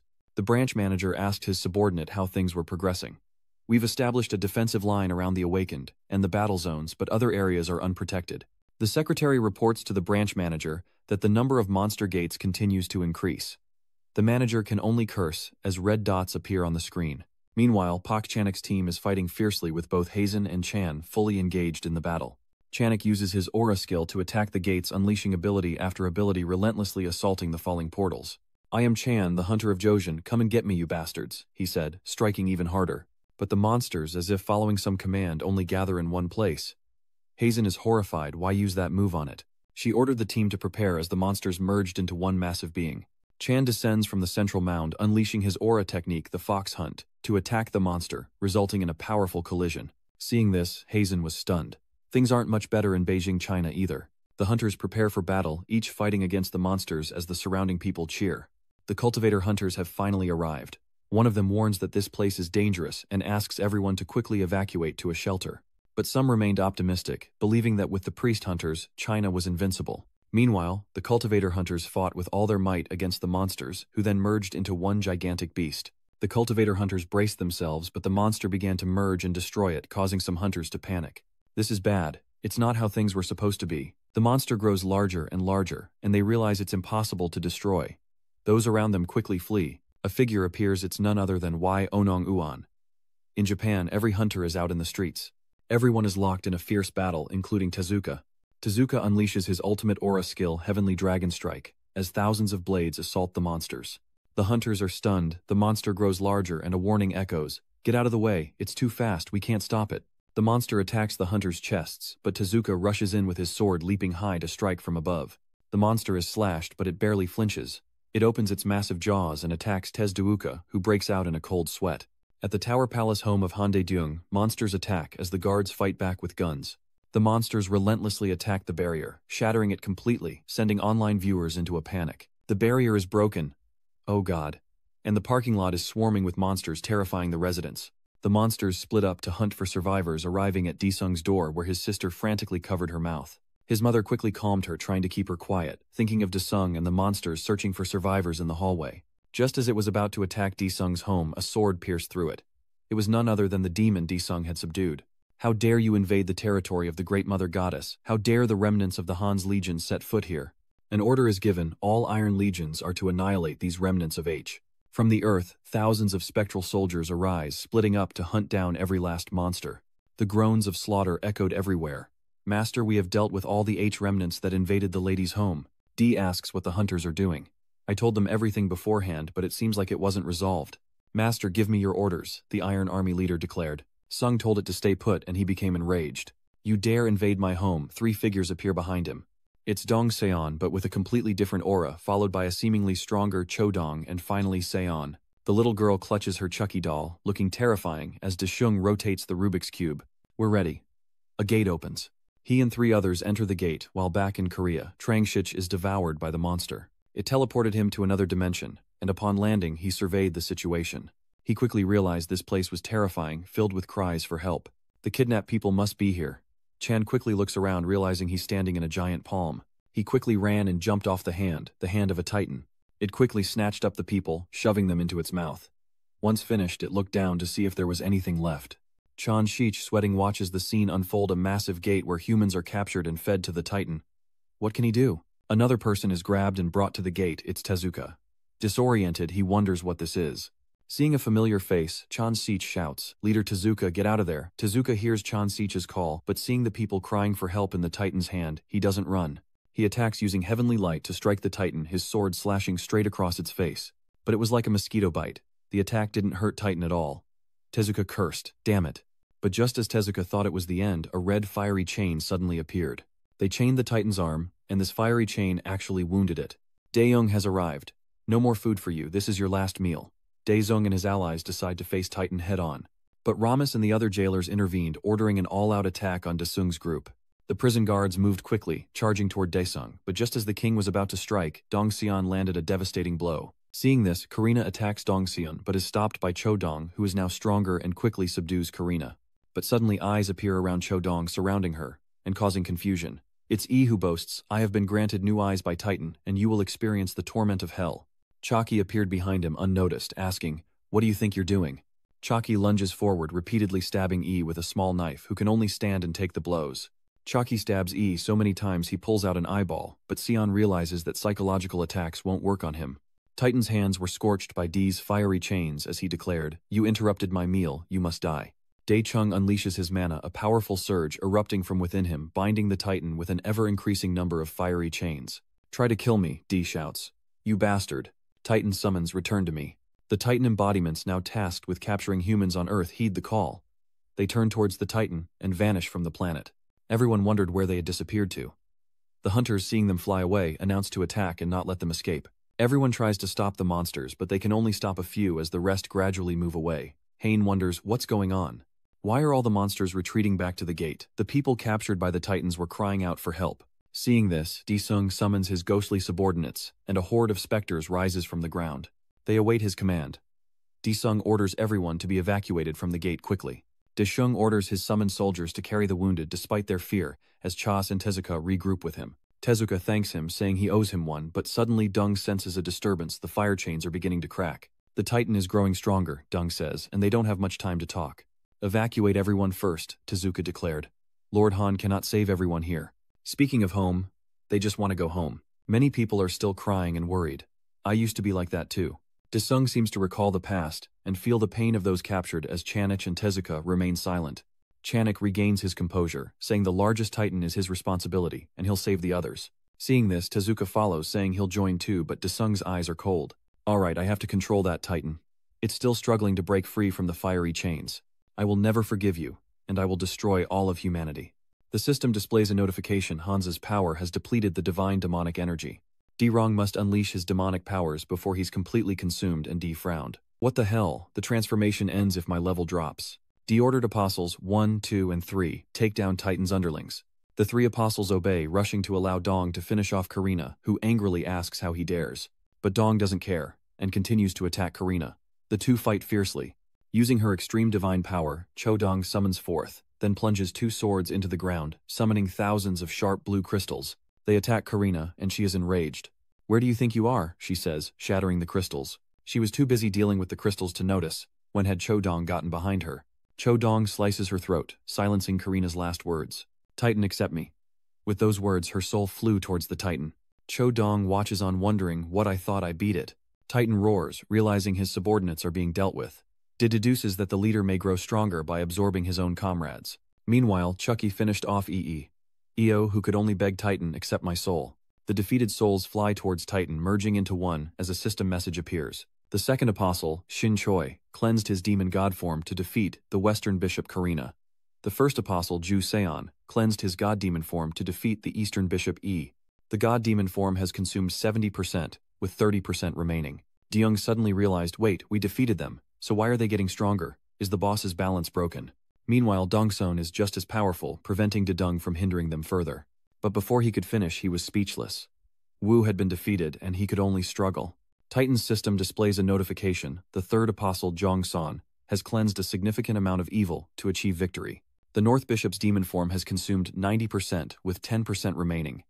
Titan grows even stronger. All he can do is curse. Suddenly, something appears from the corpses of the defeated bishops. Sion sits watching, wondering what's going on as a system message appears. The first apostle, Ju Seon, has absorbed the flesh containing the power of the Chaos God. The demon god transformation has increased to level 2, and the demon god form has been fully restored.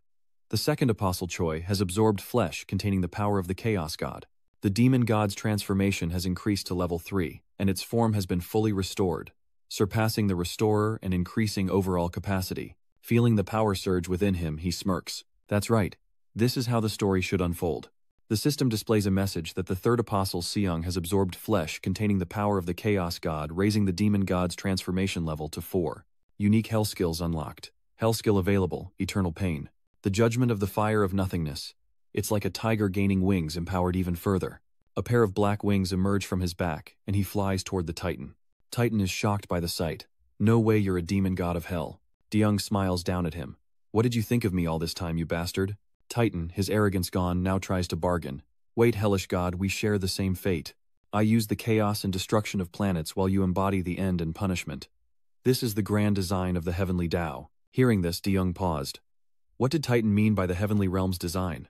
The Titan continues, explaining that they are two divine beings who cannot coexist in the same dimension, but if their powers combine, they can conquer countless planets in the universe. A voice calls out, drawing Deyoung's attention. Chanak announces that everyone has been evacuated, and Dae tells him that he should leave as well. Tran, you're just in my way here. Deyoung looks towards Titan. And you all chances are gone. Now you should just die, you sick bastard. From the sky, countless portals appear, and the monsters Titan took away begin to return. Dishung watched as they merged with Titan, who declared that Dishung should stop resisting and just die. He uses the Divine Demon's guillotine strike to attack Titan, who raises his hand to block, roaring, "I will tear you apart." Dung, unafraid, faces death head-on. A system alert warns that his powerful attacks could damage the divine spirit. Please be careful. Titan is still struggling against Disung's attack. Titan orders Ramus to stop him. Ramus appears behind Desir, attempting a sneak attack with his staff, but hits only air. Desir has vanished. Before Ramus can react, Sion appears wielding binding magic. Enraged, Ramus pulls out his book cursing them, but before he can use it, his hand is severed. Just then Dongzon appeared and punched Ramus, yelling, "Die, you monster!" Ramus couldn't believe his grand plan was being thwarted by mere humans. But before he could even think, Dongzon finished him off while Desung gave it his all to end the Titan. Die. The Titan painfully tries to resist, but is no match for Desung, whose hands are now stained with its blood. With one strike, Desung cleaves Titan in two, who vows to repay this humiliation. Daesung watches from above as the Titan falls, smoke and fire billowing everywhere. The system announces that he has defeated Hackett Keaton, the Titan god of chaos. The consumption rate of demon god power is 99%, with 1% of demon god power remaining. Daesung lands on the ground, panting. That bastard's finally dead. A massive heart appears before him. System notification: you have defeated Hackett Keaton, the Titan god. Now, you can absorb H's divine power. D looks at the heart thinking, I really need to have that. A spear suddenly pierces him and a voice echoes, "Lucky, I'm not too late." The figure was none other than Aslan in raging head. "What do you think you're doing, you bastard?" Aslan pats him on the shoulder, impressed. "My child, you have defeated the Titan of Hans. However, Hans and destruction do not belong to you." Aslan walks to the Titan's heart. Enraged, Desir stopped with the nonsense, wanting to pull out the spear that Aslan had stabbed him with. The system warns that removing the spear will severely damage his divine and demonic powers, leaving Desir helpless with rage. Aslan knew better than to remove it. The Spear of Destiny was made to block angelic power. Ignoring her, Deng lunges forward, sword in hand, attacking Aslan, but the strike is easily dodged. Aslan effortlessly caught the sword and asked, "Who are you?" The figure then revealed himself to be Barachil. Her hand still effortlessly blocked the sword, and seeing his true form, Deyoung realized he was facing an angel. Barachil then explained that although he had protected his planet, a new Titan of H would soon bring destruction, and from now on he should focus on his role. With that, Barachil vanished, leaving only the words, "Until we meet again, I hope you make the right choice." Deyoung cursed under his breath. But looking back at the spear wound, it had vanished without a trace, and his friends appeared. Sion rushed over to him, asking, "Master, are you curious?" "What did you do to us?" Dongson asked Team Leader Han. "We lost blood, and where on earth are we?" Chodong still thinks we're in the middle of intense training, doesn't he? Daeseong realized, seeing their blank faces, that they remembered nothing of being apostles. De clapped his hands. "I'll tell you all about it when we get back. It's a long story." Suddenly, Jodong points in another direction. "Team Leader, something's not right over there." Daeshung turns to see everyone in Korea tending to their wounds. After the fierce battle, everyone is exhausted, and some are thanking Hazen. Suddenly, a gate appears, causing widespread panic as everyone mistakes it for a monster gate. Hain observes and objects. Wait, both Chief and Tezuka are looking. Did they really defeat the monster? Han Deyoung emerges with Sion, Dongxian, and Chodong, and everyone recognizes him. "Thank you so much. He's returned from hell. Han Deyoung saved us." "Thank you, Han Deyoung." Everyone rejoiced, but Deyoung wondered if the disaster had truly been averted as he stroked his chin, eyeing the book intently. He examines it for a moment, then says, "The Pantheon Space Magic Book. Why is this book called Pantheon?" The text reads, "Hande-sung, do you wish to wield the Pantheon Space Magic Book?" He says, "I understand option 1, but what about option 2? Does Pantheon have something to do with this book?" Then fragmented text appears. Daesung didn't understand what it meant as the book began flipping through pages on its own, suddenly emitting a blinding light. Daesung exclaimed, "What the hell? Why is it suddenly doing this?" From within the book, a long cord shot out, lunging forward. He tried to block it, but it wrapped around his arm, immobilizing him. He and the book stood motionless as a voice echoed, "Are you my new master?" Daesung, still bewildered, remained frozen, assessing the situation. 3 years have passed since the cataclysmic war in America, and the city bustles with people and towering buildings. Inside the auction house, impeccably dressed men in suits gather. They're attending an auction, and the MC is on stage starting the event. "We're opening the bidding for the orb, and there are many participants." He announces the official start of the auction, and the first item is a low-grade orb. It can create 10 monster gates, and the rule is that only small and medium-sized families are allowed to bid. He reaches into a mysterious black box. He retrieves a black orb that emits a mystical purple light. Opening it reveals a slip of paper. Everyone waited silently for the results, as he congratulated the Ganchi family. Then the space shifted and a noise came from the ceiling. He placed his hand on his chest and said, "Now we will proceed with the drawing." Everyone stared blankly at the ceiling, as the noise grew louder, some rising in confusion, looking around asking, "What's going on?" A guard frantically announces that the spheres have been stolen, causing the MC to break out in a cold sweat. He glared at the guard and shouted, "What are you saying?" The security team mobilized, rushing to the vault with the MC close behind. The tension rises as they arrive to find the vault door open and the two guards knocked unconscious. The vault door was wide open and everything inside was gone. Gritting his teeth, the MC ordered guards alert Chairman Jin Ho immediately. The scene shifts to a shopping mall bustling with people in a clothing store. Jisoo was out shopping and checking her messages when someone suddenly called her name. It's Sion. She's dressed very differently today, in a rebellious style with black tones and a necklace. Jisoo is surprised and amused. What's going on? She couldn't understand why Ion was dressed like that today. Sion shyly avoided Jisoo's gaze, twirling a strand of hair. She said she's been feeling tired of those music gates lately and needs to relax a bit, so Jisoo glanced over smirking and asked if Ion dressed up like this to meet Han Dae-shung. Embarrassed, she exclaimed, "No, no way." Jisoo continues, "Is that so? Really, is that true?" She was planning to bring the two of them closer together. Yeon blushed at this, her eyes lighting up. Really, Jisoo's eyes widened in surprise. Really, she's actually interested in Daesung. Sion remained silent, her face flushed, admitting she wasn't sure, but her feelings for Daesung may have started 3 years ago. She feels an incredibly strong connection with Daesung, a revelation that shocks Jisoo. 3 years, Jisoo was intrigued, ditching her shopping plans to bring Sion to Dung right away. Sion happily asks. Right now, the scene shifts to another building, the darkness from the walls casting shadows across the room. Chan-ho slowly enters, adjusting his tie, as half-empty bottles of alcohol litter the table. Dee is asleep on the sofa, snoring loudly as Chan-ho approaches. "You're really comfortable, like you're living in a dream." Chan-ho reached out to wake him, but Daesung grabbed his hand, eyes full of alertness. Recognizing Chan-ho, Daeseong sits up exhausted.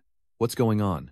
Chairman Chan-ho just collapsed onto the sofa and fell back asleep. Chan-ho looked at Daeseong with dismay, wondering if he was really capable of such a thing.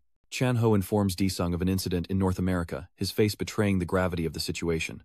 Chan-ho continued, "The management storage in North America was robbed and all the ether balls were stolen."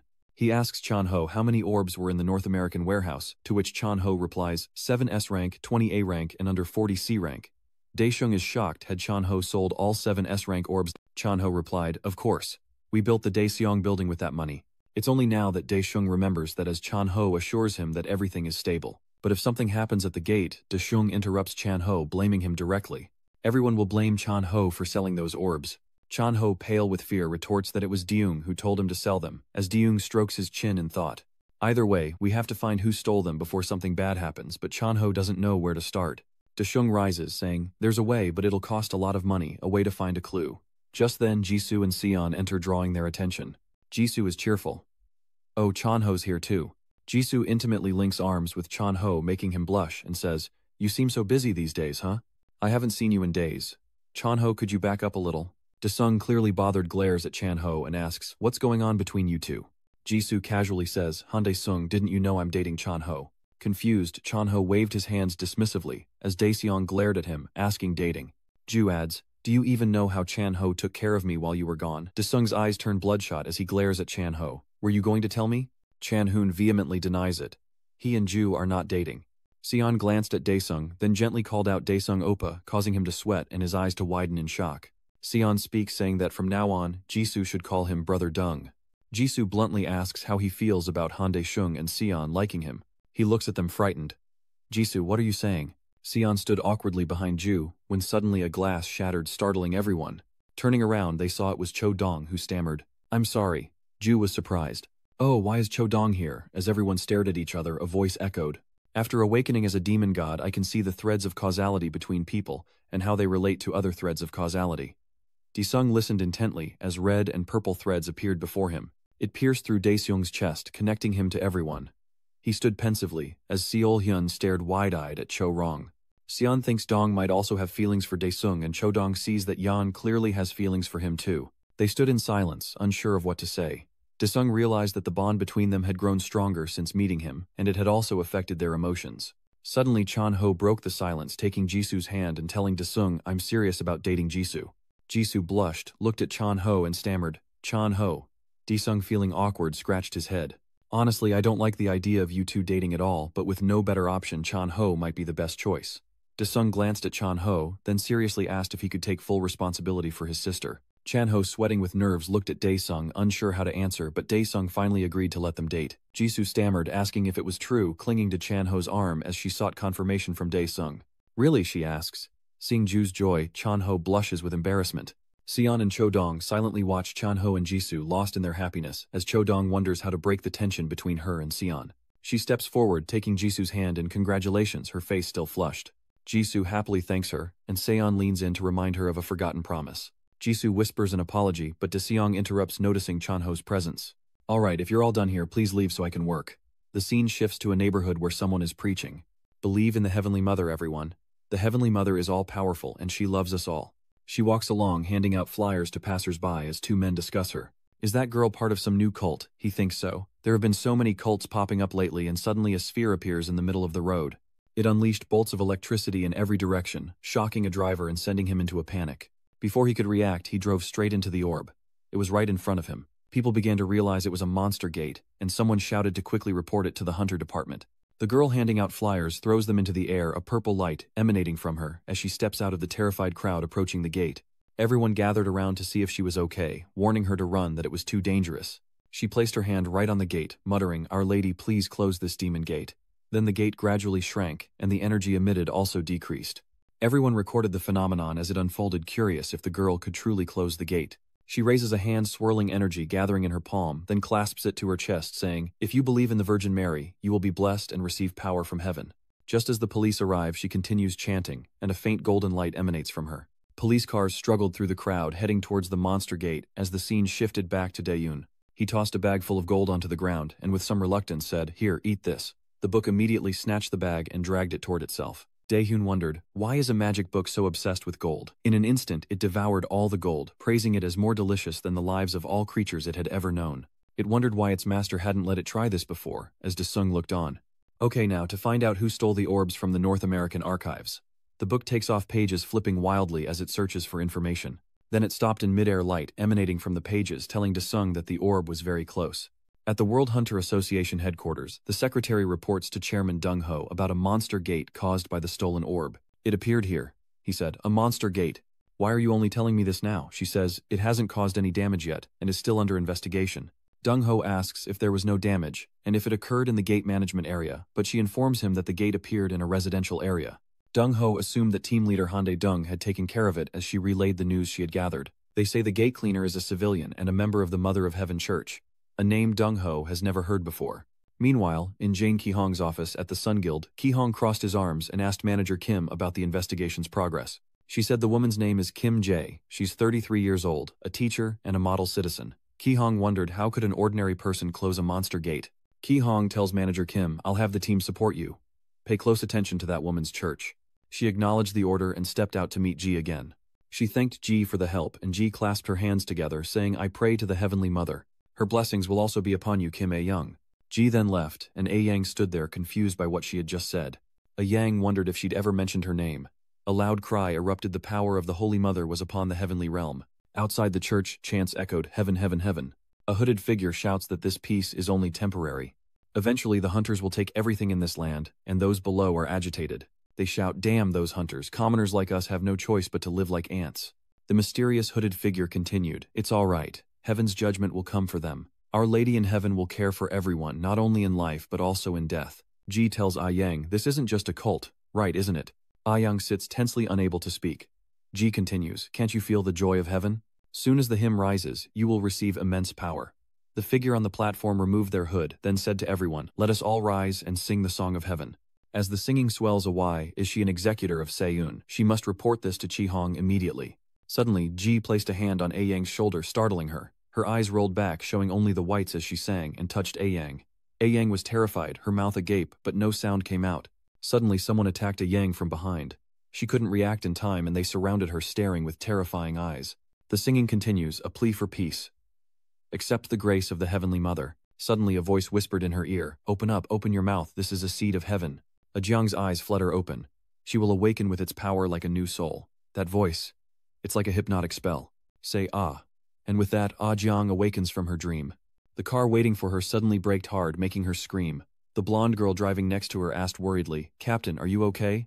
Startled, Ah Jung asks, how did I get here? The blonde tells her she left the prayer meeting because she wasn't feeling well. Doesn't she remember? Ah Jung rubbed her head and turned to the person next to her. Did I? Suddenly she pulled her phone from her pocket and dialed a number. A moment later, Hanwook answered the phone. Manager Kim Aeon is on the line. She replied, "Branch manager, I've spotted Un at the Tien Mao location." He asked, seriously. The executor uncut to the Hope Welfare Center. A teacher in a cat costume is playing with the children. "Ooh, hello everyone, let's exercise together today. Are you ready?" the kids shout out. "Alright, wow, it's time to exercise with the cat. Hello kitty." The cat-suited teacher begins the exercise routine, 1-2-1 meow. The kids mimic the exercises outside, as Dong-chan watches the class, and he smiles at the chairman, saying, "President, I was wondering where you'd gone." Dong-cheon chuckled, "I was curious how the kids were doing in their new classroom, so I came to take a peek." H replied gently, "Thanks to you, Chairman, we have this wonderful building and childcare facility. We are truly grateful." The man quickly replies, "No, why would you thank me? Captain Han De-sung provided a great deal of funding to build this place." Inside the classroom, the children happily exercise as Ji reflects. After the apocalypse, all the buildings were destroyed, and it was truly difficult. Many children lost their parents. Dong Cheon scratched his head, asking, "Why is Chief Han De-sung calling me?" "Wait, I'm supposed to have dinner with the director." The man casually puts his hands in his pockets and walks away. "I must be going," Dongshon quickly said. "We don't need to worry about the monster gate right now." The old man glanced back and said, "The world is getting better. Let's hope for that." Chi simply smiled and replied, "Yes." Cut to Doxa's secret base in the Rocky Mountains, USA, where Lai Dong takes a puff of his pipe and asks, "What about the stolen orb?" Dong, arms crossed and head bowed, replies, "It was sent to Korea, along with the Aura pickup truck." Taeho adjusted his tie and said ironically, "The cannibals seeking immortality are dead, and only we who use substitutes have survived." Lai Dong calmly said, "Han Daisung no longer cares about us, but we must still quietly expand our territory." Dong Onian crossed his arms, saying, "I thought the Godmother could create humans with the ability to open and close portals at will, but now that the chaotic society is gone, how could that be?" Taeho closed his eyes and said, They must have brought creatures from another universe, or used them as pawns." Lai Dian says they should exploit those fanatics, continuing to supply them with Aura XB, and looking ahead at Dam Chu, he adds that if it weakens Handung's power, it will benefit them. Cut to Incha Company, a logistics center where a luxury car screeches down the road, before speeding off. The car speeds past gate number 1, as Dongchun eyes it with satisfaction. "Wow, this supercar is seriously fast." Hunyun is standing next to him complaining. "You said you'd treat me to a meal, but now you want me to be your taxi driver." Dongchun eagerly replies, "Can we go after this is done?" Deyoung appears behind them. "Oh Captain, it's been a while." Hani suddenly turns to Han De-sung as Dong Cheon asks Deyoung, "Why would the strongest hunter in the universe call me here?" Hanun wondered, "Did Han De-sung call you?" Suddenly the book Panthan appeared before them, its pages turning and glowing. "Dong Cheon," exclaimed in confusion. While Hanun wondered looking at the book, "Is that new aura equipment?" Pantheon tells its master that the orb is inside, and as Daeyun casts a spell, he quickly destroys the entrance to the warehouse, filling the air with dust as they rush inside.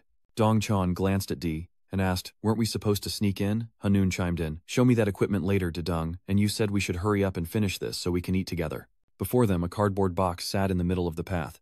Dongchon noticed it and asked, "Oh look, doesn't that box seem out of place here?" "We're just checking what's inside, right?" Hanun interjected quickly. "That's right, but first we need to deal with the ambush party, brother. These guys have no karmic connection, and you're emitting an aura of battle readiness." Dongchun cracks his knuckles, saying he's been itching for a fight.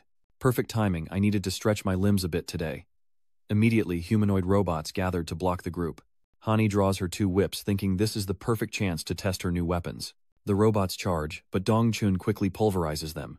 He notices something. What is it? They're not human. Another robot is smashed by Hanun's whip.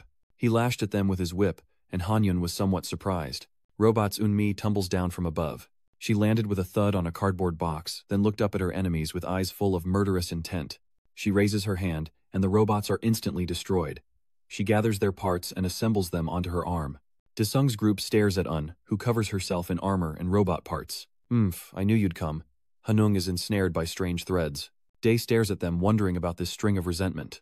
He glares at him menacingly. "Han Dae-sung, this is my revenge." Back at the apartment, Un slowly wakes up in bed. Darren is sitting next to her reading and says, "It's still early." Mi asks softly, "When did you wake up?" Darren strokes her hair. "You know there's a lot to consider." Unmi sits up then says, "Seriously, don't worry. I'll eliminate anything that stands in the president's way." He was slightly touched and chuckled. "That's reassuring to hear." Then Darren was stabbed, looking incredibly pained. Unmi, witnessing the scene, couldn't help but shed tears. No snapping out of the flashback, she flew into a rage. Hanung, taste my revenge. Dongcha Onan quickly lunges forward with a thunderous punch. I won't give you the chance to do anything strange. Un also throws a punch. The uncle's eyes widened as he struck. The two clashed, creating an explosion in the warehouse. The force sends the old man flying. Hanyun glances back, then advances with his whip. Hanyun charged forward with all his might, lashing out with his whip, but Un swiftly leaped away, landing on top of him. Finally, Un slams her knee into his shoulders, and Hanyun cries out in pain. Not yet. Un raises her hand ready to deliver another blow. She put all her strength into that punch, vowing to destroy everything in his path, but De-young appeared just in time to block her. This surprises Un, and her punch collides with De-young, who crosses his arms to block. Un-mi is pushed back by the counterattack while Hanyun collapses and De-young stares intently at her. Un-mi curses in anger, damn it. He asks, realizing she seems to have a grudge against him. Who is she? Un-mi evades the question. Just as I expected, physical attacks won't kill you. She then produced a device resembling a smoke machine, and when Un-mi pressed the button, the cardboard box began to shake. Dee is bewildered by the orb as she looks at him and says they'll meet again soon. Han Dae-sung watched, as she quickly disappeared. Dee watched her leave, then ordered Red to follow her. It quickly pursued Un as Hanyun groaned in pain. The cardboard box emitted an enormous energy, then exploded, obliterating the warehouse. He barely manages to jump out carrying Hanyun, and anxiously asks the captain if he's all right. He replied that he was fine. Then Hanyun glanced at the warehouse, but an extremely strong aura emanated from the other side. A massive magic sphere suddenly appears, and Dong-chun clutches his head in frustration. Where did that bitch go? Daeshung tells the uncle to wait. Just you wait and see, Hanyun says, gazing at the object before her. It doesn't look like a normal gate, Banshin suddenly says. It's a spatial disaster. Dong-chun points and shouts, huh, that thing again. A spatial disaster, Daeshung mused. Hani added, if you fall into a spatial disaster, you'll be transported to an unknown location, so it's best to stay away. What's the range of the spatial disaster? Banshin replies. The range of a disaster can cover from a small village to a large one, but this one looks like it will have an even larger range. Hanun speaks up. There's an apartment complex within 15 kilometers. The residents could get caught up in it. Desert Swang, with his hands in his pockets, asks, hey, spellbook, is there a way to get rid of it? Banshin hesitated. It would work if Master attacked with divine power, but isn't the spear in his chest preventing that? He glanced around and said, so it can be stopped. And with that, Daesung rushed off. Hanun called out to him, Han Daesung, while Dong-chun gritted his teeth, saying, Captain Han, you just keep rushing forward. Daesung draws his sword to face the gate, channeling his power and unleashing the demon god's strength, when suddenly a spear bursts from his chest. The system warned him to immediately stop releasing the demon god's power. Omniscient One, you are damaging the demon god's divine authority. Daesung painfully endures this power, as the system's warnings blare incessantly. Deus exclaims, demon god / swing your sword and strike the gate with all your might. The gate cracks down the middle. Hani stared at Daesung in shock, and even Dongshan was speechless with surprise. The gate to the dimension is destroyed, turning to dust, and Daesung clutches his chest, cursing. Damn it, I'm going to tear that worm apart. With that, he collapsed unconscious in the street. Dongchun cries out at the sight, oh no, Captain Han. Hanun cries out as well, Mr. Han Daesung. Dae was taken to the hospital for treatment, but he remained unconscious. Dee slowly opened his eyes, finding Selen staring intently at him. Oh my gosh. Daesung, you're awake. Dee wakes up and sits, but pauses. Why is he missing some teeth? The girl holding a towel innocently says, I'm cleaning him up. Daesung, you look okay, but you've been unconscious for 3 days, you know? The hospital room door opens and Cho enters to find Sion wiping Daesung's hand. Choi Rang stares in disbelief, asking, what's going on? What are you doing? The girl glanced at her and replied, oh Choi Rang, you're here. Ju told me to take care of Daesung, got it. Choi Rang quickly reaches out, grabbing Sion's hand and yanking it away. The girl glares menacingly at Choi Rang. Haha, your manager is really bold, daring to challenge me. She fires back, reminding the captain, who's clearly uncomfortable, that she's still older. The two lock eyes in a tense standoff. Deung, sitting in the back, intervened. Stop, I have something I need to do. Sion then put on her sweet face and said, no, you can't. Because of that cursed spear, you can't even use your power properly. If you need anything, just order me to do it. Choi Jang wondered to himself. The cursed spear, he asks in surprise. You can see it. Sion pointed to her face and replied, of course I can. Have you forgotten that my aura skill is related to cursed things? Choi Rang quickly asked, what are you talking about? A cursed spear. De-young sits on the bed and nods. Yeah, at Daesung Hospital in the morning. Choi Ran gasps in shock. What? You mean the spear in the captain's chest is stealing his power? She asked worriedly. Is there any way to remove it?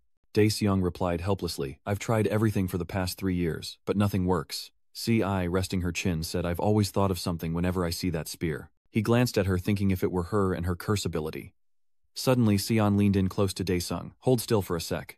She leans in for a kiss, while Dae-seong grits his teeth drenched in sweat, and Cho-young cries out, what are you doing? Seoyan smiles. Oops, that was my first kiss. An enraged Dae-seong shouts, you little brat, do you want to die? Cho, wrong, shouts in alarm. The spear. Seon covers her mouth in shock, exclaiming, the spear. The spearhead emerges from Daesung's chest and the system announces the activation of the cursed spear's seal release mechanism. The seal is being broken and he's pushing her face away. What the hell, the spear is gradually disappearing. Seon rushes to hug Dae-seong but he pushes her away. Aha, I knew it. A kiss of true love breaks the curse and Dae-chung is stunned. So that actually worked. Cho-young calls out to him. Captain, give the signal. Wait. A dark magical energy emanates from the statue before him. It's red. He has returned. Cut to the Mother Association building, where protesters demand the return of their daughters. I'm not going anywhere until you hand her over. Step aside if you don't want to die. The crowd cries out in desperation. Give us back our children. An employee stepped forward angrily shouting. The children are currently praying. Please return tomorrow. The crowd of parents cried out, I haven't seen my daughter in a month. At least let me see her face. My child is still in high school. Are you holding our children hostage? Another staff member added. The prayer room is sacred and cannot be entered without permission. This is perfectly legal. Please come back tomorrow. GA, leaving the headquarters, instructed the security to let them in. The staff member muttered past her as she softly said, they'll be relieved to see their children receiving the mother's love. Please follow me. A woman cried out, don't go in. Many have entered and never returned. Ji-hai replied softly. All who remain in the church do so willingly. Please do not slander our church. An elderly man cried out, my daughter's name is Jung. Take me to her at once. I want to see with my own eyes that she's okay. Ji closes her eyes briefly, then turns and heads inside. Then please follow me. The guild's building stands tall on the street. Inside the guild's corridor, darkness loomed. The parents following Ji exchanged fearful glances. She pointed to the door and said, please go in. Before them was a door marked prayer room. Emong's father slowly opened the door, peering inside to see girls in blue uniforms laughing like madmen. Emong's father exclaimed in horror, what? The girls raised their hands to the sky, chanting strange words, especially one girl in the center, bathed in an otherworldly light, as Emong cries and praises the heavens. Is the Mother of Heaven bestowing blessings? It's the Mother of Heaven's blessing. Ji steps forward, clapping to encourage them. Let us rejoice, for our sister has been called to the heavens. The other girls cheered in unison, congratulating her. Emong looks up and calls out to the gods, as her father, the celestial emperor, stares in disbelief and calls out to her. Emong, he cried out. Emong, Emong. Her body is being charred. Mizong's father grabbed Jay by the collar, yelling, where did you take Mizong, you wretch? Stop right there. The girl's body instantly turned to smoke before her friend's eyes. Mizong's father rushed over, shouting, no Mizong. He cried out in despair. Emong. Emong's father clutched his daughter's clothes, trembling uncontrollably. Emong, my child.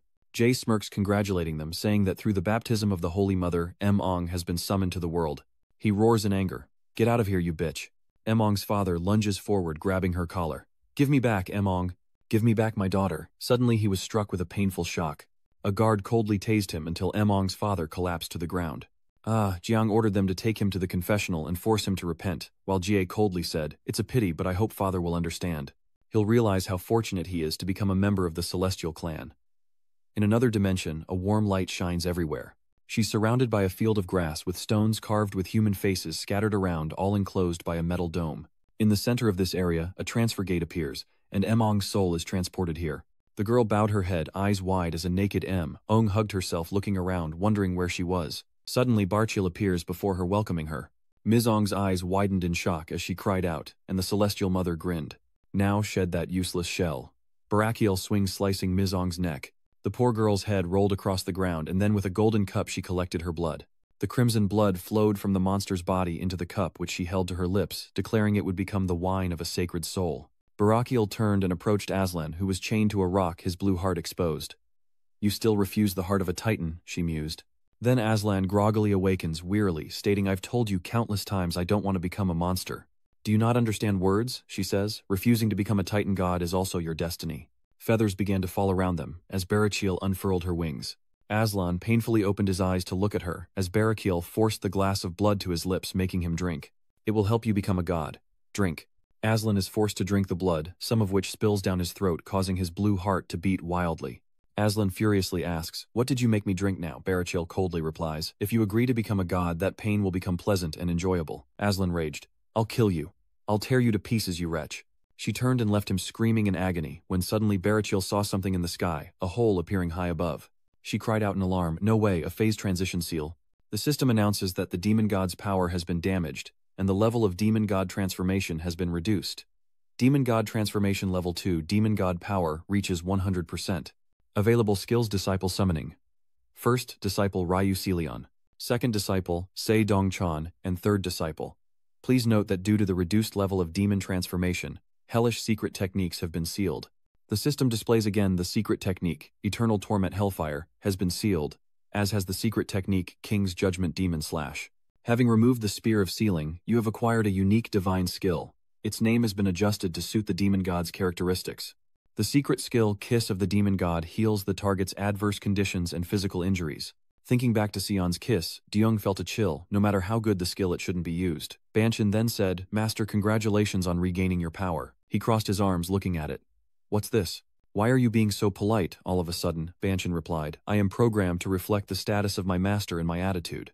It seems my current master is qualified to possess me," Banshin says. Deyoung asks, "So does that mean there are no more limits to how I can use you?" He asks. "That's right. From now on, many useful powers within the book can be used by consuming the master's divinity." He scratched his chin contemplating. "Really? Then can you take me to where those bugs are?" Banshin replied. "I'm sorry, a key is needed to open that world." The tired chief said, "What? It's not that big of a request, yet you can't even do that, you useless thing." Banshin says, "I can't open the celestial realm, but it seems a being holding the key to it has arrived on Earth." This surprises Deswung, who asks, "What?" Cut to the headquarters of the Heavenly Mother Society. Eunmi says sternly, "I need stronger abilities." Ji entered the room and with hands clasped and eyes closed reported, "Representative, another girl has been called today." Eunmi says, "Good, we plan to open more gates in residential areas, so try preaching on the streets." Ji suddenly opens her eyes as if she has something to say. Seeing this, Eunmi asks, "What is it? Is there something else you want to say?" She eagerly asks, "Representative, how many must be called to revive those lost in the apocalypse 3 years ago?"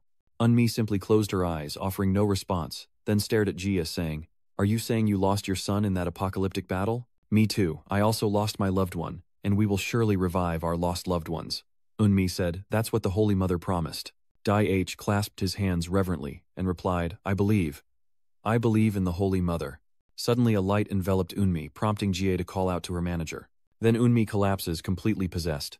Chaos and destruction are not yet ready, but the seal has been broken. I must seal him again. Now Barachiel, using Eunmi's body, speaks to Ji, who clutches her face in shock. "Oh, Mother of Heaven." Then Ji knelt down and begged, "Mother, please revive my deceased son." "Not yet," Barachiel said, placing a hand on her head. But she slams Ji's head down to knock her unconscious, making it easy for you to meet him in the shadows. Barachiel says, "It seems he's come to meet me." Outside the headquarters, Daeyoung arrives. Scratching his chin, he wonders, "So you're saying that damn divine being is with the girl Red was tracking?" Daeyoung enters the headquarters. "All right, time to catch those insects." He took a few steps, when a fog suddenly surrounded him, much to Daeyoung's displeasure. "What's this?" He continues forward. The smoky mist thickens and something hurtles toward Jasung. He glances at it, then quickly draws his sword to block the attack.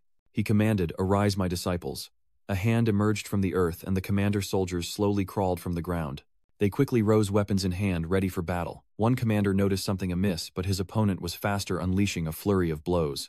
The rapid strikes quickly decimated a group of soldier commanders, as Dirong, sword in hand, charged forward, striking at Un, whose blade met his attack. "She's definitely being controlled." Young smirks. "So you're possessing her body this time?" "Vermin," she coldly replied. "It's not time yet, but if the seal is broken, perhaps this is fate. I will take your head and seal it away. Do not resist." He brushed her hand away and retorted mockingly. Then the two engaged in a swordplay duel. Desung chants, swapping territories, and his own domain begins to materialize. Eunmi scoffs, saying it's no use. Desung stares in disbelief as his territory crumbles, the land swap failing. Eunmi asks, "You're not even one of them, so why are you trying so hard to protect this place?" He glared at Un, saying, "What is this? Is this parasite crazy? I am Han Daesung, a man from the Republic of Korea." He plunged his sword into the ground and cried, "Summon disciples." Deyoung summons 3 soul flames, which quickly transform into Dongcheon, Choi Rang, and Sion. Daesung commands them to attack, but Un calmly raises her sword as Choi Rang charges forward. Next, Dongcheon leaps up and throws a punch, while Sion slips behind her, planning a sneak attack. The girl throws the Chucky doll to attack, unleashing her power. Un's counterattack sends Chucky flying along with Dongcheon and Choi Rang. She glances at Jae-sung and says it's useless, when suddenly Un looks utterly shocked. She had unknowingly been drawn into Deoksu's territory. "This is my domain," he sneered. 3 spirits lined up behind him as De smugly declared, "You're finished." Barachiel decides to reveal her true form. It seems you've misunderstood something." She unfurls her black wings as Barachiel smugly declares, "Here I can use my full power." She then unleashed a feather attack, which he punched away before retaliating with his binding chains. She used her wings to block the chains, giving Desung the chance to leap in with his blade. She yells out Demon Godslash as Barakiel casts his spell. Wings of Destiny. She uses them to block Desung's strike. An earth-shattering explosion erupts as he continues to swing his blade back. Desung then lunges to strike Barachiel, who retaliates with her sharp claws. Those claws nearly grazed his face, but his body transformed into an energy mass like Sion's soul, swiftly teleporting Desung away. Looking at his bleeding hand, he exclaimed, "That was close. I almost had a few extra holes in me. If it weren't for her, I would have been in trouble." So Ion wonders if Daesung is in danger again. Cho Rang asks him if the captain is the enemy. Dongchun, annoyed, retorted, "The explosion was so strong I almost passed out." Looking at everyone, Daesung wondered if they had regained consciousness. He glanced at the enemy and said, "I'll explain later after this is over. For now, let's beat the crap out of her, shall we?" Everyone is united with Daesung as Barakiel struggles in vain. "Your destiny is to be sealed and destroyed," Sion taunts, flipping her the bird. "Come and get it, you witch." Sion slams her hand down, casting a spell. Water manipulation. A puddle spreads to Barachiel's feet. It quickly turned into a muddy swamp clinging to her feet. Barakiel sneered, calling it a pathetic trick. She then froze and shattered the muddy puddle. But Sion wasn't giving up. The girl plunges 2 daggers into the ground and casts a Thorngrave spell, sending rows of sharp thorns towards her opponent. They quickly pierce Barachiel as Dongchun focuses his power into a punch. The lightning-wielding old man descends from the sky. Dongchun raises his hand, directing a bolt of lightning down upon her. After that attack, Barachiel stood there unscathed, and Dongchun clicked his tongue, saying, "Damn it, not even a scratch." She used her wings as a shield to protect herself. Barakiel sneers, "They're fools if they don't realize they'll die here." She spreads her wings, preparing to unleash her power, declaring, "I will destroy you all." Barachiel unleashes a wave of force, throwing everyone back. Warning Almighty, 1 planetary destruction energy detected. Desung's disciples struggle to withstand the shockwave. Deus then snaps his fingers, dismissing his disciples, starting with Choi Ran. Seeing this, Sion thought she would be valued, but her hopes were dashed when she was instantly dismissed. D was pleased, telling everyone they did a great job and to leave the rest to him. Then he charged toward the enemy at full speed. Barakiel stood there, unleashing shockwaves while depressed forward with his sword. But his sword is blocked by Barachiel's wings as the system warns that the Almighty is activating Hell's ultimate skill. The Almighty's Hell manifestation rate is 100%. A look of surprise crosses her face. Barachiel has been transported to another dimension, and she looks around wondering, "Where am I?" Desung was waiting for her with his blade at the ready, his eyes burning bright. "Your fate is now in my hands," Desung said through gritted teeth. "You have been sentenced to death." He unleashed a massive force, engulfing Barakiel in eternal torment hellfire. She glanced back, and Barakiel turned to him, saying, "Once you enter, there's no turning back." She cried out, unleashing her spirit body. Then her form swelled, transforming into a divine being covered in all-seeing eyes. Caught off guard, Barakiel raises her arms to defend herself, crying out in alarm, "I can't get out." Dirong leaps into the air, silencing her with a kick, striking her directly. Barachiel exclaimed, her eyes wide. Impossible. How could fate have changed so drastically? Her body was bound by Desung's hell, compressed into a mass of energy, and finally, it exploded. Everything returns to Desung's original territory, as Barakiel transforms into a seed sprouting a wing. He stood before it, staring intently, as the system announced that a monster of chaos was praising the Almighty. Voices from the void echo, mocking the fallen angel. "You damned angels! Destroy them all. Release us from the abyss. The wish we've longed for has finally come true." The system asks Dung, "Do you wish to absorb the divinity of the third-class angel, Para Barachiel? Is it there?" He decides to absorb it. The Barachiel seed glows, and the system announces that he has absorbed the divinity of the third-class angel, Para Barachiel. You can now use the first divine authority, End of Fate, the second authority's Call of Fate, and the Wings of Fate. The system chimes, announcing the Heaven Shop's upgrade and a significant boost to demonification levels. Demon God Transformation Level 10. Demon God Divinity consumption has been fully restored, and the seals on the Hell secret techniques have been completely removed. You can use it even in other dimensions. Banshin appears and says, "Master, that is the space key to go to the celestial world." Daesung exclaimed in surprise, "What?" A golden orb appeared before him. De reached out and touched it, then clenched his fist and crushed the orb, leaving a mark etched onto the back of Desung's hand. The system announces, "You have acquired access to World 3/3. He looks at the mark on his hand with suspicion. "Oh, so this is the key," Banshin replies. "Yes, it's the key to unlocking the world's space. If I leave those people alone, they'll keep attacking, won't they?" He then asked, "Hey Spellbook, how do I get to that world?" Banshin replied, "I'll create an orb to guide you to the heavenly realm," and then created a blue orb for him. Banshin says, "Now you can control the celestial gate orb with magic to open the gate to the celestial realm at any time," followed by "Yes, Master." Deung suddenly remembers something. "Ah, that's right, my orb was stolen." Cut to the Heavenly Mother Association headquarters where Ji cries out, "Representative, representative, wake up." She desperately tries to rouse the unconscious Un. Suddenly, an armored figure bursts into the room, and Ji cries out, "Who's there?" The special ops team split up to search the room, retrieving the orb, and hurried on. One of them punched a cabinet. The sound gives Ji a splitting headache as the man retrieves a sphere, the Heavenly Gate orb. Then, an agent, likely the captain, coldly looked at Jia and Unmi, ordering kill them both. Hearing this, she gaped in fear, when suddenly an explosion outside shattered the glass. Ji closed her eyes, raising a hand to shield herself from the shattered glass, as a special agent looked towards the explosion, where smoke billowed, and a figure emerged. It was Di-Rong glaring at them. "Don't covet what isn't yours. Haven't you ever heard that?" The special ops team raised their hands, firing spells at him. "Damn it, attack!" Dae-Yoon retorts, "Go to hell." Before anyone can react, a soldier collapses, sending Ji into a terrified scream. The Special Forces soldiers were stuck to the ground, unable to move, as De-Young took back the 2 blue orbs. He picked them up and said, "First, let's retrieve the 2 S-class orbs." Then glancing over, he asked if Jung Di was an executor, prompting her to wonder Hanung, the world's #1 hunter. Then Jae replied, "She's Agent S. Unmi." He closed his eyes and said, "Ah, Suni, right, that name rings a bell." The system displays that the angel Barachel has many followers. Do you want to convert them to followers of the Almighty through the call of destiny? Is it possible divine power will increase with followers? De Jong angrily shouts, "Did that ye manipulate everyone?" He angrily orders everyone to be released.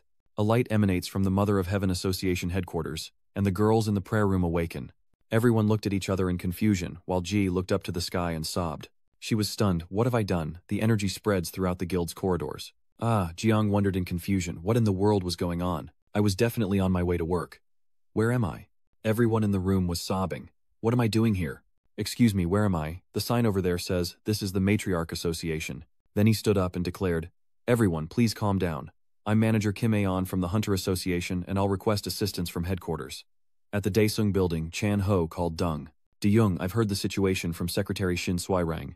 He replied, "Everything here has been resolved. I also found the 2 missing celestial orbs." Chan Ho adjusted his tie and asked, "What? You found the Heavenly Gate orb? And I heard you fought a powerful being. Is that true?" D casually puts his hands in his pockets and says, "Yeah, I took care of the monster, but more importantly, I'm handling things at the Heavenly Mother Association. I plan to track down whoever stole the Heavenly Gate orbs." Chan Ho frowned and replied, "I'll contact Director Jin Kihan and head to the scene immediately." De-Young wondered, should we try to find out where those bastards are hiding? Cut to the Rocky Mountains, where the tranquil Doksei headquarters is shattered by an earth-shattering explosion caused by Dezer surrounded by the wreckage of robots. De-Young looks at Panshin and says, "Looks like you're useful after all." It politely replies, "Master, I am honored that you recognize my space tracking and teleportation skills." Deep within the heavily fortified basement, Li Dong's group descended the old man, asking, "How could that monster have gotten here?" Taeho adjusted his tie and said he wouldn't run straight to this basement, would he? Dongan standing next to him reassured him that the passage to the basement had been buried by the explosion, so he wouldn't find his way down. "Here." Li Dong frowned. Supporting the godmother was a mistake. Not only could I not retrieve the precious orb, but I'm also being hunted. Li Dong pulled down the doorknob, and the heavy iron door creaked open, releasing dust that had accumulated over time. Inside the room was a giant robot painted gold all around. D bumped into him. He hides like a rat and hides something like this. Banshin appears and says, "No creature in this universe can escape my pursuit. Because I am the all-powerful space grimoire Panthon. This is Gigantes, a battle golem created by a race that worships the machine god designed to fight the Titan gods." Li Dong's group was too late, and Dong Quan exclaimed in horror, "Impossible, how could he get here?" D swung his blade, bisecting the golem, which exploded before him. Holding the blue ruby, Li Dong says, "I'll use absolute defense in a small area." The ruby glows, transforming into a shield that covers them. Li Dong says, "This will buy us some time." But D Sung behind them suddenly asks, "Buy time for what?" They all wore expressions of utter terror as Tae cried out, You'll be executed for glaring at them like that." Then De Sung eliminated them all, leaving behind only their agonizing screams. He looked down at them with contempt, a blade in his hand. These insects dared to betray him. Banshin appeared and asked, "Master, would you like to go to the celestial realm right away?" D Dung calmly replied, "No, I need to discuss something first." Back at Daewung's house, a feast has been prepared, and Dong Qian can't stop raving about how delicious it is. "Oh my auntie, why did you prepare so much food? I'm going to enjoy this." Han brought out a plate of food, saying, "It's not much." Deung suddenly called everyone to eat. "I couldn't prepare much, and there's nothing special, but please eat as much as you like." She turned to the kitchen and called out, "Cho Rong, stop helping and come sit at the table. Thank you for helping me prepare the food." Choi Jiang blushed and replied, "Oh, I only helped with a few small things, and I had a wonderful time learning to cook from my mother." Ju picks up a piece of the rolled omelet and puts it in his mouth. She savored the taste, exclaiming, "Oh, this egg roll is absolutely delicious." Han smiles, saying, "Oh, Jiran made that. She's so meticulous. I wish she were my daughter-in-law." Se-yeon, who was holding a piece of chicken, felt like she'd been struck by lightning. Daughter-in-law. The girl reveals her true colors, and she realizes she's made a mistake. Little did he know his manager was a cunning fox spirit, and their eyes locked in a silent battle. Dong Cheonan spoke up. "De-young, why did you call us here?" He smiled and replied, "I'll be leaving Earth in 3 days." The room fell into an eerie silence, as Chan-ho cautiously asked, "Leave Earth?" "What do you mean?" De-sung said, chewing on a piece of meat. "Those ants are too dangerous. If we leave them alone, I'll have to go to the celestial realm." Sion asks with a bright smile, "De-sung, does that mean we're going with you?" He thinks to himself, I can't say anything since she helped me pull out the spear. Dae says, "Hey kid, from now on, call me Big Bro De-sung instead of Mr. Dung. I can't stand that Mr. anymore." Sion replies with a bright smile, "Big Bro De-sung, oh my, your new nickname is so cute." Upon hearing this, Choi Rang bit her lip, suppressing her anger, thinking, "Brother De-young, am I allowed to call you by such an impressive title?" De-young declared, "We can't go together. If you don't have the authority, you can't follow." Dong Qian closed his eyes and asked Captain Han, "What's going on? If it's dangerous, you can do it right." Confused Choi Jung asks, "Are you talking about our summoning skill?" Sion interjects, "That's right, De-young can quickly return to us anyway." Dee closed his eyes and said, "We have to go there to know. Anyway, when I leave, stay here and protect my home in Korea." Chan-ho reluctantly replied, "Understood." Han worriedly says she doesn't know why her son keeps getting caught up in such big trouble as Ju sadly calls out to his mother. Han turned to Daewoo asking, "But son, you will return safely, won't you?" He responded with certainty. "Yes, I promise, trust me, Mom." The system announced 0 seconds remaining, initiating the plane gate transfer. He stood before an opening gate and commanded himself to step into the world. The gate grew large enough for him to enter, and Dae was immediately sucked into the warp tunnel. System connection to the dimensional gate complete. Recreating body with void energy. You can now travel the multiverse for a maximum of 362 hours.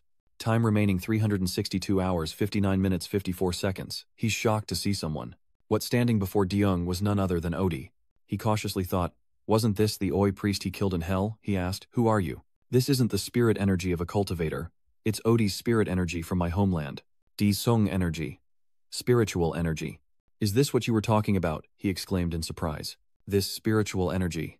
Duan Oi kneeled before him. "Oh, a priest of hell greets a demon god." De Swung wondered how a priest of hell became a hound of this world. He replied, "My lord killed me, and I was trapped in the demon realm. There I was enslaved and sent here to guard the space monsters." His eyes fall to Odie's chest, noting the sword piercing it, resembling the spear that once pierced his own. Then De Swung looks to the gate and asks, "Does that door lead to the celestial realm?" Odie replied, "Yes, there are 100 trials within that gate before you can enter the world." He scratched his head, lamenting, "Damn it, do I really have to go through some troublesome trial?" Banshin reminded him, "Master, show the gatekeeper the key mark to enter the world." Remembering this, De Sung shows the mark on the back of his hand to Oi. "Can I use this?" He bowed and said, "Great demon, God, if you possess this mark, can you directly enter the celestial realm without having to pass any trials?" De Sung closed his eyes and said, "Wonderful, then let me in right away." Odie bows, offering his hand. "Forgive me, great demon god, but may I hold your hand?" he asks again. "My hand." De-young placed the hand with the mark on Odie's hand. System notification. Guardian mark has been engraved. You may enter the monster world. Suddenly, his large hand began to crumble his body, emitting a blue light as it gradually cracked apart. Odie spoke his final words, "Great demon god, I wish you victory in the battle against the world." With that, he vanishes, and Daeshung says grimly, "That's not a battle, it's a massacre." Inside a temple-like place, Aslan was chained to a pillar in the middle of the hall. He struggled to say to himself, "How long has it been?" "It's past the hour, and she hasn't arrived." A voice suddenly echoed, "Oh, why would I feed a dog? I'm busy too." "You know," Aslan spoke up. "Who's that?" He twitches slightly and glances at the approaching figure. Oracle crossed his arms and asked Aslan, "Why refuse to become a Titan god when you're just a speck of dust?" He glanced at her. "Huh, another angel. I told you I don't want to become an ugly monster." Oracle steps forward, saying, "An ugly monster?" Staring at Aslan, she says, "Since you can withstand the divine heart, you must be valuable, but you're so stubborn." She snaps her fingers. "Fine then, taste the blood of an angel." Aslan cautiously asks, "What is angel's blood?" Aurikiel forces his mouth open and drips her blood in. "Here, drink." Insects. A drop of blood emitting a purple light slowly dripped down. Aslan's eyes widened. Of course he didn't want to drink her blood, but as soon as he did, his body swelled grotesquely. Aurikel laughs. "If you die, but if you live, you'll become a hideous Titan god. Be grateful for that." Suddenly she noticed someone else was there. Dee had teleported in front of her, blade in hand, ready to fight. He locked onto Aurikel with the eyes of a predator, and Desung immediately lunged forward. He charged towards the enemy, blade in hand, finding his first target as Aurikel swiftly cast a spell. Ethereal form, she turned her body into smoke, causing Desung's attack to miss. He followed through, slicing right through Oracle, who seized the moment to revert to her normal form. Gritting her teeth, she turned and asked, "What the hell? How could you enter this world?" He clicked his tongue and replied, "Sure, you're not so easily defeated, are you? Things aren't so simple."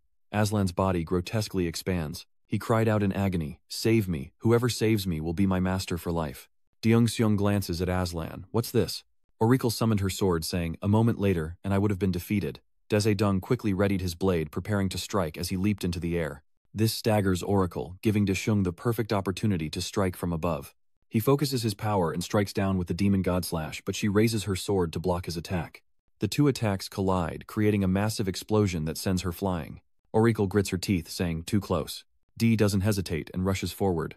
Die. His blade swiftly reached Oriel's neck, but she quickly declared the law of God. A peace zone. A purple light surrounds her. Defroze, unable to move another inch. What had she done? "I can't move." Oracle tapped the blade with her finger and breathed a sigh of relief. That was close. Banshin whispered into his master's ear.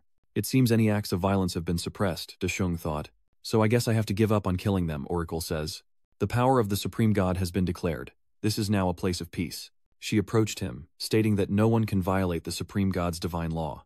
Deung curses her to her face, asking, "Peace? Since when could you bastards calmly talk about peace like that?" Oracle said, scratching his chin.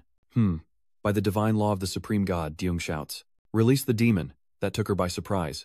What? Deung begins to transform, becoming a demon god, an overwhelming power engulfing him. Orikiel screams in terror. "What a demon god!" Deung immediately lunges forward, slashing at her. Orikiel cries out. No way, he broke through the divine suppression. With that, she collapsed. Durong glanced at Oriel, thinking that with his arrival, peace in the celestial realm would end. System message: you have defeated 5th Circle Angel Oriel. Do you wish to absorb Oriel's divinity? Is it there? He looks at the butterfly, the last vestige of Oriel. So this is her divinity. The system says you've obtained a mask containing Oriel's divinity. Oriel's power can be used. The power of Oriel. Masquerade. If the target's rank is lower than the user can perfectly copy the target's appearance and abilities. The level of demonic transformation has increased. Demonic transformation level 15. Daesung glances to the side as Aslan throws a massive punch only to have it stopped with one hand. Looking at Aslan, he thought now that he thinks about it, he seems to recognize that face. He transforms into a hulking giant, screaming incessantly. Panshin warns him that Aslan is in the process of becoming a titan as Aslan cries out for help. Looking at him, he asked Banshin if they could stop the transformation, to which it replied, "If you take him as your disciple, you can." He scratched his chin, thinking take a titan as a disciple. Then Deeshuang grinned with satisfaction. Sounds interesting. A roar echoes through the temple, and chanting rises. Protect the demon god, praise the demon god.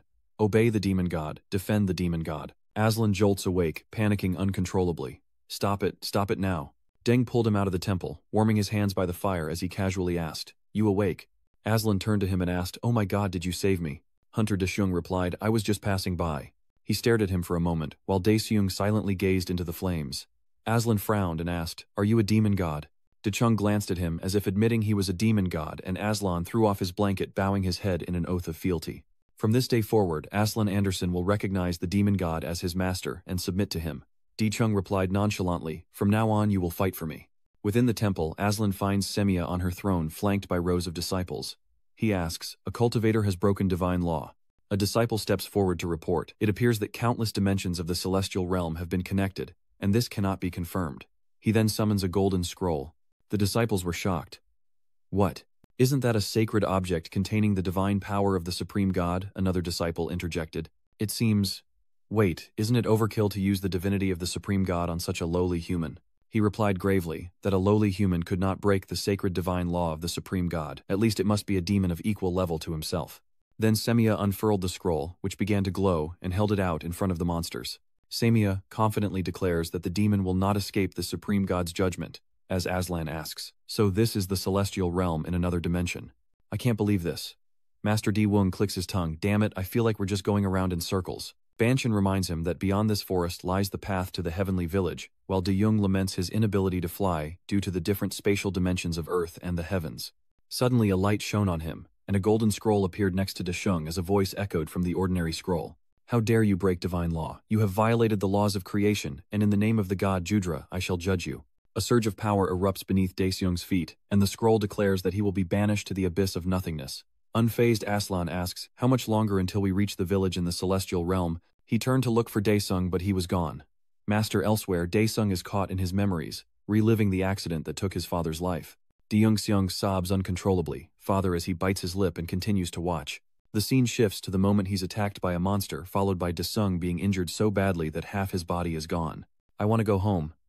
The younger Daesung reappears, starting over. And now he's drowning in his past, an endless tide of painful memories washing over him. I can't stop thinking about it, Banyan warns. Master, something's coming, Daesung says, opening his eyes. Before him is a void worm flying towards him. It opens its massive maw to devour Deung, and as the void worm lunges, he quickly summons his blade to meet the attack. Daeung closes his eyes. Looks like you're hungry. He then swung his blade, splitting its mouth in two. Demon God, eat this. Souls emerged from the void worm, crying out for freedom. I'm so sick of that void worm. I don't want to live inside it anymore. He looked at them in slight surprise. In a space stained with darkness, Daesung was compressed into smoke and fell to the ground. He rematerializes and looks ahead, finding only a dark, empty void before him. Monsters emerge from the worm's remains. The void worm has vanished. They move toward him, but it will return. It never truly disappears. Who tamed that abyss monster? A horned beast snarled, baring its fangs. It and its companions lined up before Daesung, who stared at them in confusion, wondering, what are these things? The system announces entry into the demon realm, the deepest part of the monster world, as the scene shifts to a temple where a quill pen automatically writes on a golden scroll. Semiyaza sits cross-legged in his office as Arakiba stands before him, awaiting instruction. He asks Semi, "Why have you summoned me?" He closed his eyes and commanded Arakiba, "I want you to go to the demon realm and confirm the identity of that demon." Arakiba's eyes widened as he looked at Samia, then he replied softly, "No one can escape that abyss. Are you trying to use me for something futile?" Samia gravely states, "Arakiba, the great demon, God's remains are there." This has drawn his attention. If it is the great demon god, do you mean the ancient demon god vanquished by the supreme god? What if the demon who invaded the celestial realm is acting on the great demon god's will? Arakiba thought, no, I've jumped to a terrible conclusion. Semiya requested that he bring along a third-class angel as a precaution, to which Arakiba respectfully replied, "As you wish, Semiya." Elsewhere, someone sifts through the dirt, the administrator of the demon realm. Old Yen mutters, "Nothing at all." Wiping his hands, Yen wondered, the void has disappeared.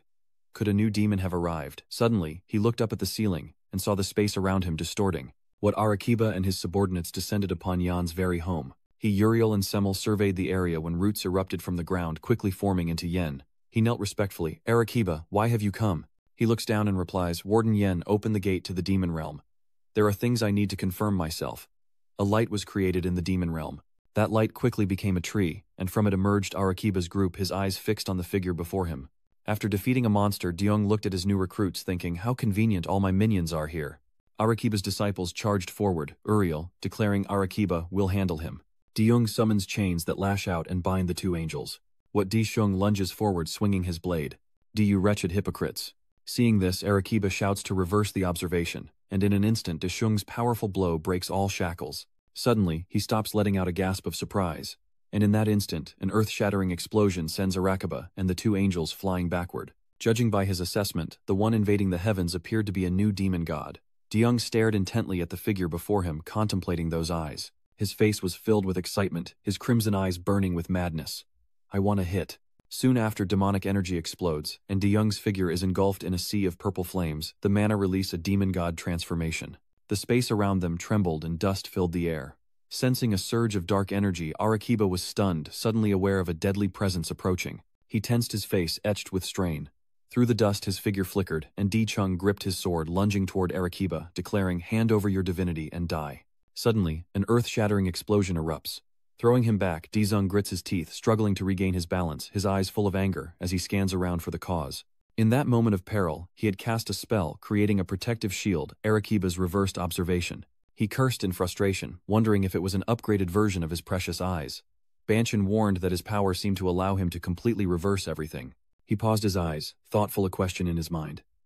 Why hadn't that bastard lost any power crossing the abyss when normal demons lost more than half? Then Arakiba's face suddenly changed, as if he had discovered something terrible, and he roared in anger. "You bastard, did you absorb the divinity of the heavens?" Di-zung smirked. "Oh, you noticed." Magic surged once more, swirling violently around him. From the chaotic light, countless monsters emerged, and Di ordered attack them all. His voice echoed through the space, leaving only two words filled with resentment. Revenge, they echoed in unison, their roars shaking the sky, obeying their demon god. The blue dinosaurs charged towards their enemies like a storm, their red eyes burning with hatred, their roars echoing in unison. "We will repay these wretched angels in blood." I will tear you to shreds and devour you whole. Arakiba casts his spell observing, and in an instant, magic converges to create a clone with the exact appearance of Desung. His eyes are chillingly cold, swirling with intense murderous intent. The clone then mimicked Deung's swordsmanship, each move a perfect copy, reacting instantly to block the lightning-fast attack. The shockwave obliterates the blue dinosaurs, sending them flying, while Bum is cleaved in two by a sword, his screams echoing in agony. Immediately, countless fiery chains erupted, burning, as if to incinerate the very air, but Dedung swiftly swung his sword, cleaving through the chains that sought to bind him. Seeing this, Uriel and Samel coordinated, closing in from the left and right to surround him. His face filled with determination, he resolutely said, "We will," Uriel coldly continued, "eliminate you." They attacked relentlessly, leaving no room for escape. Magic clashed violently, creating an earth-shattering explosion that lit up the heavens. Zemsi asked grimly, "Did we get him?" He replied in a panic, "No, not yet." The scene before them left them speechless, for Dirong was now enveloped by a pair of enormous wings. He had managed to activate his divine power, just in time summoning the wings of a demon god. D let out a triumphant laugh. Hey, the wings I stole from that angel are the ultimate defense."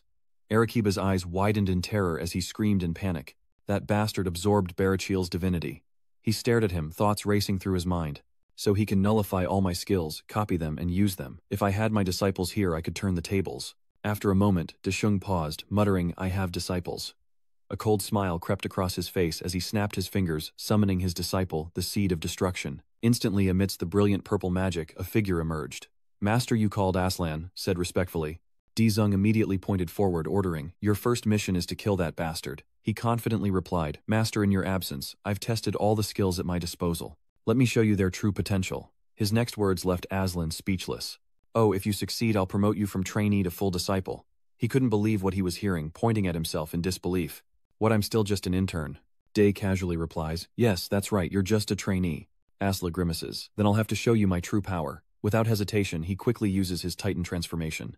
Arakiba exclaimed in disbelief, "How can that bastard summon a Titan?" In an instant, Aslan completed his transformation, his massive form towering and exuding an imposing aura. He swiftly throws a punch at his enemy, accepting his fate and death. The opposing angel reacts in a flash, unleashing a chain of skills, nullifying observation and continuing observation. From the swirling light, a colossal hand emerged from the ring of spiritual energy, lunging toward Aslan. Caught off guard, he took a direct hit to the face. The force sends him flying back, crashing into Lakao Trung. Seeing his opponent flicker across the sky, Arakiba laughs with relief, calling him a fool. But in that instant, a sharp sword pierced right through him. Dedung coldly said, "Got you, my prey." With his remaining strength, Arakiba transformed into a wisp of smoke, escaping his grasp, as Semuel immediately confronted Dedung, eyes filled with murderous intent. "Arakiba, please retreat." Elsewhere, he gritted his teeth in pain.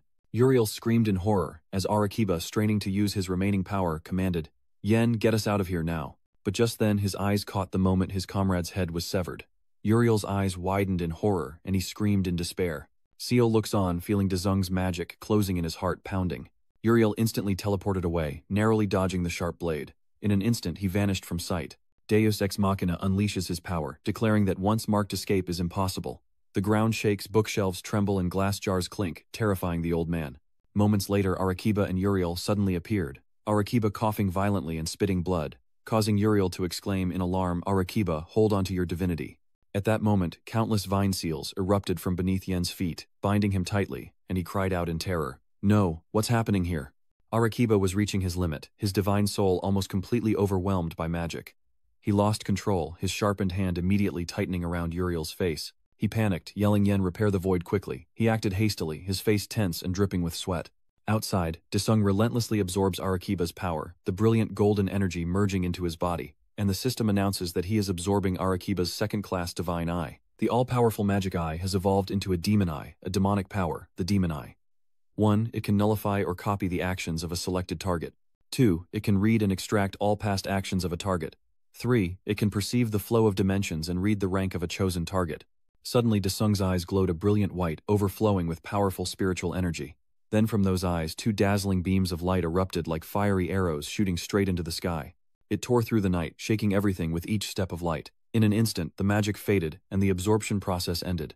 He gently stepped in front of Ian, and sensing his exposure, the old demon cried out in terror. D-Rong casually continued, "You seem useful." Yen raised his fist, threatening the demon, "I will never hand over the management of the demon realm to you." He smirked, intrigued. "Oh, the management rights." It was then he realized his blunder, fearfully blurting out, "Oh crap, I misspoke."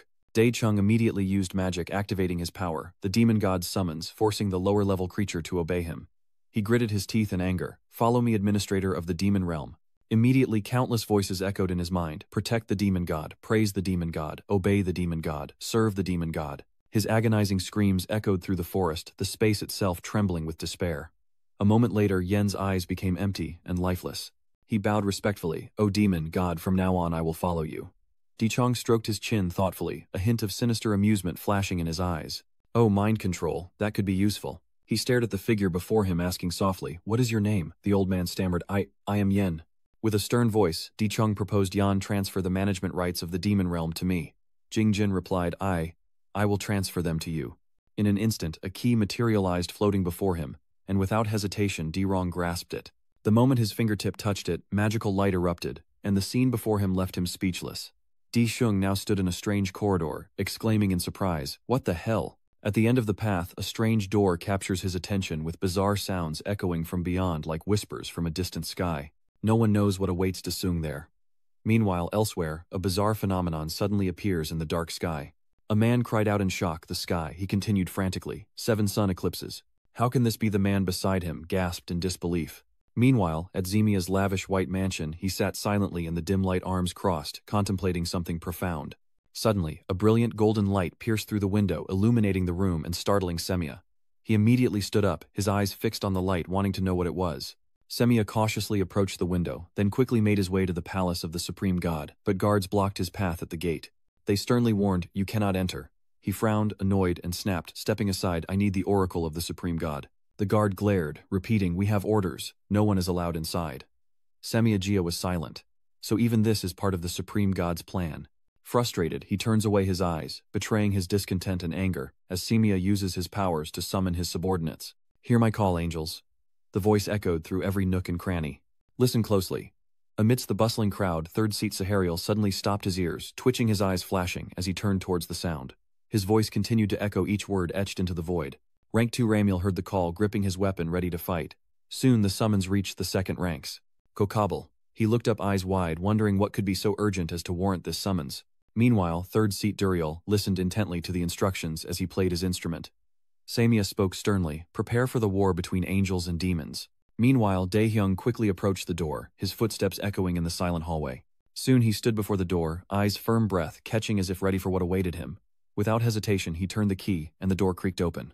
He slowly pushed the door open, the dim light casting shadows on his face, but the scene before him left Dae-chung stunned. Behind the door was just a normal classroom, desks and chairs, neatly arranged, a clean blackboard light filtering through the window, and an atmosphere of unbelievable tranquility. Dae-jung paused, realizing this was his middle school. Then he spotted a figure. The girl was hunched over intently, scribbling something in her notebook. Sensing his gaze, Lucifer paused, looked up, and her eyes widened in surprise. "Oh, you've finally arrived." Lucifer laughed with excitement, her crisp voice echoing in the silence.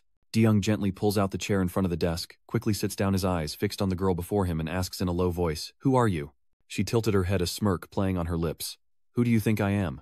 Seeing her hostility, Dae-swung immediately cast a spell, focusing his mind and activating the third power of his demon eye to read the target's level. What appeared before his eyes shocked him, and he muttered, "What is this? Who is this little brat?" Just then, a faint shadow appeared behind Lucifer. It was towering, its body formed of swirling black smoke, its red eyes and sharp teeth twisted into a gruesome smile, as a system notification appeared. "You have encountered an ancient demon god, Sha Wu-jing." He was stunned, thinking, Sha Wu-jing. She exclaimed with amusement, "Well, you even have my demon eyes. How amazing." Dae-jung wondered, "Why did you call me here?" Lucifer's next words stunned him. "To have my successor be the one who possesses the key to the abyss, who can meet me, I have secretly implanted a trigger." She's ecstatic, her eyes burning with wild ambition. "Just as I thought, the chance to defeat him has finally arrived." Lucifer burst into laughter, echoing throughout the room as Phantom whispered to DC, "Are you ready?" "I'm sure this guy's already prepared," she said, teasingly waving her finger. "He's still new. We need to help him." It immediately split into 3. Ethereal figures materialized surrounding him, the oppressive pressure squeezing Dae-woong's heart, making it hard to breathe as one of Pantheon's clones half-jokingly speaks. "Should I just merge with him?" the other clone mocked. "Are you suggesting we abandon him?" another doppelganger chimes in. "Do you think this newbie can withstand us?" He gritted his teeth in annoyance. These guys are really something. Dae-jung stood up and waved his hands around in frustration. He flatly refused. "I don't need help. I'm just here to do what I need to do and go home," Lucifer reminded him. If you leave now, you'll die. Di Zhong's face was filled with rage veins bulging at his temples. Me, she continued, a promising rookie, I'll show him. Without hesitation, Lucifer spun around and launched a powerful kick, which Dang immediately blocked. Don't even dream of it. But he never imagined the kick would pack such a terrifying punch. De Young is sent flying backwards, crashing into the wall with a resounding thud, cracking it and sending debris tumbling down. He groggily sat up, his eyes locked onto the figure before him, refusing to yield. In a flash, Van Tom's doppelganger was right in front of him, a mocking smirk on his face. He instantly uses his first power, reversing observation, thinking that if he reverses the point of view, but Van Tom smirks, saying, "Too bad, rookie, we can't be observed." In an instant, Disung's body floats in the air, and a blinding light erupts, engulfing the entire scene, everything dissolving in that dazzling white light. Suddenly his eyes flickered, and his whole body stiffened, stunned by the scene before him. What is this? Am I dreaming? Below, a ruined city emerges, as if a fierce battle had taken place here. Is this an illusion? Meanwhile, Heron cried out worriedly, "Jang, hang in there." A veil of illusion surrounded them, and her voice was filled with determination. He can't die. On the other side, Hanian lay motionless on the ground, his arms severed, his body riddled with deep wounds. Suddenly, an earth-shattering explosion erupts, the ground trembles, violently debris flies everywhere, and smoke and fire billow. As the dust settles, Dong's figure appears amidst the rubble. Gritting his teeth, he hissed, "Damn it, an aerial attack, isn't that cheating?" Semia said nothing, her eyes unleashing a chilling magic that tore through the air towards Dong Chun. Myong leaps back, unleashing a magical barrier to block the attack, then urgently asks, "Captain S, are you all right?" He rushed towards Myong, his face filled with rage, as she felt the approaching aura, her whole body tense. But before she could react, a slash grazed past her. The enraged man roared, "How dare you, you bastard!" Zemia's magic erupted once more, swirling violently as it hurtled toward Dong Chun. "He's certain that Han Disung is the one who brought about the downfall of your humanity." Hearing that accusation, Disung bit his lip, trying to suppress the anger and pain rising within him. He landed on the ground, eyes darting around, alert his gaze, settling on a group of people in the distance, wondering where he was. They were currently trying to hold their ground. Ju cried out in alarm, "Sion, are you okay?" She tried to remain calm, reassuring them, "I'm fine. My illusion veil can still hide us from their detection." Chan Ho hesitated, but they looked like the same kind Disung had dealt with. Sion snapped back angrily. "What do you mean? Are you saying Dung was defeated by those lowlifes?" Suddenly a massive axe slams into the barrier, causing it to tremble as if about to shatter, and she cries out in alarm. What the hell? The barrier was breached in no time. Ramian's towering figure filled Sion with dread as he raised his weapon, his eyes burning with murderous intent. "So you were hiding here, cursed spawn of the demon god, troublemaker of worlds." Everything happened so fast that Sion couldn't react. Her body froze, and she could only sit and await her fate. But in that moment, a small blade suddenly flew and clashed against the battle axe, stopping the fatal blow. Clutching his dagger, Chucky charged toward the enemy, crying, "Master, run." Ramian's massive hand swiftly seized him, crushing Chucky's body into pieces in an instant. It managed to utter its last words. "Master, run." She trembled, her eyes filled with pain and resentment, her lips pressed into a bloodless line. Then Sion gritted her teeth, her voice as cold as ice, instant death. At that moment, an unseen force began to crush him. Ramian gritted his teeth, struggling against the tightening pressure. After a moment, he finally controlled the magic within him, quickly escaping the dangerous attack. Ramian laughed triumphantly. Too bad a weaker angel would have died instantly. With that, he charged towards Sion like a storm, his blade falling like lightning. She couldn't dodge it and collapsed under the terrifying force.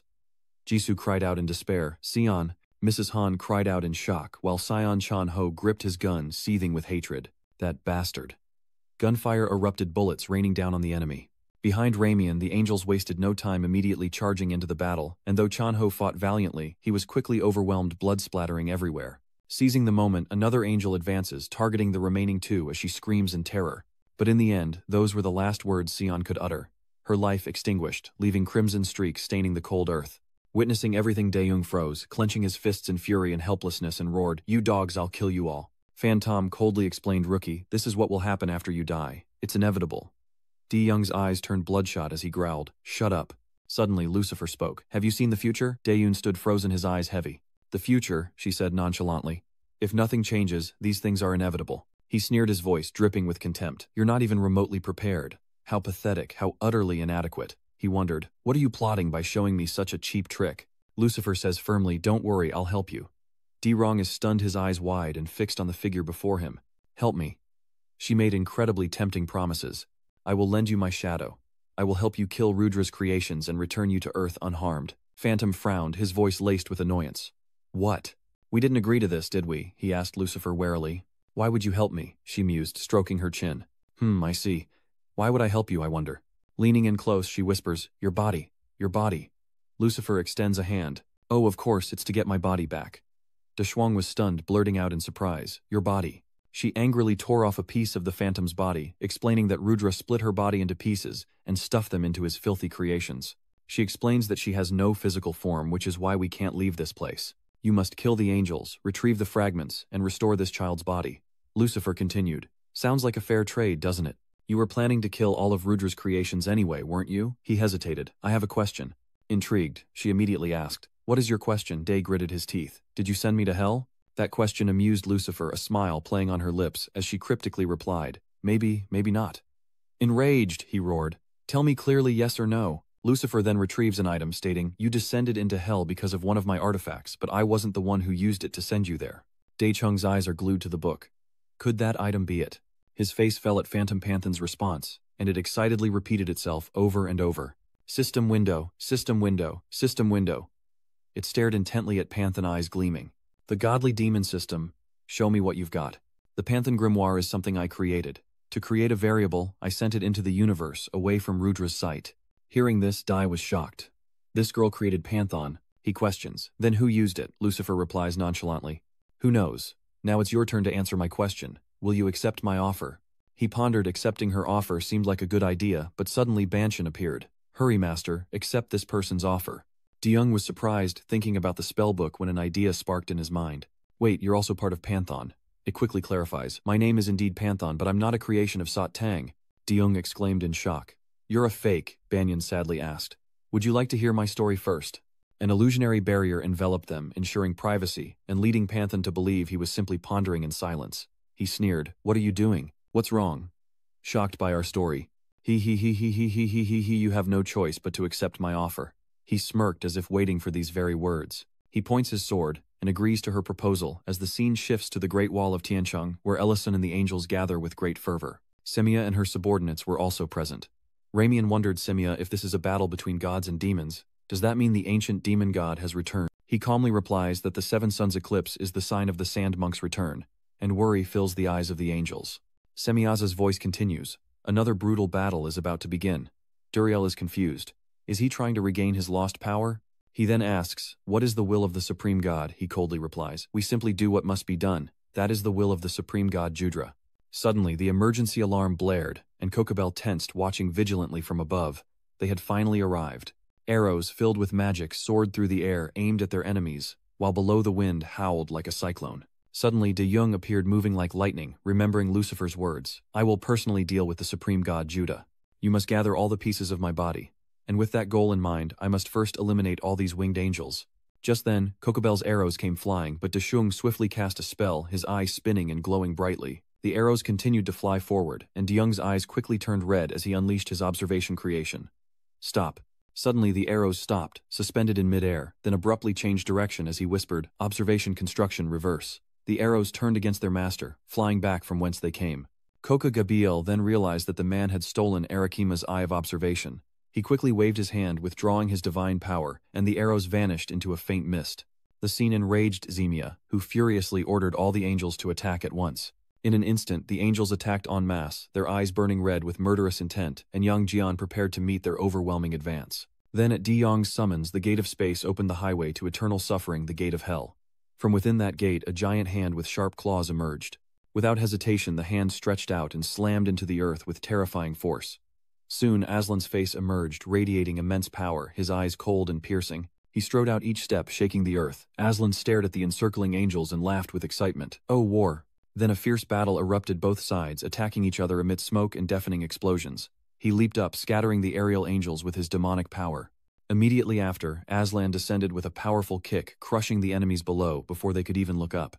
He roared triumphantly, I will kill you all. From within the gate, hordes of monstrous creatures poured out their eyes, burning with hatred for the wretched angels. Fueled by rage and a thirst for vengeance, they followed Aslan, their demon commander.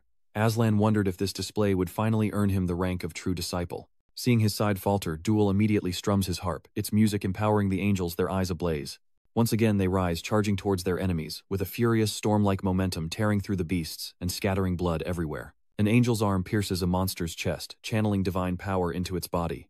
The creature convulses, screaming in horror. No, I'm becoming one of those damned angels. Her eyes flashed with cold determination, no retreat. At the same moment, Aslan unleashed a devastating blow upon his enemy. Ramian instantly raised his hand as the barrage of attacks came furiously yelling, "You Heka bastard! You dare attack the celestial realm! Have you forgotten the destruction of planet He follows up with another punch.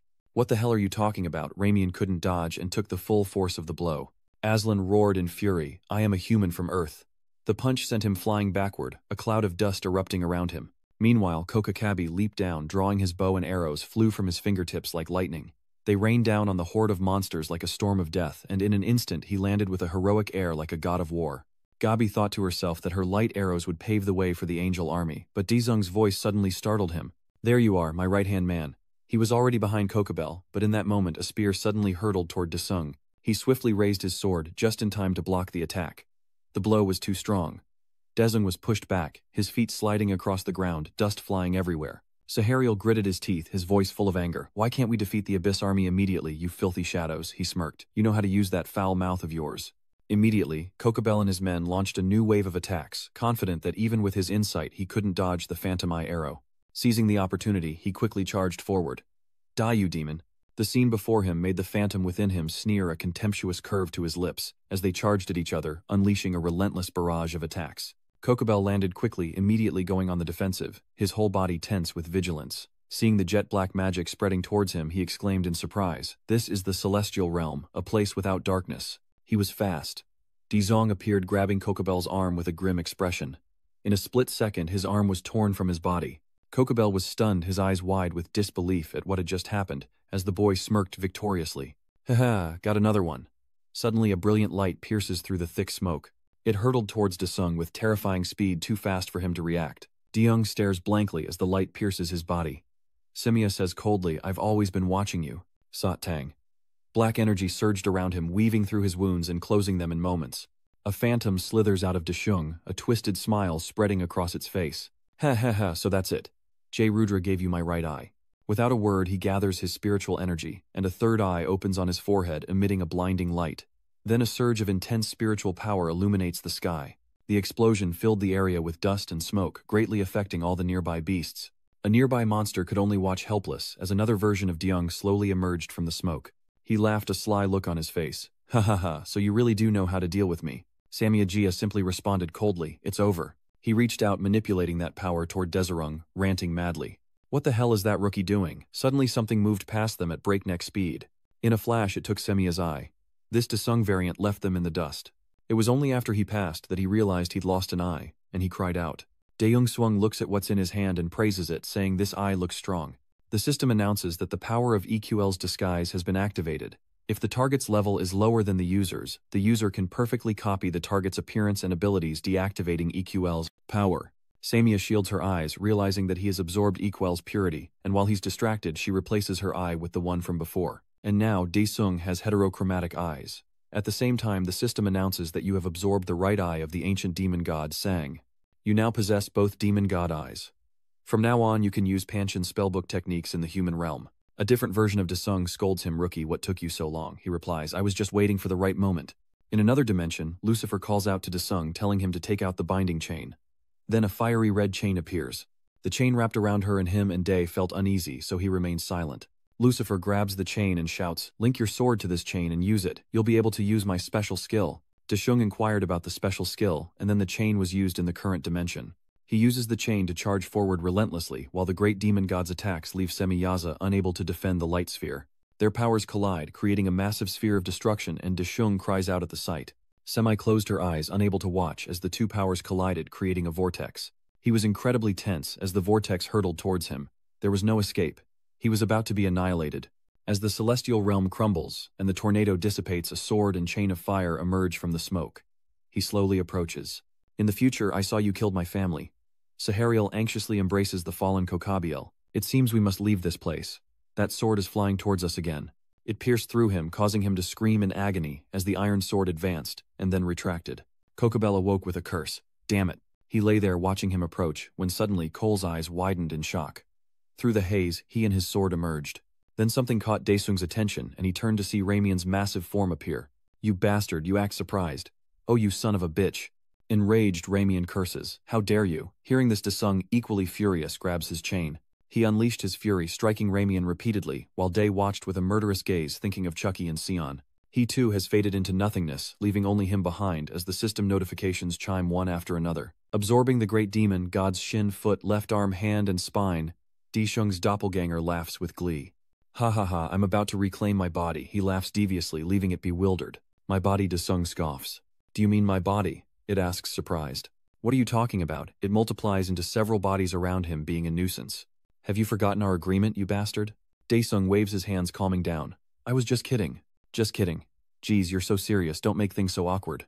He earnestly asks him to hurry up and say his real name. Deyoung cuts him off, saying, Wait, you were shouting earlier. A fake Panthon Banshin replied. Master Panshin, the imposter. What do you mean? Deyoung turns away. So you're not a fake Panthon, are you even the real deal? Then he asks, so the fake Panshin, how much time do we have left? It announced the remaining time in the multiverse, and the system displayed 1 minute and 59.5 seconds. At this moment, Dejong became more serious than ever. Is what you said before really true? Banshin, the real one, is being released. Of course, even though I'm a fake, I'm as good as the real thing, you can trust me. He turned to the other version and asked, so I just need to say your real name then what? It replied, just say my real name and that you'll return my body to me. Suddenly, a massive surge of power erupts behind the fortress walls, leaving Daesung bewildered. The other version announced its presence, then watched as it arrived. Then, with glee, it says, he's finally here. Before the Grand Castle, a massive explosion erupts. The guards could only look at each other, and the one on the left anxiously said, the Supreme God. The other continued, he's arrived on Dezong's side.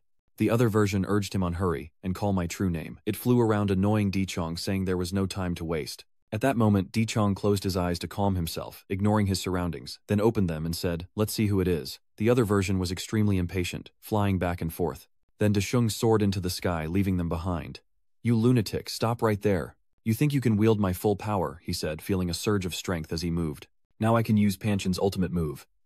The sky around the castle has turned pitch black. The two guards cried out, stopped, and were then struck by an immense power, sending one crashing into the castle. He couldn't hold back, continuously rushing forward only to gradually fade into mist. Only Rudra remained calmly reading a book, muttering to herself.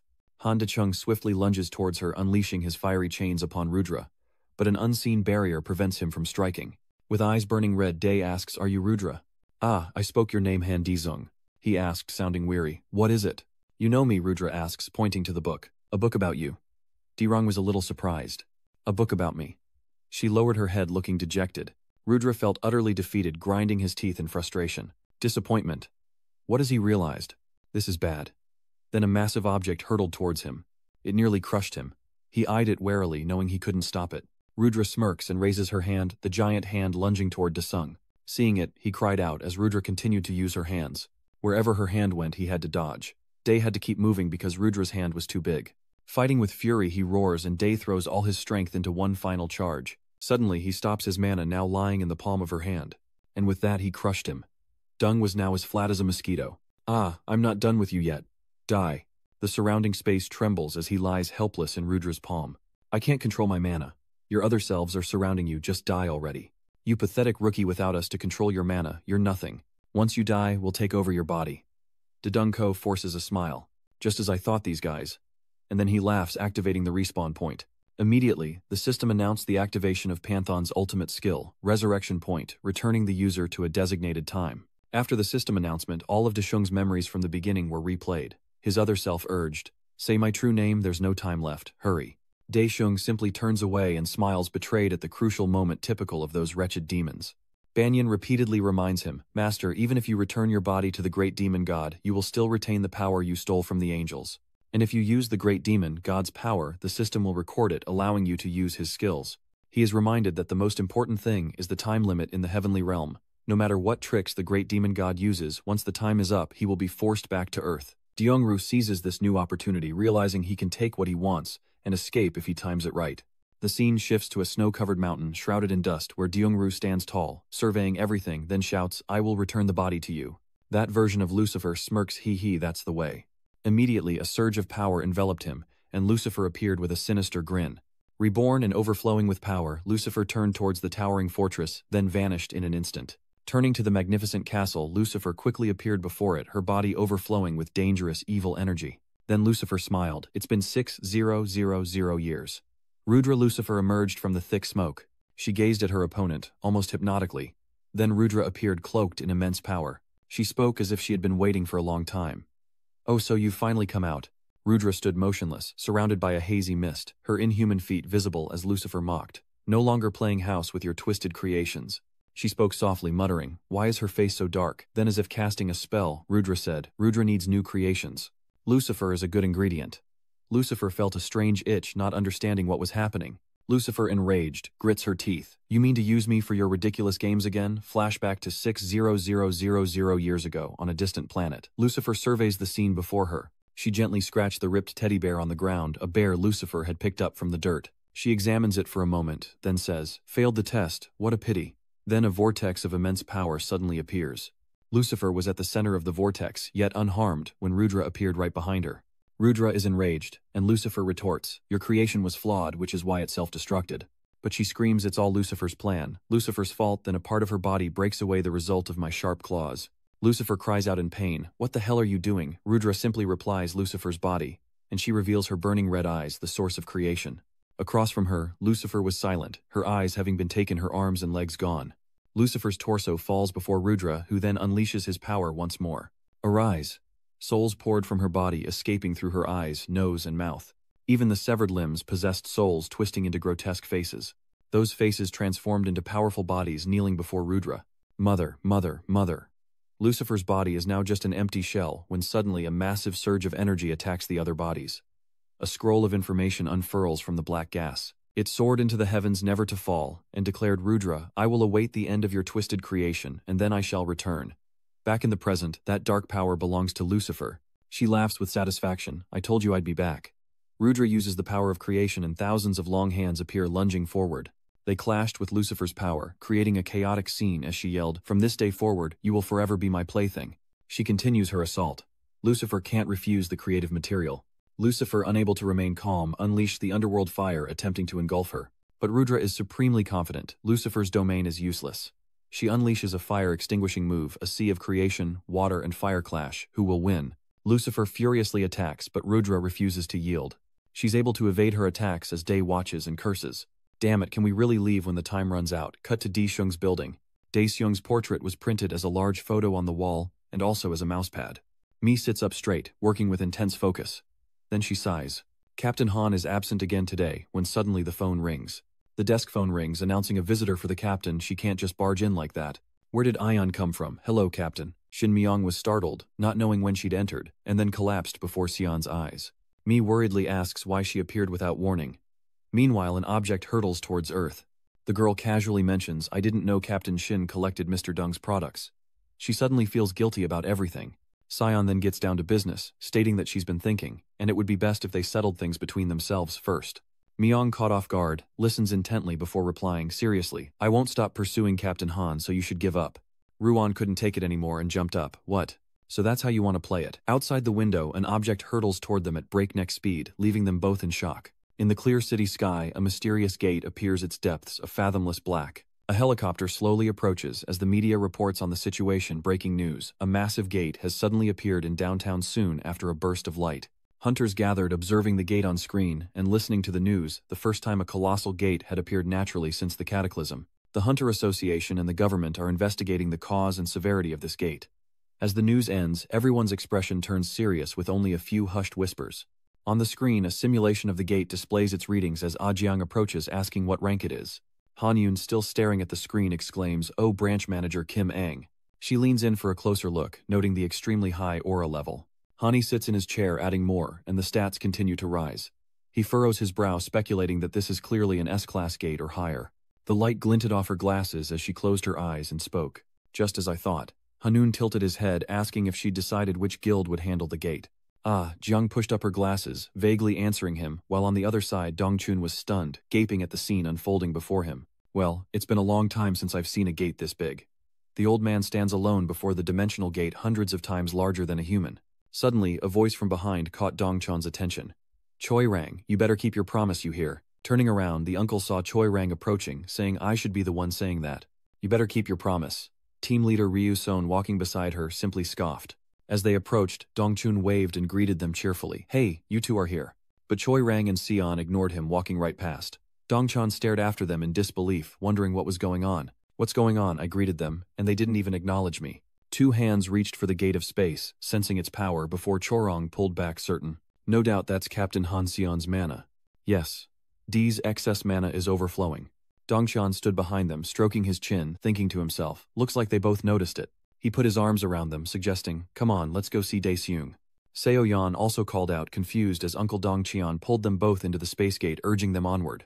Let's go. Over here Hanun tilted his head, confirming. Huh, you mean Handyung isn't the commander of this operation? AA stood up straight and replied vaguely, I only said that he is not currently at the scene. Hani worried how they would handle the gate without Hanung when Ah revealed another piece of information. They said Captain Hanung would join them from inside the gate. Hanyun narrowed his eyes, silently repeating the words he'd just heard. From the inside, the massive spatial gate stood silently. The wind howls as Dongqian, Xian, and Choi slowly advance into the gate. The sound of boots hitting the ground echoed through the space, their feet shrouded in thick fog. Xian, bringing up the rear, wondered what this thick fog was. Choi loudly urged the girl to hurry up. After an unknown amount of time, Dong Chun, who was leading the way, suddenly stopped and stared ahead. Before them stood a long-haired blonde man as if waiting for them. Choi Jiang frowned extremely wary and asked, Who are you? Why is Yan getting into a fighting stance? That's not Daesung. Dongqian suddenly remembers, isn't this Darren's younger brother? Finally Aslan speaks, Wait, you must be my senior disciples. Xian Chorang and Dongchon are stunned by his words. Senior brothers and sisters, you say? Aslan closed his eyes, placed a hand over his chest, and introduced himself. I am Aslan Anderson, the fourth official disciple of Captain Han Desung. Chorong gritted her teeth, still not entirely convinced, and asked again, What? Your Captain Han's fourth disciple, Dong Cheon pondered, knowing that if he knew they were disciples he was likely trustworthy. Xian, her face hardening, stalked up to Aslan, and hands on her hips demanded answers. Instead of answering, Aslan turned and headed towards the cave, which was blocked by a massive boulder. He effortlessly lifted the huge rock and tossed it aside. Aslan stood silently, as the stone doorway to the cave now stood empty, unobstructed. He glanced back, signaling the others to follow. Follow me. The walls and ceiling of the cave are inlaid with countless brilliant glowing stones. Aslan led the way, reminding the others to be careful from here on out. Everyone activate your mana shields. Before he could finish, a powerful stream of fire erupted from the depths of the cave, startling him. Aslan reacted quickly, raising his arms to create a shield for himself and the others, while Dongchun, sweating from the heat, used his mana to protect himself. Choi Rang and Sion were also hit by the orange-red flames, activating their mana. After a while, the flames retreated deep into the cave, and as things returned to normal, Choi Rang wondered, what was that? Asla, seemingly having just unleashed his mana again, brushed the dust off himself before leading them into a room within the cave where a man lay in a bed. Sion, horrified by the sight of the person in the bed, rushed to his side and cried out, Brother Deung. Deung's motionless hand twitched. For some reason his eyes widened, and he tilted his head back, screaming terribly. Deung levitates in the air, emitting a powerful energy that prevents Sion from approaching, as Choi approaches the bed and casts a dark barrier spell. She creates a barrier circle encasing Deung's entire body within. Choi Rang maintains her stance, focusing her mind to sustain the barrier. Dongchun whispered a prayer, Captain Han, please stay strong. Sion stood beside him, anxiously calling his name. Aslan reaches out to touch the barrier. Has she really stopped the mana explosion with a negative energy field? Choi gritted his teeth, explaining that it wouldn't hold for long. Tell us what happened. Both Baek Dongchon and Rudra turned to Aslan, awaiting his answer. Aslan lowered his head and recounted, Lord Hanung saved me when I was captured in the celestial realm, and then we fought against them. The scene of the past appeared with Rudra floating in the air, surrounded by three phantoms created by Phantom. His three shadows continued to morph into intertwined ropes, preventing her escape, but a surge of power erupted from the ground, shattering Phantom's bonds in a massive explosion. Having escaped Phantom's shadows, Rudra fell before Lucifer, a triumphant smile on her face as she raised her foot and declared, I win this time. Rudra Lucifer puts all her strength into her foot, stomping down on Rudra's head. But soon the cries turned to gleeful laughter, as Rudra tilted her head back, her boneless neck stretching. She calls out for an awakening, and instantly Lucifer's arm contorts, swelling into a grotesque mass covered in lumps. These lumps move beneath the skin, threatening to spread to her shoulder with alarming speed. Rudra stuck out her long tongue and chuckled with glee, having planted the seeds of creation within the angels. Rudra grins, revealing sharp teeth, and chants, Your flesh is the soil for my seeds. Sprout and bloom, my children. One of her arms grew larger and larger, its weight dragging it to the ground, rendering Lucifer completely immobile. Veins popped on her face as she roared in fury. You tricked me, Rudra. Meanwhile, in a pitch-black space, a streak of bright orange-yellow fire suddenly appeared, illuminating the area, revealing a person's face behind it. Hair fell, obscuring the eyes, and a smile crept across his lips. Daeshun's face is illuminated by the flames, his eyes sharpening as he asks, So even you can't do anything? Lucifer looks down, seeing the flames burning her arm, slowly returning it to its normal shape. Her eyes widened as she stared at her arm, wondering how. Just as Lucifer was still in shock, a voice echoed in her ear. "Now it's my turn to return my body to me." Before she could react, a hand burst forth from her stomach. Lucifer cried out in shock. What as the white smoke dissipated, Lucifer's image vanished without a trace. The figure standing there was now Deung, holding the sword and laughing, admiring his regained body. Dae Chung's eyes flashed red as he raised his sword, preparing to strike. He roared, then swung down at Rudra. The great demon god slash cleaves her in two from head to toe. Daesung is thrown back by the force, but in an instant, vines sprout from Rudra's severed halves, twisting and binding together. Finally, her two halves rejoined, becoming whole once more. Rudra stuck out her long tongue, roaring, "You're nothing but Lucifer's trash. What are you doing here?" A tic develops in his face as he repeats the word he just heard, trash. He clenches his fist, retorting furiously, "Who are you calling trash, you mongrel deity?" A notification appears announcing the end of the multiverse travel and the recreation of entities using zero energy. Deung frowns, sensing the change, and looks down. His body begins to dissolve piece by piece as he flips Rudra off defiant to the end. "You should feel lucky. Next time we meet, I'll teach you a lesson." Rudra's arm extends, lunging toward him with lightning speed. Her hand firmly grasps one of Deung's legs. He remains calm, looking down at the thing clinging to him. Her grip tightens. Rudra confidently declares, "You can't escape." Deung, now enraged, curses the woman once more, as the system reminds him, "Master, you should return before the gate closes." Out of nowhere, Aslan leaps in, striking Rudra in the face, with his elbow sending her crashing to the ground. The hand gripping Daeseong's leg releases. Aslan turns Lato, says, "Master, you must leave now." The gate of space appears behind him, and Deung smiles as he calls out his name. "Ah, Aslan." A chain of iron glowing orange is released, followed by a shout. "Catch it." Aslan didn't understand what was happening, but he didn't hesitate to grab it. Master Deung said, glancing back as she stepped into the portal, "We'll leave together. My fourth disciple, Al." Aslan stared at the figure in the distance, unconsciously repeating the words he just heard. His fourth disciple, the desert woman, has entered the gate, and Aslan, holding the chain, is also being pulled in. Rudra stood tall, furious that they were about to escape, and roared, "You bastards!" I used both hands and feet to rush towards the space gate. Rudra's hand stretched out, trying to grab the gate, but it slammed shut. "I can't catch them," he roars. "You dare interrupt my creation." A resentful scream echoed through the void. "Hande, just you wait." After who knows how long flying through the space gate, Aslan, pulled by a chain, sees something floating in the distance and announces that Earth is right in front of them. Damn it. He noticed black lines appearing on his arm and thought something was stirring within him. Deus orders the fake Banshin to open a gate at the drop point as soon as they reach Earth, and it acknowledges the order. As they approach Earth, he turns back to the person behind him. "Aslan, the moment we reach Earth, I'll open a gate and enter it." Daeseong continued toward Earth, adding, "If I go mad, stop me." Sweat beads on Aslan's forehead as he asks in confusion, "Go insane." Back in the present, Desir is lying still on a stone bed, an energy emanating from him. Aslan recounts their arrival on Earth, saying, "We dealt with monsters inside the gate, and I stopped Master's mana from exploding several times while he was unconscious." Sion puts her hands on her hips and laughs confidently. "Ha ha ha, I'm an expert in this field." Dongchun, standing to the right, gapes and asks Sion if she has a plan, while Cho to the left closes his eyes and bluntly concludes, "That won't work." Sion retorted, refusing to back down. "How do you know it won't work when you don't even know what it is? Are you planning to kiss him again?" Sion points out that it worked before, but Choi Jung retorts that it was only because his powers were suppressed. This time his power is out of control. Aslan surmises that absorbing the power of angels multiple times during battle must be the cause. Dong Qian, arms crossed, remarks that Captain Han is essentially a ticking time bomb. "So what if we try to absorb Captain Han's mana?" Aslan, Choi, Sion, and Dong Qian lined up next to the stone bed where Desir was lying. Cho Rang looked down at his wrist, then proposed absorbing Han's mana. Sion and Dongchon focus intently, raising their hands in unison, as Aslan silently mirrors their actions. Deung lies on the bed, his eyes flashing red-black veins spreading across his hands. He opens his mouth in a scream of agony. Seizing the moment, Choi barks out orders to the others, for Deung's body is now shining brilliantly. The four of them reached out in unison, absorbing the mana spreading through the air as Desung's face became slick with sweat. He grits his teeth, letting out sounds of extreme pain. In another dimension, Desir awakens to find a blade piercing his chest.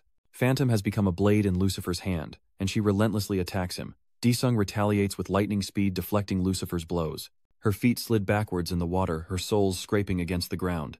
Desung, on the other hand, was also pushed back by the blow, creating a long ripple on the water's surface as he gritted his teeth and asked, "Do we really have to fight right now?"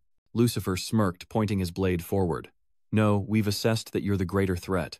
A commotion catches her attention, and she glances over to see dark figures with wings rising from the water. These dark figures are Judra's angelic minions, each wielding a sword. The lead angel hovers before a massive shimmering circle demanding everything is according to Lord Rudra's will, surrender and let us absorb you. He roared, accepting the absorption, and the remaining angels charged towards Desung upon hearing the command.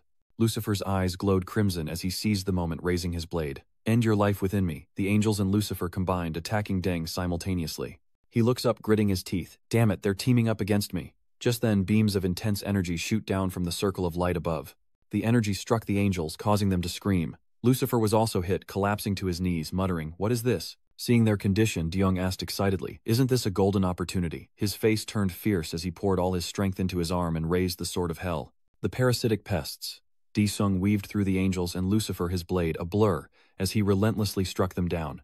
Lucifer grimaced, forced to endure the onslaught, her image fading, while the angels could only grit their teeth as their bodies began to dissolve. Finally, Dechong startled awake, his eyes wide, returning to reality. Then he pushed himself up, oblivious to the four figures lying unconscious beside his stone bed.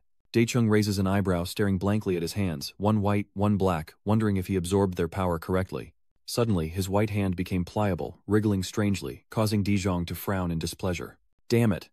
Without hesitation, he used his black hand to repeatedly strike it with tremendous force, saying die. After a while, Dechong saw that his white hand had returned to normal and stopped hitting it, but in the blink of an eye, his normal black hand transformed into sharp tentacles. Deyoung was forced to use his white hand to frantically strike the black hand, shouting, "Stop it! Stop it! Stop it!" After an unknown amount of time, both of his hands returned to normal. He had sealed their power within his hands, but they were still restless. Deyoung suddenly goes silent, sensing something, and turns his head.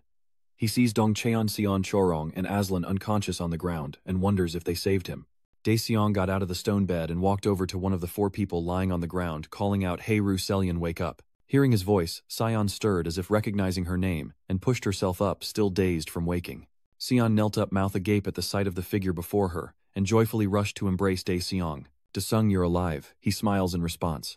"Thanks to everyone, I survived."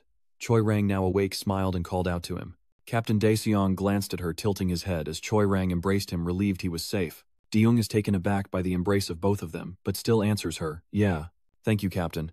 If Miss Soyeon isn't happy with this, please tell Choi Rang. You're hugging him a little too tight. Stop it, and get lost." Choi Rang wouldn't back down either, replying, "You should let go first." Captain Ryu Desung, standing between them, was sweating bullets, while Sion glared daggers, thinking the girl was like a sly fox. Face to face with the girl, Choi Rang thought to herself, I won't give up. Dongcheon, now awake, stood up with his hands on his hips, tousling his hair as he called out, "Hey Hanung, I heard you fought a pretty big battle in that world." Freed from the situation, Dee immediately left the two bickering women behind and ran to greet Dongcheon, who was rotating his shoulders, as he asked, "Why didn't you invite me?" Standing nearby, Aslan recounts, "Master, I've explained everything that happened to your fellow disciples." Dae closes his eyes, relieved. "In any case, I'm glad everyone is safe." Choi Rang sheepishly added, "I suggested absorbing the captain's mana, and I also transferred mana to you." Deyoung nodded in response. "Oh, so that's why I felt cold." Sion Chen arrives, pushing Choi Rang aside, and urgently says, "Big brother Daeung, do you know your mana explosion almost killed me?" He twitches his lips upon hearing her words. "Yeah, you did great." Deyoung wondered to himself, why are they always clinging to each other? Stuffing his hands in his pockets, he turned toward the door, asking the others, "Well, should we head back?" Elsewhere, a man appeared on screen and introduced himself. "Hello everyone, I'm Young Tri from D7. He winks at the camera, it's Young Tri and his cheer squad back at the gate. Below the screen, countless notifications pop up from Young Tri's dungeon livestream. North Cup gifted 5,000 signals, so good these days he can stream from a C-rank gate. Lotus gifted 5,000 coins. I heard if they install fiber optics in the gates, phones will get reception. Hunters donated 5,000. Damn, the world has come so far. Latvai has donated 5,000x. The screen cuts to a line of cheerleaders full of energy. Cheers erupt as they shout, "We're here for you, Appa," as notifications flood the screen. Wow, the Joe Association girls are as captivating as ever. Number 1 from the Joe Association has donated 10,000,000 coins. The Joe Association cheer squad has returned. Number 18 of Gilj donated 2,000,000 coins. Seriously cheering during a gate hunt. Who came up with this? I'm dying of laughter. Dao 10 has donated 1,000,000 coins. Yan Tri is a content creating god. Yan Pan has gifted 3,000,000 coins. And now a spiked mace swings into the fray. Jin Sang's eyes flashed red as he leaped forward, smashing his club into a goblin's head, obliterating it in a burst of light. Jin Sang, with his flail over his shoulder, strikes a confident pose, declaring these goblins are nothing to him. Below comments flood and noting that Andung seems to have awakened. Look at the blood-red aura on his club. The hunter donated 1,000,000 coins.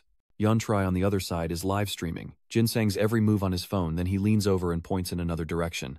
Anda just took down a goblin. Let's go. The screen cuts to the cheer squad, the girls in uniform dancing enthusiastically. Beneath the action, notifications pop up. Emis has donated 1,000,000 coins. Yushu has donated 2,000,000 coins. Wow. Amazing hunting and cheerleading all in one. Zoro donated 1,000,000 coins. Jinsang looked at the screen, put 2 fingers to his forehead and said with a smile, "Thank you everyone. Greetings, I'm Humble, C-Rank Hunter, and Desung." He held up the item in his hand to advertise it. This mace made from a basilisk's fang has the best impact, and it's 50% off at the guild store. The comments suddenly exploded. Oh my god, it's Haesung. What the heck? Why is Haesung here? I heard he emerged from an S-class gate. Why is Aslan coming out of there? Yong, reading the comments, looks at the live screen to confirm with the viewers. What Han Dung appeared? Where exactly did Captain Han Dung appear? His viewers began to answer his question. Don't you read the news? An S-rank gate suddenly appeared in Soon. You must have missed the news while preparing for your broadcast. It's been 3 months since Han Dung disappeared, hasn't it? The guild cleared the gate in 6 hours flat, truly a nation without gates. Standing next to him, Jinsang pulled out his phone to search for news. Oh, Handi's in the news. Yongtrai glances over and exclaims, "Wow, it really is him." He rested his chin, secretly calculating in his head. If he could record when Desung was in the gate, he'd be famous. Yongtrai suddenly raised his phone, eyes closed, and declared, "It's me, Yongtrai. I dream of one day collaborating with you, Han Desung, in an S-rank gate." Startled by this, Jinsang asked him, "You want to broadcast live from an S-rank gate with Hansung? Are you crazy?" Comments flooded in. "Oh, a collaboration with an S-rank, that's legendary. Please enlighten us with a live S-rank broadcast with Hansung." Ghost Grey has donated 1 million coins. Yong explained to the viewers, "Guys, it was just a dream, okay? Just a dream. You must dare to dream big to achieve big things." Jinsang sighs, hanging his head. "Can't you be satisfied with just me?" Unnoticed by the 2 vines sprouted from the goblin's corpse and a voice echoed in the air. In the high-rise headquarters of the Korean Hunter Association, a steaming ceramic coffee cup is placed on a coaster as the branch manager addresses the man on the long sofa. "I'm truly grateful, Captain Han Desung." He smiled, replying, "It was nothing. A Jang praised me too." "Haha, it's all thanks to you, Captain Han." She recounts the help Desung has given them from the previous Mother Church incident to the current S-rank gate in Seoul. Jiang bows to the person sitting across from him, expressing his sincerity. "Once again, I sincerely thank you. Han Desung." Desung closed his eyes and waved her off.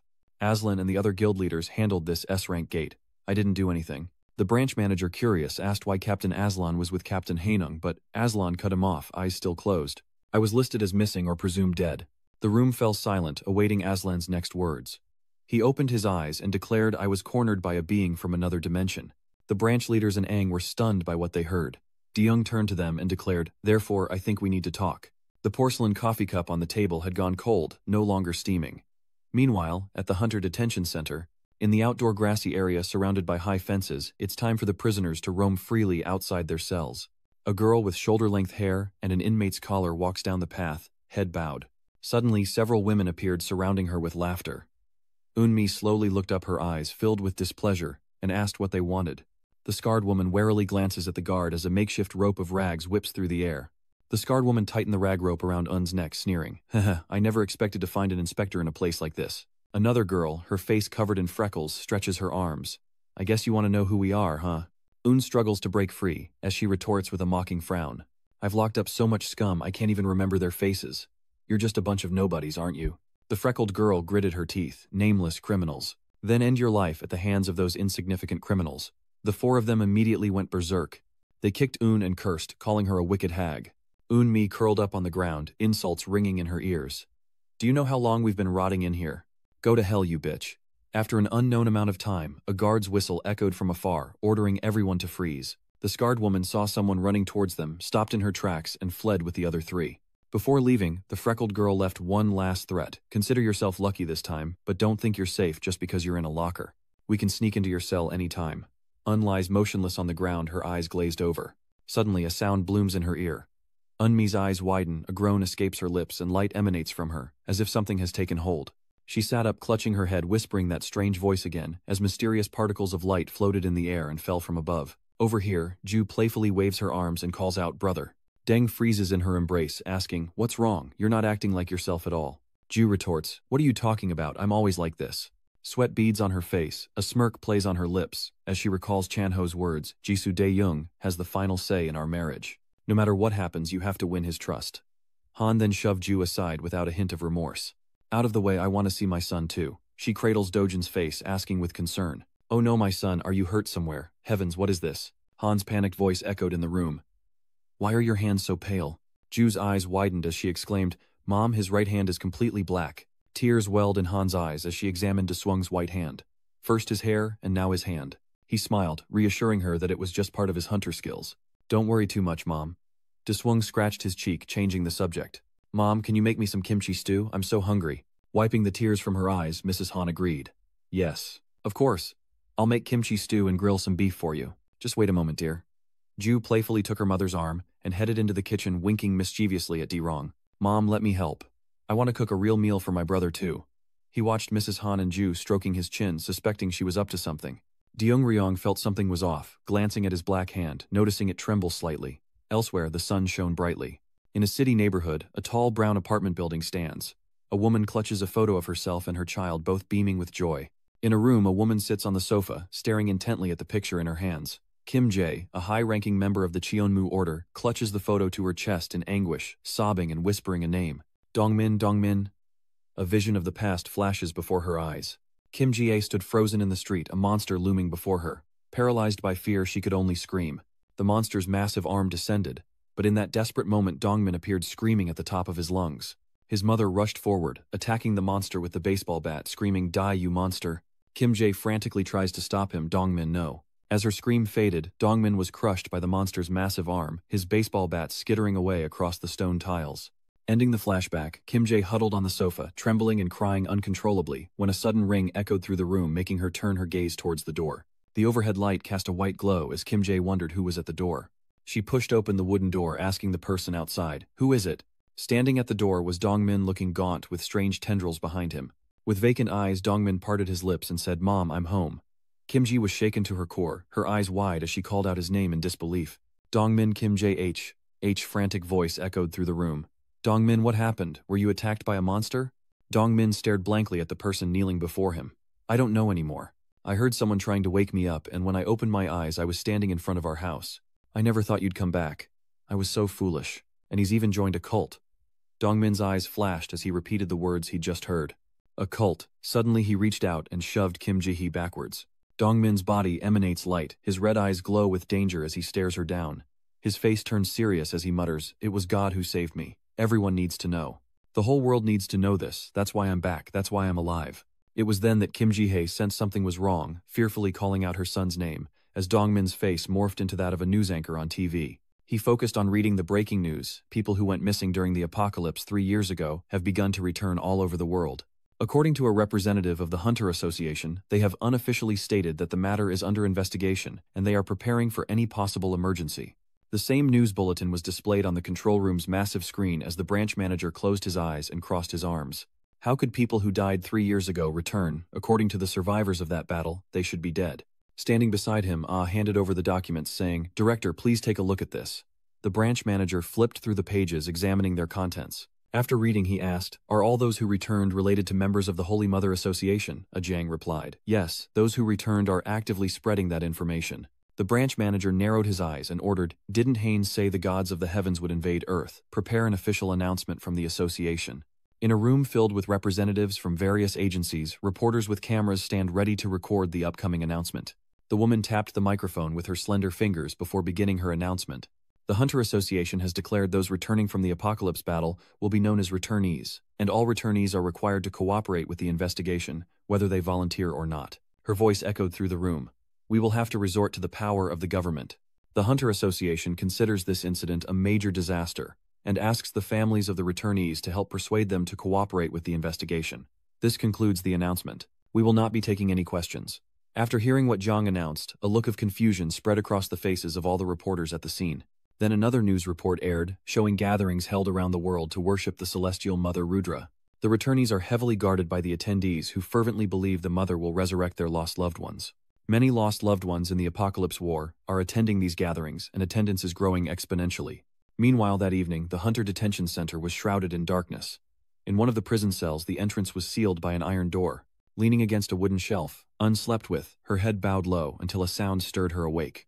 Eunmi calmly looked up to see a pair of shoes approaching as the freckled girl smirked down at her. "Oh, you're awake." The long-haired woman behind her smirked triumphantly. She sneered. "Haha, you woke up because we come to your cell every day," the freckled girl asked. "Aren't you curious why we visit you every day?" the long-haired woman answered herself. "Haha, guess what? Even the warden here hates you. He said he lost his wife because of your ridiculous cult." A hand reaches out, grabbing Eunmi's hair and forcing her face up. The freckled girl asks aggressively, "Isn't it great that we have the same goal?"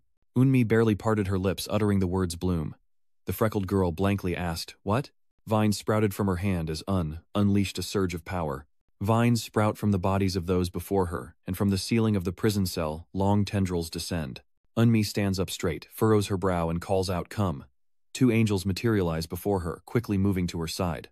Meanwhile, chaos erupted outside the city, and in the Mother Church's hall, crowds gathered as black cars lined the streets. The crowd on the sidewalk raised pieces of paper chanting, "Mother, please bring back my son. My mother hasn't returned. I will join the Mother's Church. Please bring back my daughter." Ki-hong watched them enter the building, chanting, "I believe in the Heavenly Mother, bring my child back."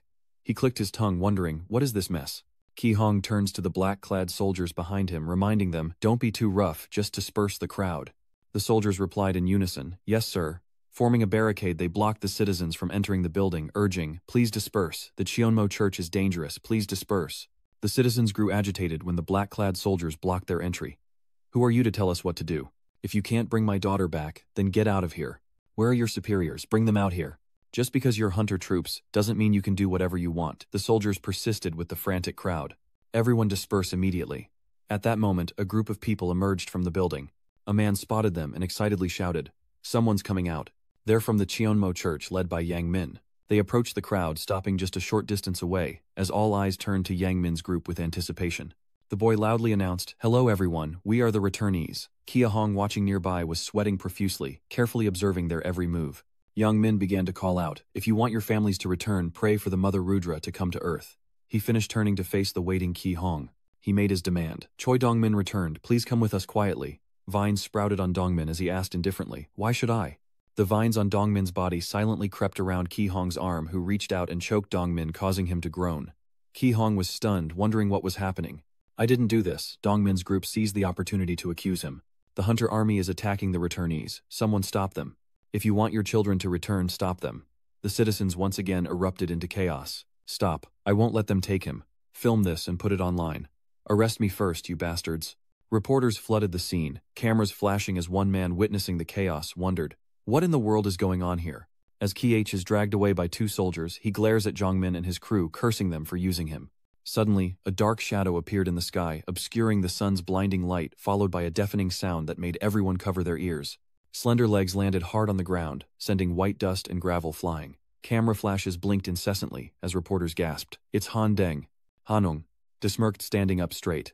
He was surrounded by a surge of power, as De calmly revealed the truth. "Hey, stop playing dead and come with me." His words stunned everyone there. Immediately after, Yang Min loudly questions, "What do you mean?" "Playing dead," the boy protested. "We were resurrected by the grace of the Mother Rudra." Hearing this, Daesheng didn't deny it but calmly replied, Yeah, I know all about it. Because I also returned from hell. In fact, that makes me your senior when it comes to returnees." Yang Min asked in surprise, "So you remember Lord Rudra too?" He slowly approached and replied, "I was in a vegetative state and then returned in the hospital." "But how and from where were you created to return?" Daesung's questioning leaves the boy speechless, and the next moment Yang Min erupts in anger. "We can't prove it, but we truly have been revived." Unmoved by the boy's answer, he crossed his arms and lectured him. "If it's for your family, you shouldn't summon monsters. Did you even know what kind of monster Rudra is, before you tried to summon her?" As if unwilling to accept it, Dongmin shouts, "The celestial Mother Rudra came to Earth to guide us. A new world will be opened." As the boy finished speaking, Dae gently waved Dongmin over, then said, "Before this new world opens, I need to talk to you." Suddenly, the boy pulled out a small knife and raised it high, and in a flash, Dongmin tested its sharpness with his own body. This action immediately made Duke Su narrow his eyes in suspicion, but even while coughing up blood, the boy stubbornly said, "I'll prove I'm real. Please don't hurt anyone else." Seeing this, the other children followed suit, saying, "We'll follow you." Kim Ji, witnessing this scene, immediately panicked and screamed, "Dongmin." She quickly rushes to embrace him. Dongmin, the crowd around them immediately stirred. Yang Min added, "Mom, when the Rudra matriarch comes again." Seeing this, the townspeople took out their phones to record and accuse Dong, claiming he killed the returnees. They discussed amongst themselves, "What? Did the returnees give up on life themselves? Perhaps it's Han Yung's ability." Damn, does he have the power to make them give up their lives. In an instant he realized, son of a bitch, so this is your game. Soon after, the latest news about Damon flooded social media, highlighting Hande Sukyeon's murder of a returnee, igniting public opinion. Are all returnees monsters? Is Han Da-sung a hero or a demon? Returnees are also our people. Hanung is a murderer, and the returnee group took their own lives. Analyzing Hanzong, give us the status of the investigation. Inside the meeting room, after reading the article, the branch manager angrily slammed the computer on the desk. Ki Hong spoke up for Dung, I was at the scene. But Han Dae-swung did nothing. The returnees took their own lives. Hearing this, he couldn't help but sink into thought. The situation grows stranger by the minute, and then the branch manager's phone rings. He calmly inquired, what is it, Manager Kim Ah-jung? Ah-jung calmly replied, Chairman C has escaped from the Hunter prison. The branch manager's eyes widened in surprise. Even as she delivered this shocking news, Se-eun, leader of the matriarchal church, remained calm, prompting the branch manager to order Captain Jin Ki-hong to immediately hunt down the escaped CM. Ki-hong immediately obeyed, and the scene shifts to the Korean Gate, a monster wasteland where people are gathered around a blazing fire. Immediately the host addressed the crowd, solemnly asking, Do you want your families back? The ignorant citizens quickly replied, Yes, we do. At the same time, Jin Sang thought to himself if only he could bring his daughter back. The host quickly followed up, Allow me to introduce our guide. At his prompting, Un slowly removed her hood. She reverently prayed for the Mother of Heaven to come to this land, and as Unmi finished speaking, the flames before her blazed even brighter. The embers spread and she cried out, Mother Rudra, let new life spring forth in this land. From the flames, angels emerged, stunning the onlookers into gasps of, Oh, angels, they're angels, angels have appeared. Unni seems pleased with their reaction. You will witness the advent of the Mother Rudra. The sight left Jin Sang speechless while back with Desidung Chan Ho slammed the table in frustration. Desodung, are you just going to sit there? He yelled in frustration. The people outside are going crazy, saying you killed someone, but the bigger problem is the number of civilians and hunters joining the returnees is growing exponentially. Despite Chan Ho's frustration, Deung remained calm, a testament to how many had lost loved ones to the monsters. As the two talked, footsteps echoed from outside, and Chan Ho turned surprised. Miss Choi, why are you here? Choi Jang-ok hesitated, but before she could speak, Captain Han narrowed his eyes, already knowing what she would say. Seeing this, she avoided his gaze and pursed her lips, and after a moment, Deshung gently patted Choi Rang's shoulder in consolation. Choi Rang, joining the matriarchal church won't bring back your mother who was killed by monsters. If you need a family, we'll be your family. After a moment of thought, she agrees, touched. Okay. The next second, Chan Ho curiously asked Han, so what are you planning to do with the Theomaki church? Desung's tone suddenly drops, pausing for a moment before seriously telling us to just let them do as they please. Meanwhile, at the hotel where Jin Sang and Yongchi are staying, Yongchu anxiously shouts, Desung, are you really going to meet with those returnees again? Despite the questioning, he calmly explained, Ion, if I can see John again, I don't care if it's a cult or what. You keep trying to bring Jin Sang back to his senses. You heard what Chan Ho said, right? Those so-called returnees are all fakes. Don't be fooled. Ignoring Yongchu's pleas, he gazes tenderly at a picture of himself and John. The pain of losing his daughter only strengthened Jin Sang's resolve. No matter what anyone said, he would bring her back. Realizing his stubbornness, Yongchio angrily stood up and began to shout, She'll expose those con artists with video evidence. Ignoring Yongchi's anger, Jin Sang stares intently at the picture. On the table lies an advertisement, the Apocalypse Convention, promising to return lost family from the monster's grasp. Cut to the desolate wasteland where lively music suddenly fills the vast emptiness. So this is where the Apocalypse Convention is being held, with people cheering them on. Rudra Rudra. The singer's melodious voice echoes across the stage. Reborn, reborn, you have overcome death. Praise, praise, praise the draw. The same lyrics continued to echo, and as soon as the song ended, the singer on stage spoke. Thank you, everyone. That was the choir praising the Mother Goddess. May Rusra's grace be with you. The crowd's excited cheers grew even louder. As expected, places like London, Tokyo, and China were all watching the Doomsday Festival's live broadcast. Moments later, Un appears and announces to the Mother Church followers from around the world, We sincerely welcome you. From now on, we will hold a homecoming congress to pray for the appearance of Mother Rudra with believers from all over the world. In the distance, a dark figure sped past, leaving a trail of white smoke. It was Ki Hong's uncapture team finally making their move.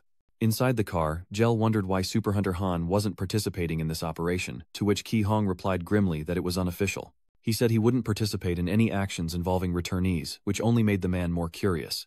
Is it because of public opinion? Jel asked. Ki Hong calmly replied, he doesn't care about public opinion. With that, Ki Hong solemnly instructed, focus on our mission, to capture Se-yoon and bring him back to the Apocalypse Assembly. Un quickly announced, we will now choose a believer to participate in the return ritual. After a moment of observation, she boldly points forward. So Un is Jin Sang. It's you, come on up. Surprised, he asks again, me? The next moment, Jin Sang steps onto the stage, asking seriously, "What is your name? It seems you're quite worried." "Yes, I am," uninterrupted Jin Sang before she could finish. "Andung is it? I can see you want your daughter back." Hearing this, he hastily replied, "That's right." Then she waved her hand to those backstage, and a ferocious elf was brought onto the stage. Unsubordinates struggled to restrain it, as her allies drew a sharp sword and stabbed the goblin. This sight immediately turned the audience pale with fear, Jin Sang included. "Huh, what's this?" The demon's thigh wound forces it to its knees in agony, as Un calmly approaches. She waves her hand, casting a spell. In an instant, Un unleashes the bloom. The ogre's agonizing scream echoed as it began to transform. Its head was gradually replaced by vines resembling roots, as Unjan's magic was recreated. This horrifying sight sent shivers down Jin's spine, and after a moment she quietly called out Cha. Regaining his senses, tears welled up in his eyes with emotion.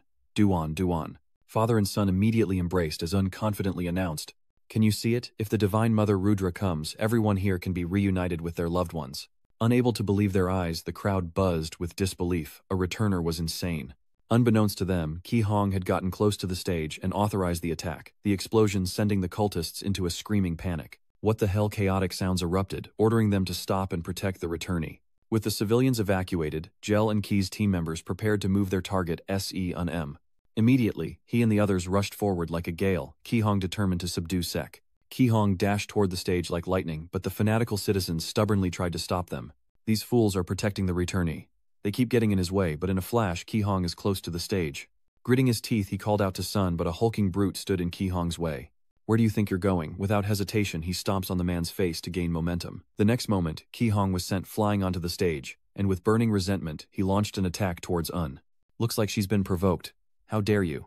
Right before Jin Sang's eyes, Unmi strikes, piercing Ki Hong's neck, his attack unfinished as blood flows like a river. In Jin Sang's horror, Ki Hong's head was severed from his body, his eyes wide as he called out Captain Jin. Jin Sang's scream echoed across the stage. Captain Jin unmoved by the life she had just taken, Unmi remained calm. "It seems things have calmed down a bit," she continued. "Now followers, it's time to welcome the Great Mother Judra to this land." Hearing this, the followers below cried out, "Praise Judra, deliver us from the suffering of this world." As they screamed, Ki Hong's comrades were thrown back, forced into a clearing nearby. Two angels gradually appeared in the sky, crushing the brave soldiers with their power. Their overwhelming presence blanketed the area, stunning the believers. Jin Sang grew even more terrified. "What's going on?" Noticing his fearful expression, Un glanced over and softly said, "To bring him here, we need a sacrifice to open the gate. And look, we have some people here to offer their lives.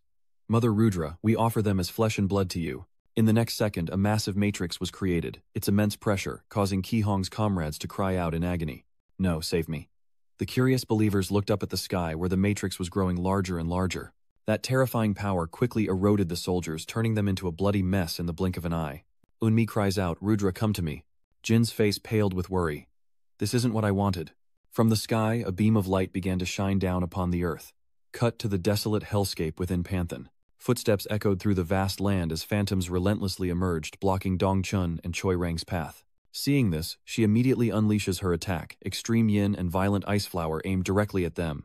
Not to be outdone, Dongchun summons his magic, unleashing the ultimate move, Sky Severance. His technique combined with Choi Ryong's quickly wipes out the phantom fodder. From above, Deung smirks impressed, but he's ready to unleash an even more devastating attack. Dongchun and Choi Rang couldn't withstand the light and had to shield their eyes. "Oh my eyes." Seizing this chance, Sion intervenes, summoning the primal darkness, and a dark circle materializes in the sky following her movements. But it seems that attack was just a distraction. In a flash, a giant foot closes in on Daisheng. It turns out Aslan has arrived, and luckily the core of authority sensed him in time to block his punch.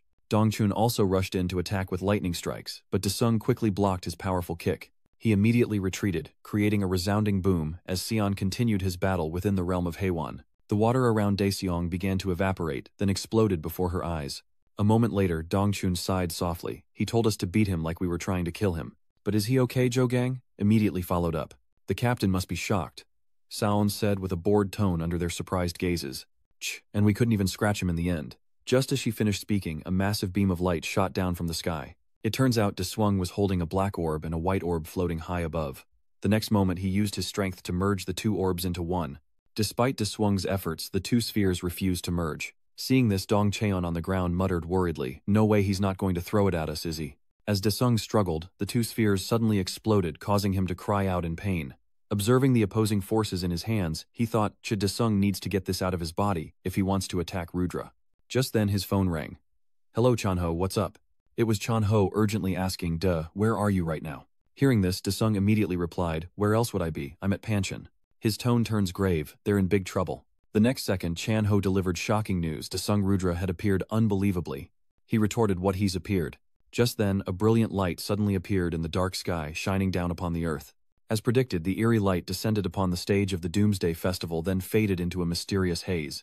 From the dissipating smoke emerged the figure of Rudra, as Unbi knelt in reverence, greeting the Mother of Creation. Seeing this, the people and other followers around the world imitated Mother Rudra, chanting, "O Rudra God, Rudra Mother Rudra has appeared. Rudra, Rudra, O heavens." Amidst the adoring gazes, she slowly advances. Then Rudra spoke, "Listen, you lowly beings. I must inform you all that your sacrifices are too meager for Rudra to exist."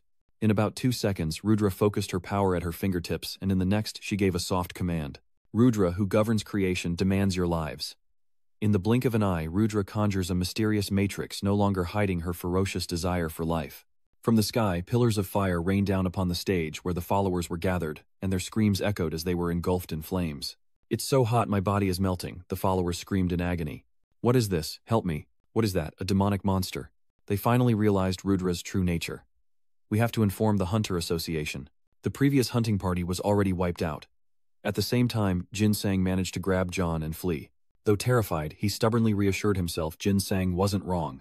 To protect his daughter, he had to leave. With a calm expression, she asked, "Father, where are we going?" Jin Sang replied urgently, "Jian, I'm taking you somewhere safe, just stay put. Please."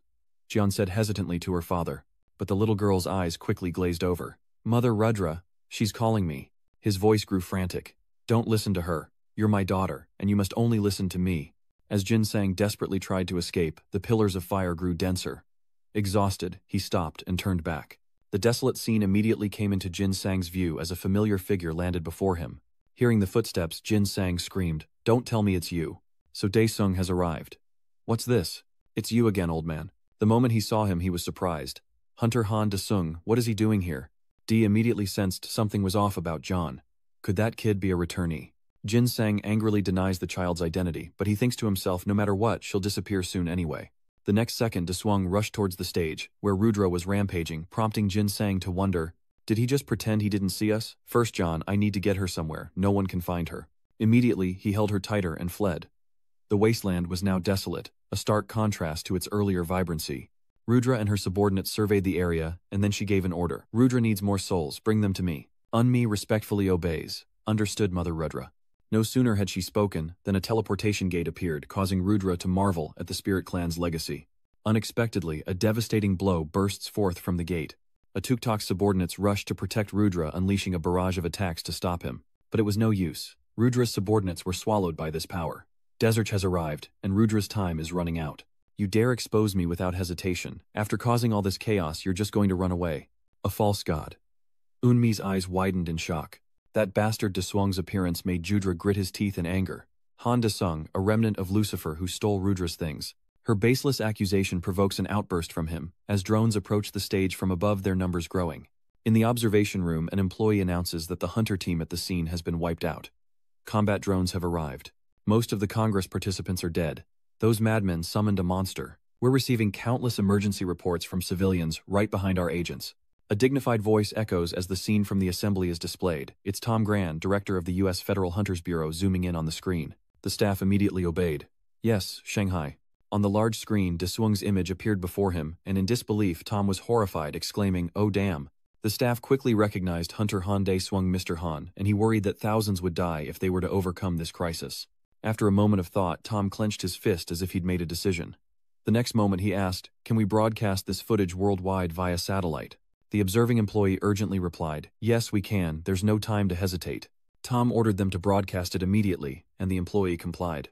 "Yes, sir." His face was grave.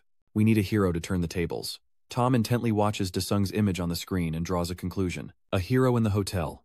Yang Chiu worried, wondering how he could convince Jin Sang. Suddenly, Yang Chiu received a flurry of messages. "Yang, something's happening." "Handong. Hansong." Handong appears on the Hunter Association's TV channel, new.com/amonter. As he clicks as instructed, he's surprised Han Desung, just like the messages spreading on social media filled with images of Desung, the most prominent being a video of Hanung at the Homecoming Festival posted by a tourism major with 15 million views. He immediately recognizes it's not the Homecoming Festival he attended. The scene shifts to the Young building, where Chan Ho is in a meeting pondering, "Is it really okay for us to just sit here?" Hao Hook eagerly asks, "What do you mean?" "Brother-in-law, Seong."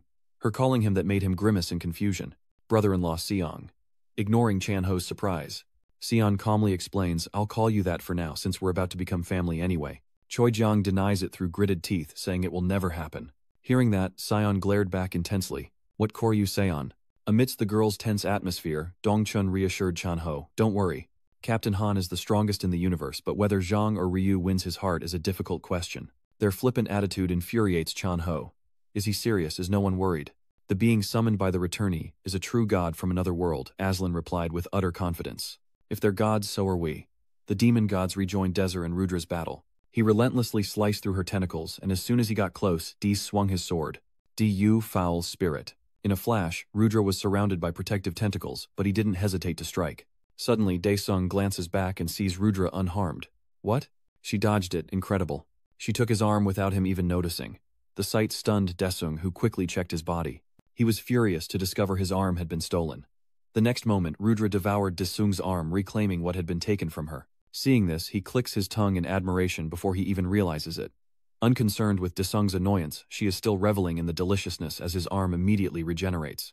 It seems that Daesung has truly been driven mad, clenching his fist ready to charge into battle. Daesung muttered to himself, "So a normal attack won't work, huh?" Then he unleashed his pent-up power, releasing 100% of his demonic form. A notification appears, 100% demonification achieved, activating Genesis Satan mode. Time limit 6 minutes 66 seconds. An incredible power descends upon Daesung. This sight makes Unni grit his teeth in frustration, and he completes his transformation. The sword in Daesung's hand gently says, "Master, if you put all your power into this one blow, I will disappear, but I will do as you wish." Seeing this, Rudra defends, deploying an emergency nullification defense against the attack. His immense power creates a shockwave shrouding the surroundings in illusory smoke.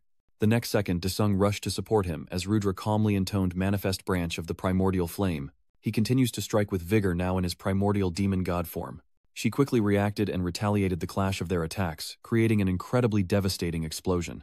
The drones are immediately affected and severely damaged inside the U.S. Federal Hunter Situation Room. The staff frantically report that the screen has gone black. Did Handeng defeat it? A nearby agent turned to Tom, reporting that the drone's transmission had been cut off. Hearing this, he urgently ordered the immediate deployment of more drones, and in a flash, the staff complied. Condor, deploy the backup drones immediately. From above Daesung and Rudra's battlefield, a drone approached, followed by a fleet of helicopters deployed on Tom's orders. Below, their battle has decimated nearly everything around them, including the stage. Daesung's battered form is revealed writhing in pain. Damn it. At that moment, a notification screen appeared, indicating that the demon god's form was at 0% and undergoing self-restoration. Recovery time 6666 seconds, regeneration rate 33%. Rudra's emotionless voice echoed, announcing that the doomsday-level disaster had been neutralized and Handesung had entered a near-death state. She sighed in relief, thinking all threats were eliminated, when suddenly, a familiar figure slid toward Handesung. It was unconsumed by rage, lunging forward with gritted teeth. It's over Hanung. The sharp sword in Yuni's hand quickly pierces through, killing him. Too exhausted to dodge or react, Daesung could only shout revival point, and a screen immediately appeared. Panthen's ultimate skill activates, and the respawn point sends the user back to a designated time. The space around Deung shattered into pieces as he plummeted, crying out, "I'll be back, just you wait."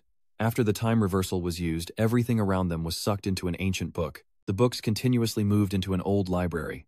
This was Akas, the Heavenly Archive.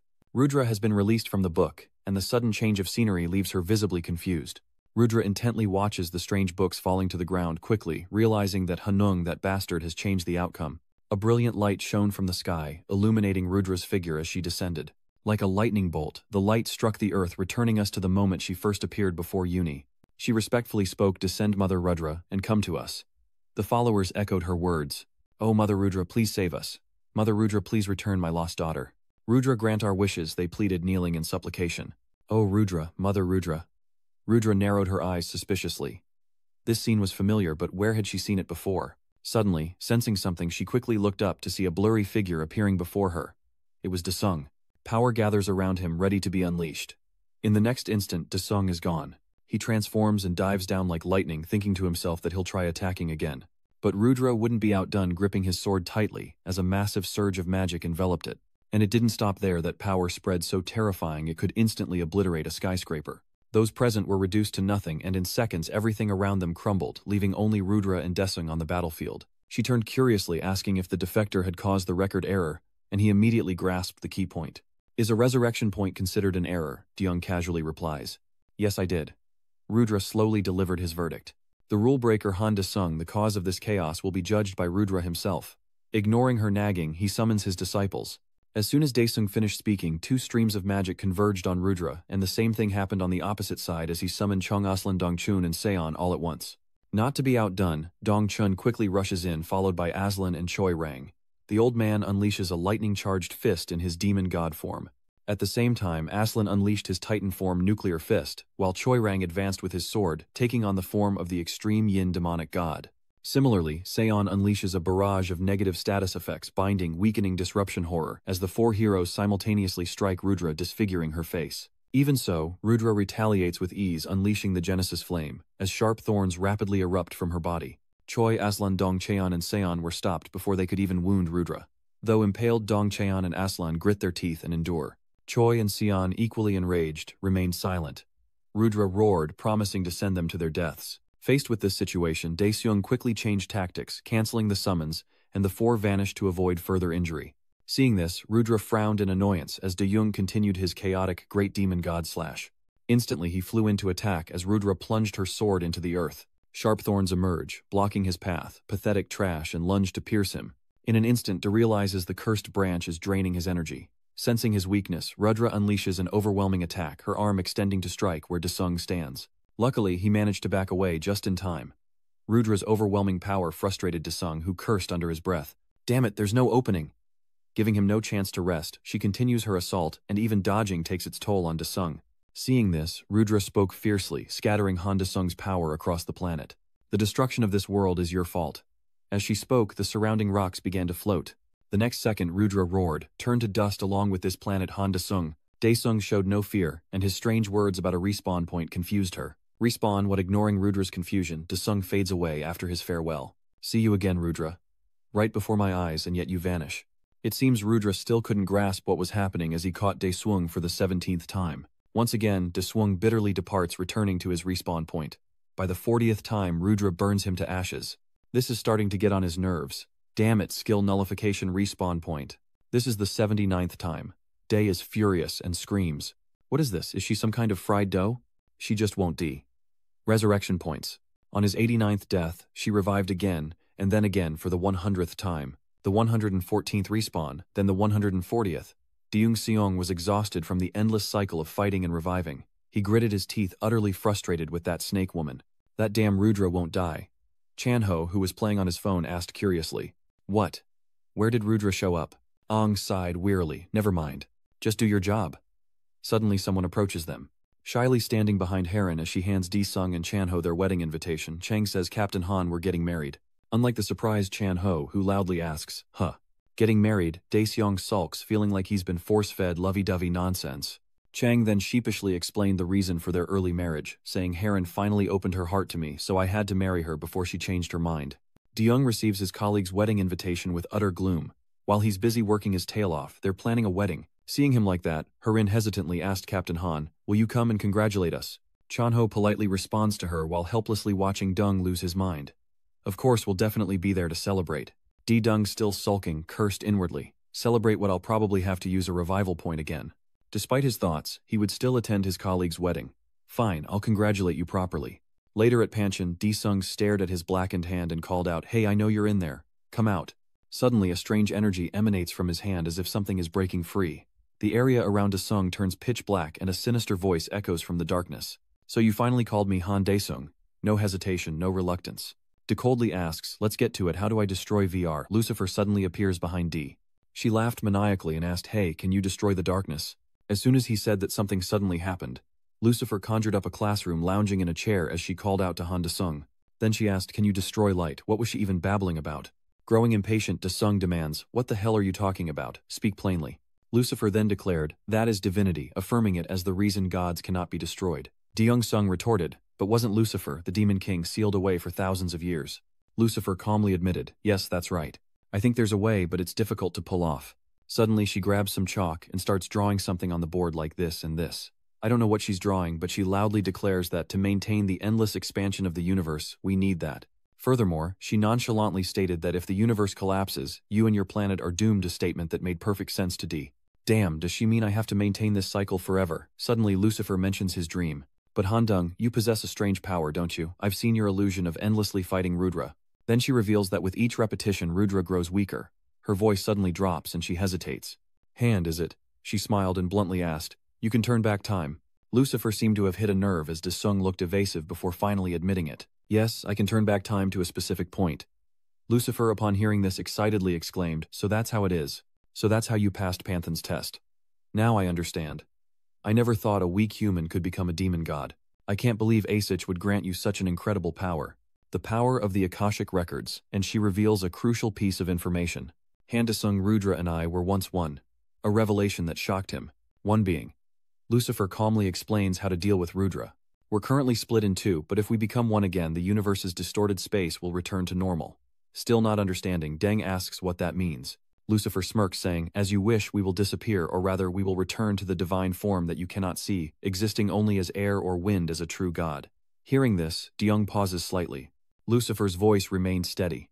And you possess the power of the Akashic records. You can use your white hand to pour all of our power, including mine, into Rudra. Her eyes fixed on De-Sung's glowing hand as she continued. If our powers are balanced, this method will work. At that moment, Panthen appeared, confirming Lucifer's words. Master, the power of the Akashic records far surpasses both Sat and Rudra. Her words ring true. Surprised by his sudden appearance, De-Sung asks, Fake Panthen, you haven't shown your face since we returned from the celestial realm. What happened? She honestly revealed the reason. When returning to Earth, I created a gate without using the power of the Void Core, so I had no choice but to enter a sealed state. Having heard this, De-Sung had no objections and turned the conversation back to Lucifer. So if I try her method and fail, there's really no danger, Banchan quickly answered. That's right. Resurrection points are an extraordinary ability that allows you to return to a moment recorded in the Akashic records. With Lucifer's words in mind, De-Sung dares to try her method, but not before issuing a warning. Hey Lucifer, if you trick me, you're finished. His words made Lucifer realize he was going to try her method. Looks like you've made your decision. Time marches on towards Chang and Heron's wedding day. Everyone was present at the ceremony, and Ju, noticing Ion's grim face, spoke up. Sis, what's wrong? Sion wearily sighed and complained. I don't know. That Han De-Sung is such a pain. That's right. On the other side, Choi Rang was happily complimenting her mother. Mom, you look as beautiful as ever. Hearing this, she happily took her hand and shyly replied, Oh Choi Rang, you're flattering me again. Meanwhile, Dong Chun cleared his throat, wondering if Jiangsu could pull this off. Meanwhile, Aslan was busy clapping and praising the wedding, saying it was wonderful, and the MC began the sound check as the ceremony was about to start. Mike Chan-ho makes an announcement asking the guests to prepare themselves as the intimate wedding of Lai Chang and B. Heron is about to begin. Just as the bride and groom were entering, Herin suddenly sensed something and was startled. Huh. Seeing this, Changxi asks worriedly, What's wrong? Suddenly, a pillar of light descends from the heavens, striking their wedding. It crashes through the hall, destroying everything in its path. From within the light, a figure appears, and the wedding guests erupt into chaos at the terrifying sight. What is going on? A wedding? Who is that? The one behind all of this is none other than Rudra, who now speaks. So everyone closely related to Hanung is here. Aslan seems to recognize her, and immediately calls out her name with a look of animosity. Rudra. Dongshan, of course, had no idea who she was. And so Ju, quite bewildered, asked, Huh? Rudra Sion quickly went into battle mode, jumping up and shouting. Enemies. Ju muttered blankly from beside her. Enemies. Choi immediately drew her sword and stood in front of her mother. Mother, I will protect you. Her mother asks with concern. Cho Rang, is that a monster? Realizing the danger, Heron shouts. Everyone evacuate immediately. Before she could react, Chang stepped in front of her, saying, Heron, get everyone out of here. Pandemonium erupted in the wedding hall as guests scrambled to escape. It's a monster. Aslan and Dongchun quickly step forward. Rudra, now filled with excitement, loudly proclaims, I will recreate you in a new world. But before she can posture, someone unexpectedly punches her in the face. Dae-sung appeared out of nowhere, landing a devastating blow, then lamented that this was an ominous sign on his wedding day. His presence surprised Sion so much that she called out his name. It was Boss Dae-swung. Jisoo called out Captain Han. Dae-sung turned to everyone and gave an order. The wedding is postponed until this bitch is dealt with. Got it. Harin and Chang exchanged bewildered glances, calling out to Captain Han De-sung, as Han Dung returned to Vudra. After taking a punch from Desung, she finally realized his power, and thought to herself, Han Deng's aura was completely suppressed. Be careful. Suddenly Desung cries out. It's time you truly died. He uses his ability to change the battlefield, swapping it for the hellscape. Instantly flames erupted, and the scene around Desung and Rudra shifted from the chapel to a fiery courtyard. As both sides contemplate their next move, De desperately tries to figure out how to imbue her with Satsang's power. Meanwhile, Rudra surveys their surroundings, wondering if this is Han Deng's space, before Desung breaks the silence with a demanding question. Hey Rudra, no one invited you. Why are you crashing the party? Rudra ignored him, and began to transform his power, his voice both arrogant and measured. Han Deng, a threat to creation, must be eliminated.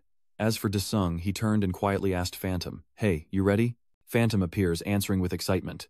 Of course, its power manifestations shout in unison as they charge toward Rudra. Destruction, chaos, darkness, collapse, death. Desung signals the attack and Rudra immediately retaliates. Her tentacles lash out at Lucifer's power manifestation, and the two sides clash fiercely.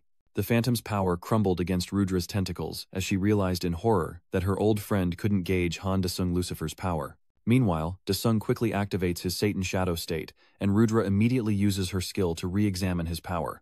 Rudra won't be fooled. 10000 eyes begin to sprout across her body. Each eye has its own purpose, capable of observing every nook and cranny. Not stopping there, she also uses Incarnation Life Sword. She counters with a nullifying move, while Dijue doesn't stand idly by unleashing his demonic chain skewer. His iron chain sees Rudra's hands, another binding her neck. Now she's under his control, and he triumphantly declares, Just as I thought, you're not strong in this mode. Rudra responds with a delighted laugh. Then she proudly declares, That won't work. Rudra is immortal, a fact that Deng readily points out. That's right. No one knows that better than I do. Then he bluntly asks Rudra and Lucifer were once one being, weren't they? A question that leaves Rudra speechless. His expression grew smug as he said, Look, the bitch is really confused. According to Lucifer, my left hand, which you absorbed, is the point of contact with your body, right? After a moment of disorientation, Rudra finally regained her senses, struggling and shouting that Lucifer was a liar who wanted to take over her body and destroy the universe. Your choice will doom the universe, so I won't let her escape. Desung clenches his powerful fist. Of course, he didn't believe Rudra, instead charging forward and roaring, Listen to your forked tongue. Perhaps I should heed Lucifer's words. He slams the hand holding Lucifer into Rudra and quickly commands, Go, he commanded, and Lucifer appeared, answering his call. She laughed triumphantly, I've finally become one with this bitch. Meanwhile, Daesung struggled to force Lucifer into Rudra's body. His fist sank deep into her body, sending her into a panic. Stop it now. Of course Daesung wouldn't stop. He roared and used even more strength. Suddenly, a surge of power descends from the heavens, kicking up dust and smoke as thunder cracks. Despite the recent chaos, Daesung stands firm. At the same time, a system notification appeared, stating that all the power in the demon god form had been used, the great demon state had been deactivated, and an emergency recovery mode had been initiated. Now, a little tired, Daesung panted, wondering if he had succeeded. And as a figure emerges from the smoke, this person utters in a deep voice. Finally, Lucifer, in his new form, after combining with Rudra, steps out of the dust and speaks with joy, his transformation complete. D and the Almighty locked eyes in silence. Sensing the odd atmosphere, D finally spoke. Hey, did it work or not? Unexpectedly, the Almighty One approached him, asking, Who are you? A question that left Di Shung speechless, prompting him to retort. What the hell? Did merging make you lose your mind or something? The Almighty didn't understand and asked about the fusion, then realized, So I've been temporarily separated. Growing impatient, Dedung continued, I made a deal with Lucifer. If I help you merge with Judra, she will disappear completely. The Almighty learned something new. Ah, so that's why you can see me. At this point, Deung hesitantly asks, So are you planning on disappearing now? The Almighty One stated honestly, I won't disappear. The reason you can see me is because a part of me resides within you. No one else can see me. Hearing this, Di-Rong thought wearily, damn it, of course it wouldn't be that easy. So he decided to respawn, but as everything rewound, the fragments of the past shattered. This revelation shocks Deshung, and he cries out, What? Thunder roared once more as the Almighty, enraged by Di Chong's actions, questioned him loudly. Do you dare reverse time before my very eyes? Di Shung, unconcerned, could only wonder. The respawn point is blocked, but he uses it again. Respawn point. A respawn point. A respawn point. Suddenly the faceless, all-powerful one began to spread, as if to engulf the area with his body. Deus is then pulled into an extra-dimensional space, much to his annoyance. Damn it, did this bastard drag me into another dimension? Then the Almighty One appeared with a massive body and began to roar. Tell me, he boomed at Desung, how could a spec like you reverse time? Undaunted, Dedung smirked. You're insane if you think I'd tell you. Annoyed by his insolence, the Almighty God decides to devour him, declaring, I will erase you. The scum of the universe, knowing he can't win, Dedung calls for someone who can help. Just as he was about to meet his end, Panthan appeared and blocked the frenzied attack as Lucifer showed up to do something. Wait a minute, Almighty One. Seeing this form, D is shocked and thinks to himself, a fake pantheon. The Almighty recognizes him as well. Aren't you the supreme intellect who governs the Akashic records? Another familiar name causing D to mutter Akashic. Then Panthan confessed, I was the one who granted this person the power to turn back time. Furthermore, it affirmed that he was wrong, and that he was the one who corrupted the universe. These words stunned the Almighty, who asked, because of me, Panthan calmly explained. You split yourself in two, and argued with yourself, constantly polluting the universe. The one I chose to stop this is Han Dang. Of course the Almighty doesn't believe it. The universe is collapsing because of me. How absurd. Regardless of the all-powerful's disbelief, Bantian calmly continued. To restore order to the universe, I must become your reason once more. The Almighty stubbornly believed there was no reason why separating him would pollute the universe. If anything, this is your fault, supreme intellect. Faced with this absurdity, Dihun cursed inwardly. This madman doesn't remember what he did yet. He dares to call himself the Almighty. Reading his thoughts, the Almighty roared, silence. How dare a filthy ant like you insult me? Realizing he could hear his thoughts, Dihun panicked slightly. Crap, he can hear my thoughts. But he quickly regained his composure, saying, okay, I get it, you're strong, so calm down, no need to waste any more time. The Almighty decides to solve the pollution by erasing and recreating the entire universe. That is his answer. With things as they are, Panchen has no choice but to borrow Dazir's body to stop the Almighty. H. Dazir, I'll be your reason for a moment. Stop the Almighty One. No sooner were the words out than he quickly used his ability to merge with Dung. Instantly the system notified him that his mana had been restored. Mana depletion restrictions were lifted. All demon god forms were restored, and demon god power depletion restrictions were lifted. You can now use the power of time. You can now use the power of death. You can now wield the power of life, the power of chaos, and the power of equal exchange. The system confirms you can now wield the power of equal exchange. This piqued Desung's curiosity, the power of equal exchange. At that moment, Panthan and Desung merged into one. A sinister laugh escapes Desung's lips. His power has reached a new level. Seeing this, the Almighty growled, supreme intellect, do you intend to stop me? Suddenly the scene shifts to a school where Desung appears behind the Almighty and tells Nianjiang to shut up. With that, he landed a devastating blow on the Almighty. The punch sent him staggering back, unleashing a furious roar. Suddenly, human-like features appeared on his face, as Durong issued a challenge full of anticipation. I want to beat you fair and square, so I've stripped you of your power. Now it's a fair fight, so you have no reason to complain. These words, coupled with the sudden appearance of facial features, enraged the Almighty, who roared, impossible. You've restricted the power of an almighty being. Without another word, Dedung kicked him in the gut, a blow that sent him reeling in pain. Not stopping there, he prepared another blow, loudly declaring that it was time to be beaten and reborn as a new man. As soon as he finished speaking, he punched the Almighty again. His blows left the Almighty both pained and frustrated, and before he could retaliate, Desung unleashed a furious barrage of kicks. Without your power, you're nothing. Stop acting so high and mighty. Just as he was gaining momentum, Panthan appeared praising Desung, as expected of Han Dung suppressing the Almighty in his own unique way. As soon as he sees him, he asks, hey fake Banshin, you're the real deal after all, aren't you? Banshin just smiles and replies cryptically, you're always so interesting. Without another word, he turned his attention to the Almighty, asking, so what should we do with this guy? Banshin then said, you've done enough. It's his turn. From now on, leave it to me, Banshin commanded. Come with me now, the Almighty One says. As if obeying Banshin's command, the Almighty One began to float in the air and suddenly threw a punch, shouting supreme intellect. Seeing him act like that, Daisheng raised his fist, threatening to see what would happen if he went any further, but Panthan quickly intervened, afraid he'd strike the Almighty again. I'm fine. The Almighty then turned and demanded that Panan release me immediately. Obeying him, Panthan slowly released him. Then he said in a deep voice, I'm truly surprised that you used the equal exchange to limit my power. Then he asked, is this also part of your plan? Bantheon calmly replied, I only foresaw Han Desung's choice. Hearing this, the Almighty looks at Desung in surprise, wondering he chose to limit his own power to stop me. What is this? Desung muttered, displeased by his words. Are you reading my mind again? At that moment the Almighty called out to Han Dung. At that moment he made a decision he would postpone the destruction and recreation of the universe. However, he also faced some difficulties, and we cannot restore the universe right now. This causes DeYoung to grit his teeth and exclaim, what? You can't just make a peaceful agreement. Watching them bicker back and forth, Panthan could only think to himself, so this is how things work. Meanwhile, Dae-seong felt uneasy. Damn it, I have a bad feeling about this. But just as he predicted, Panthan spoke up, saying that the law he imposed on them was too strong, and they couldn't immediately activate the universe's restoration. Furthermore, he offered to help them until they could restore it. Upon hearing this, Dae-seong was so shocked that he yelled, what? He was outraged, yelling, after all the crap I've been through, there's no happy ending where I can live in peace. Banshan left with no choice, apologizes, saying, I'm sorry Han Deshung, I didn't expect this either. Evidently Dung didn't care and shouted even louder, shut up. You knew all along, didn't you? You used me, and now you want me to endure even more. After that outburst, Panthan could only click his tongue in dismay, as sharp as ever. The Almighty beside him said, I helped Panthan, but we've postponed the destruction and recreation of the universe. Come on, you must understand the magnitude of this deal. But Desung didn't care. He just found it annoying, and wished he had destroyed everything.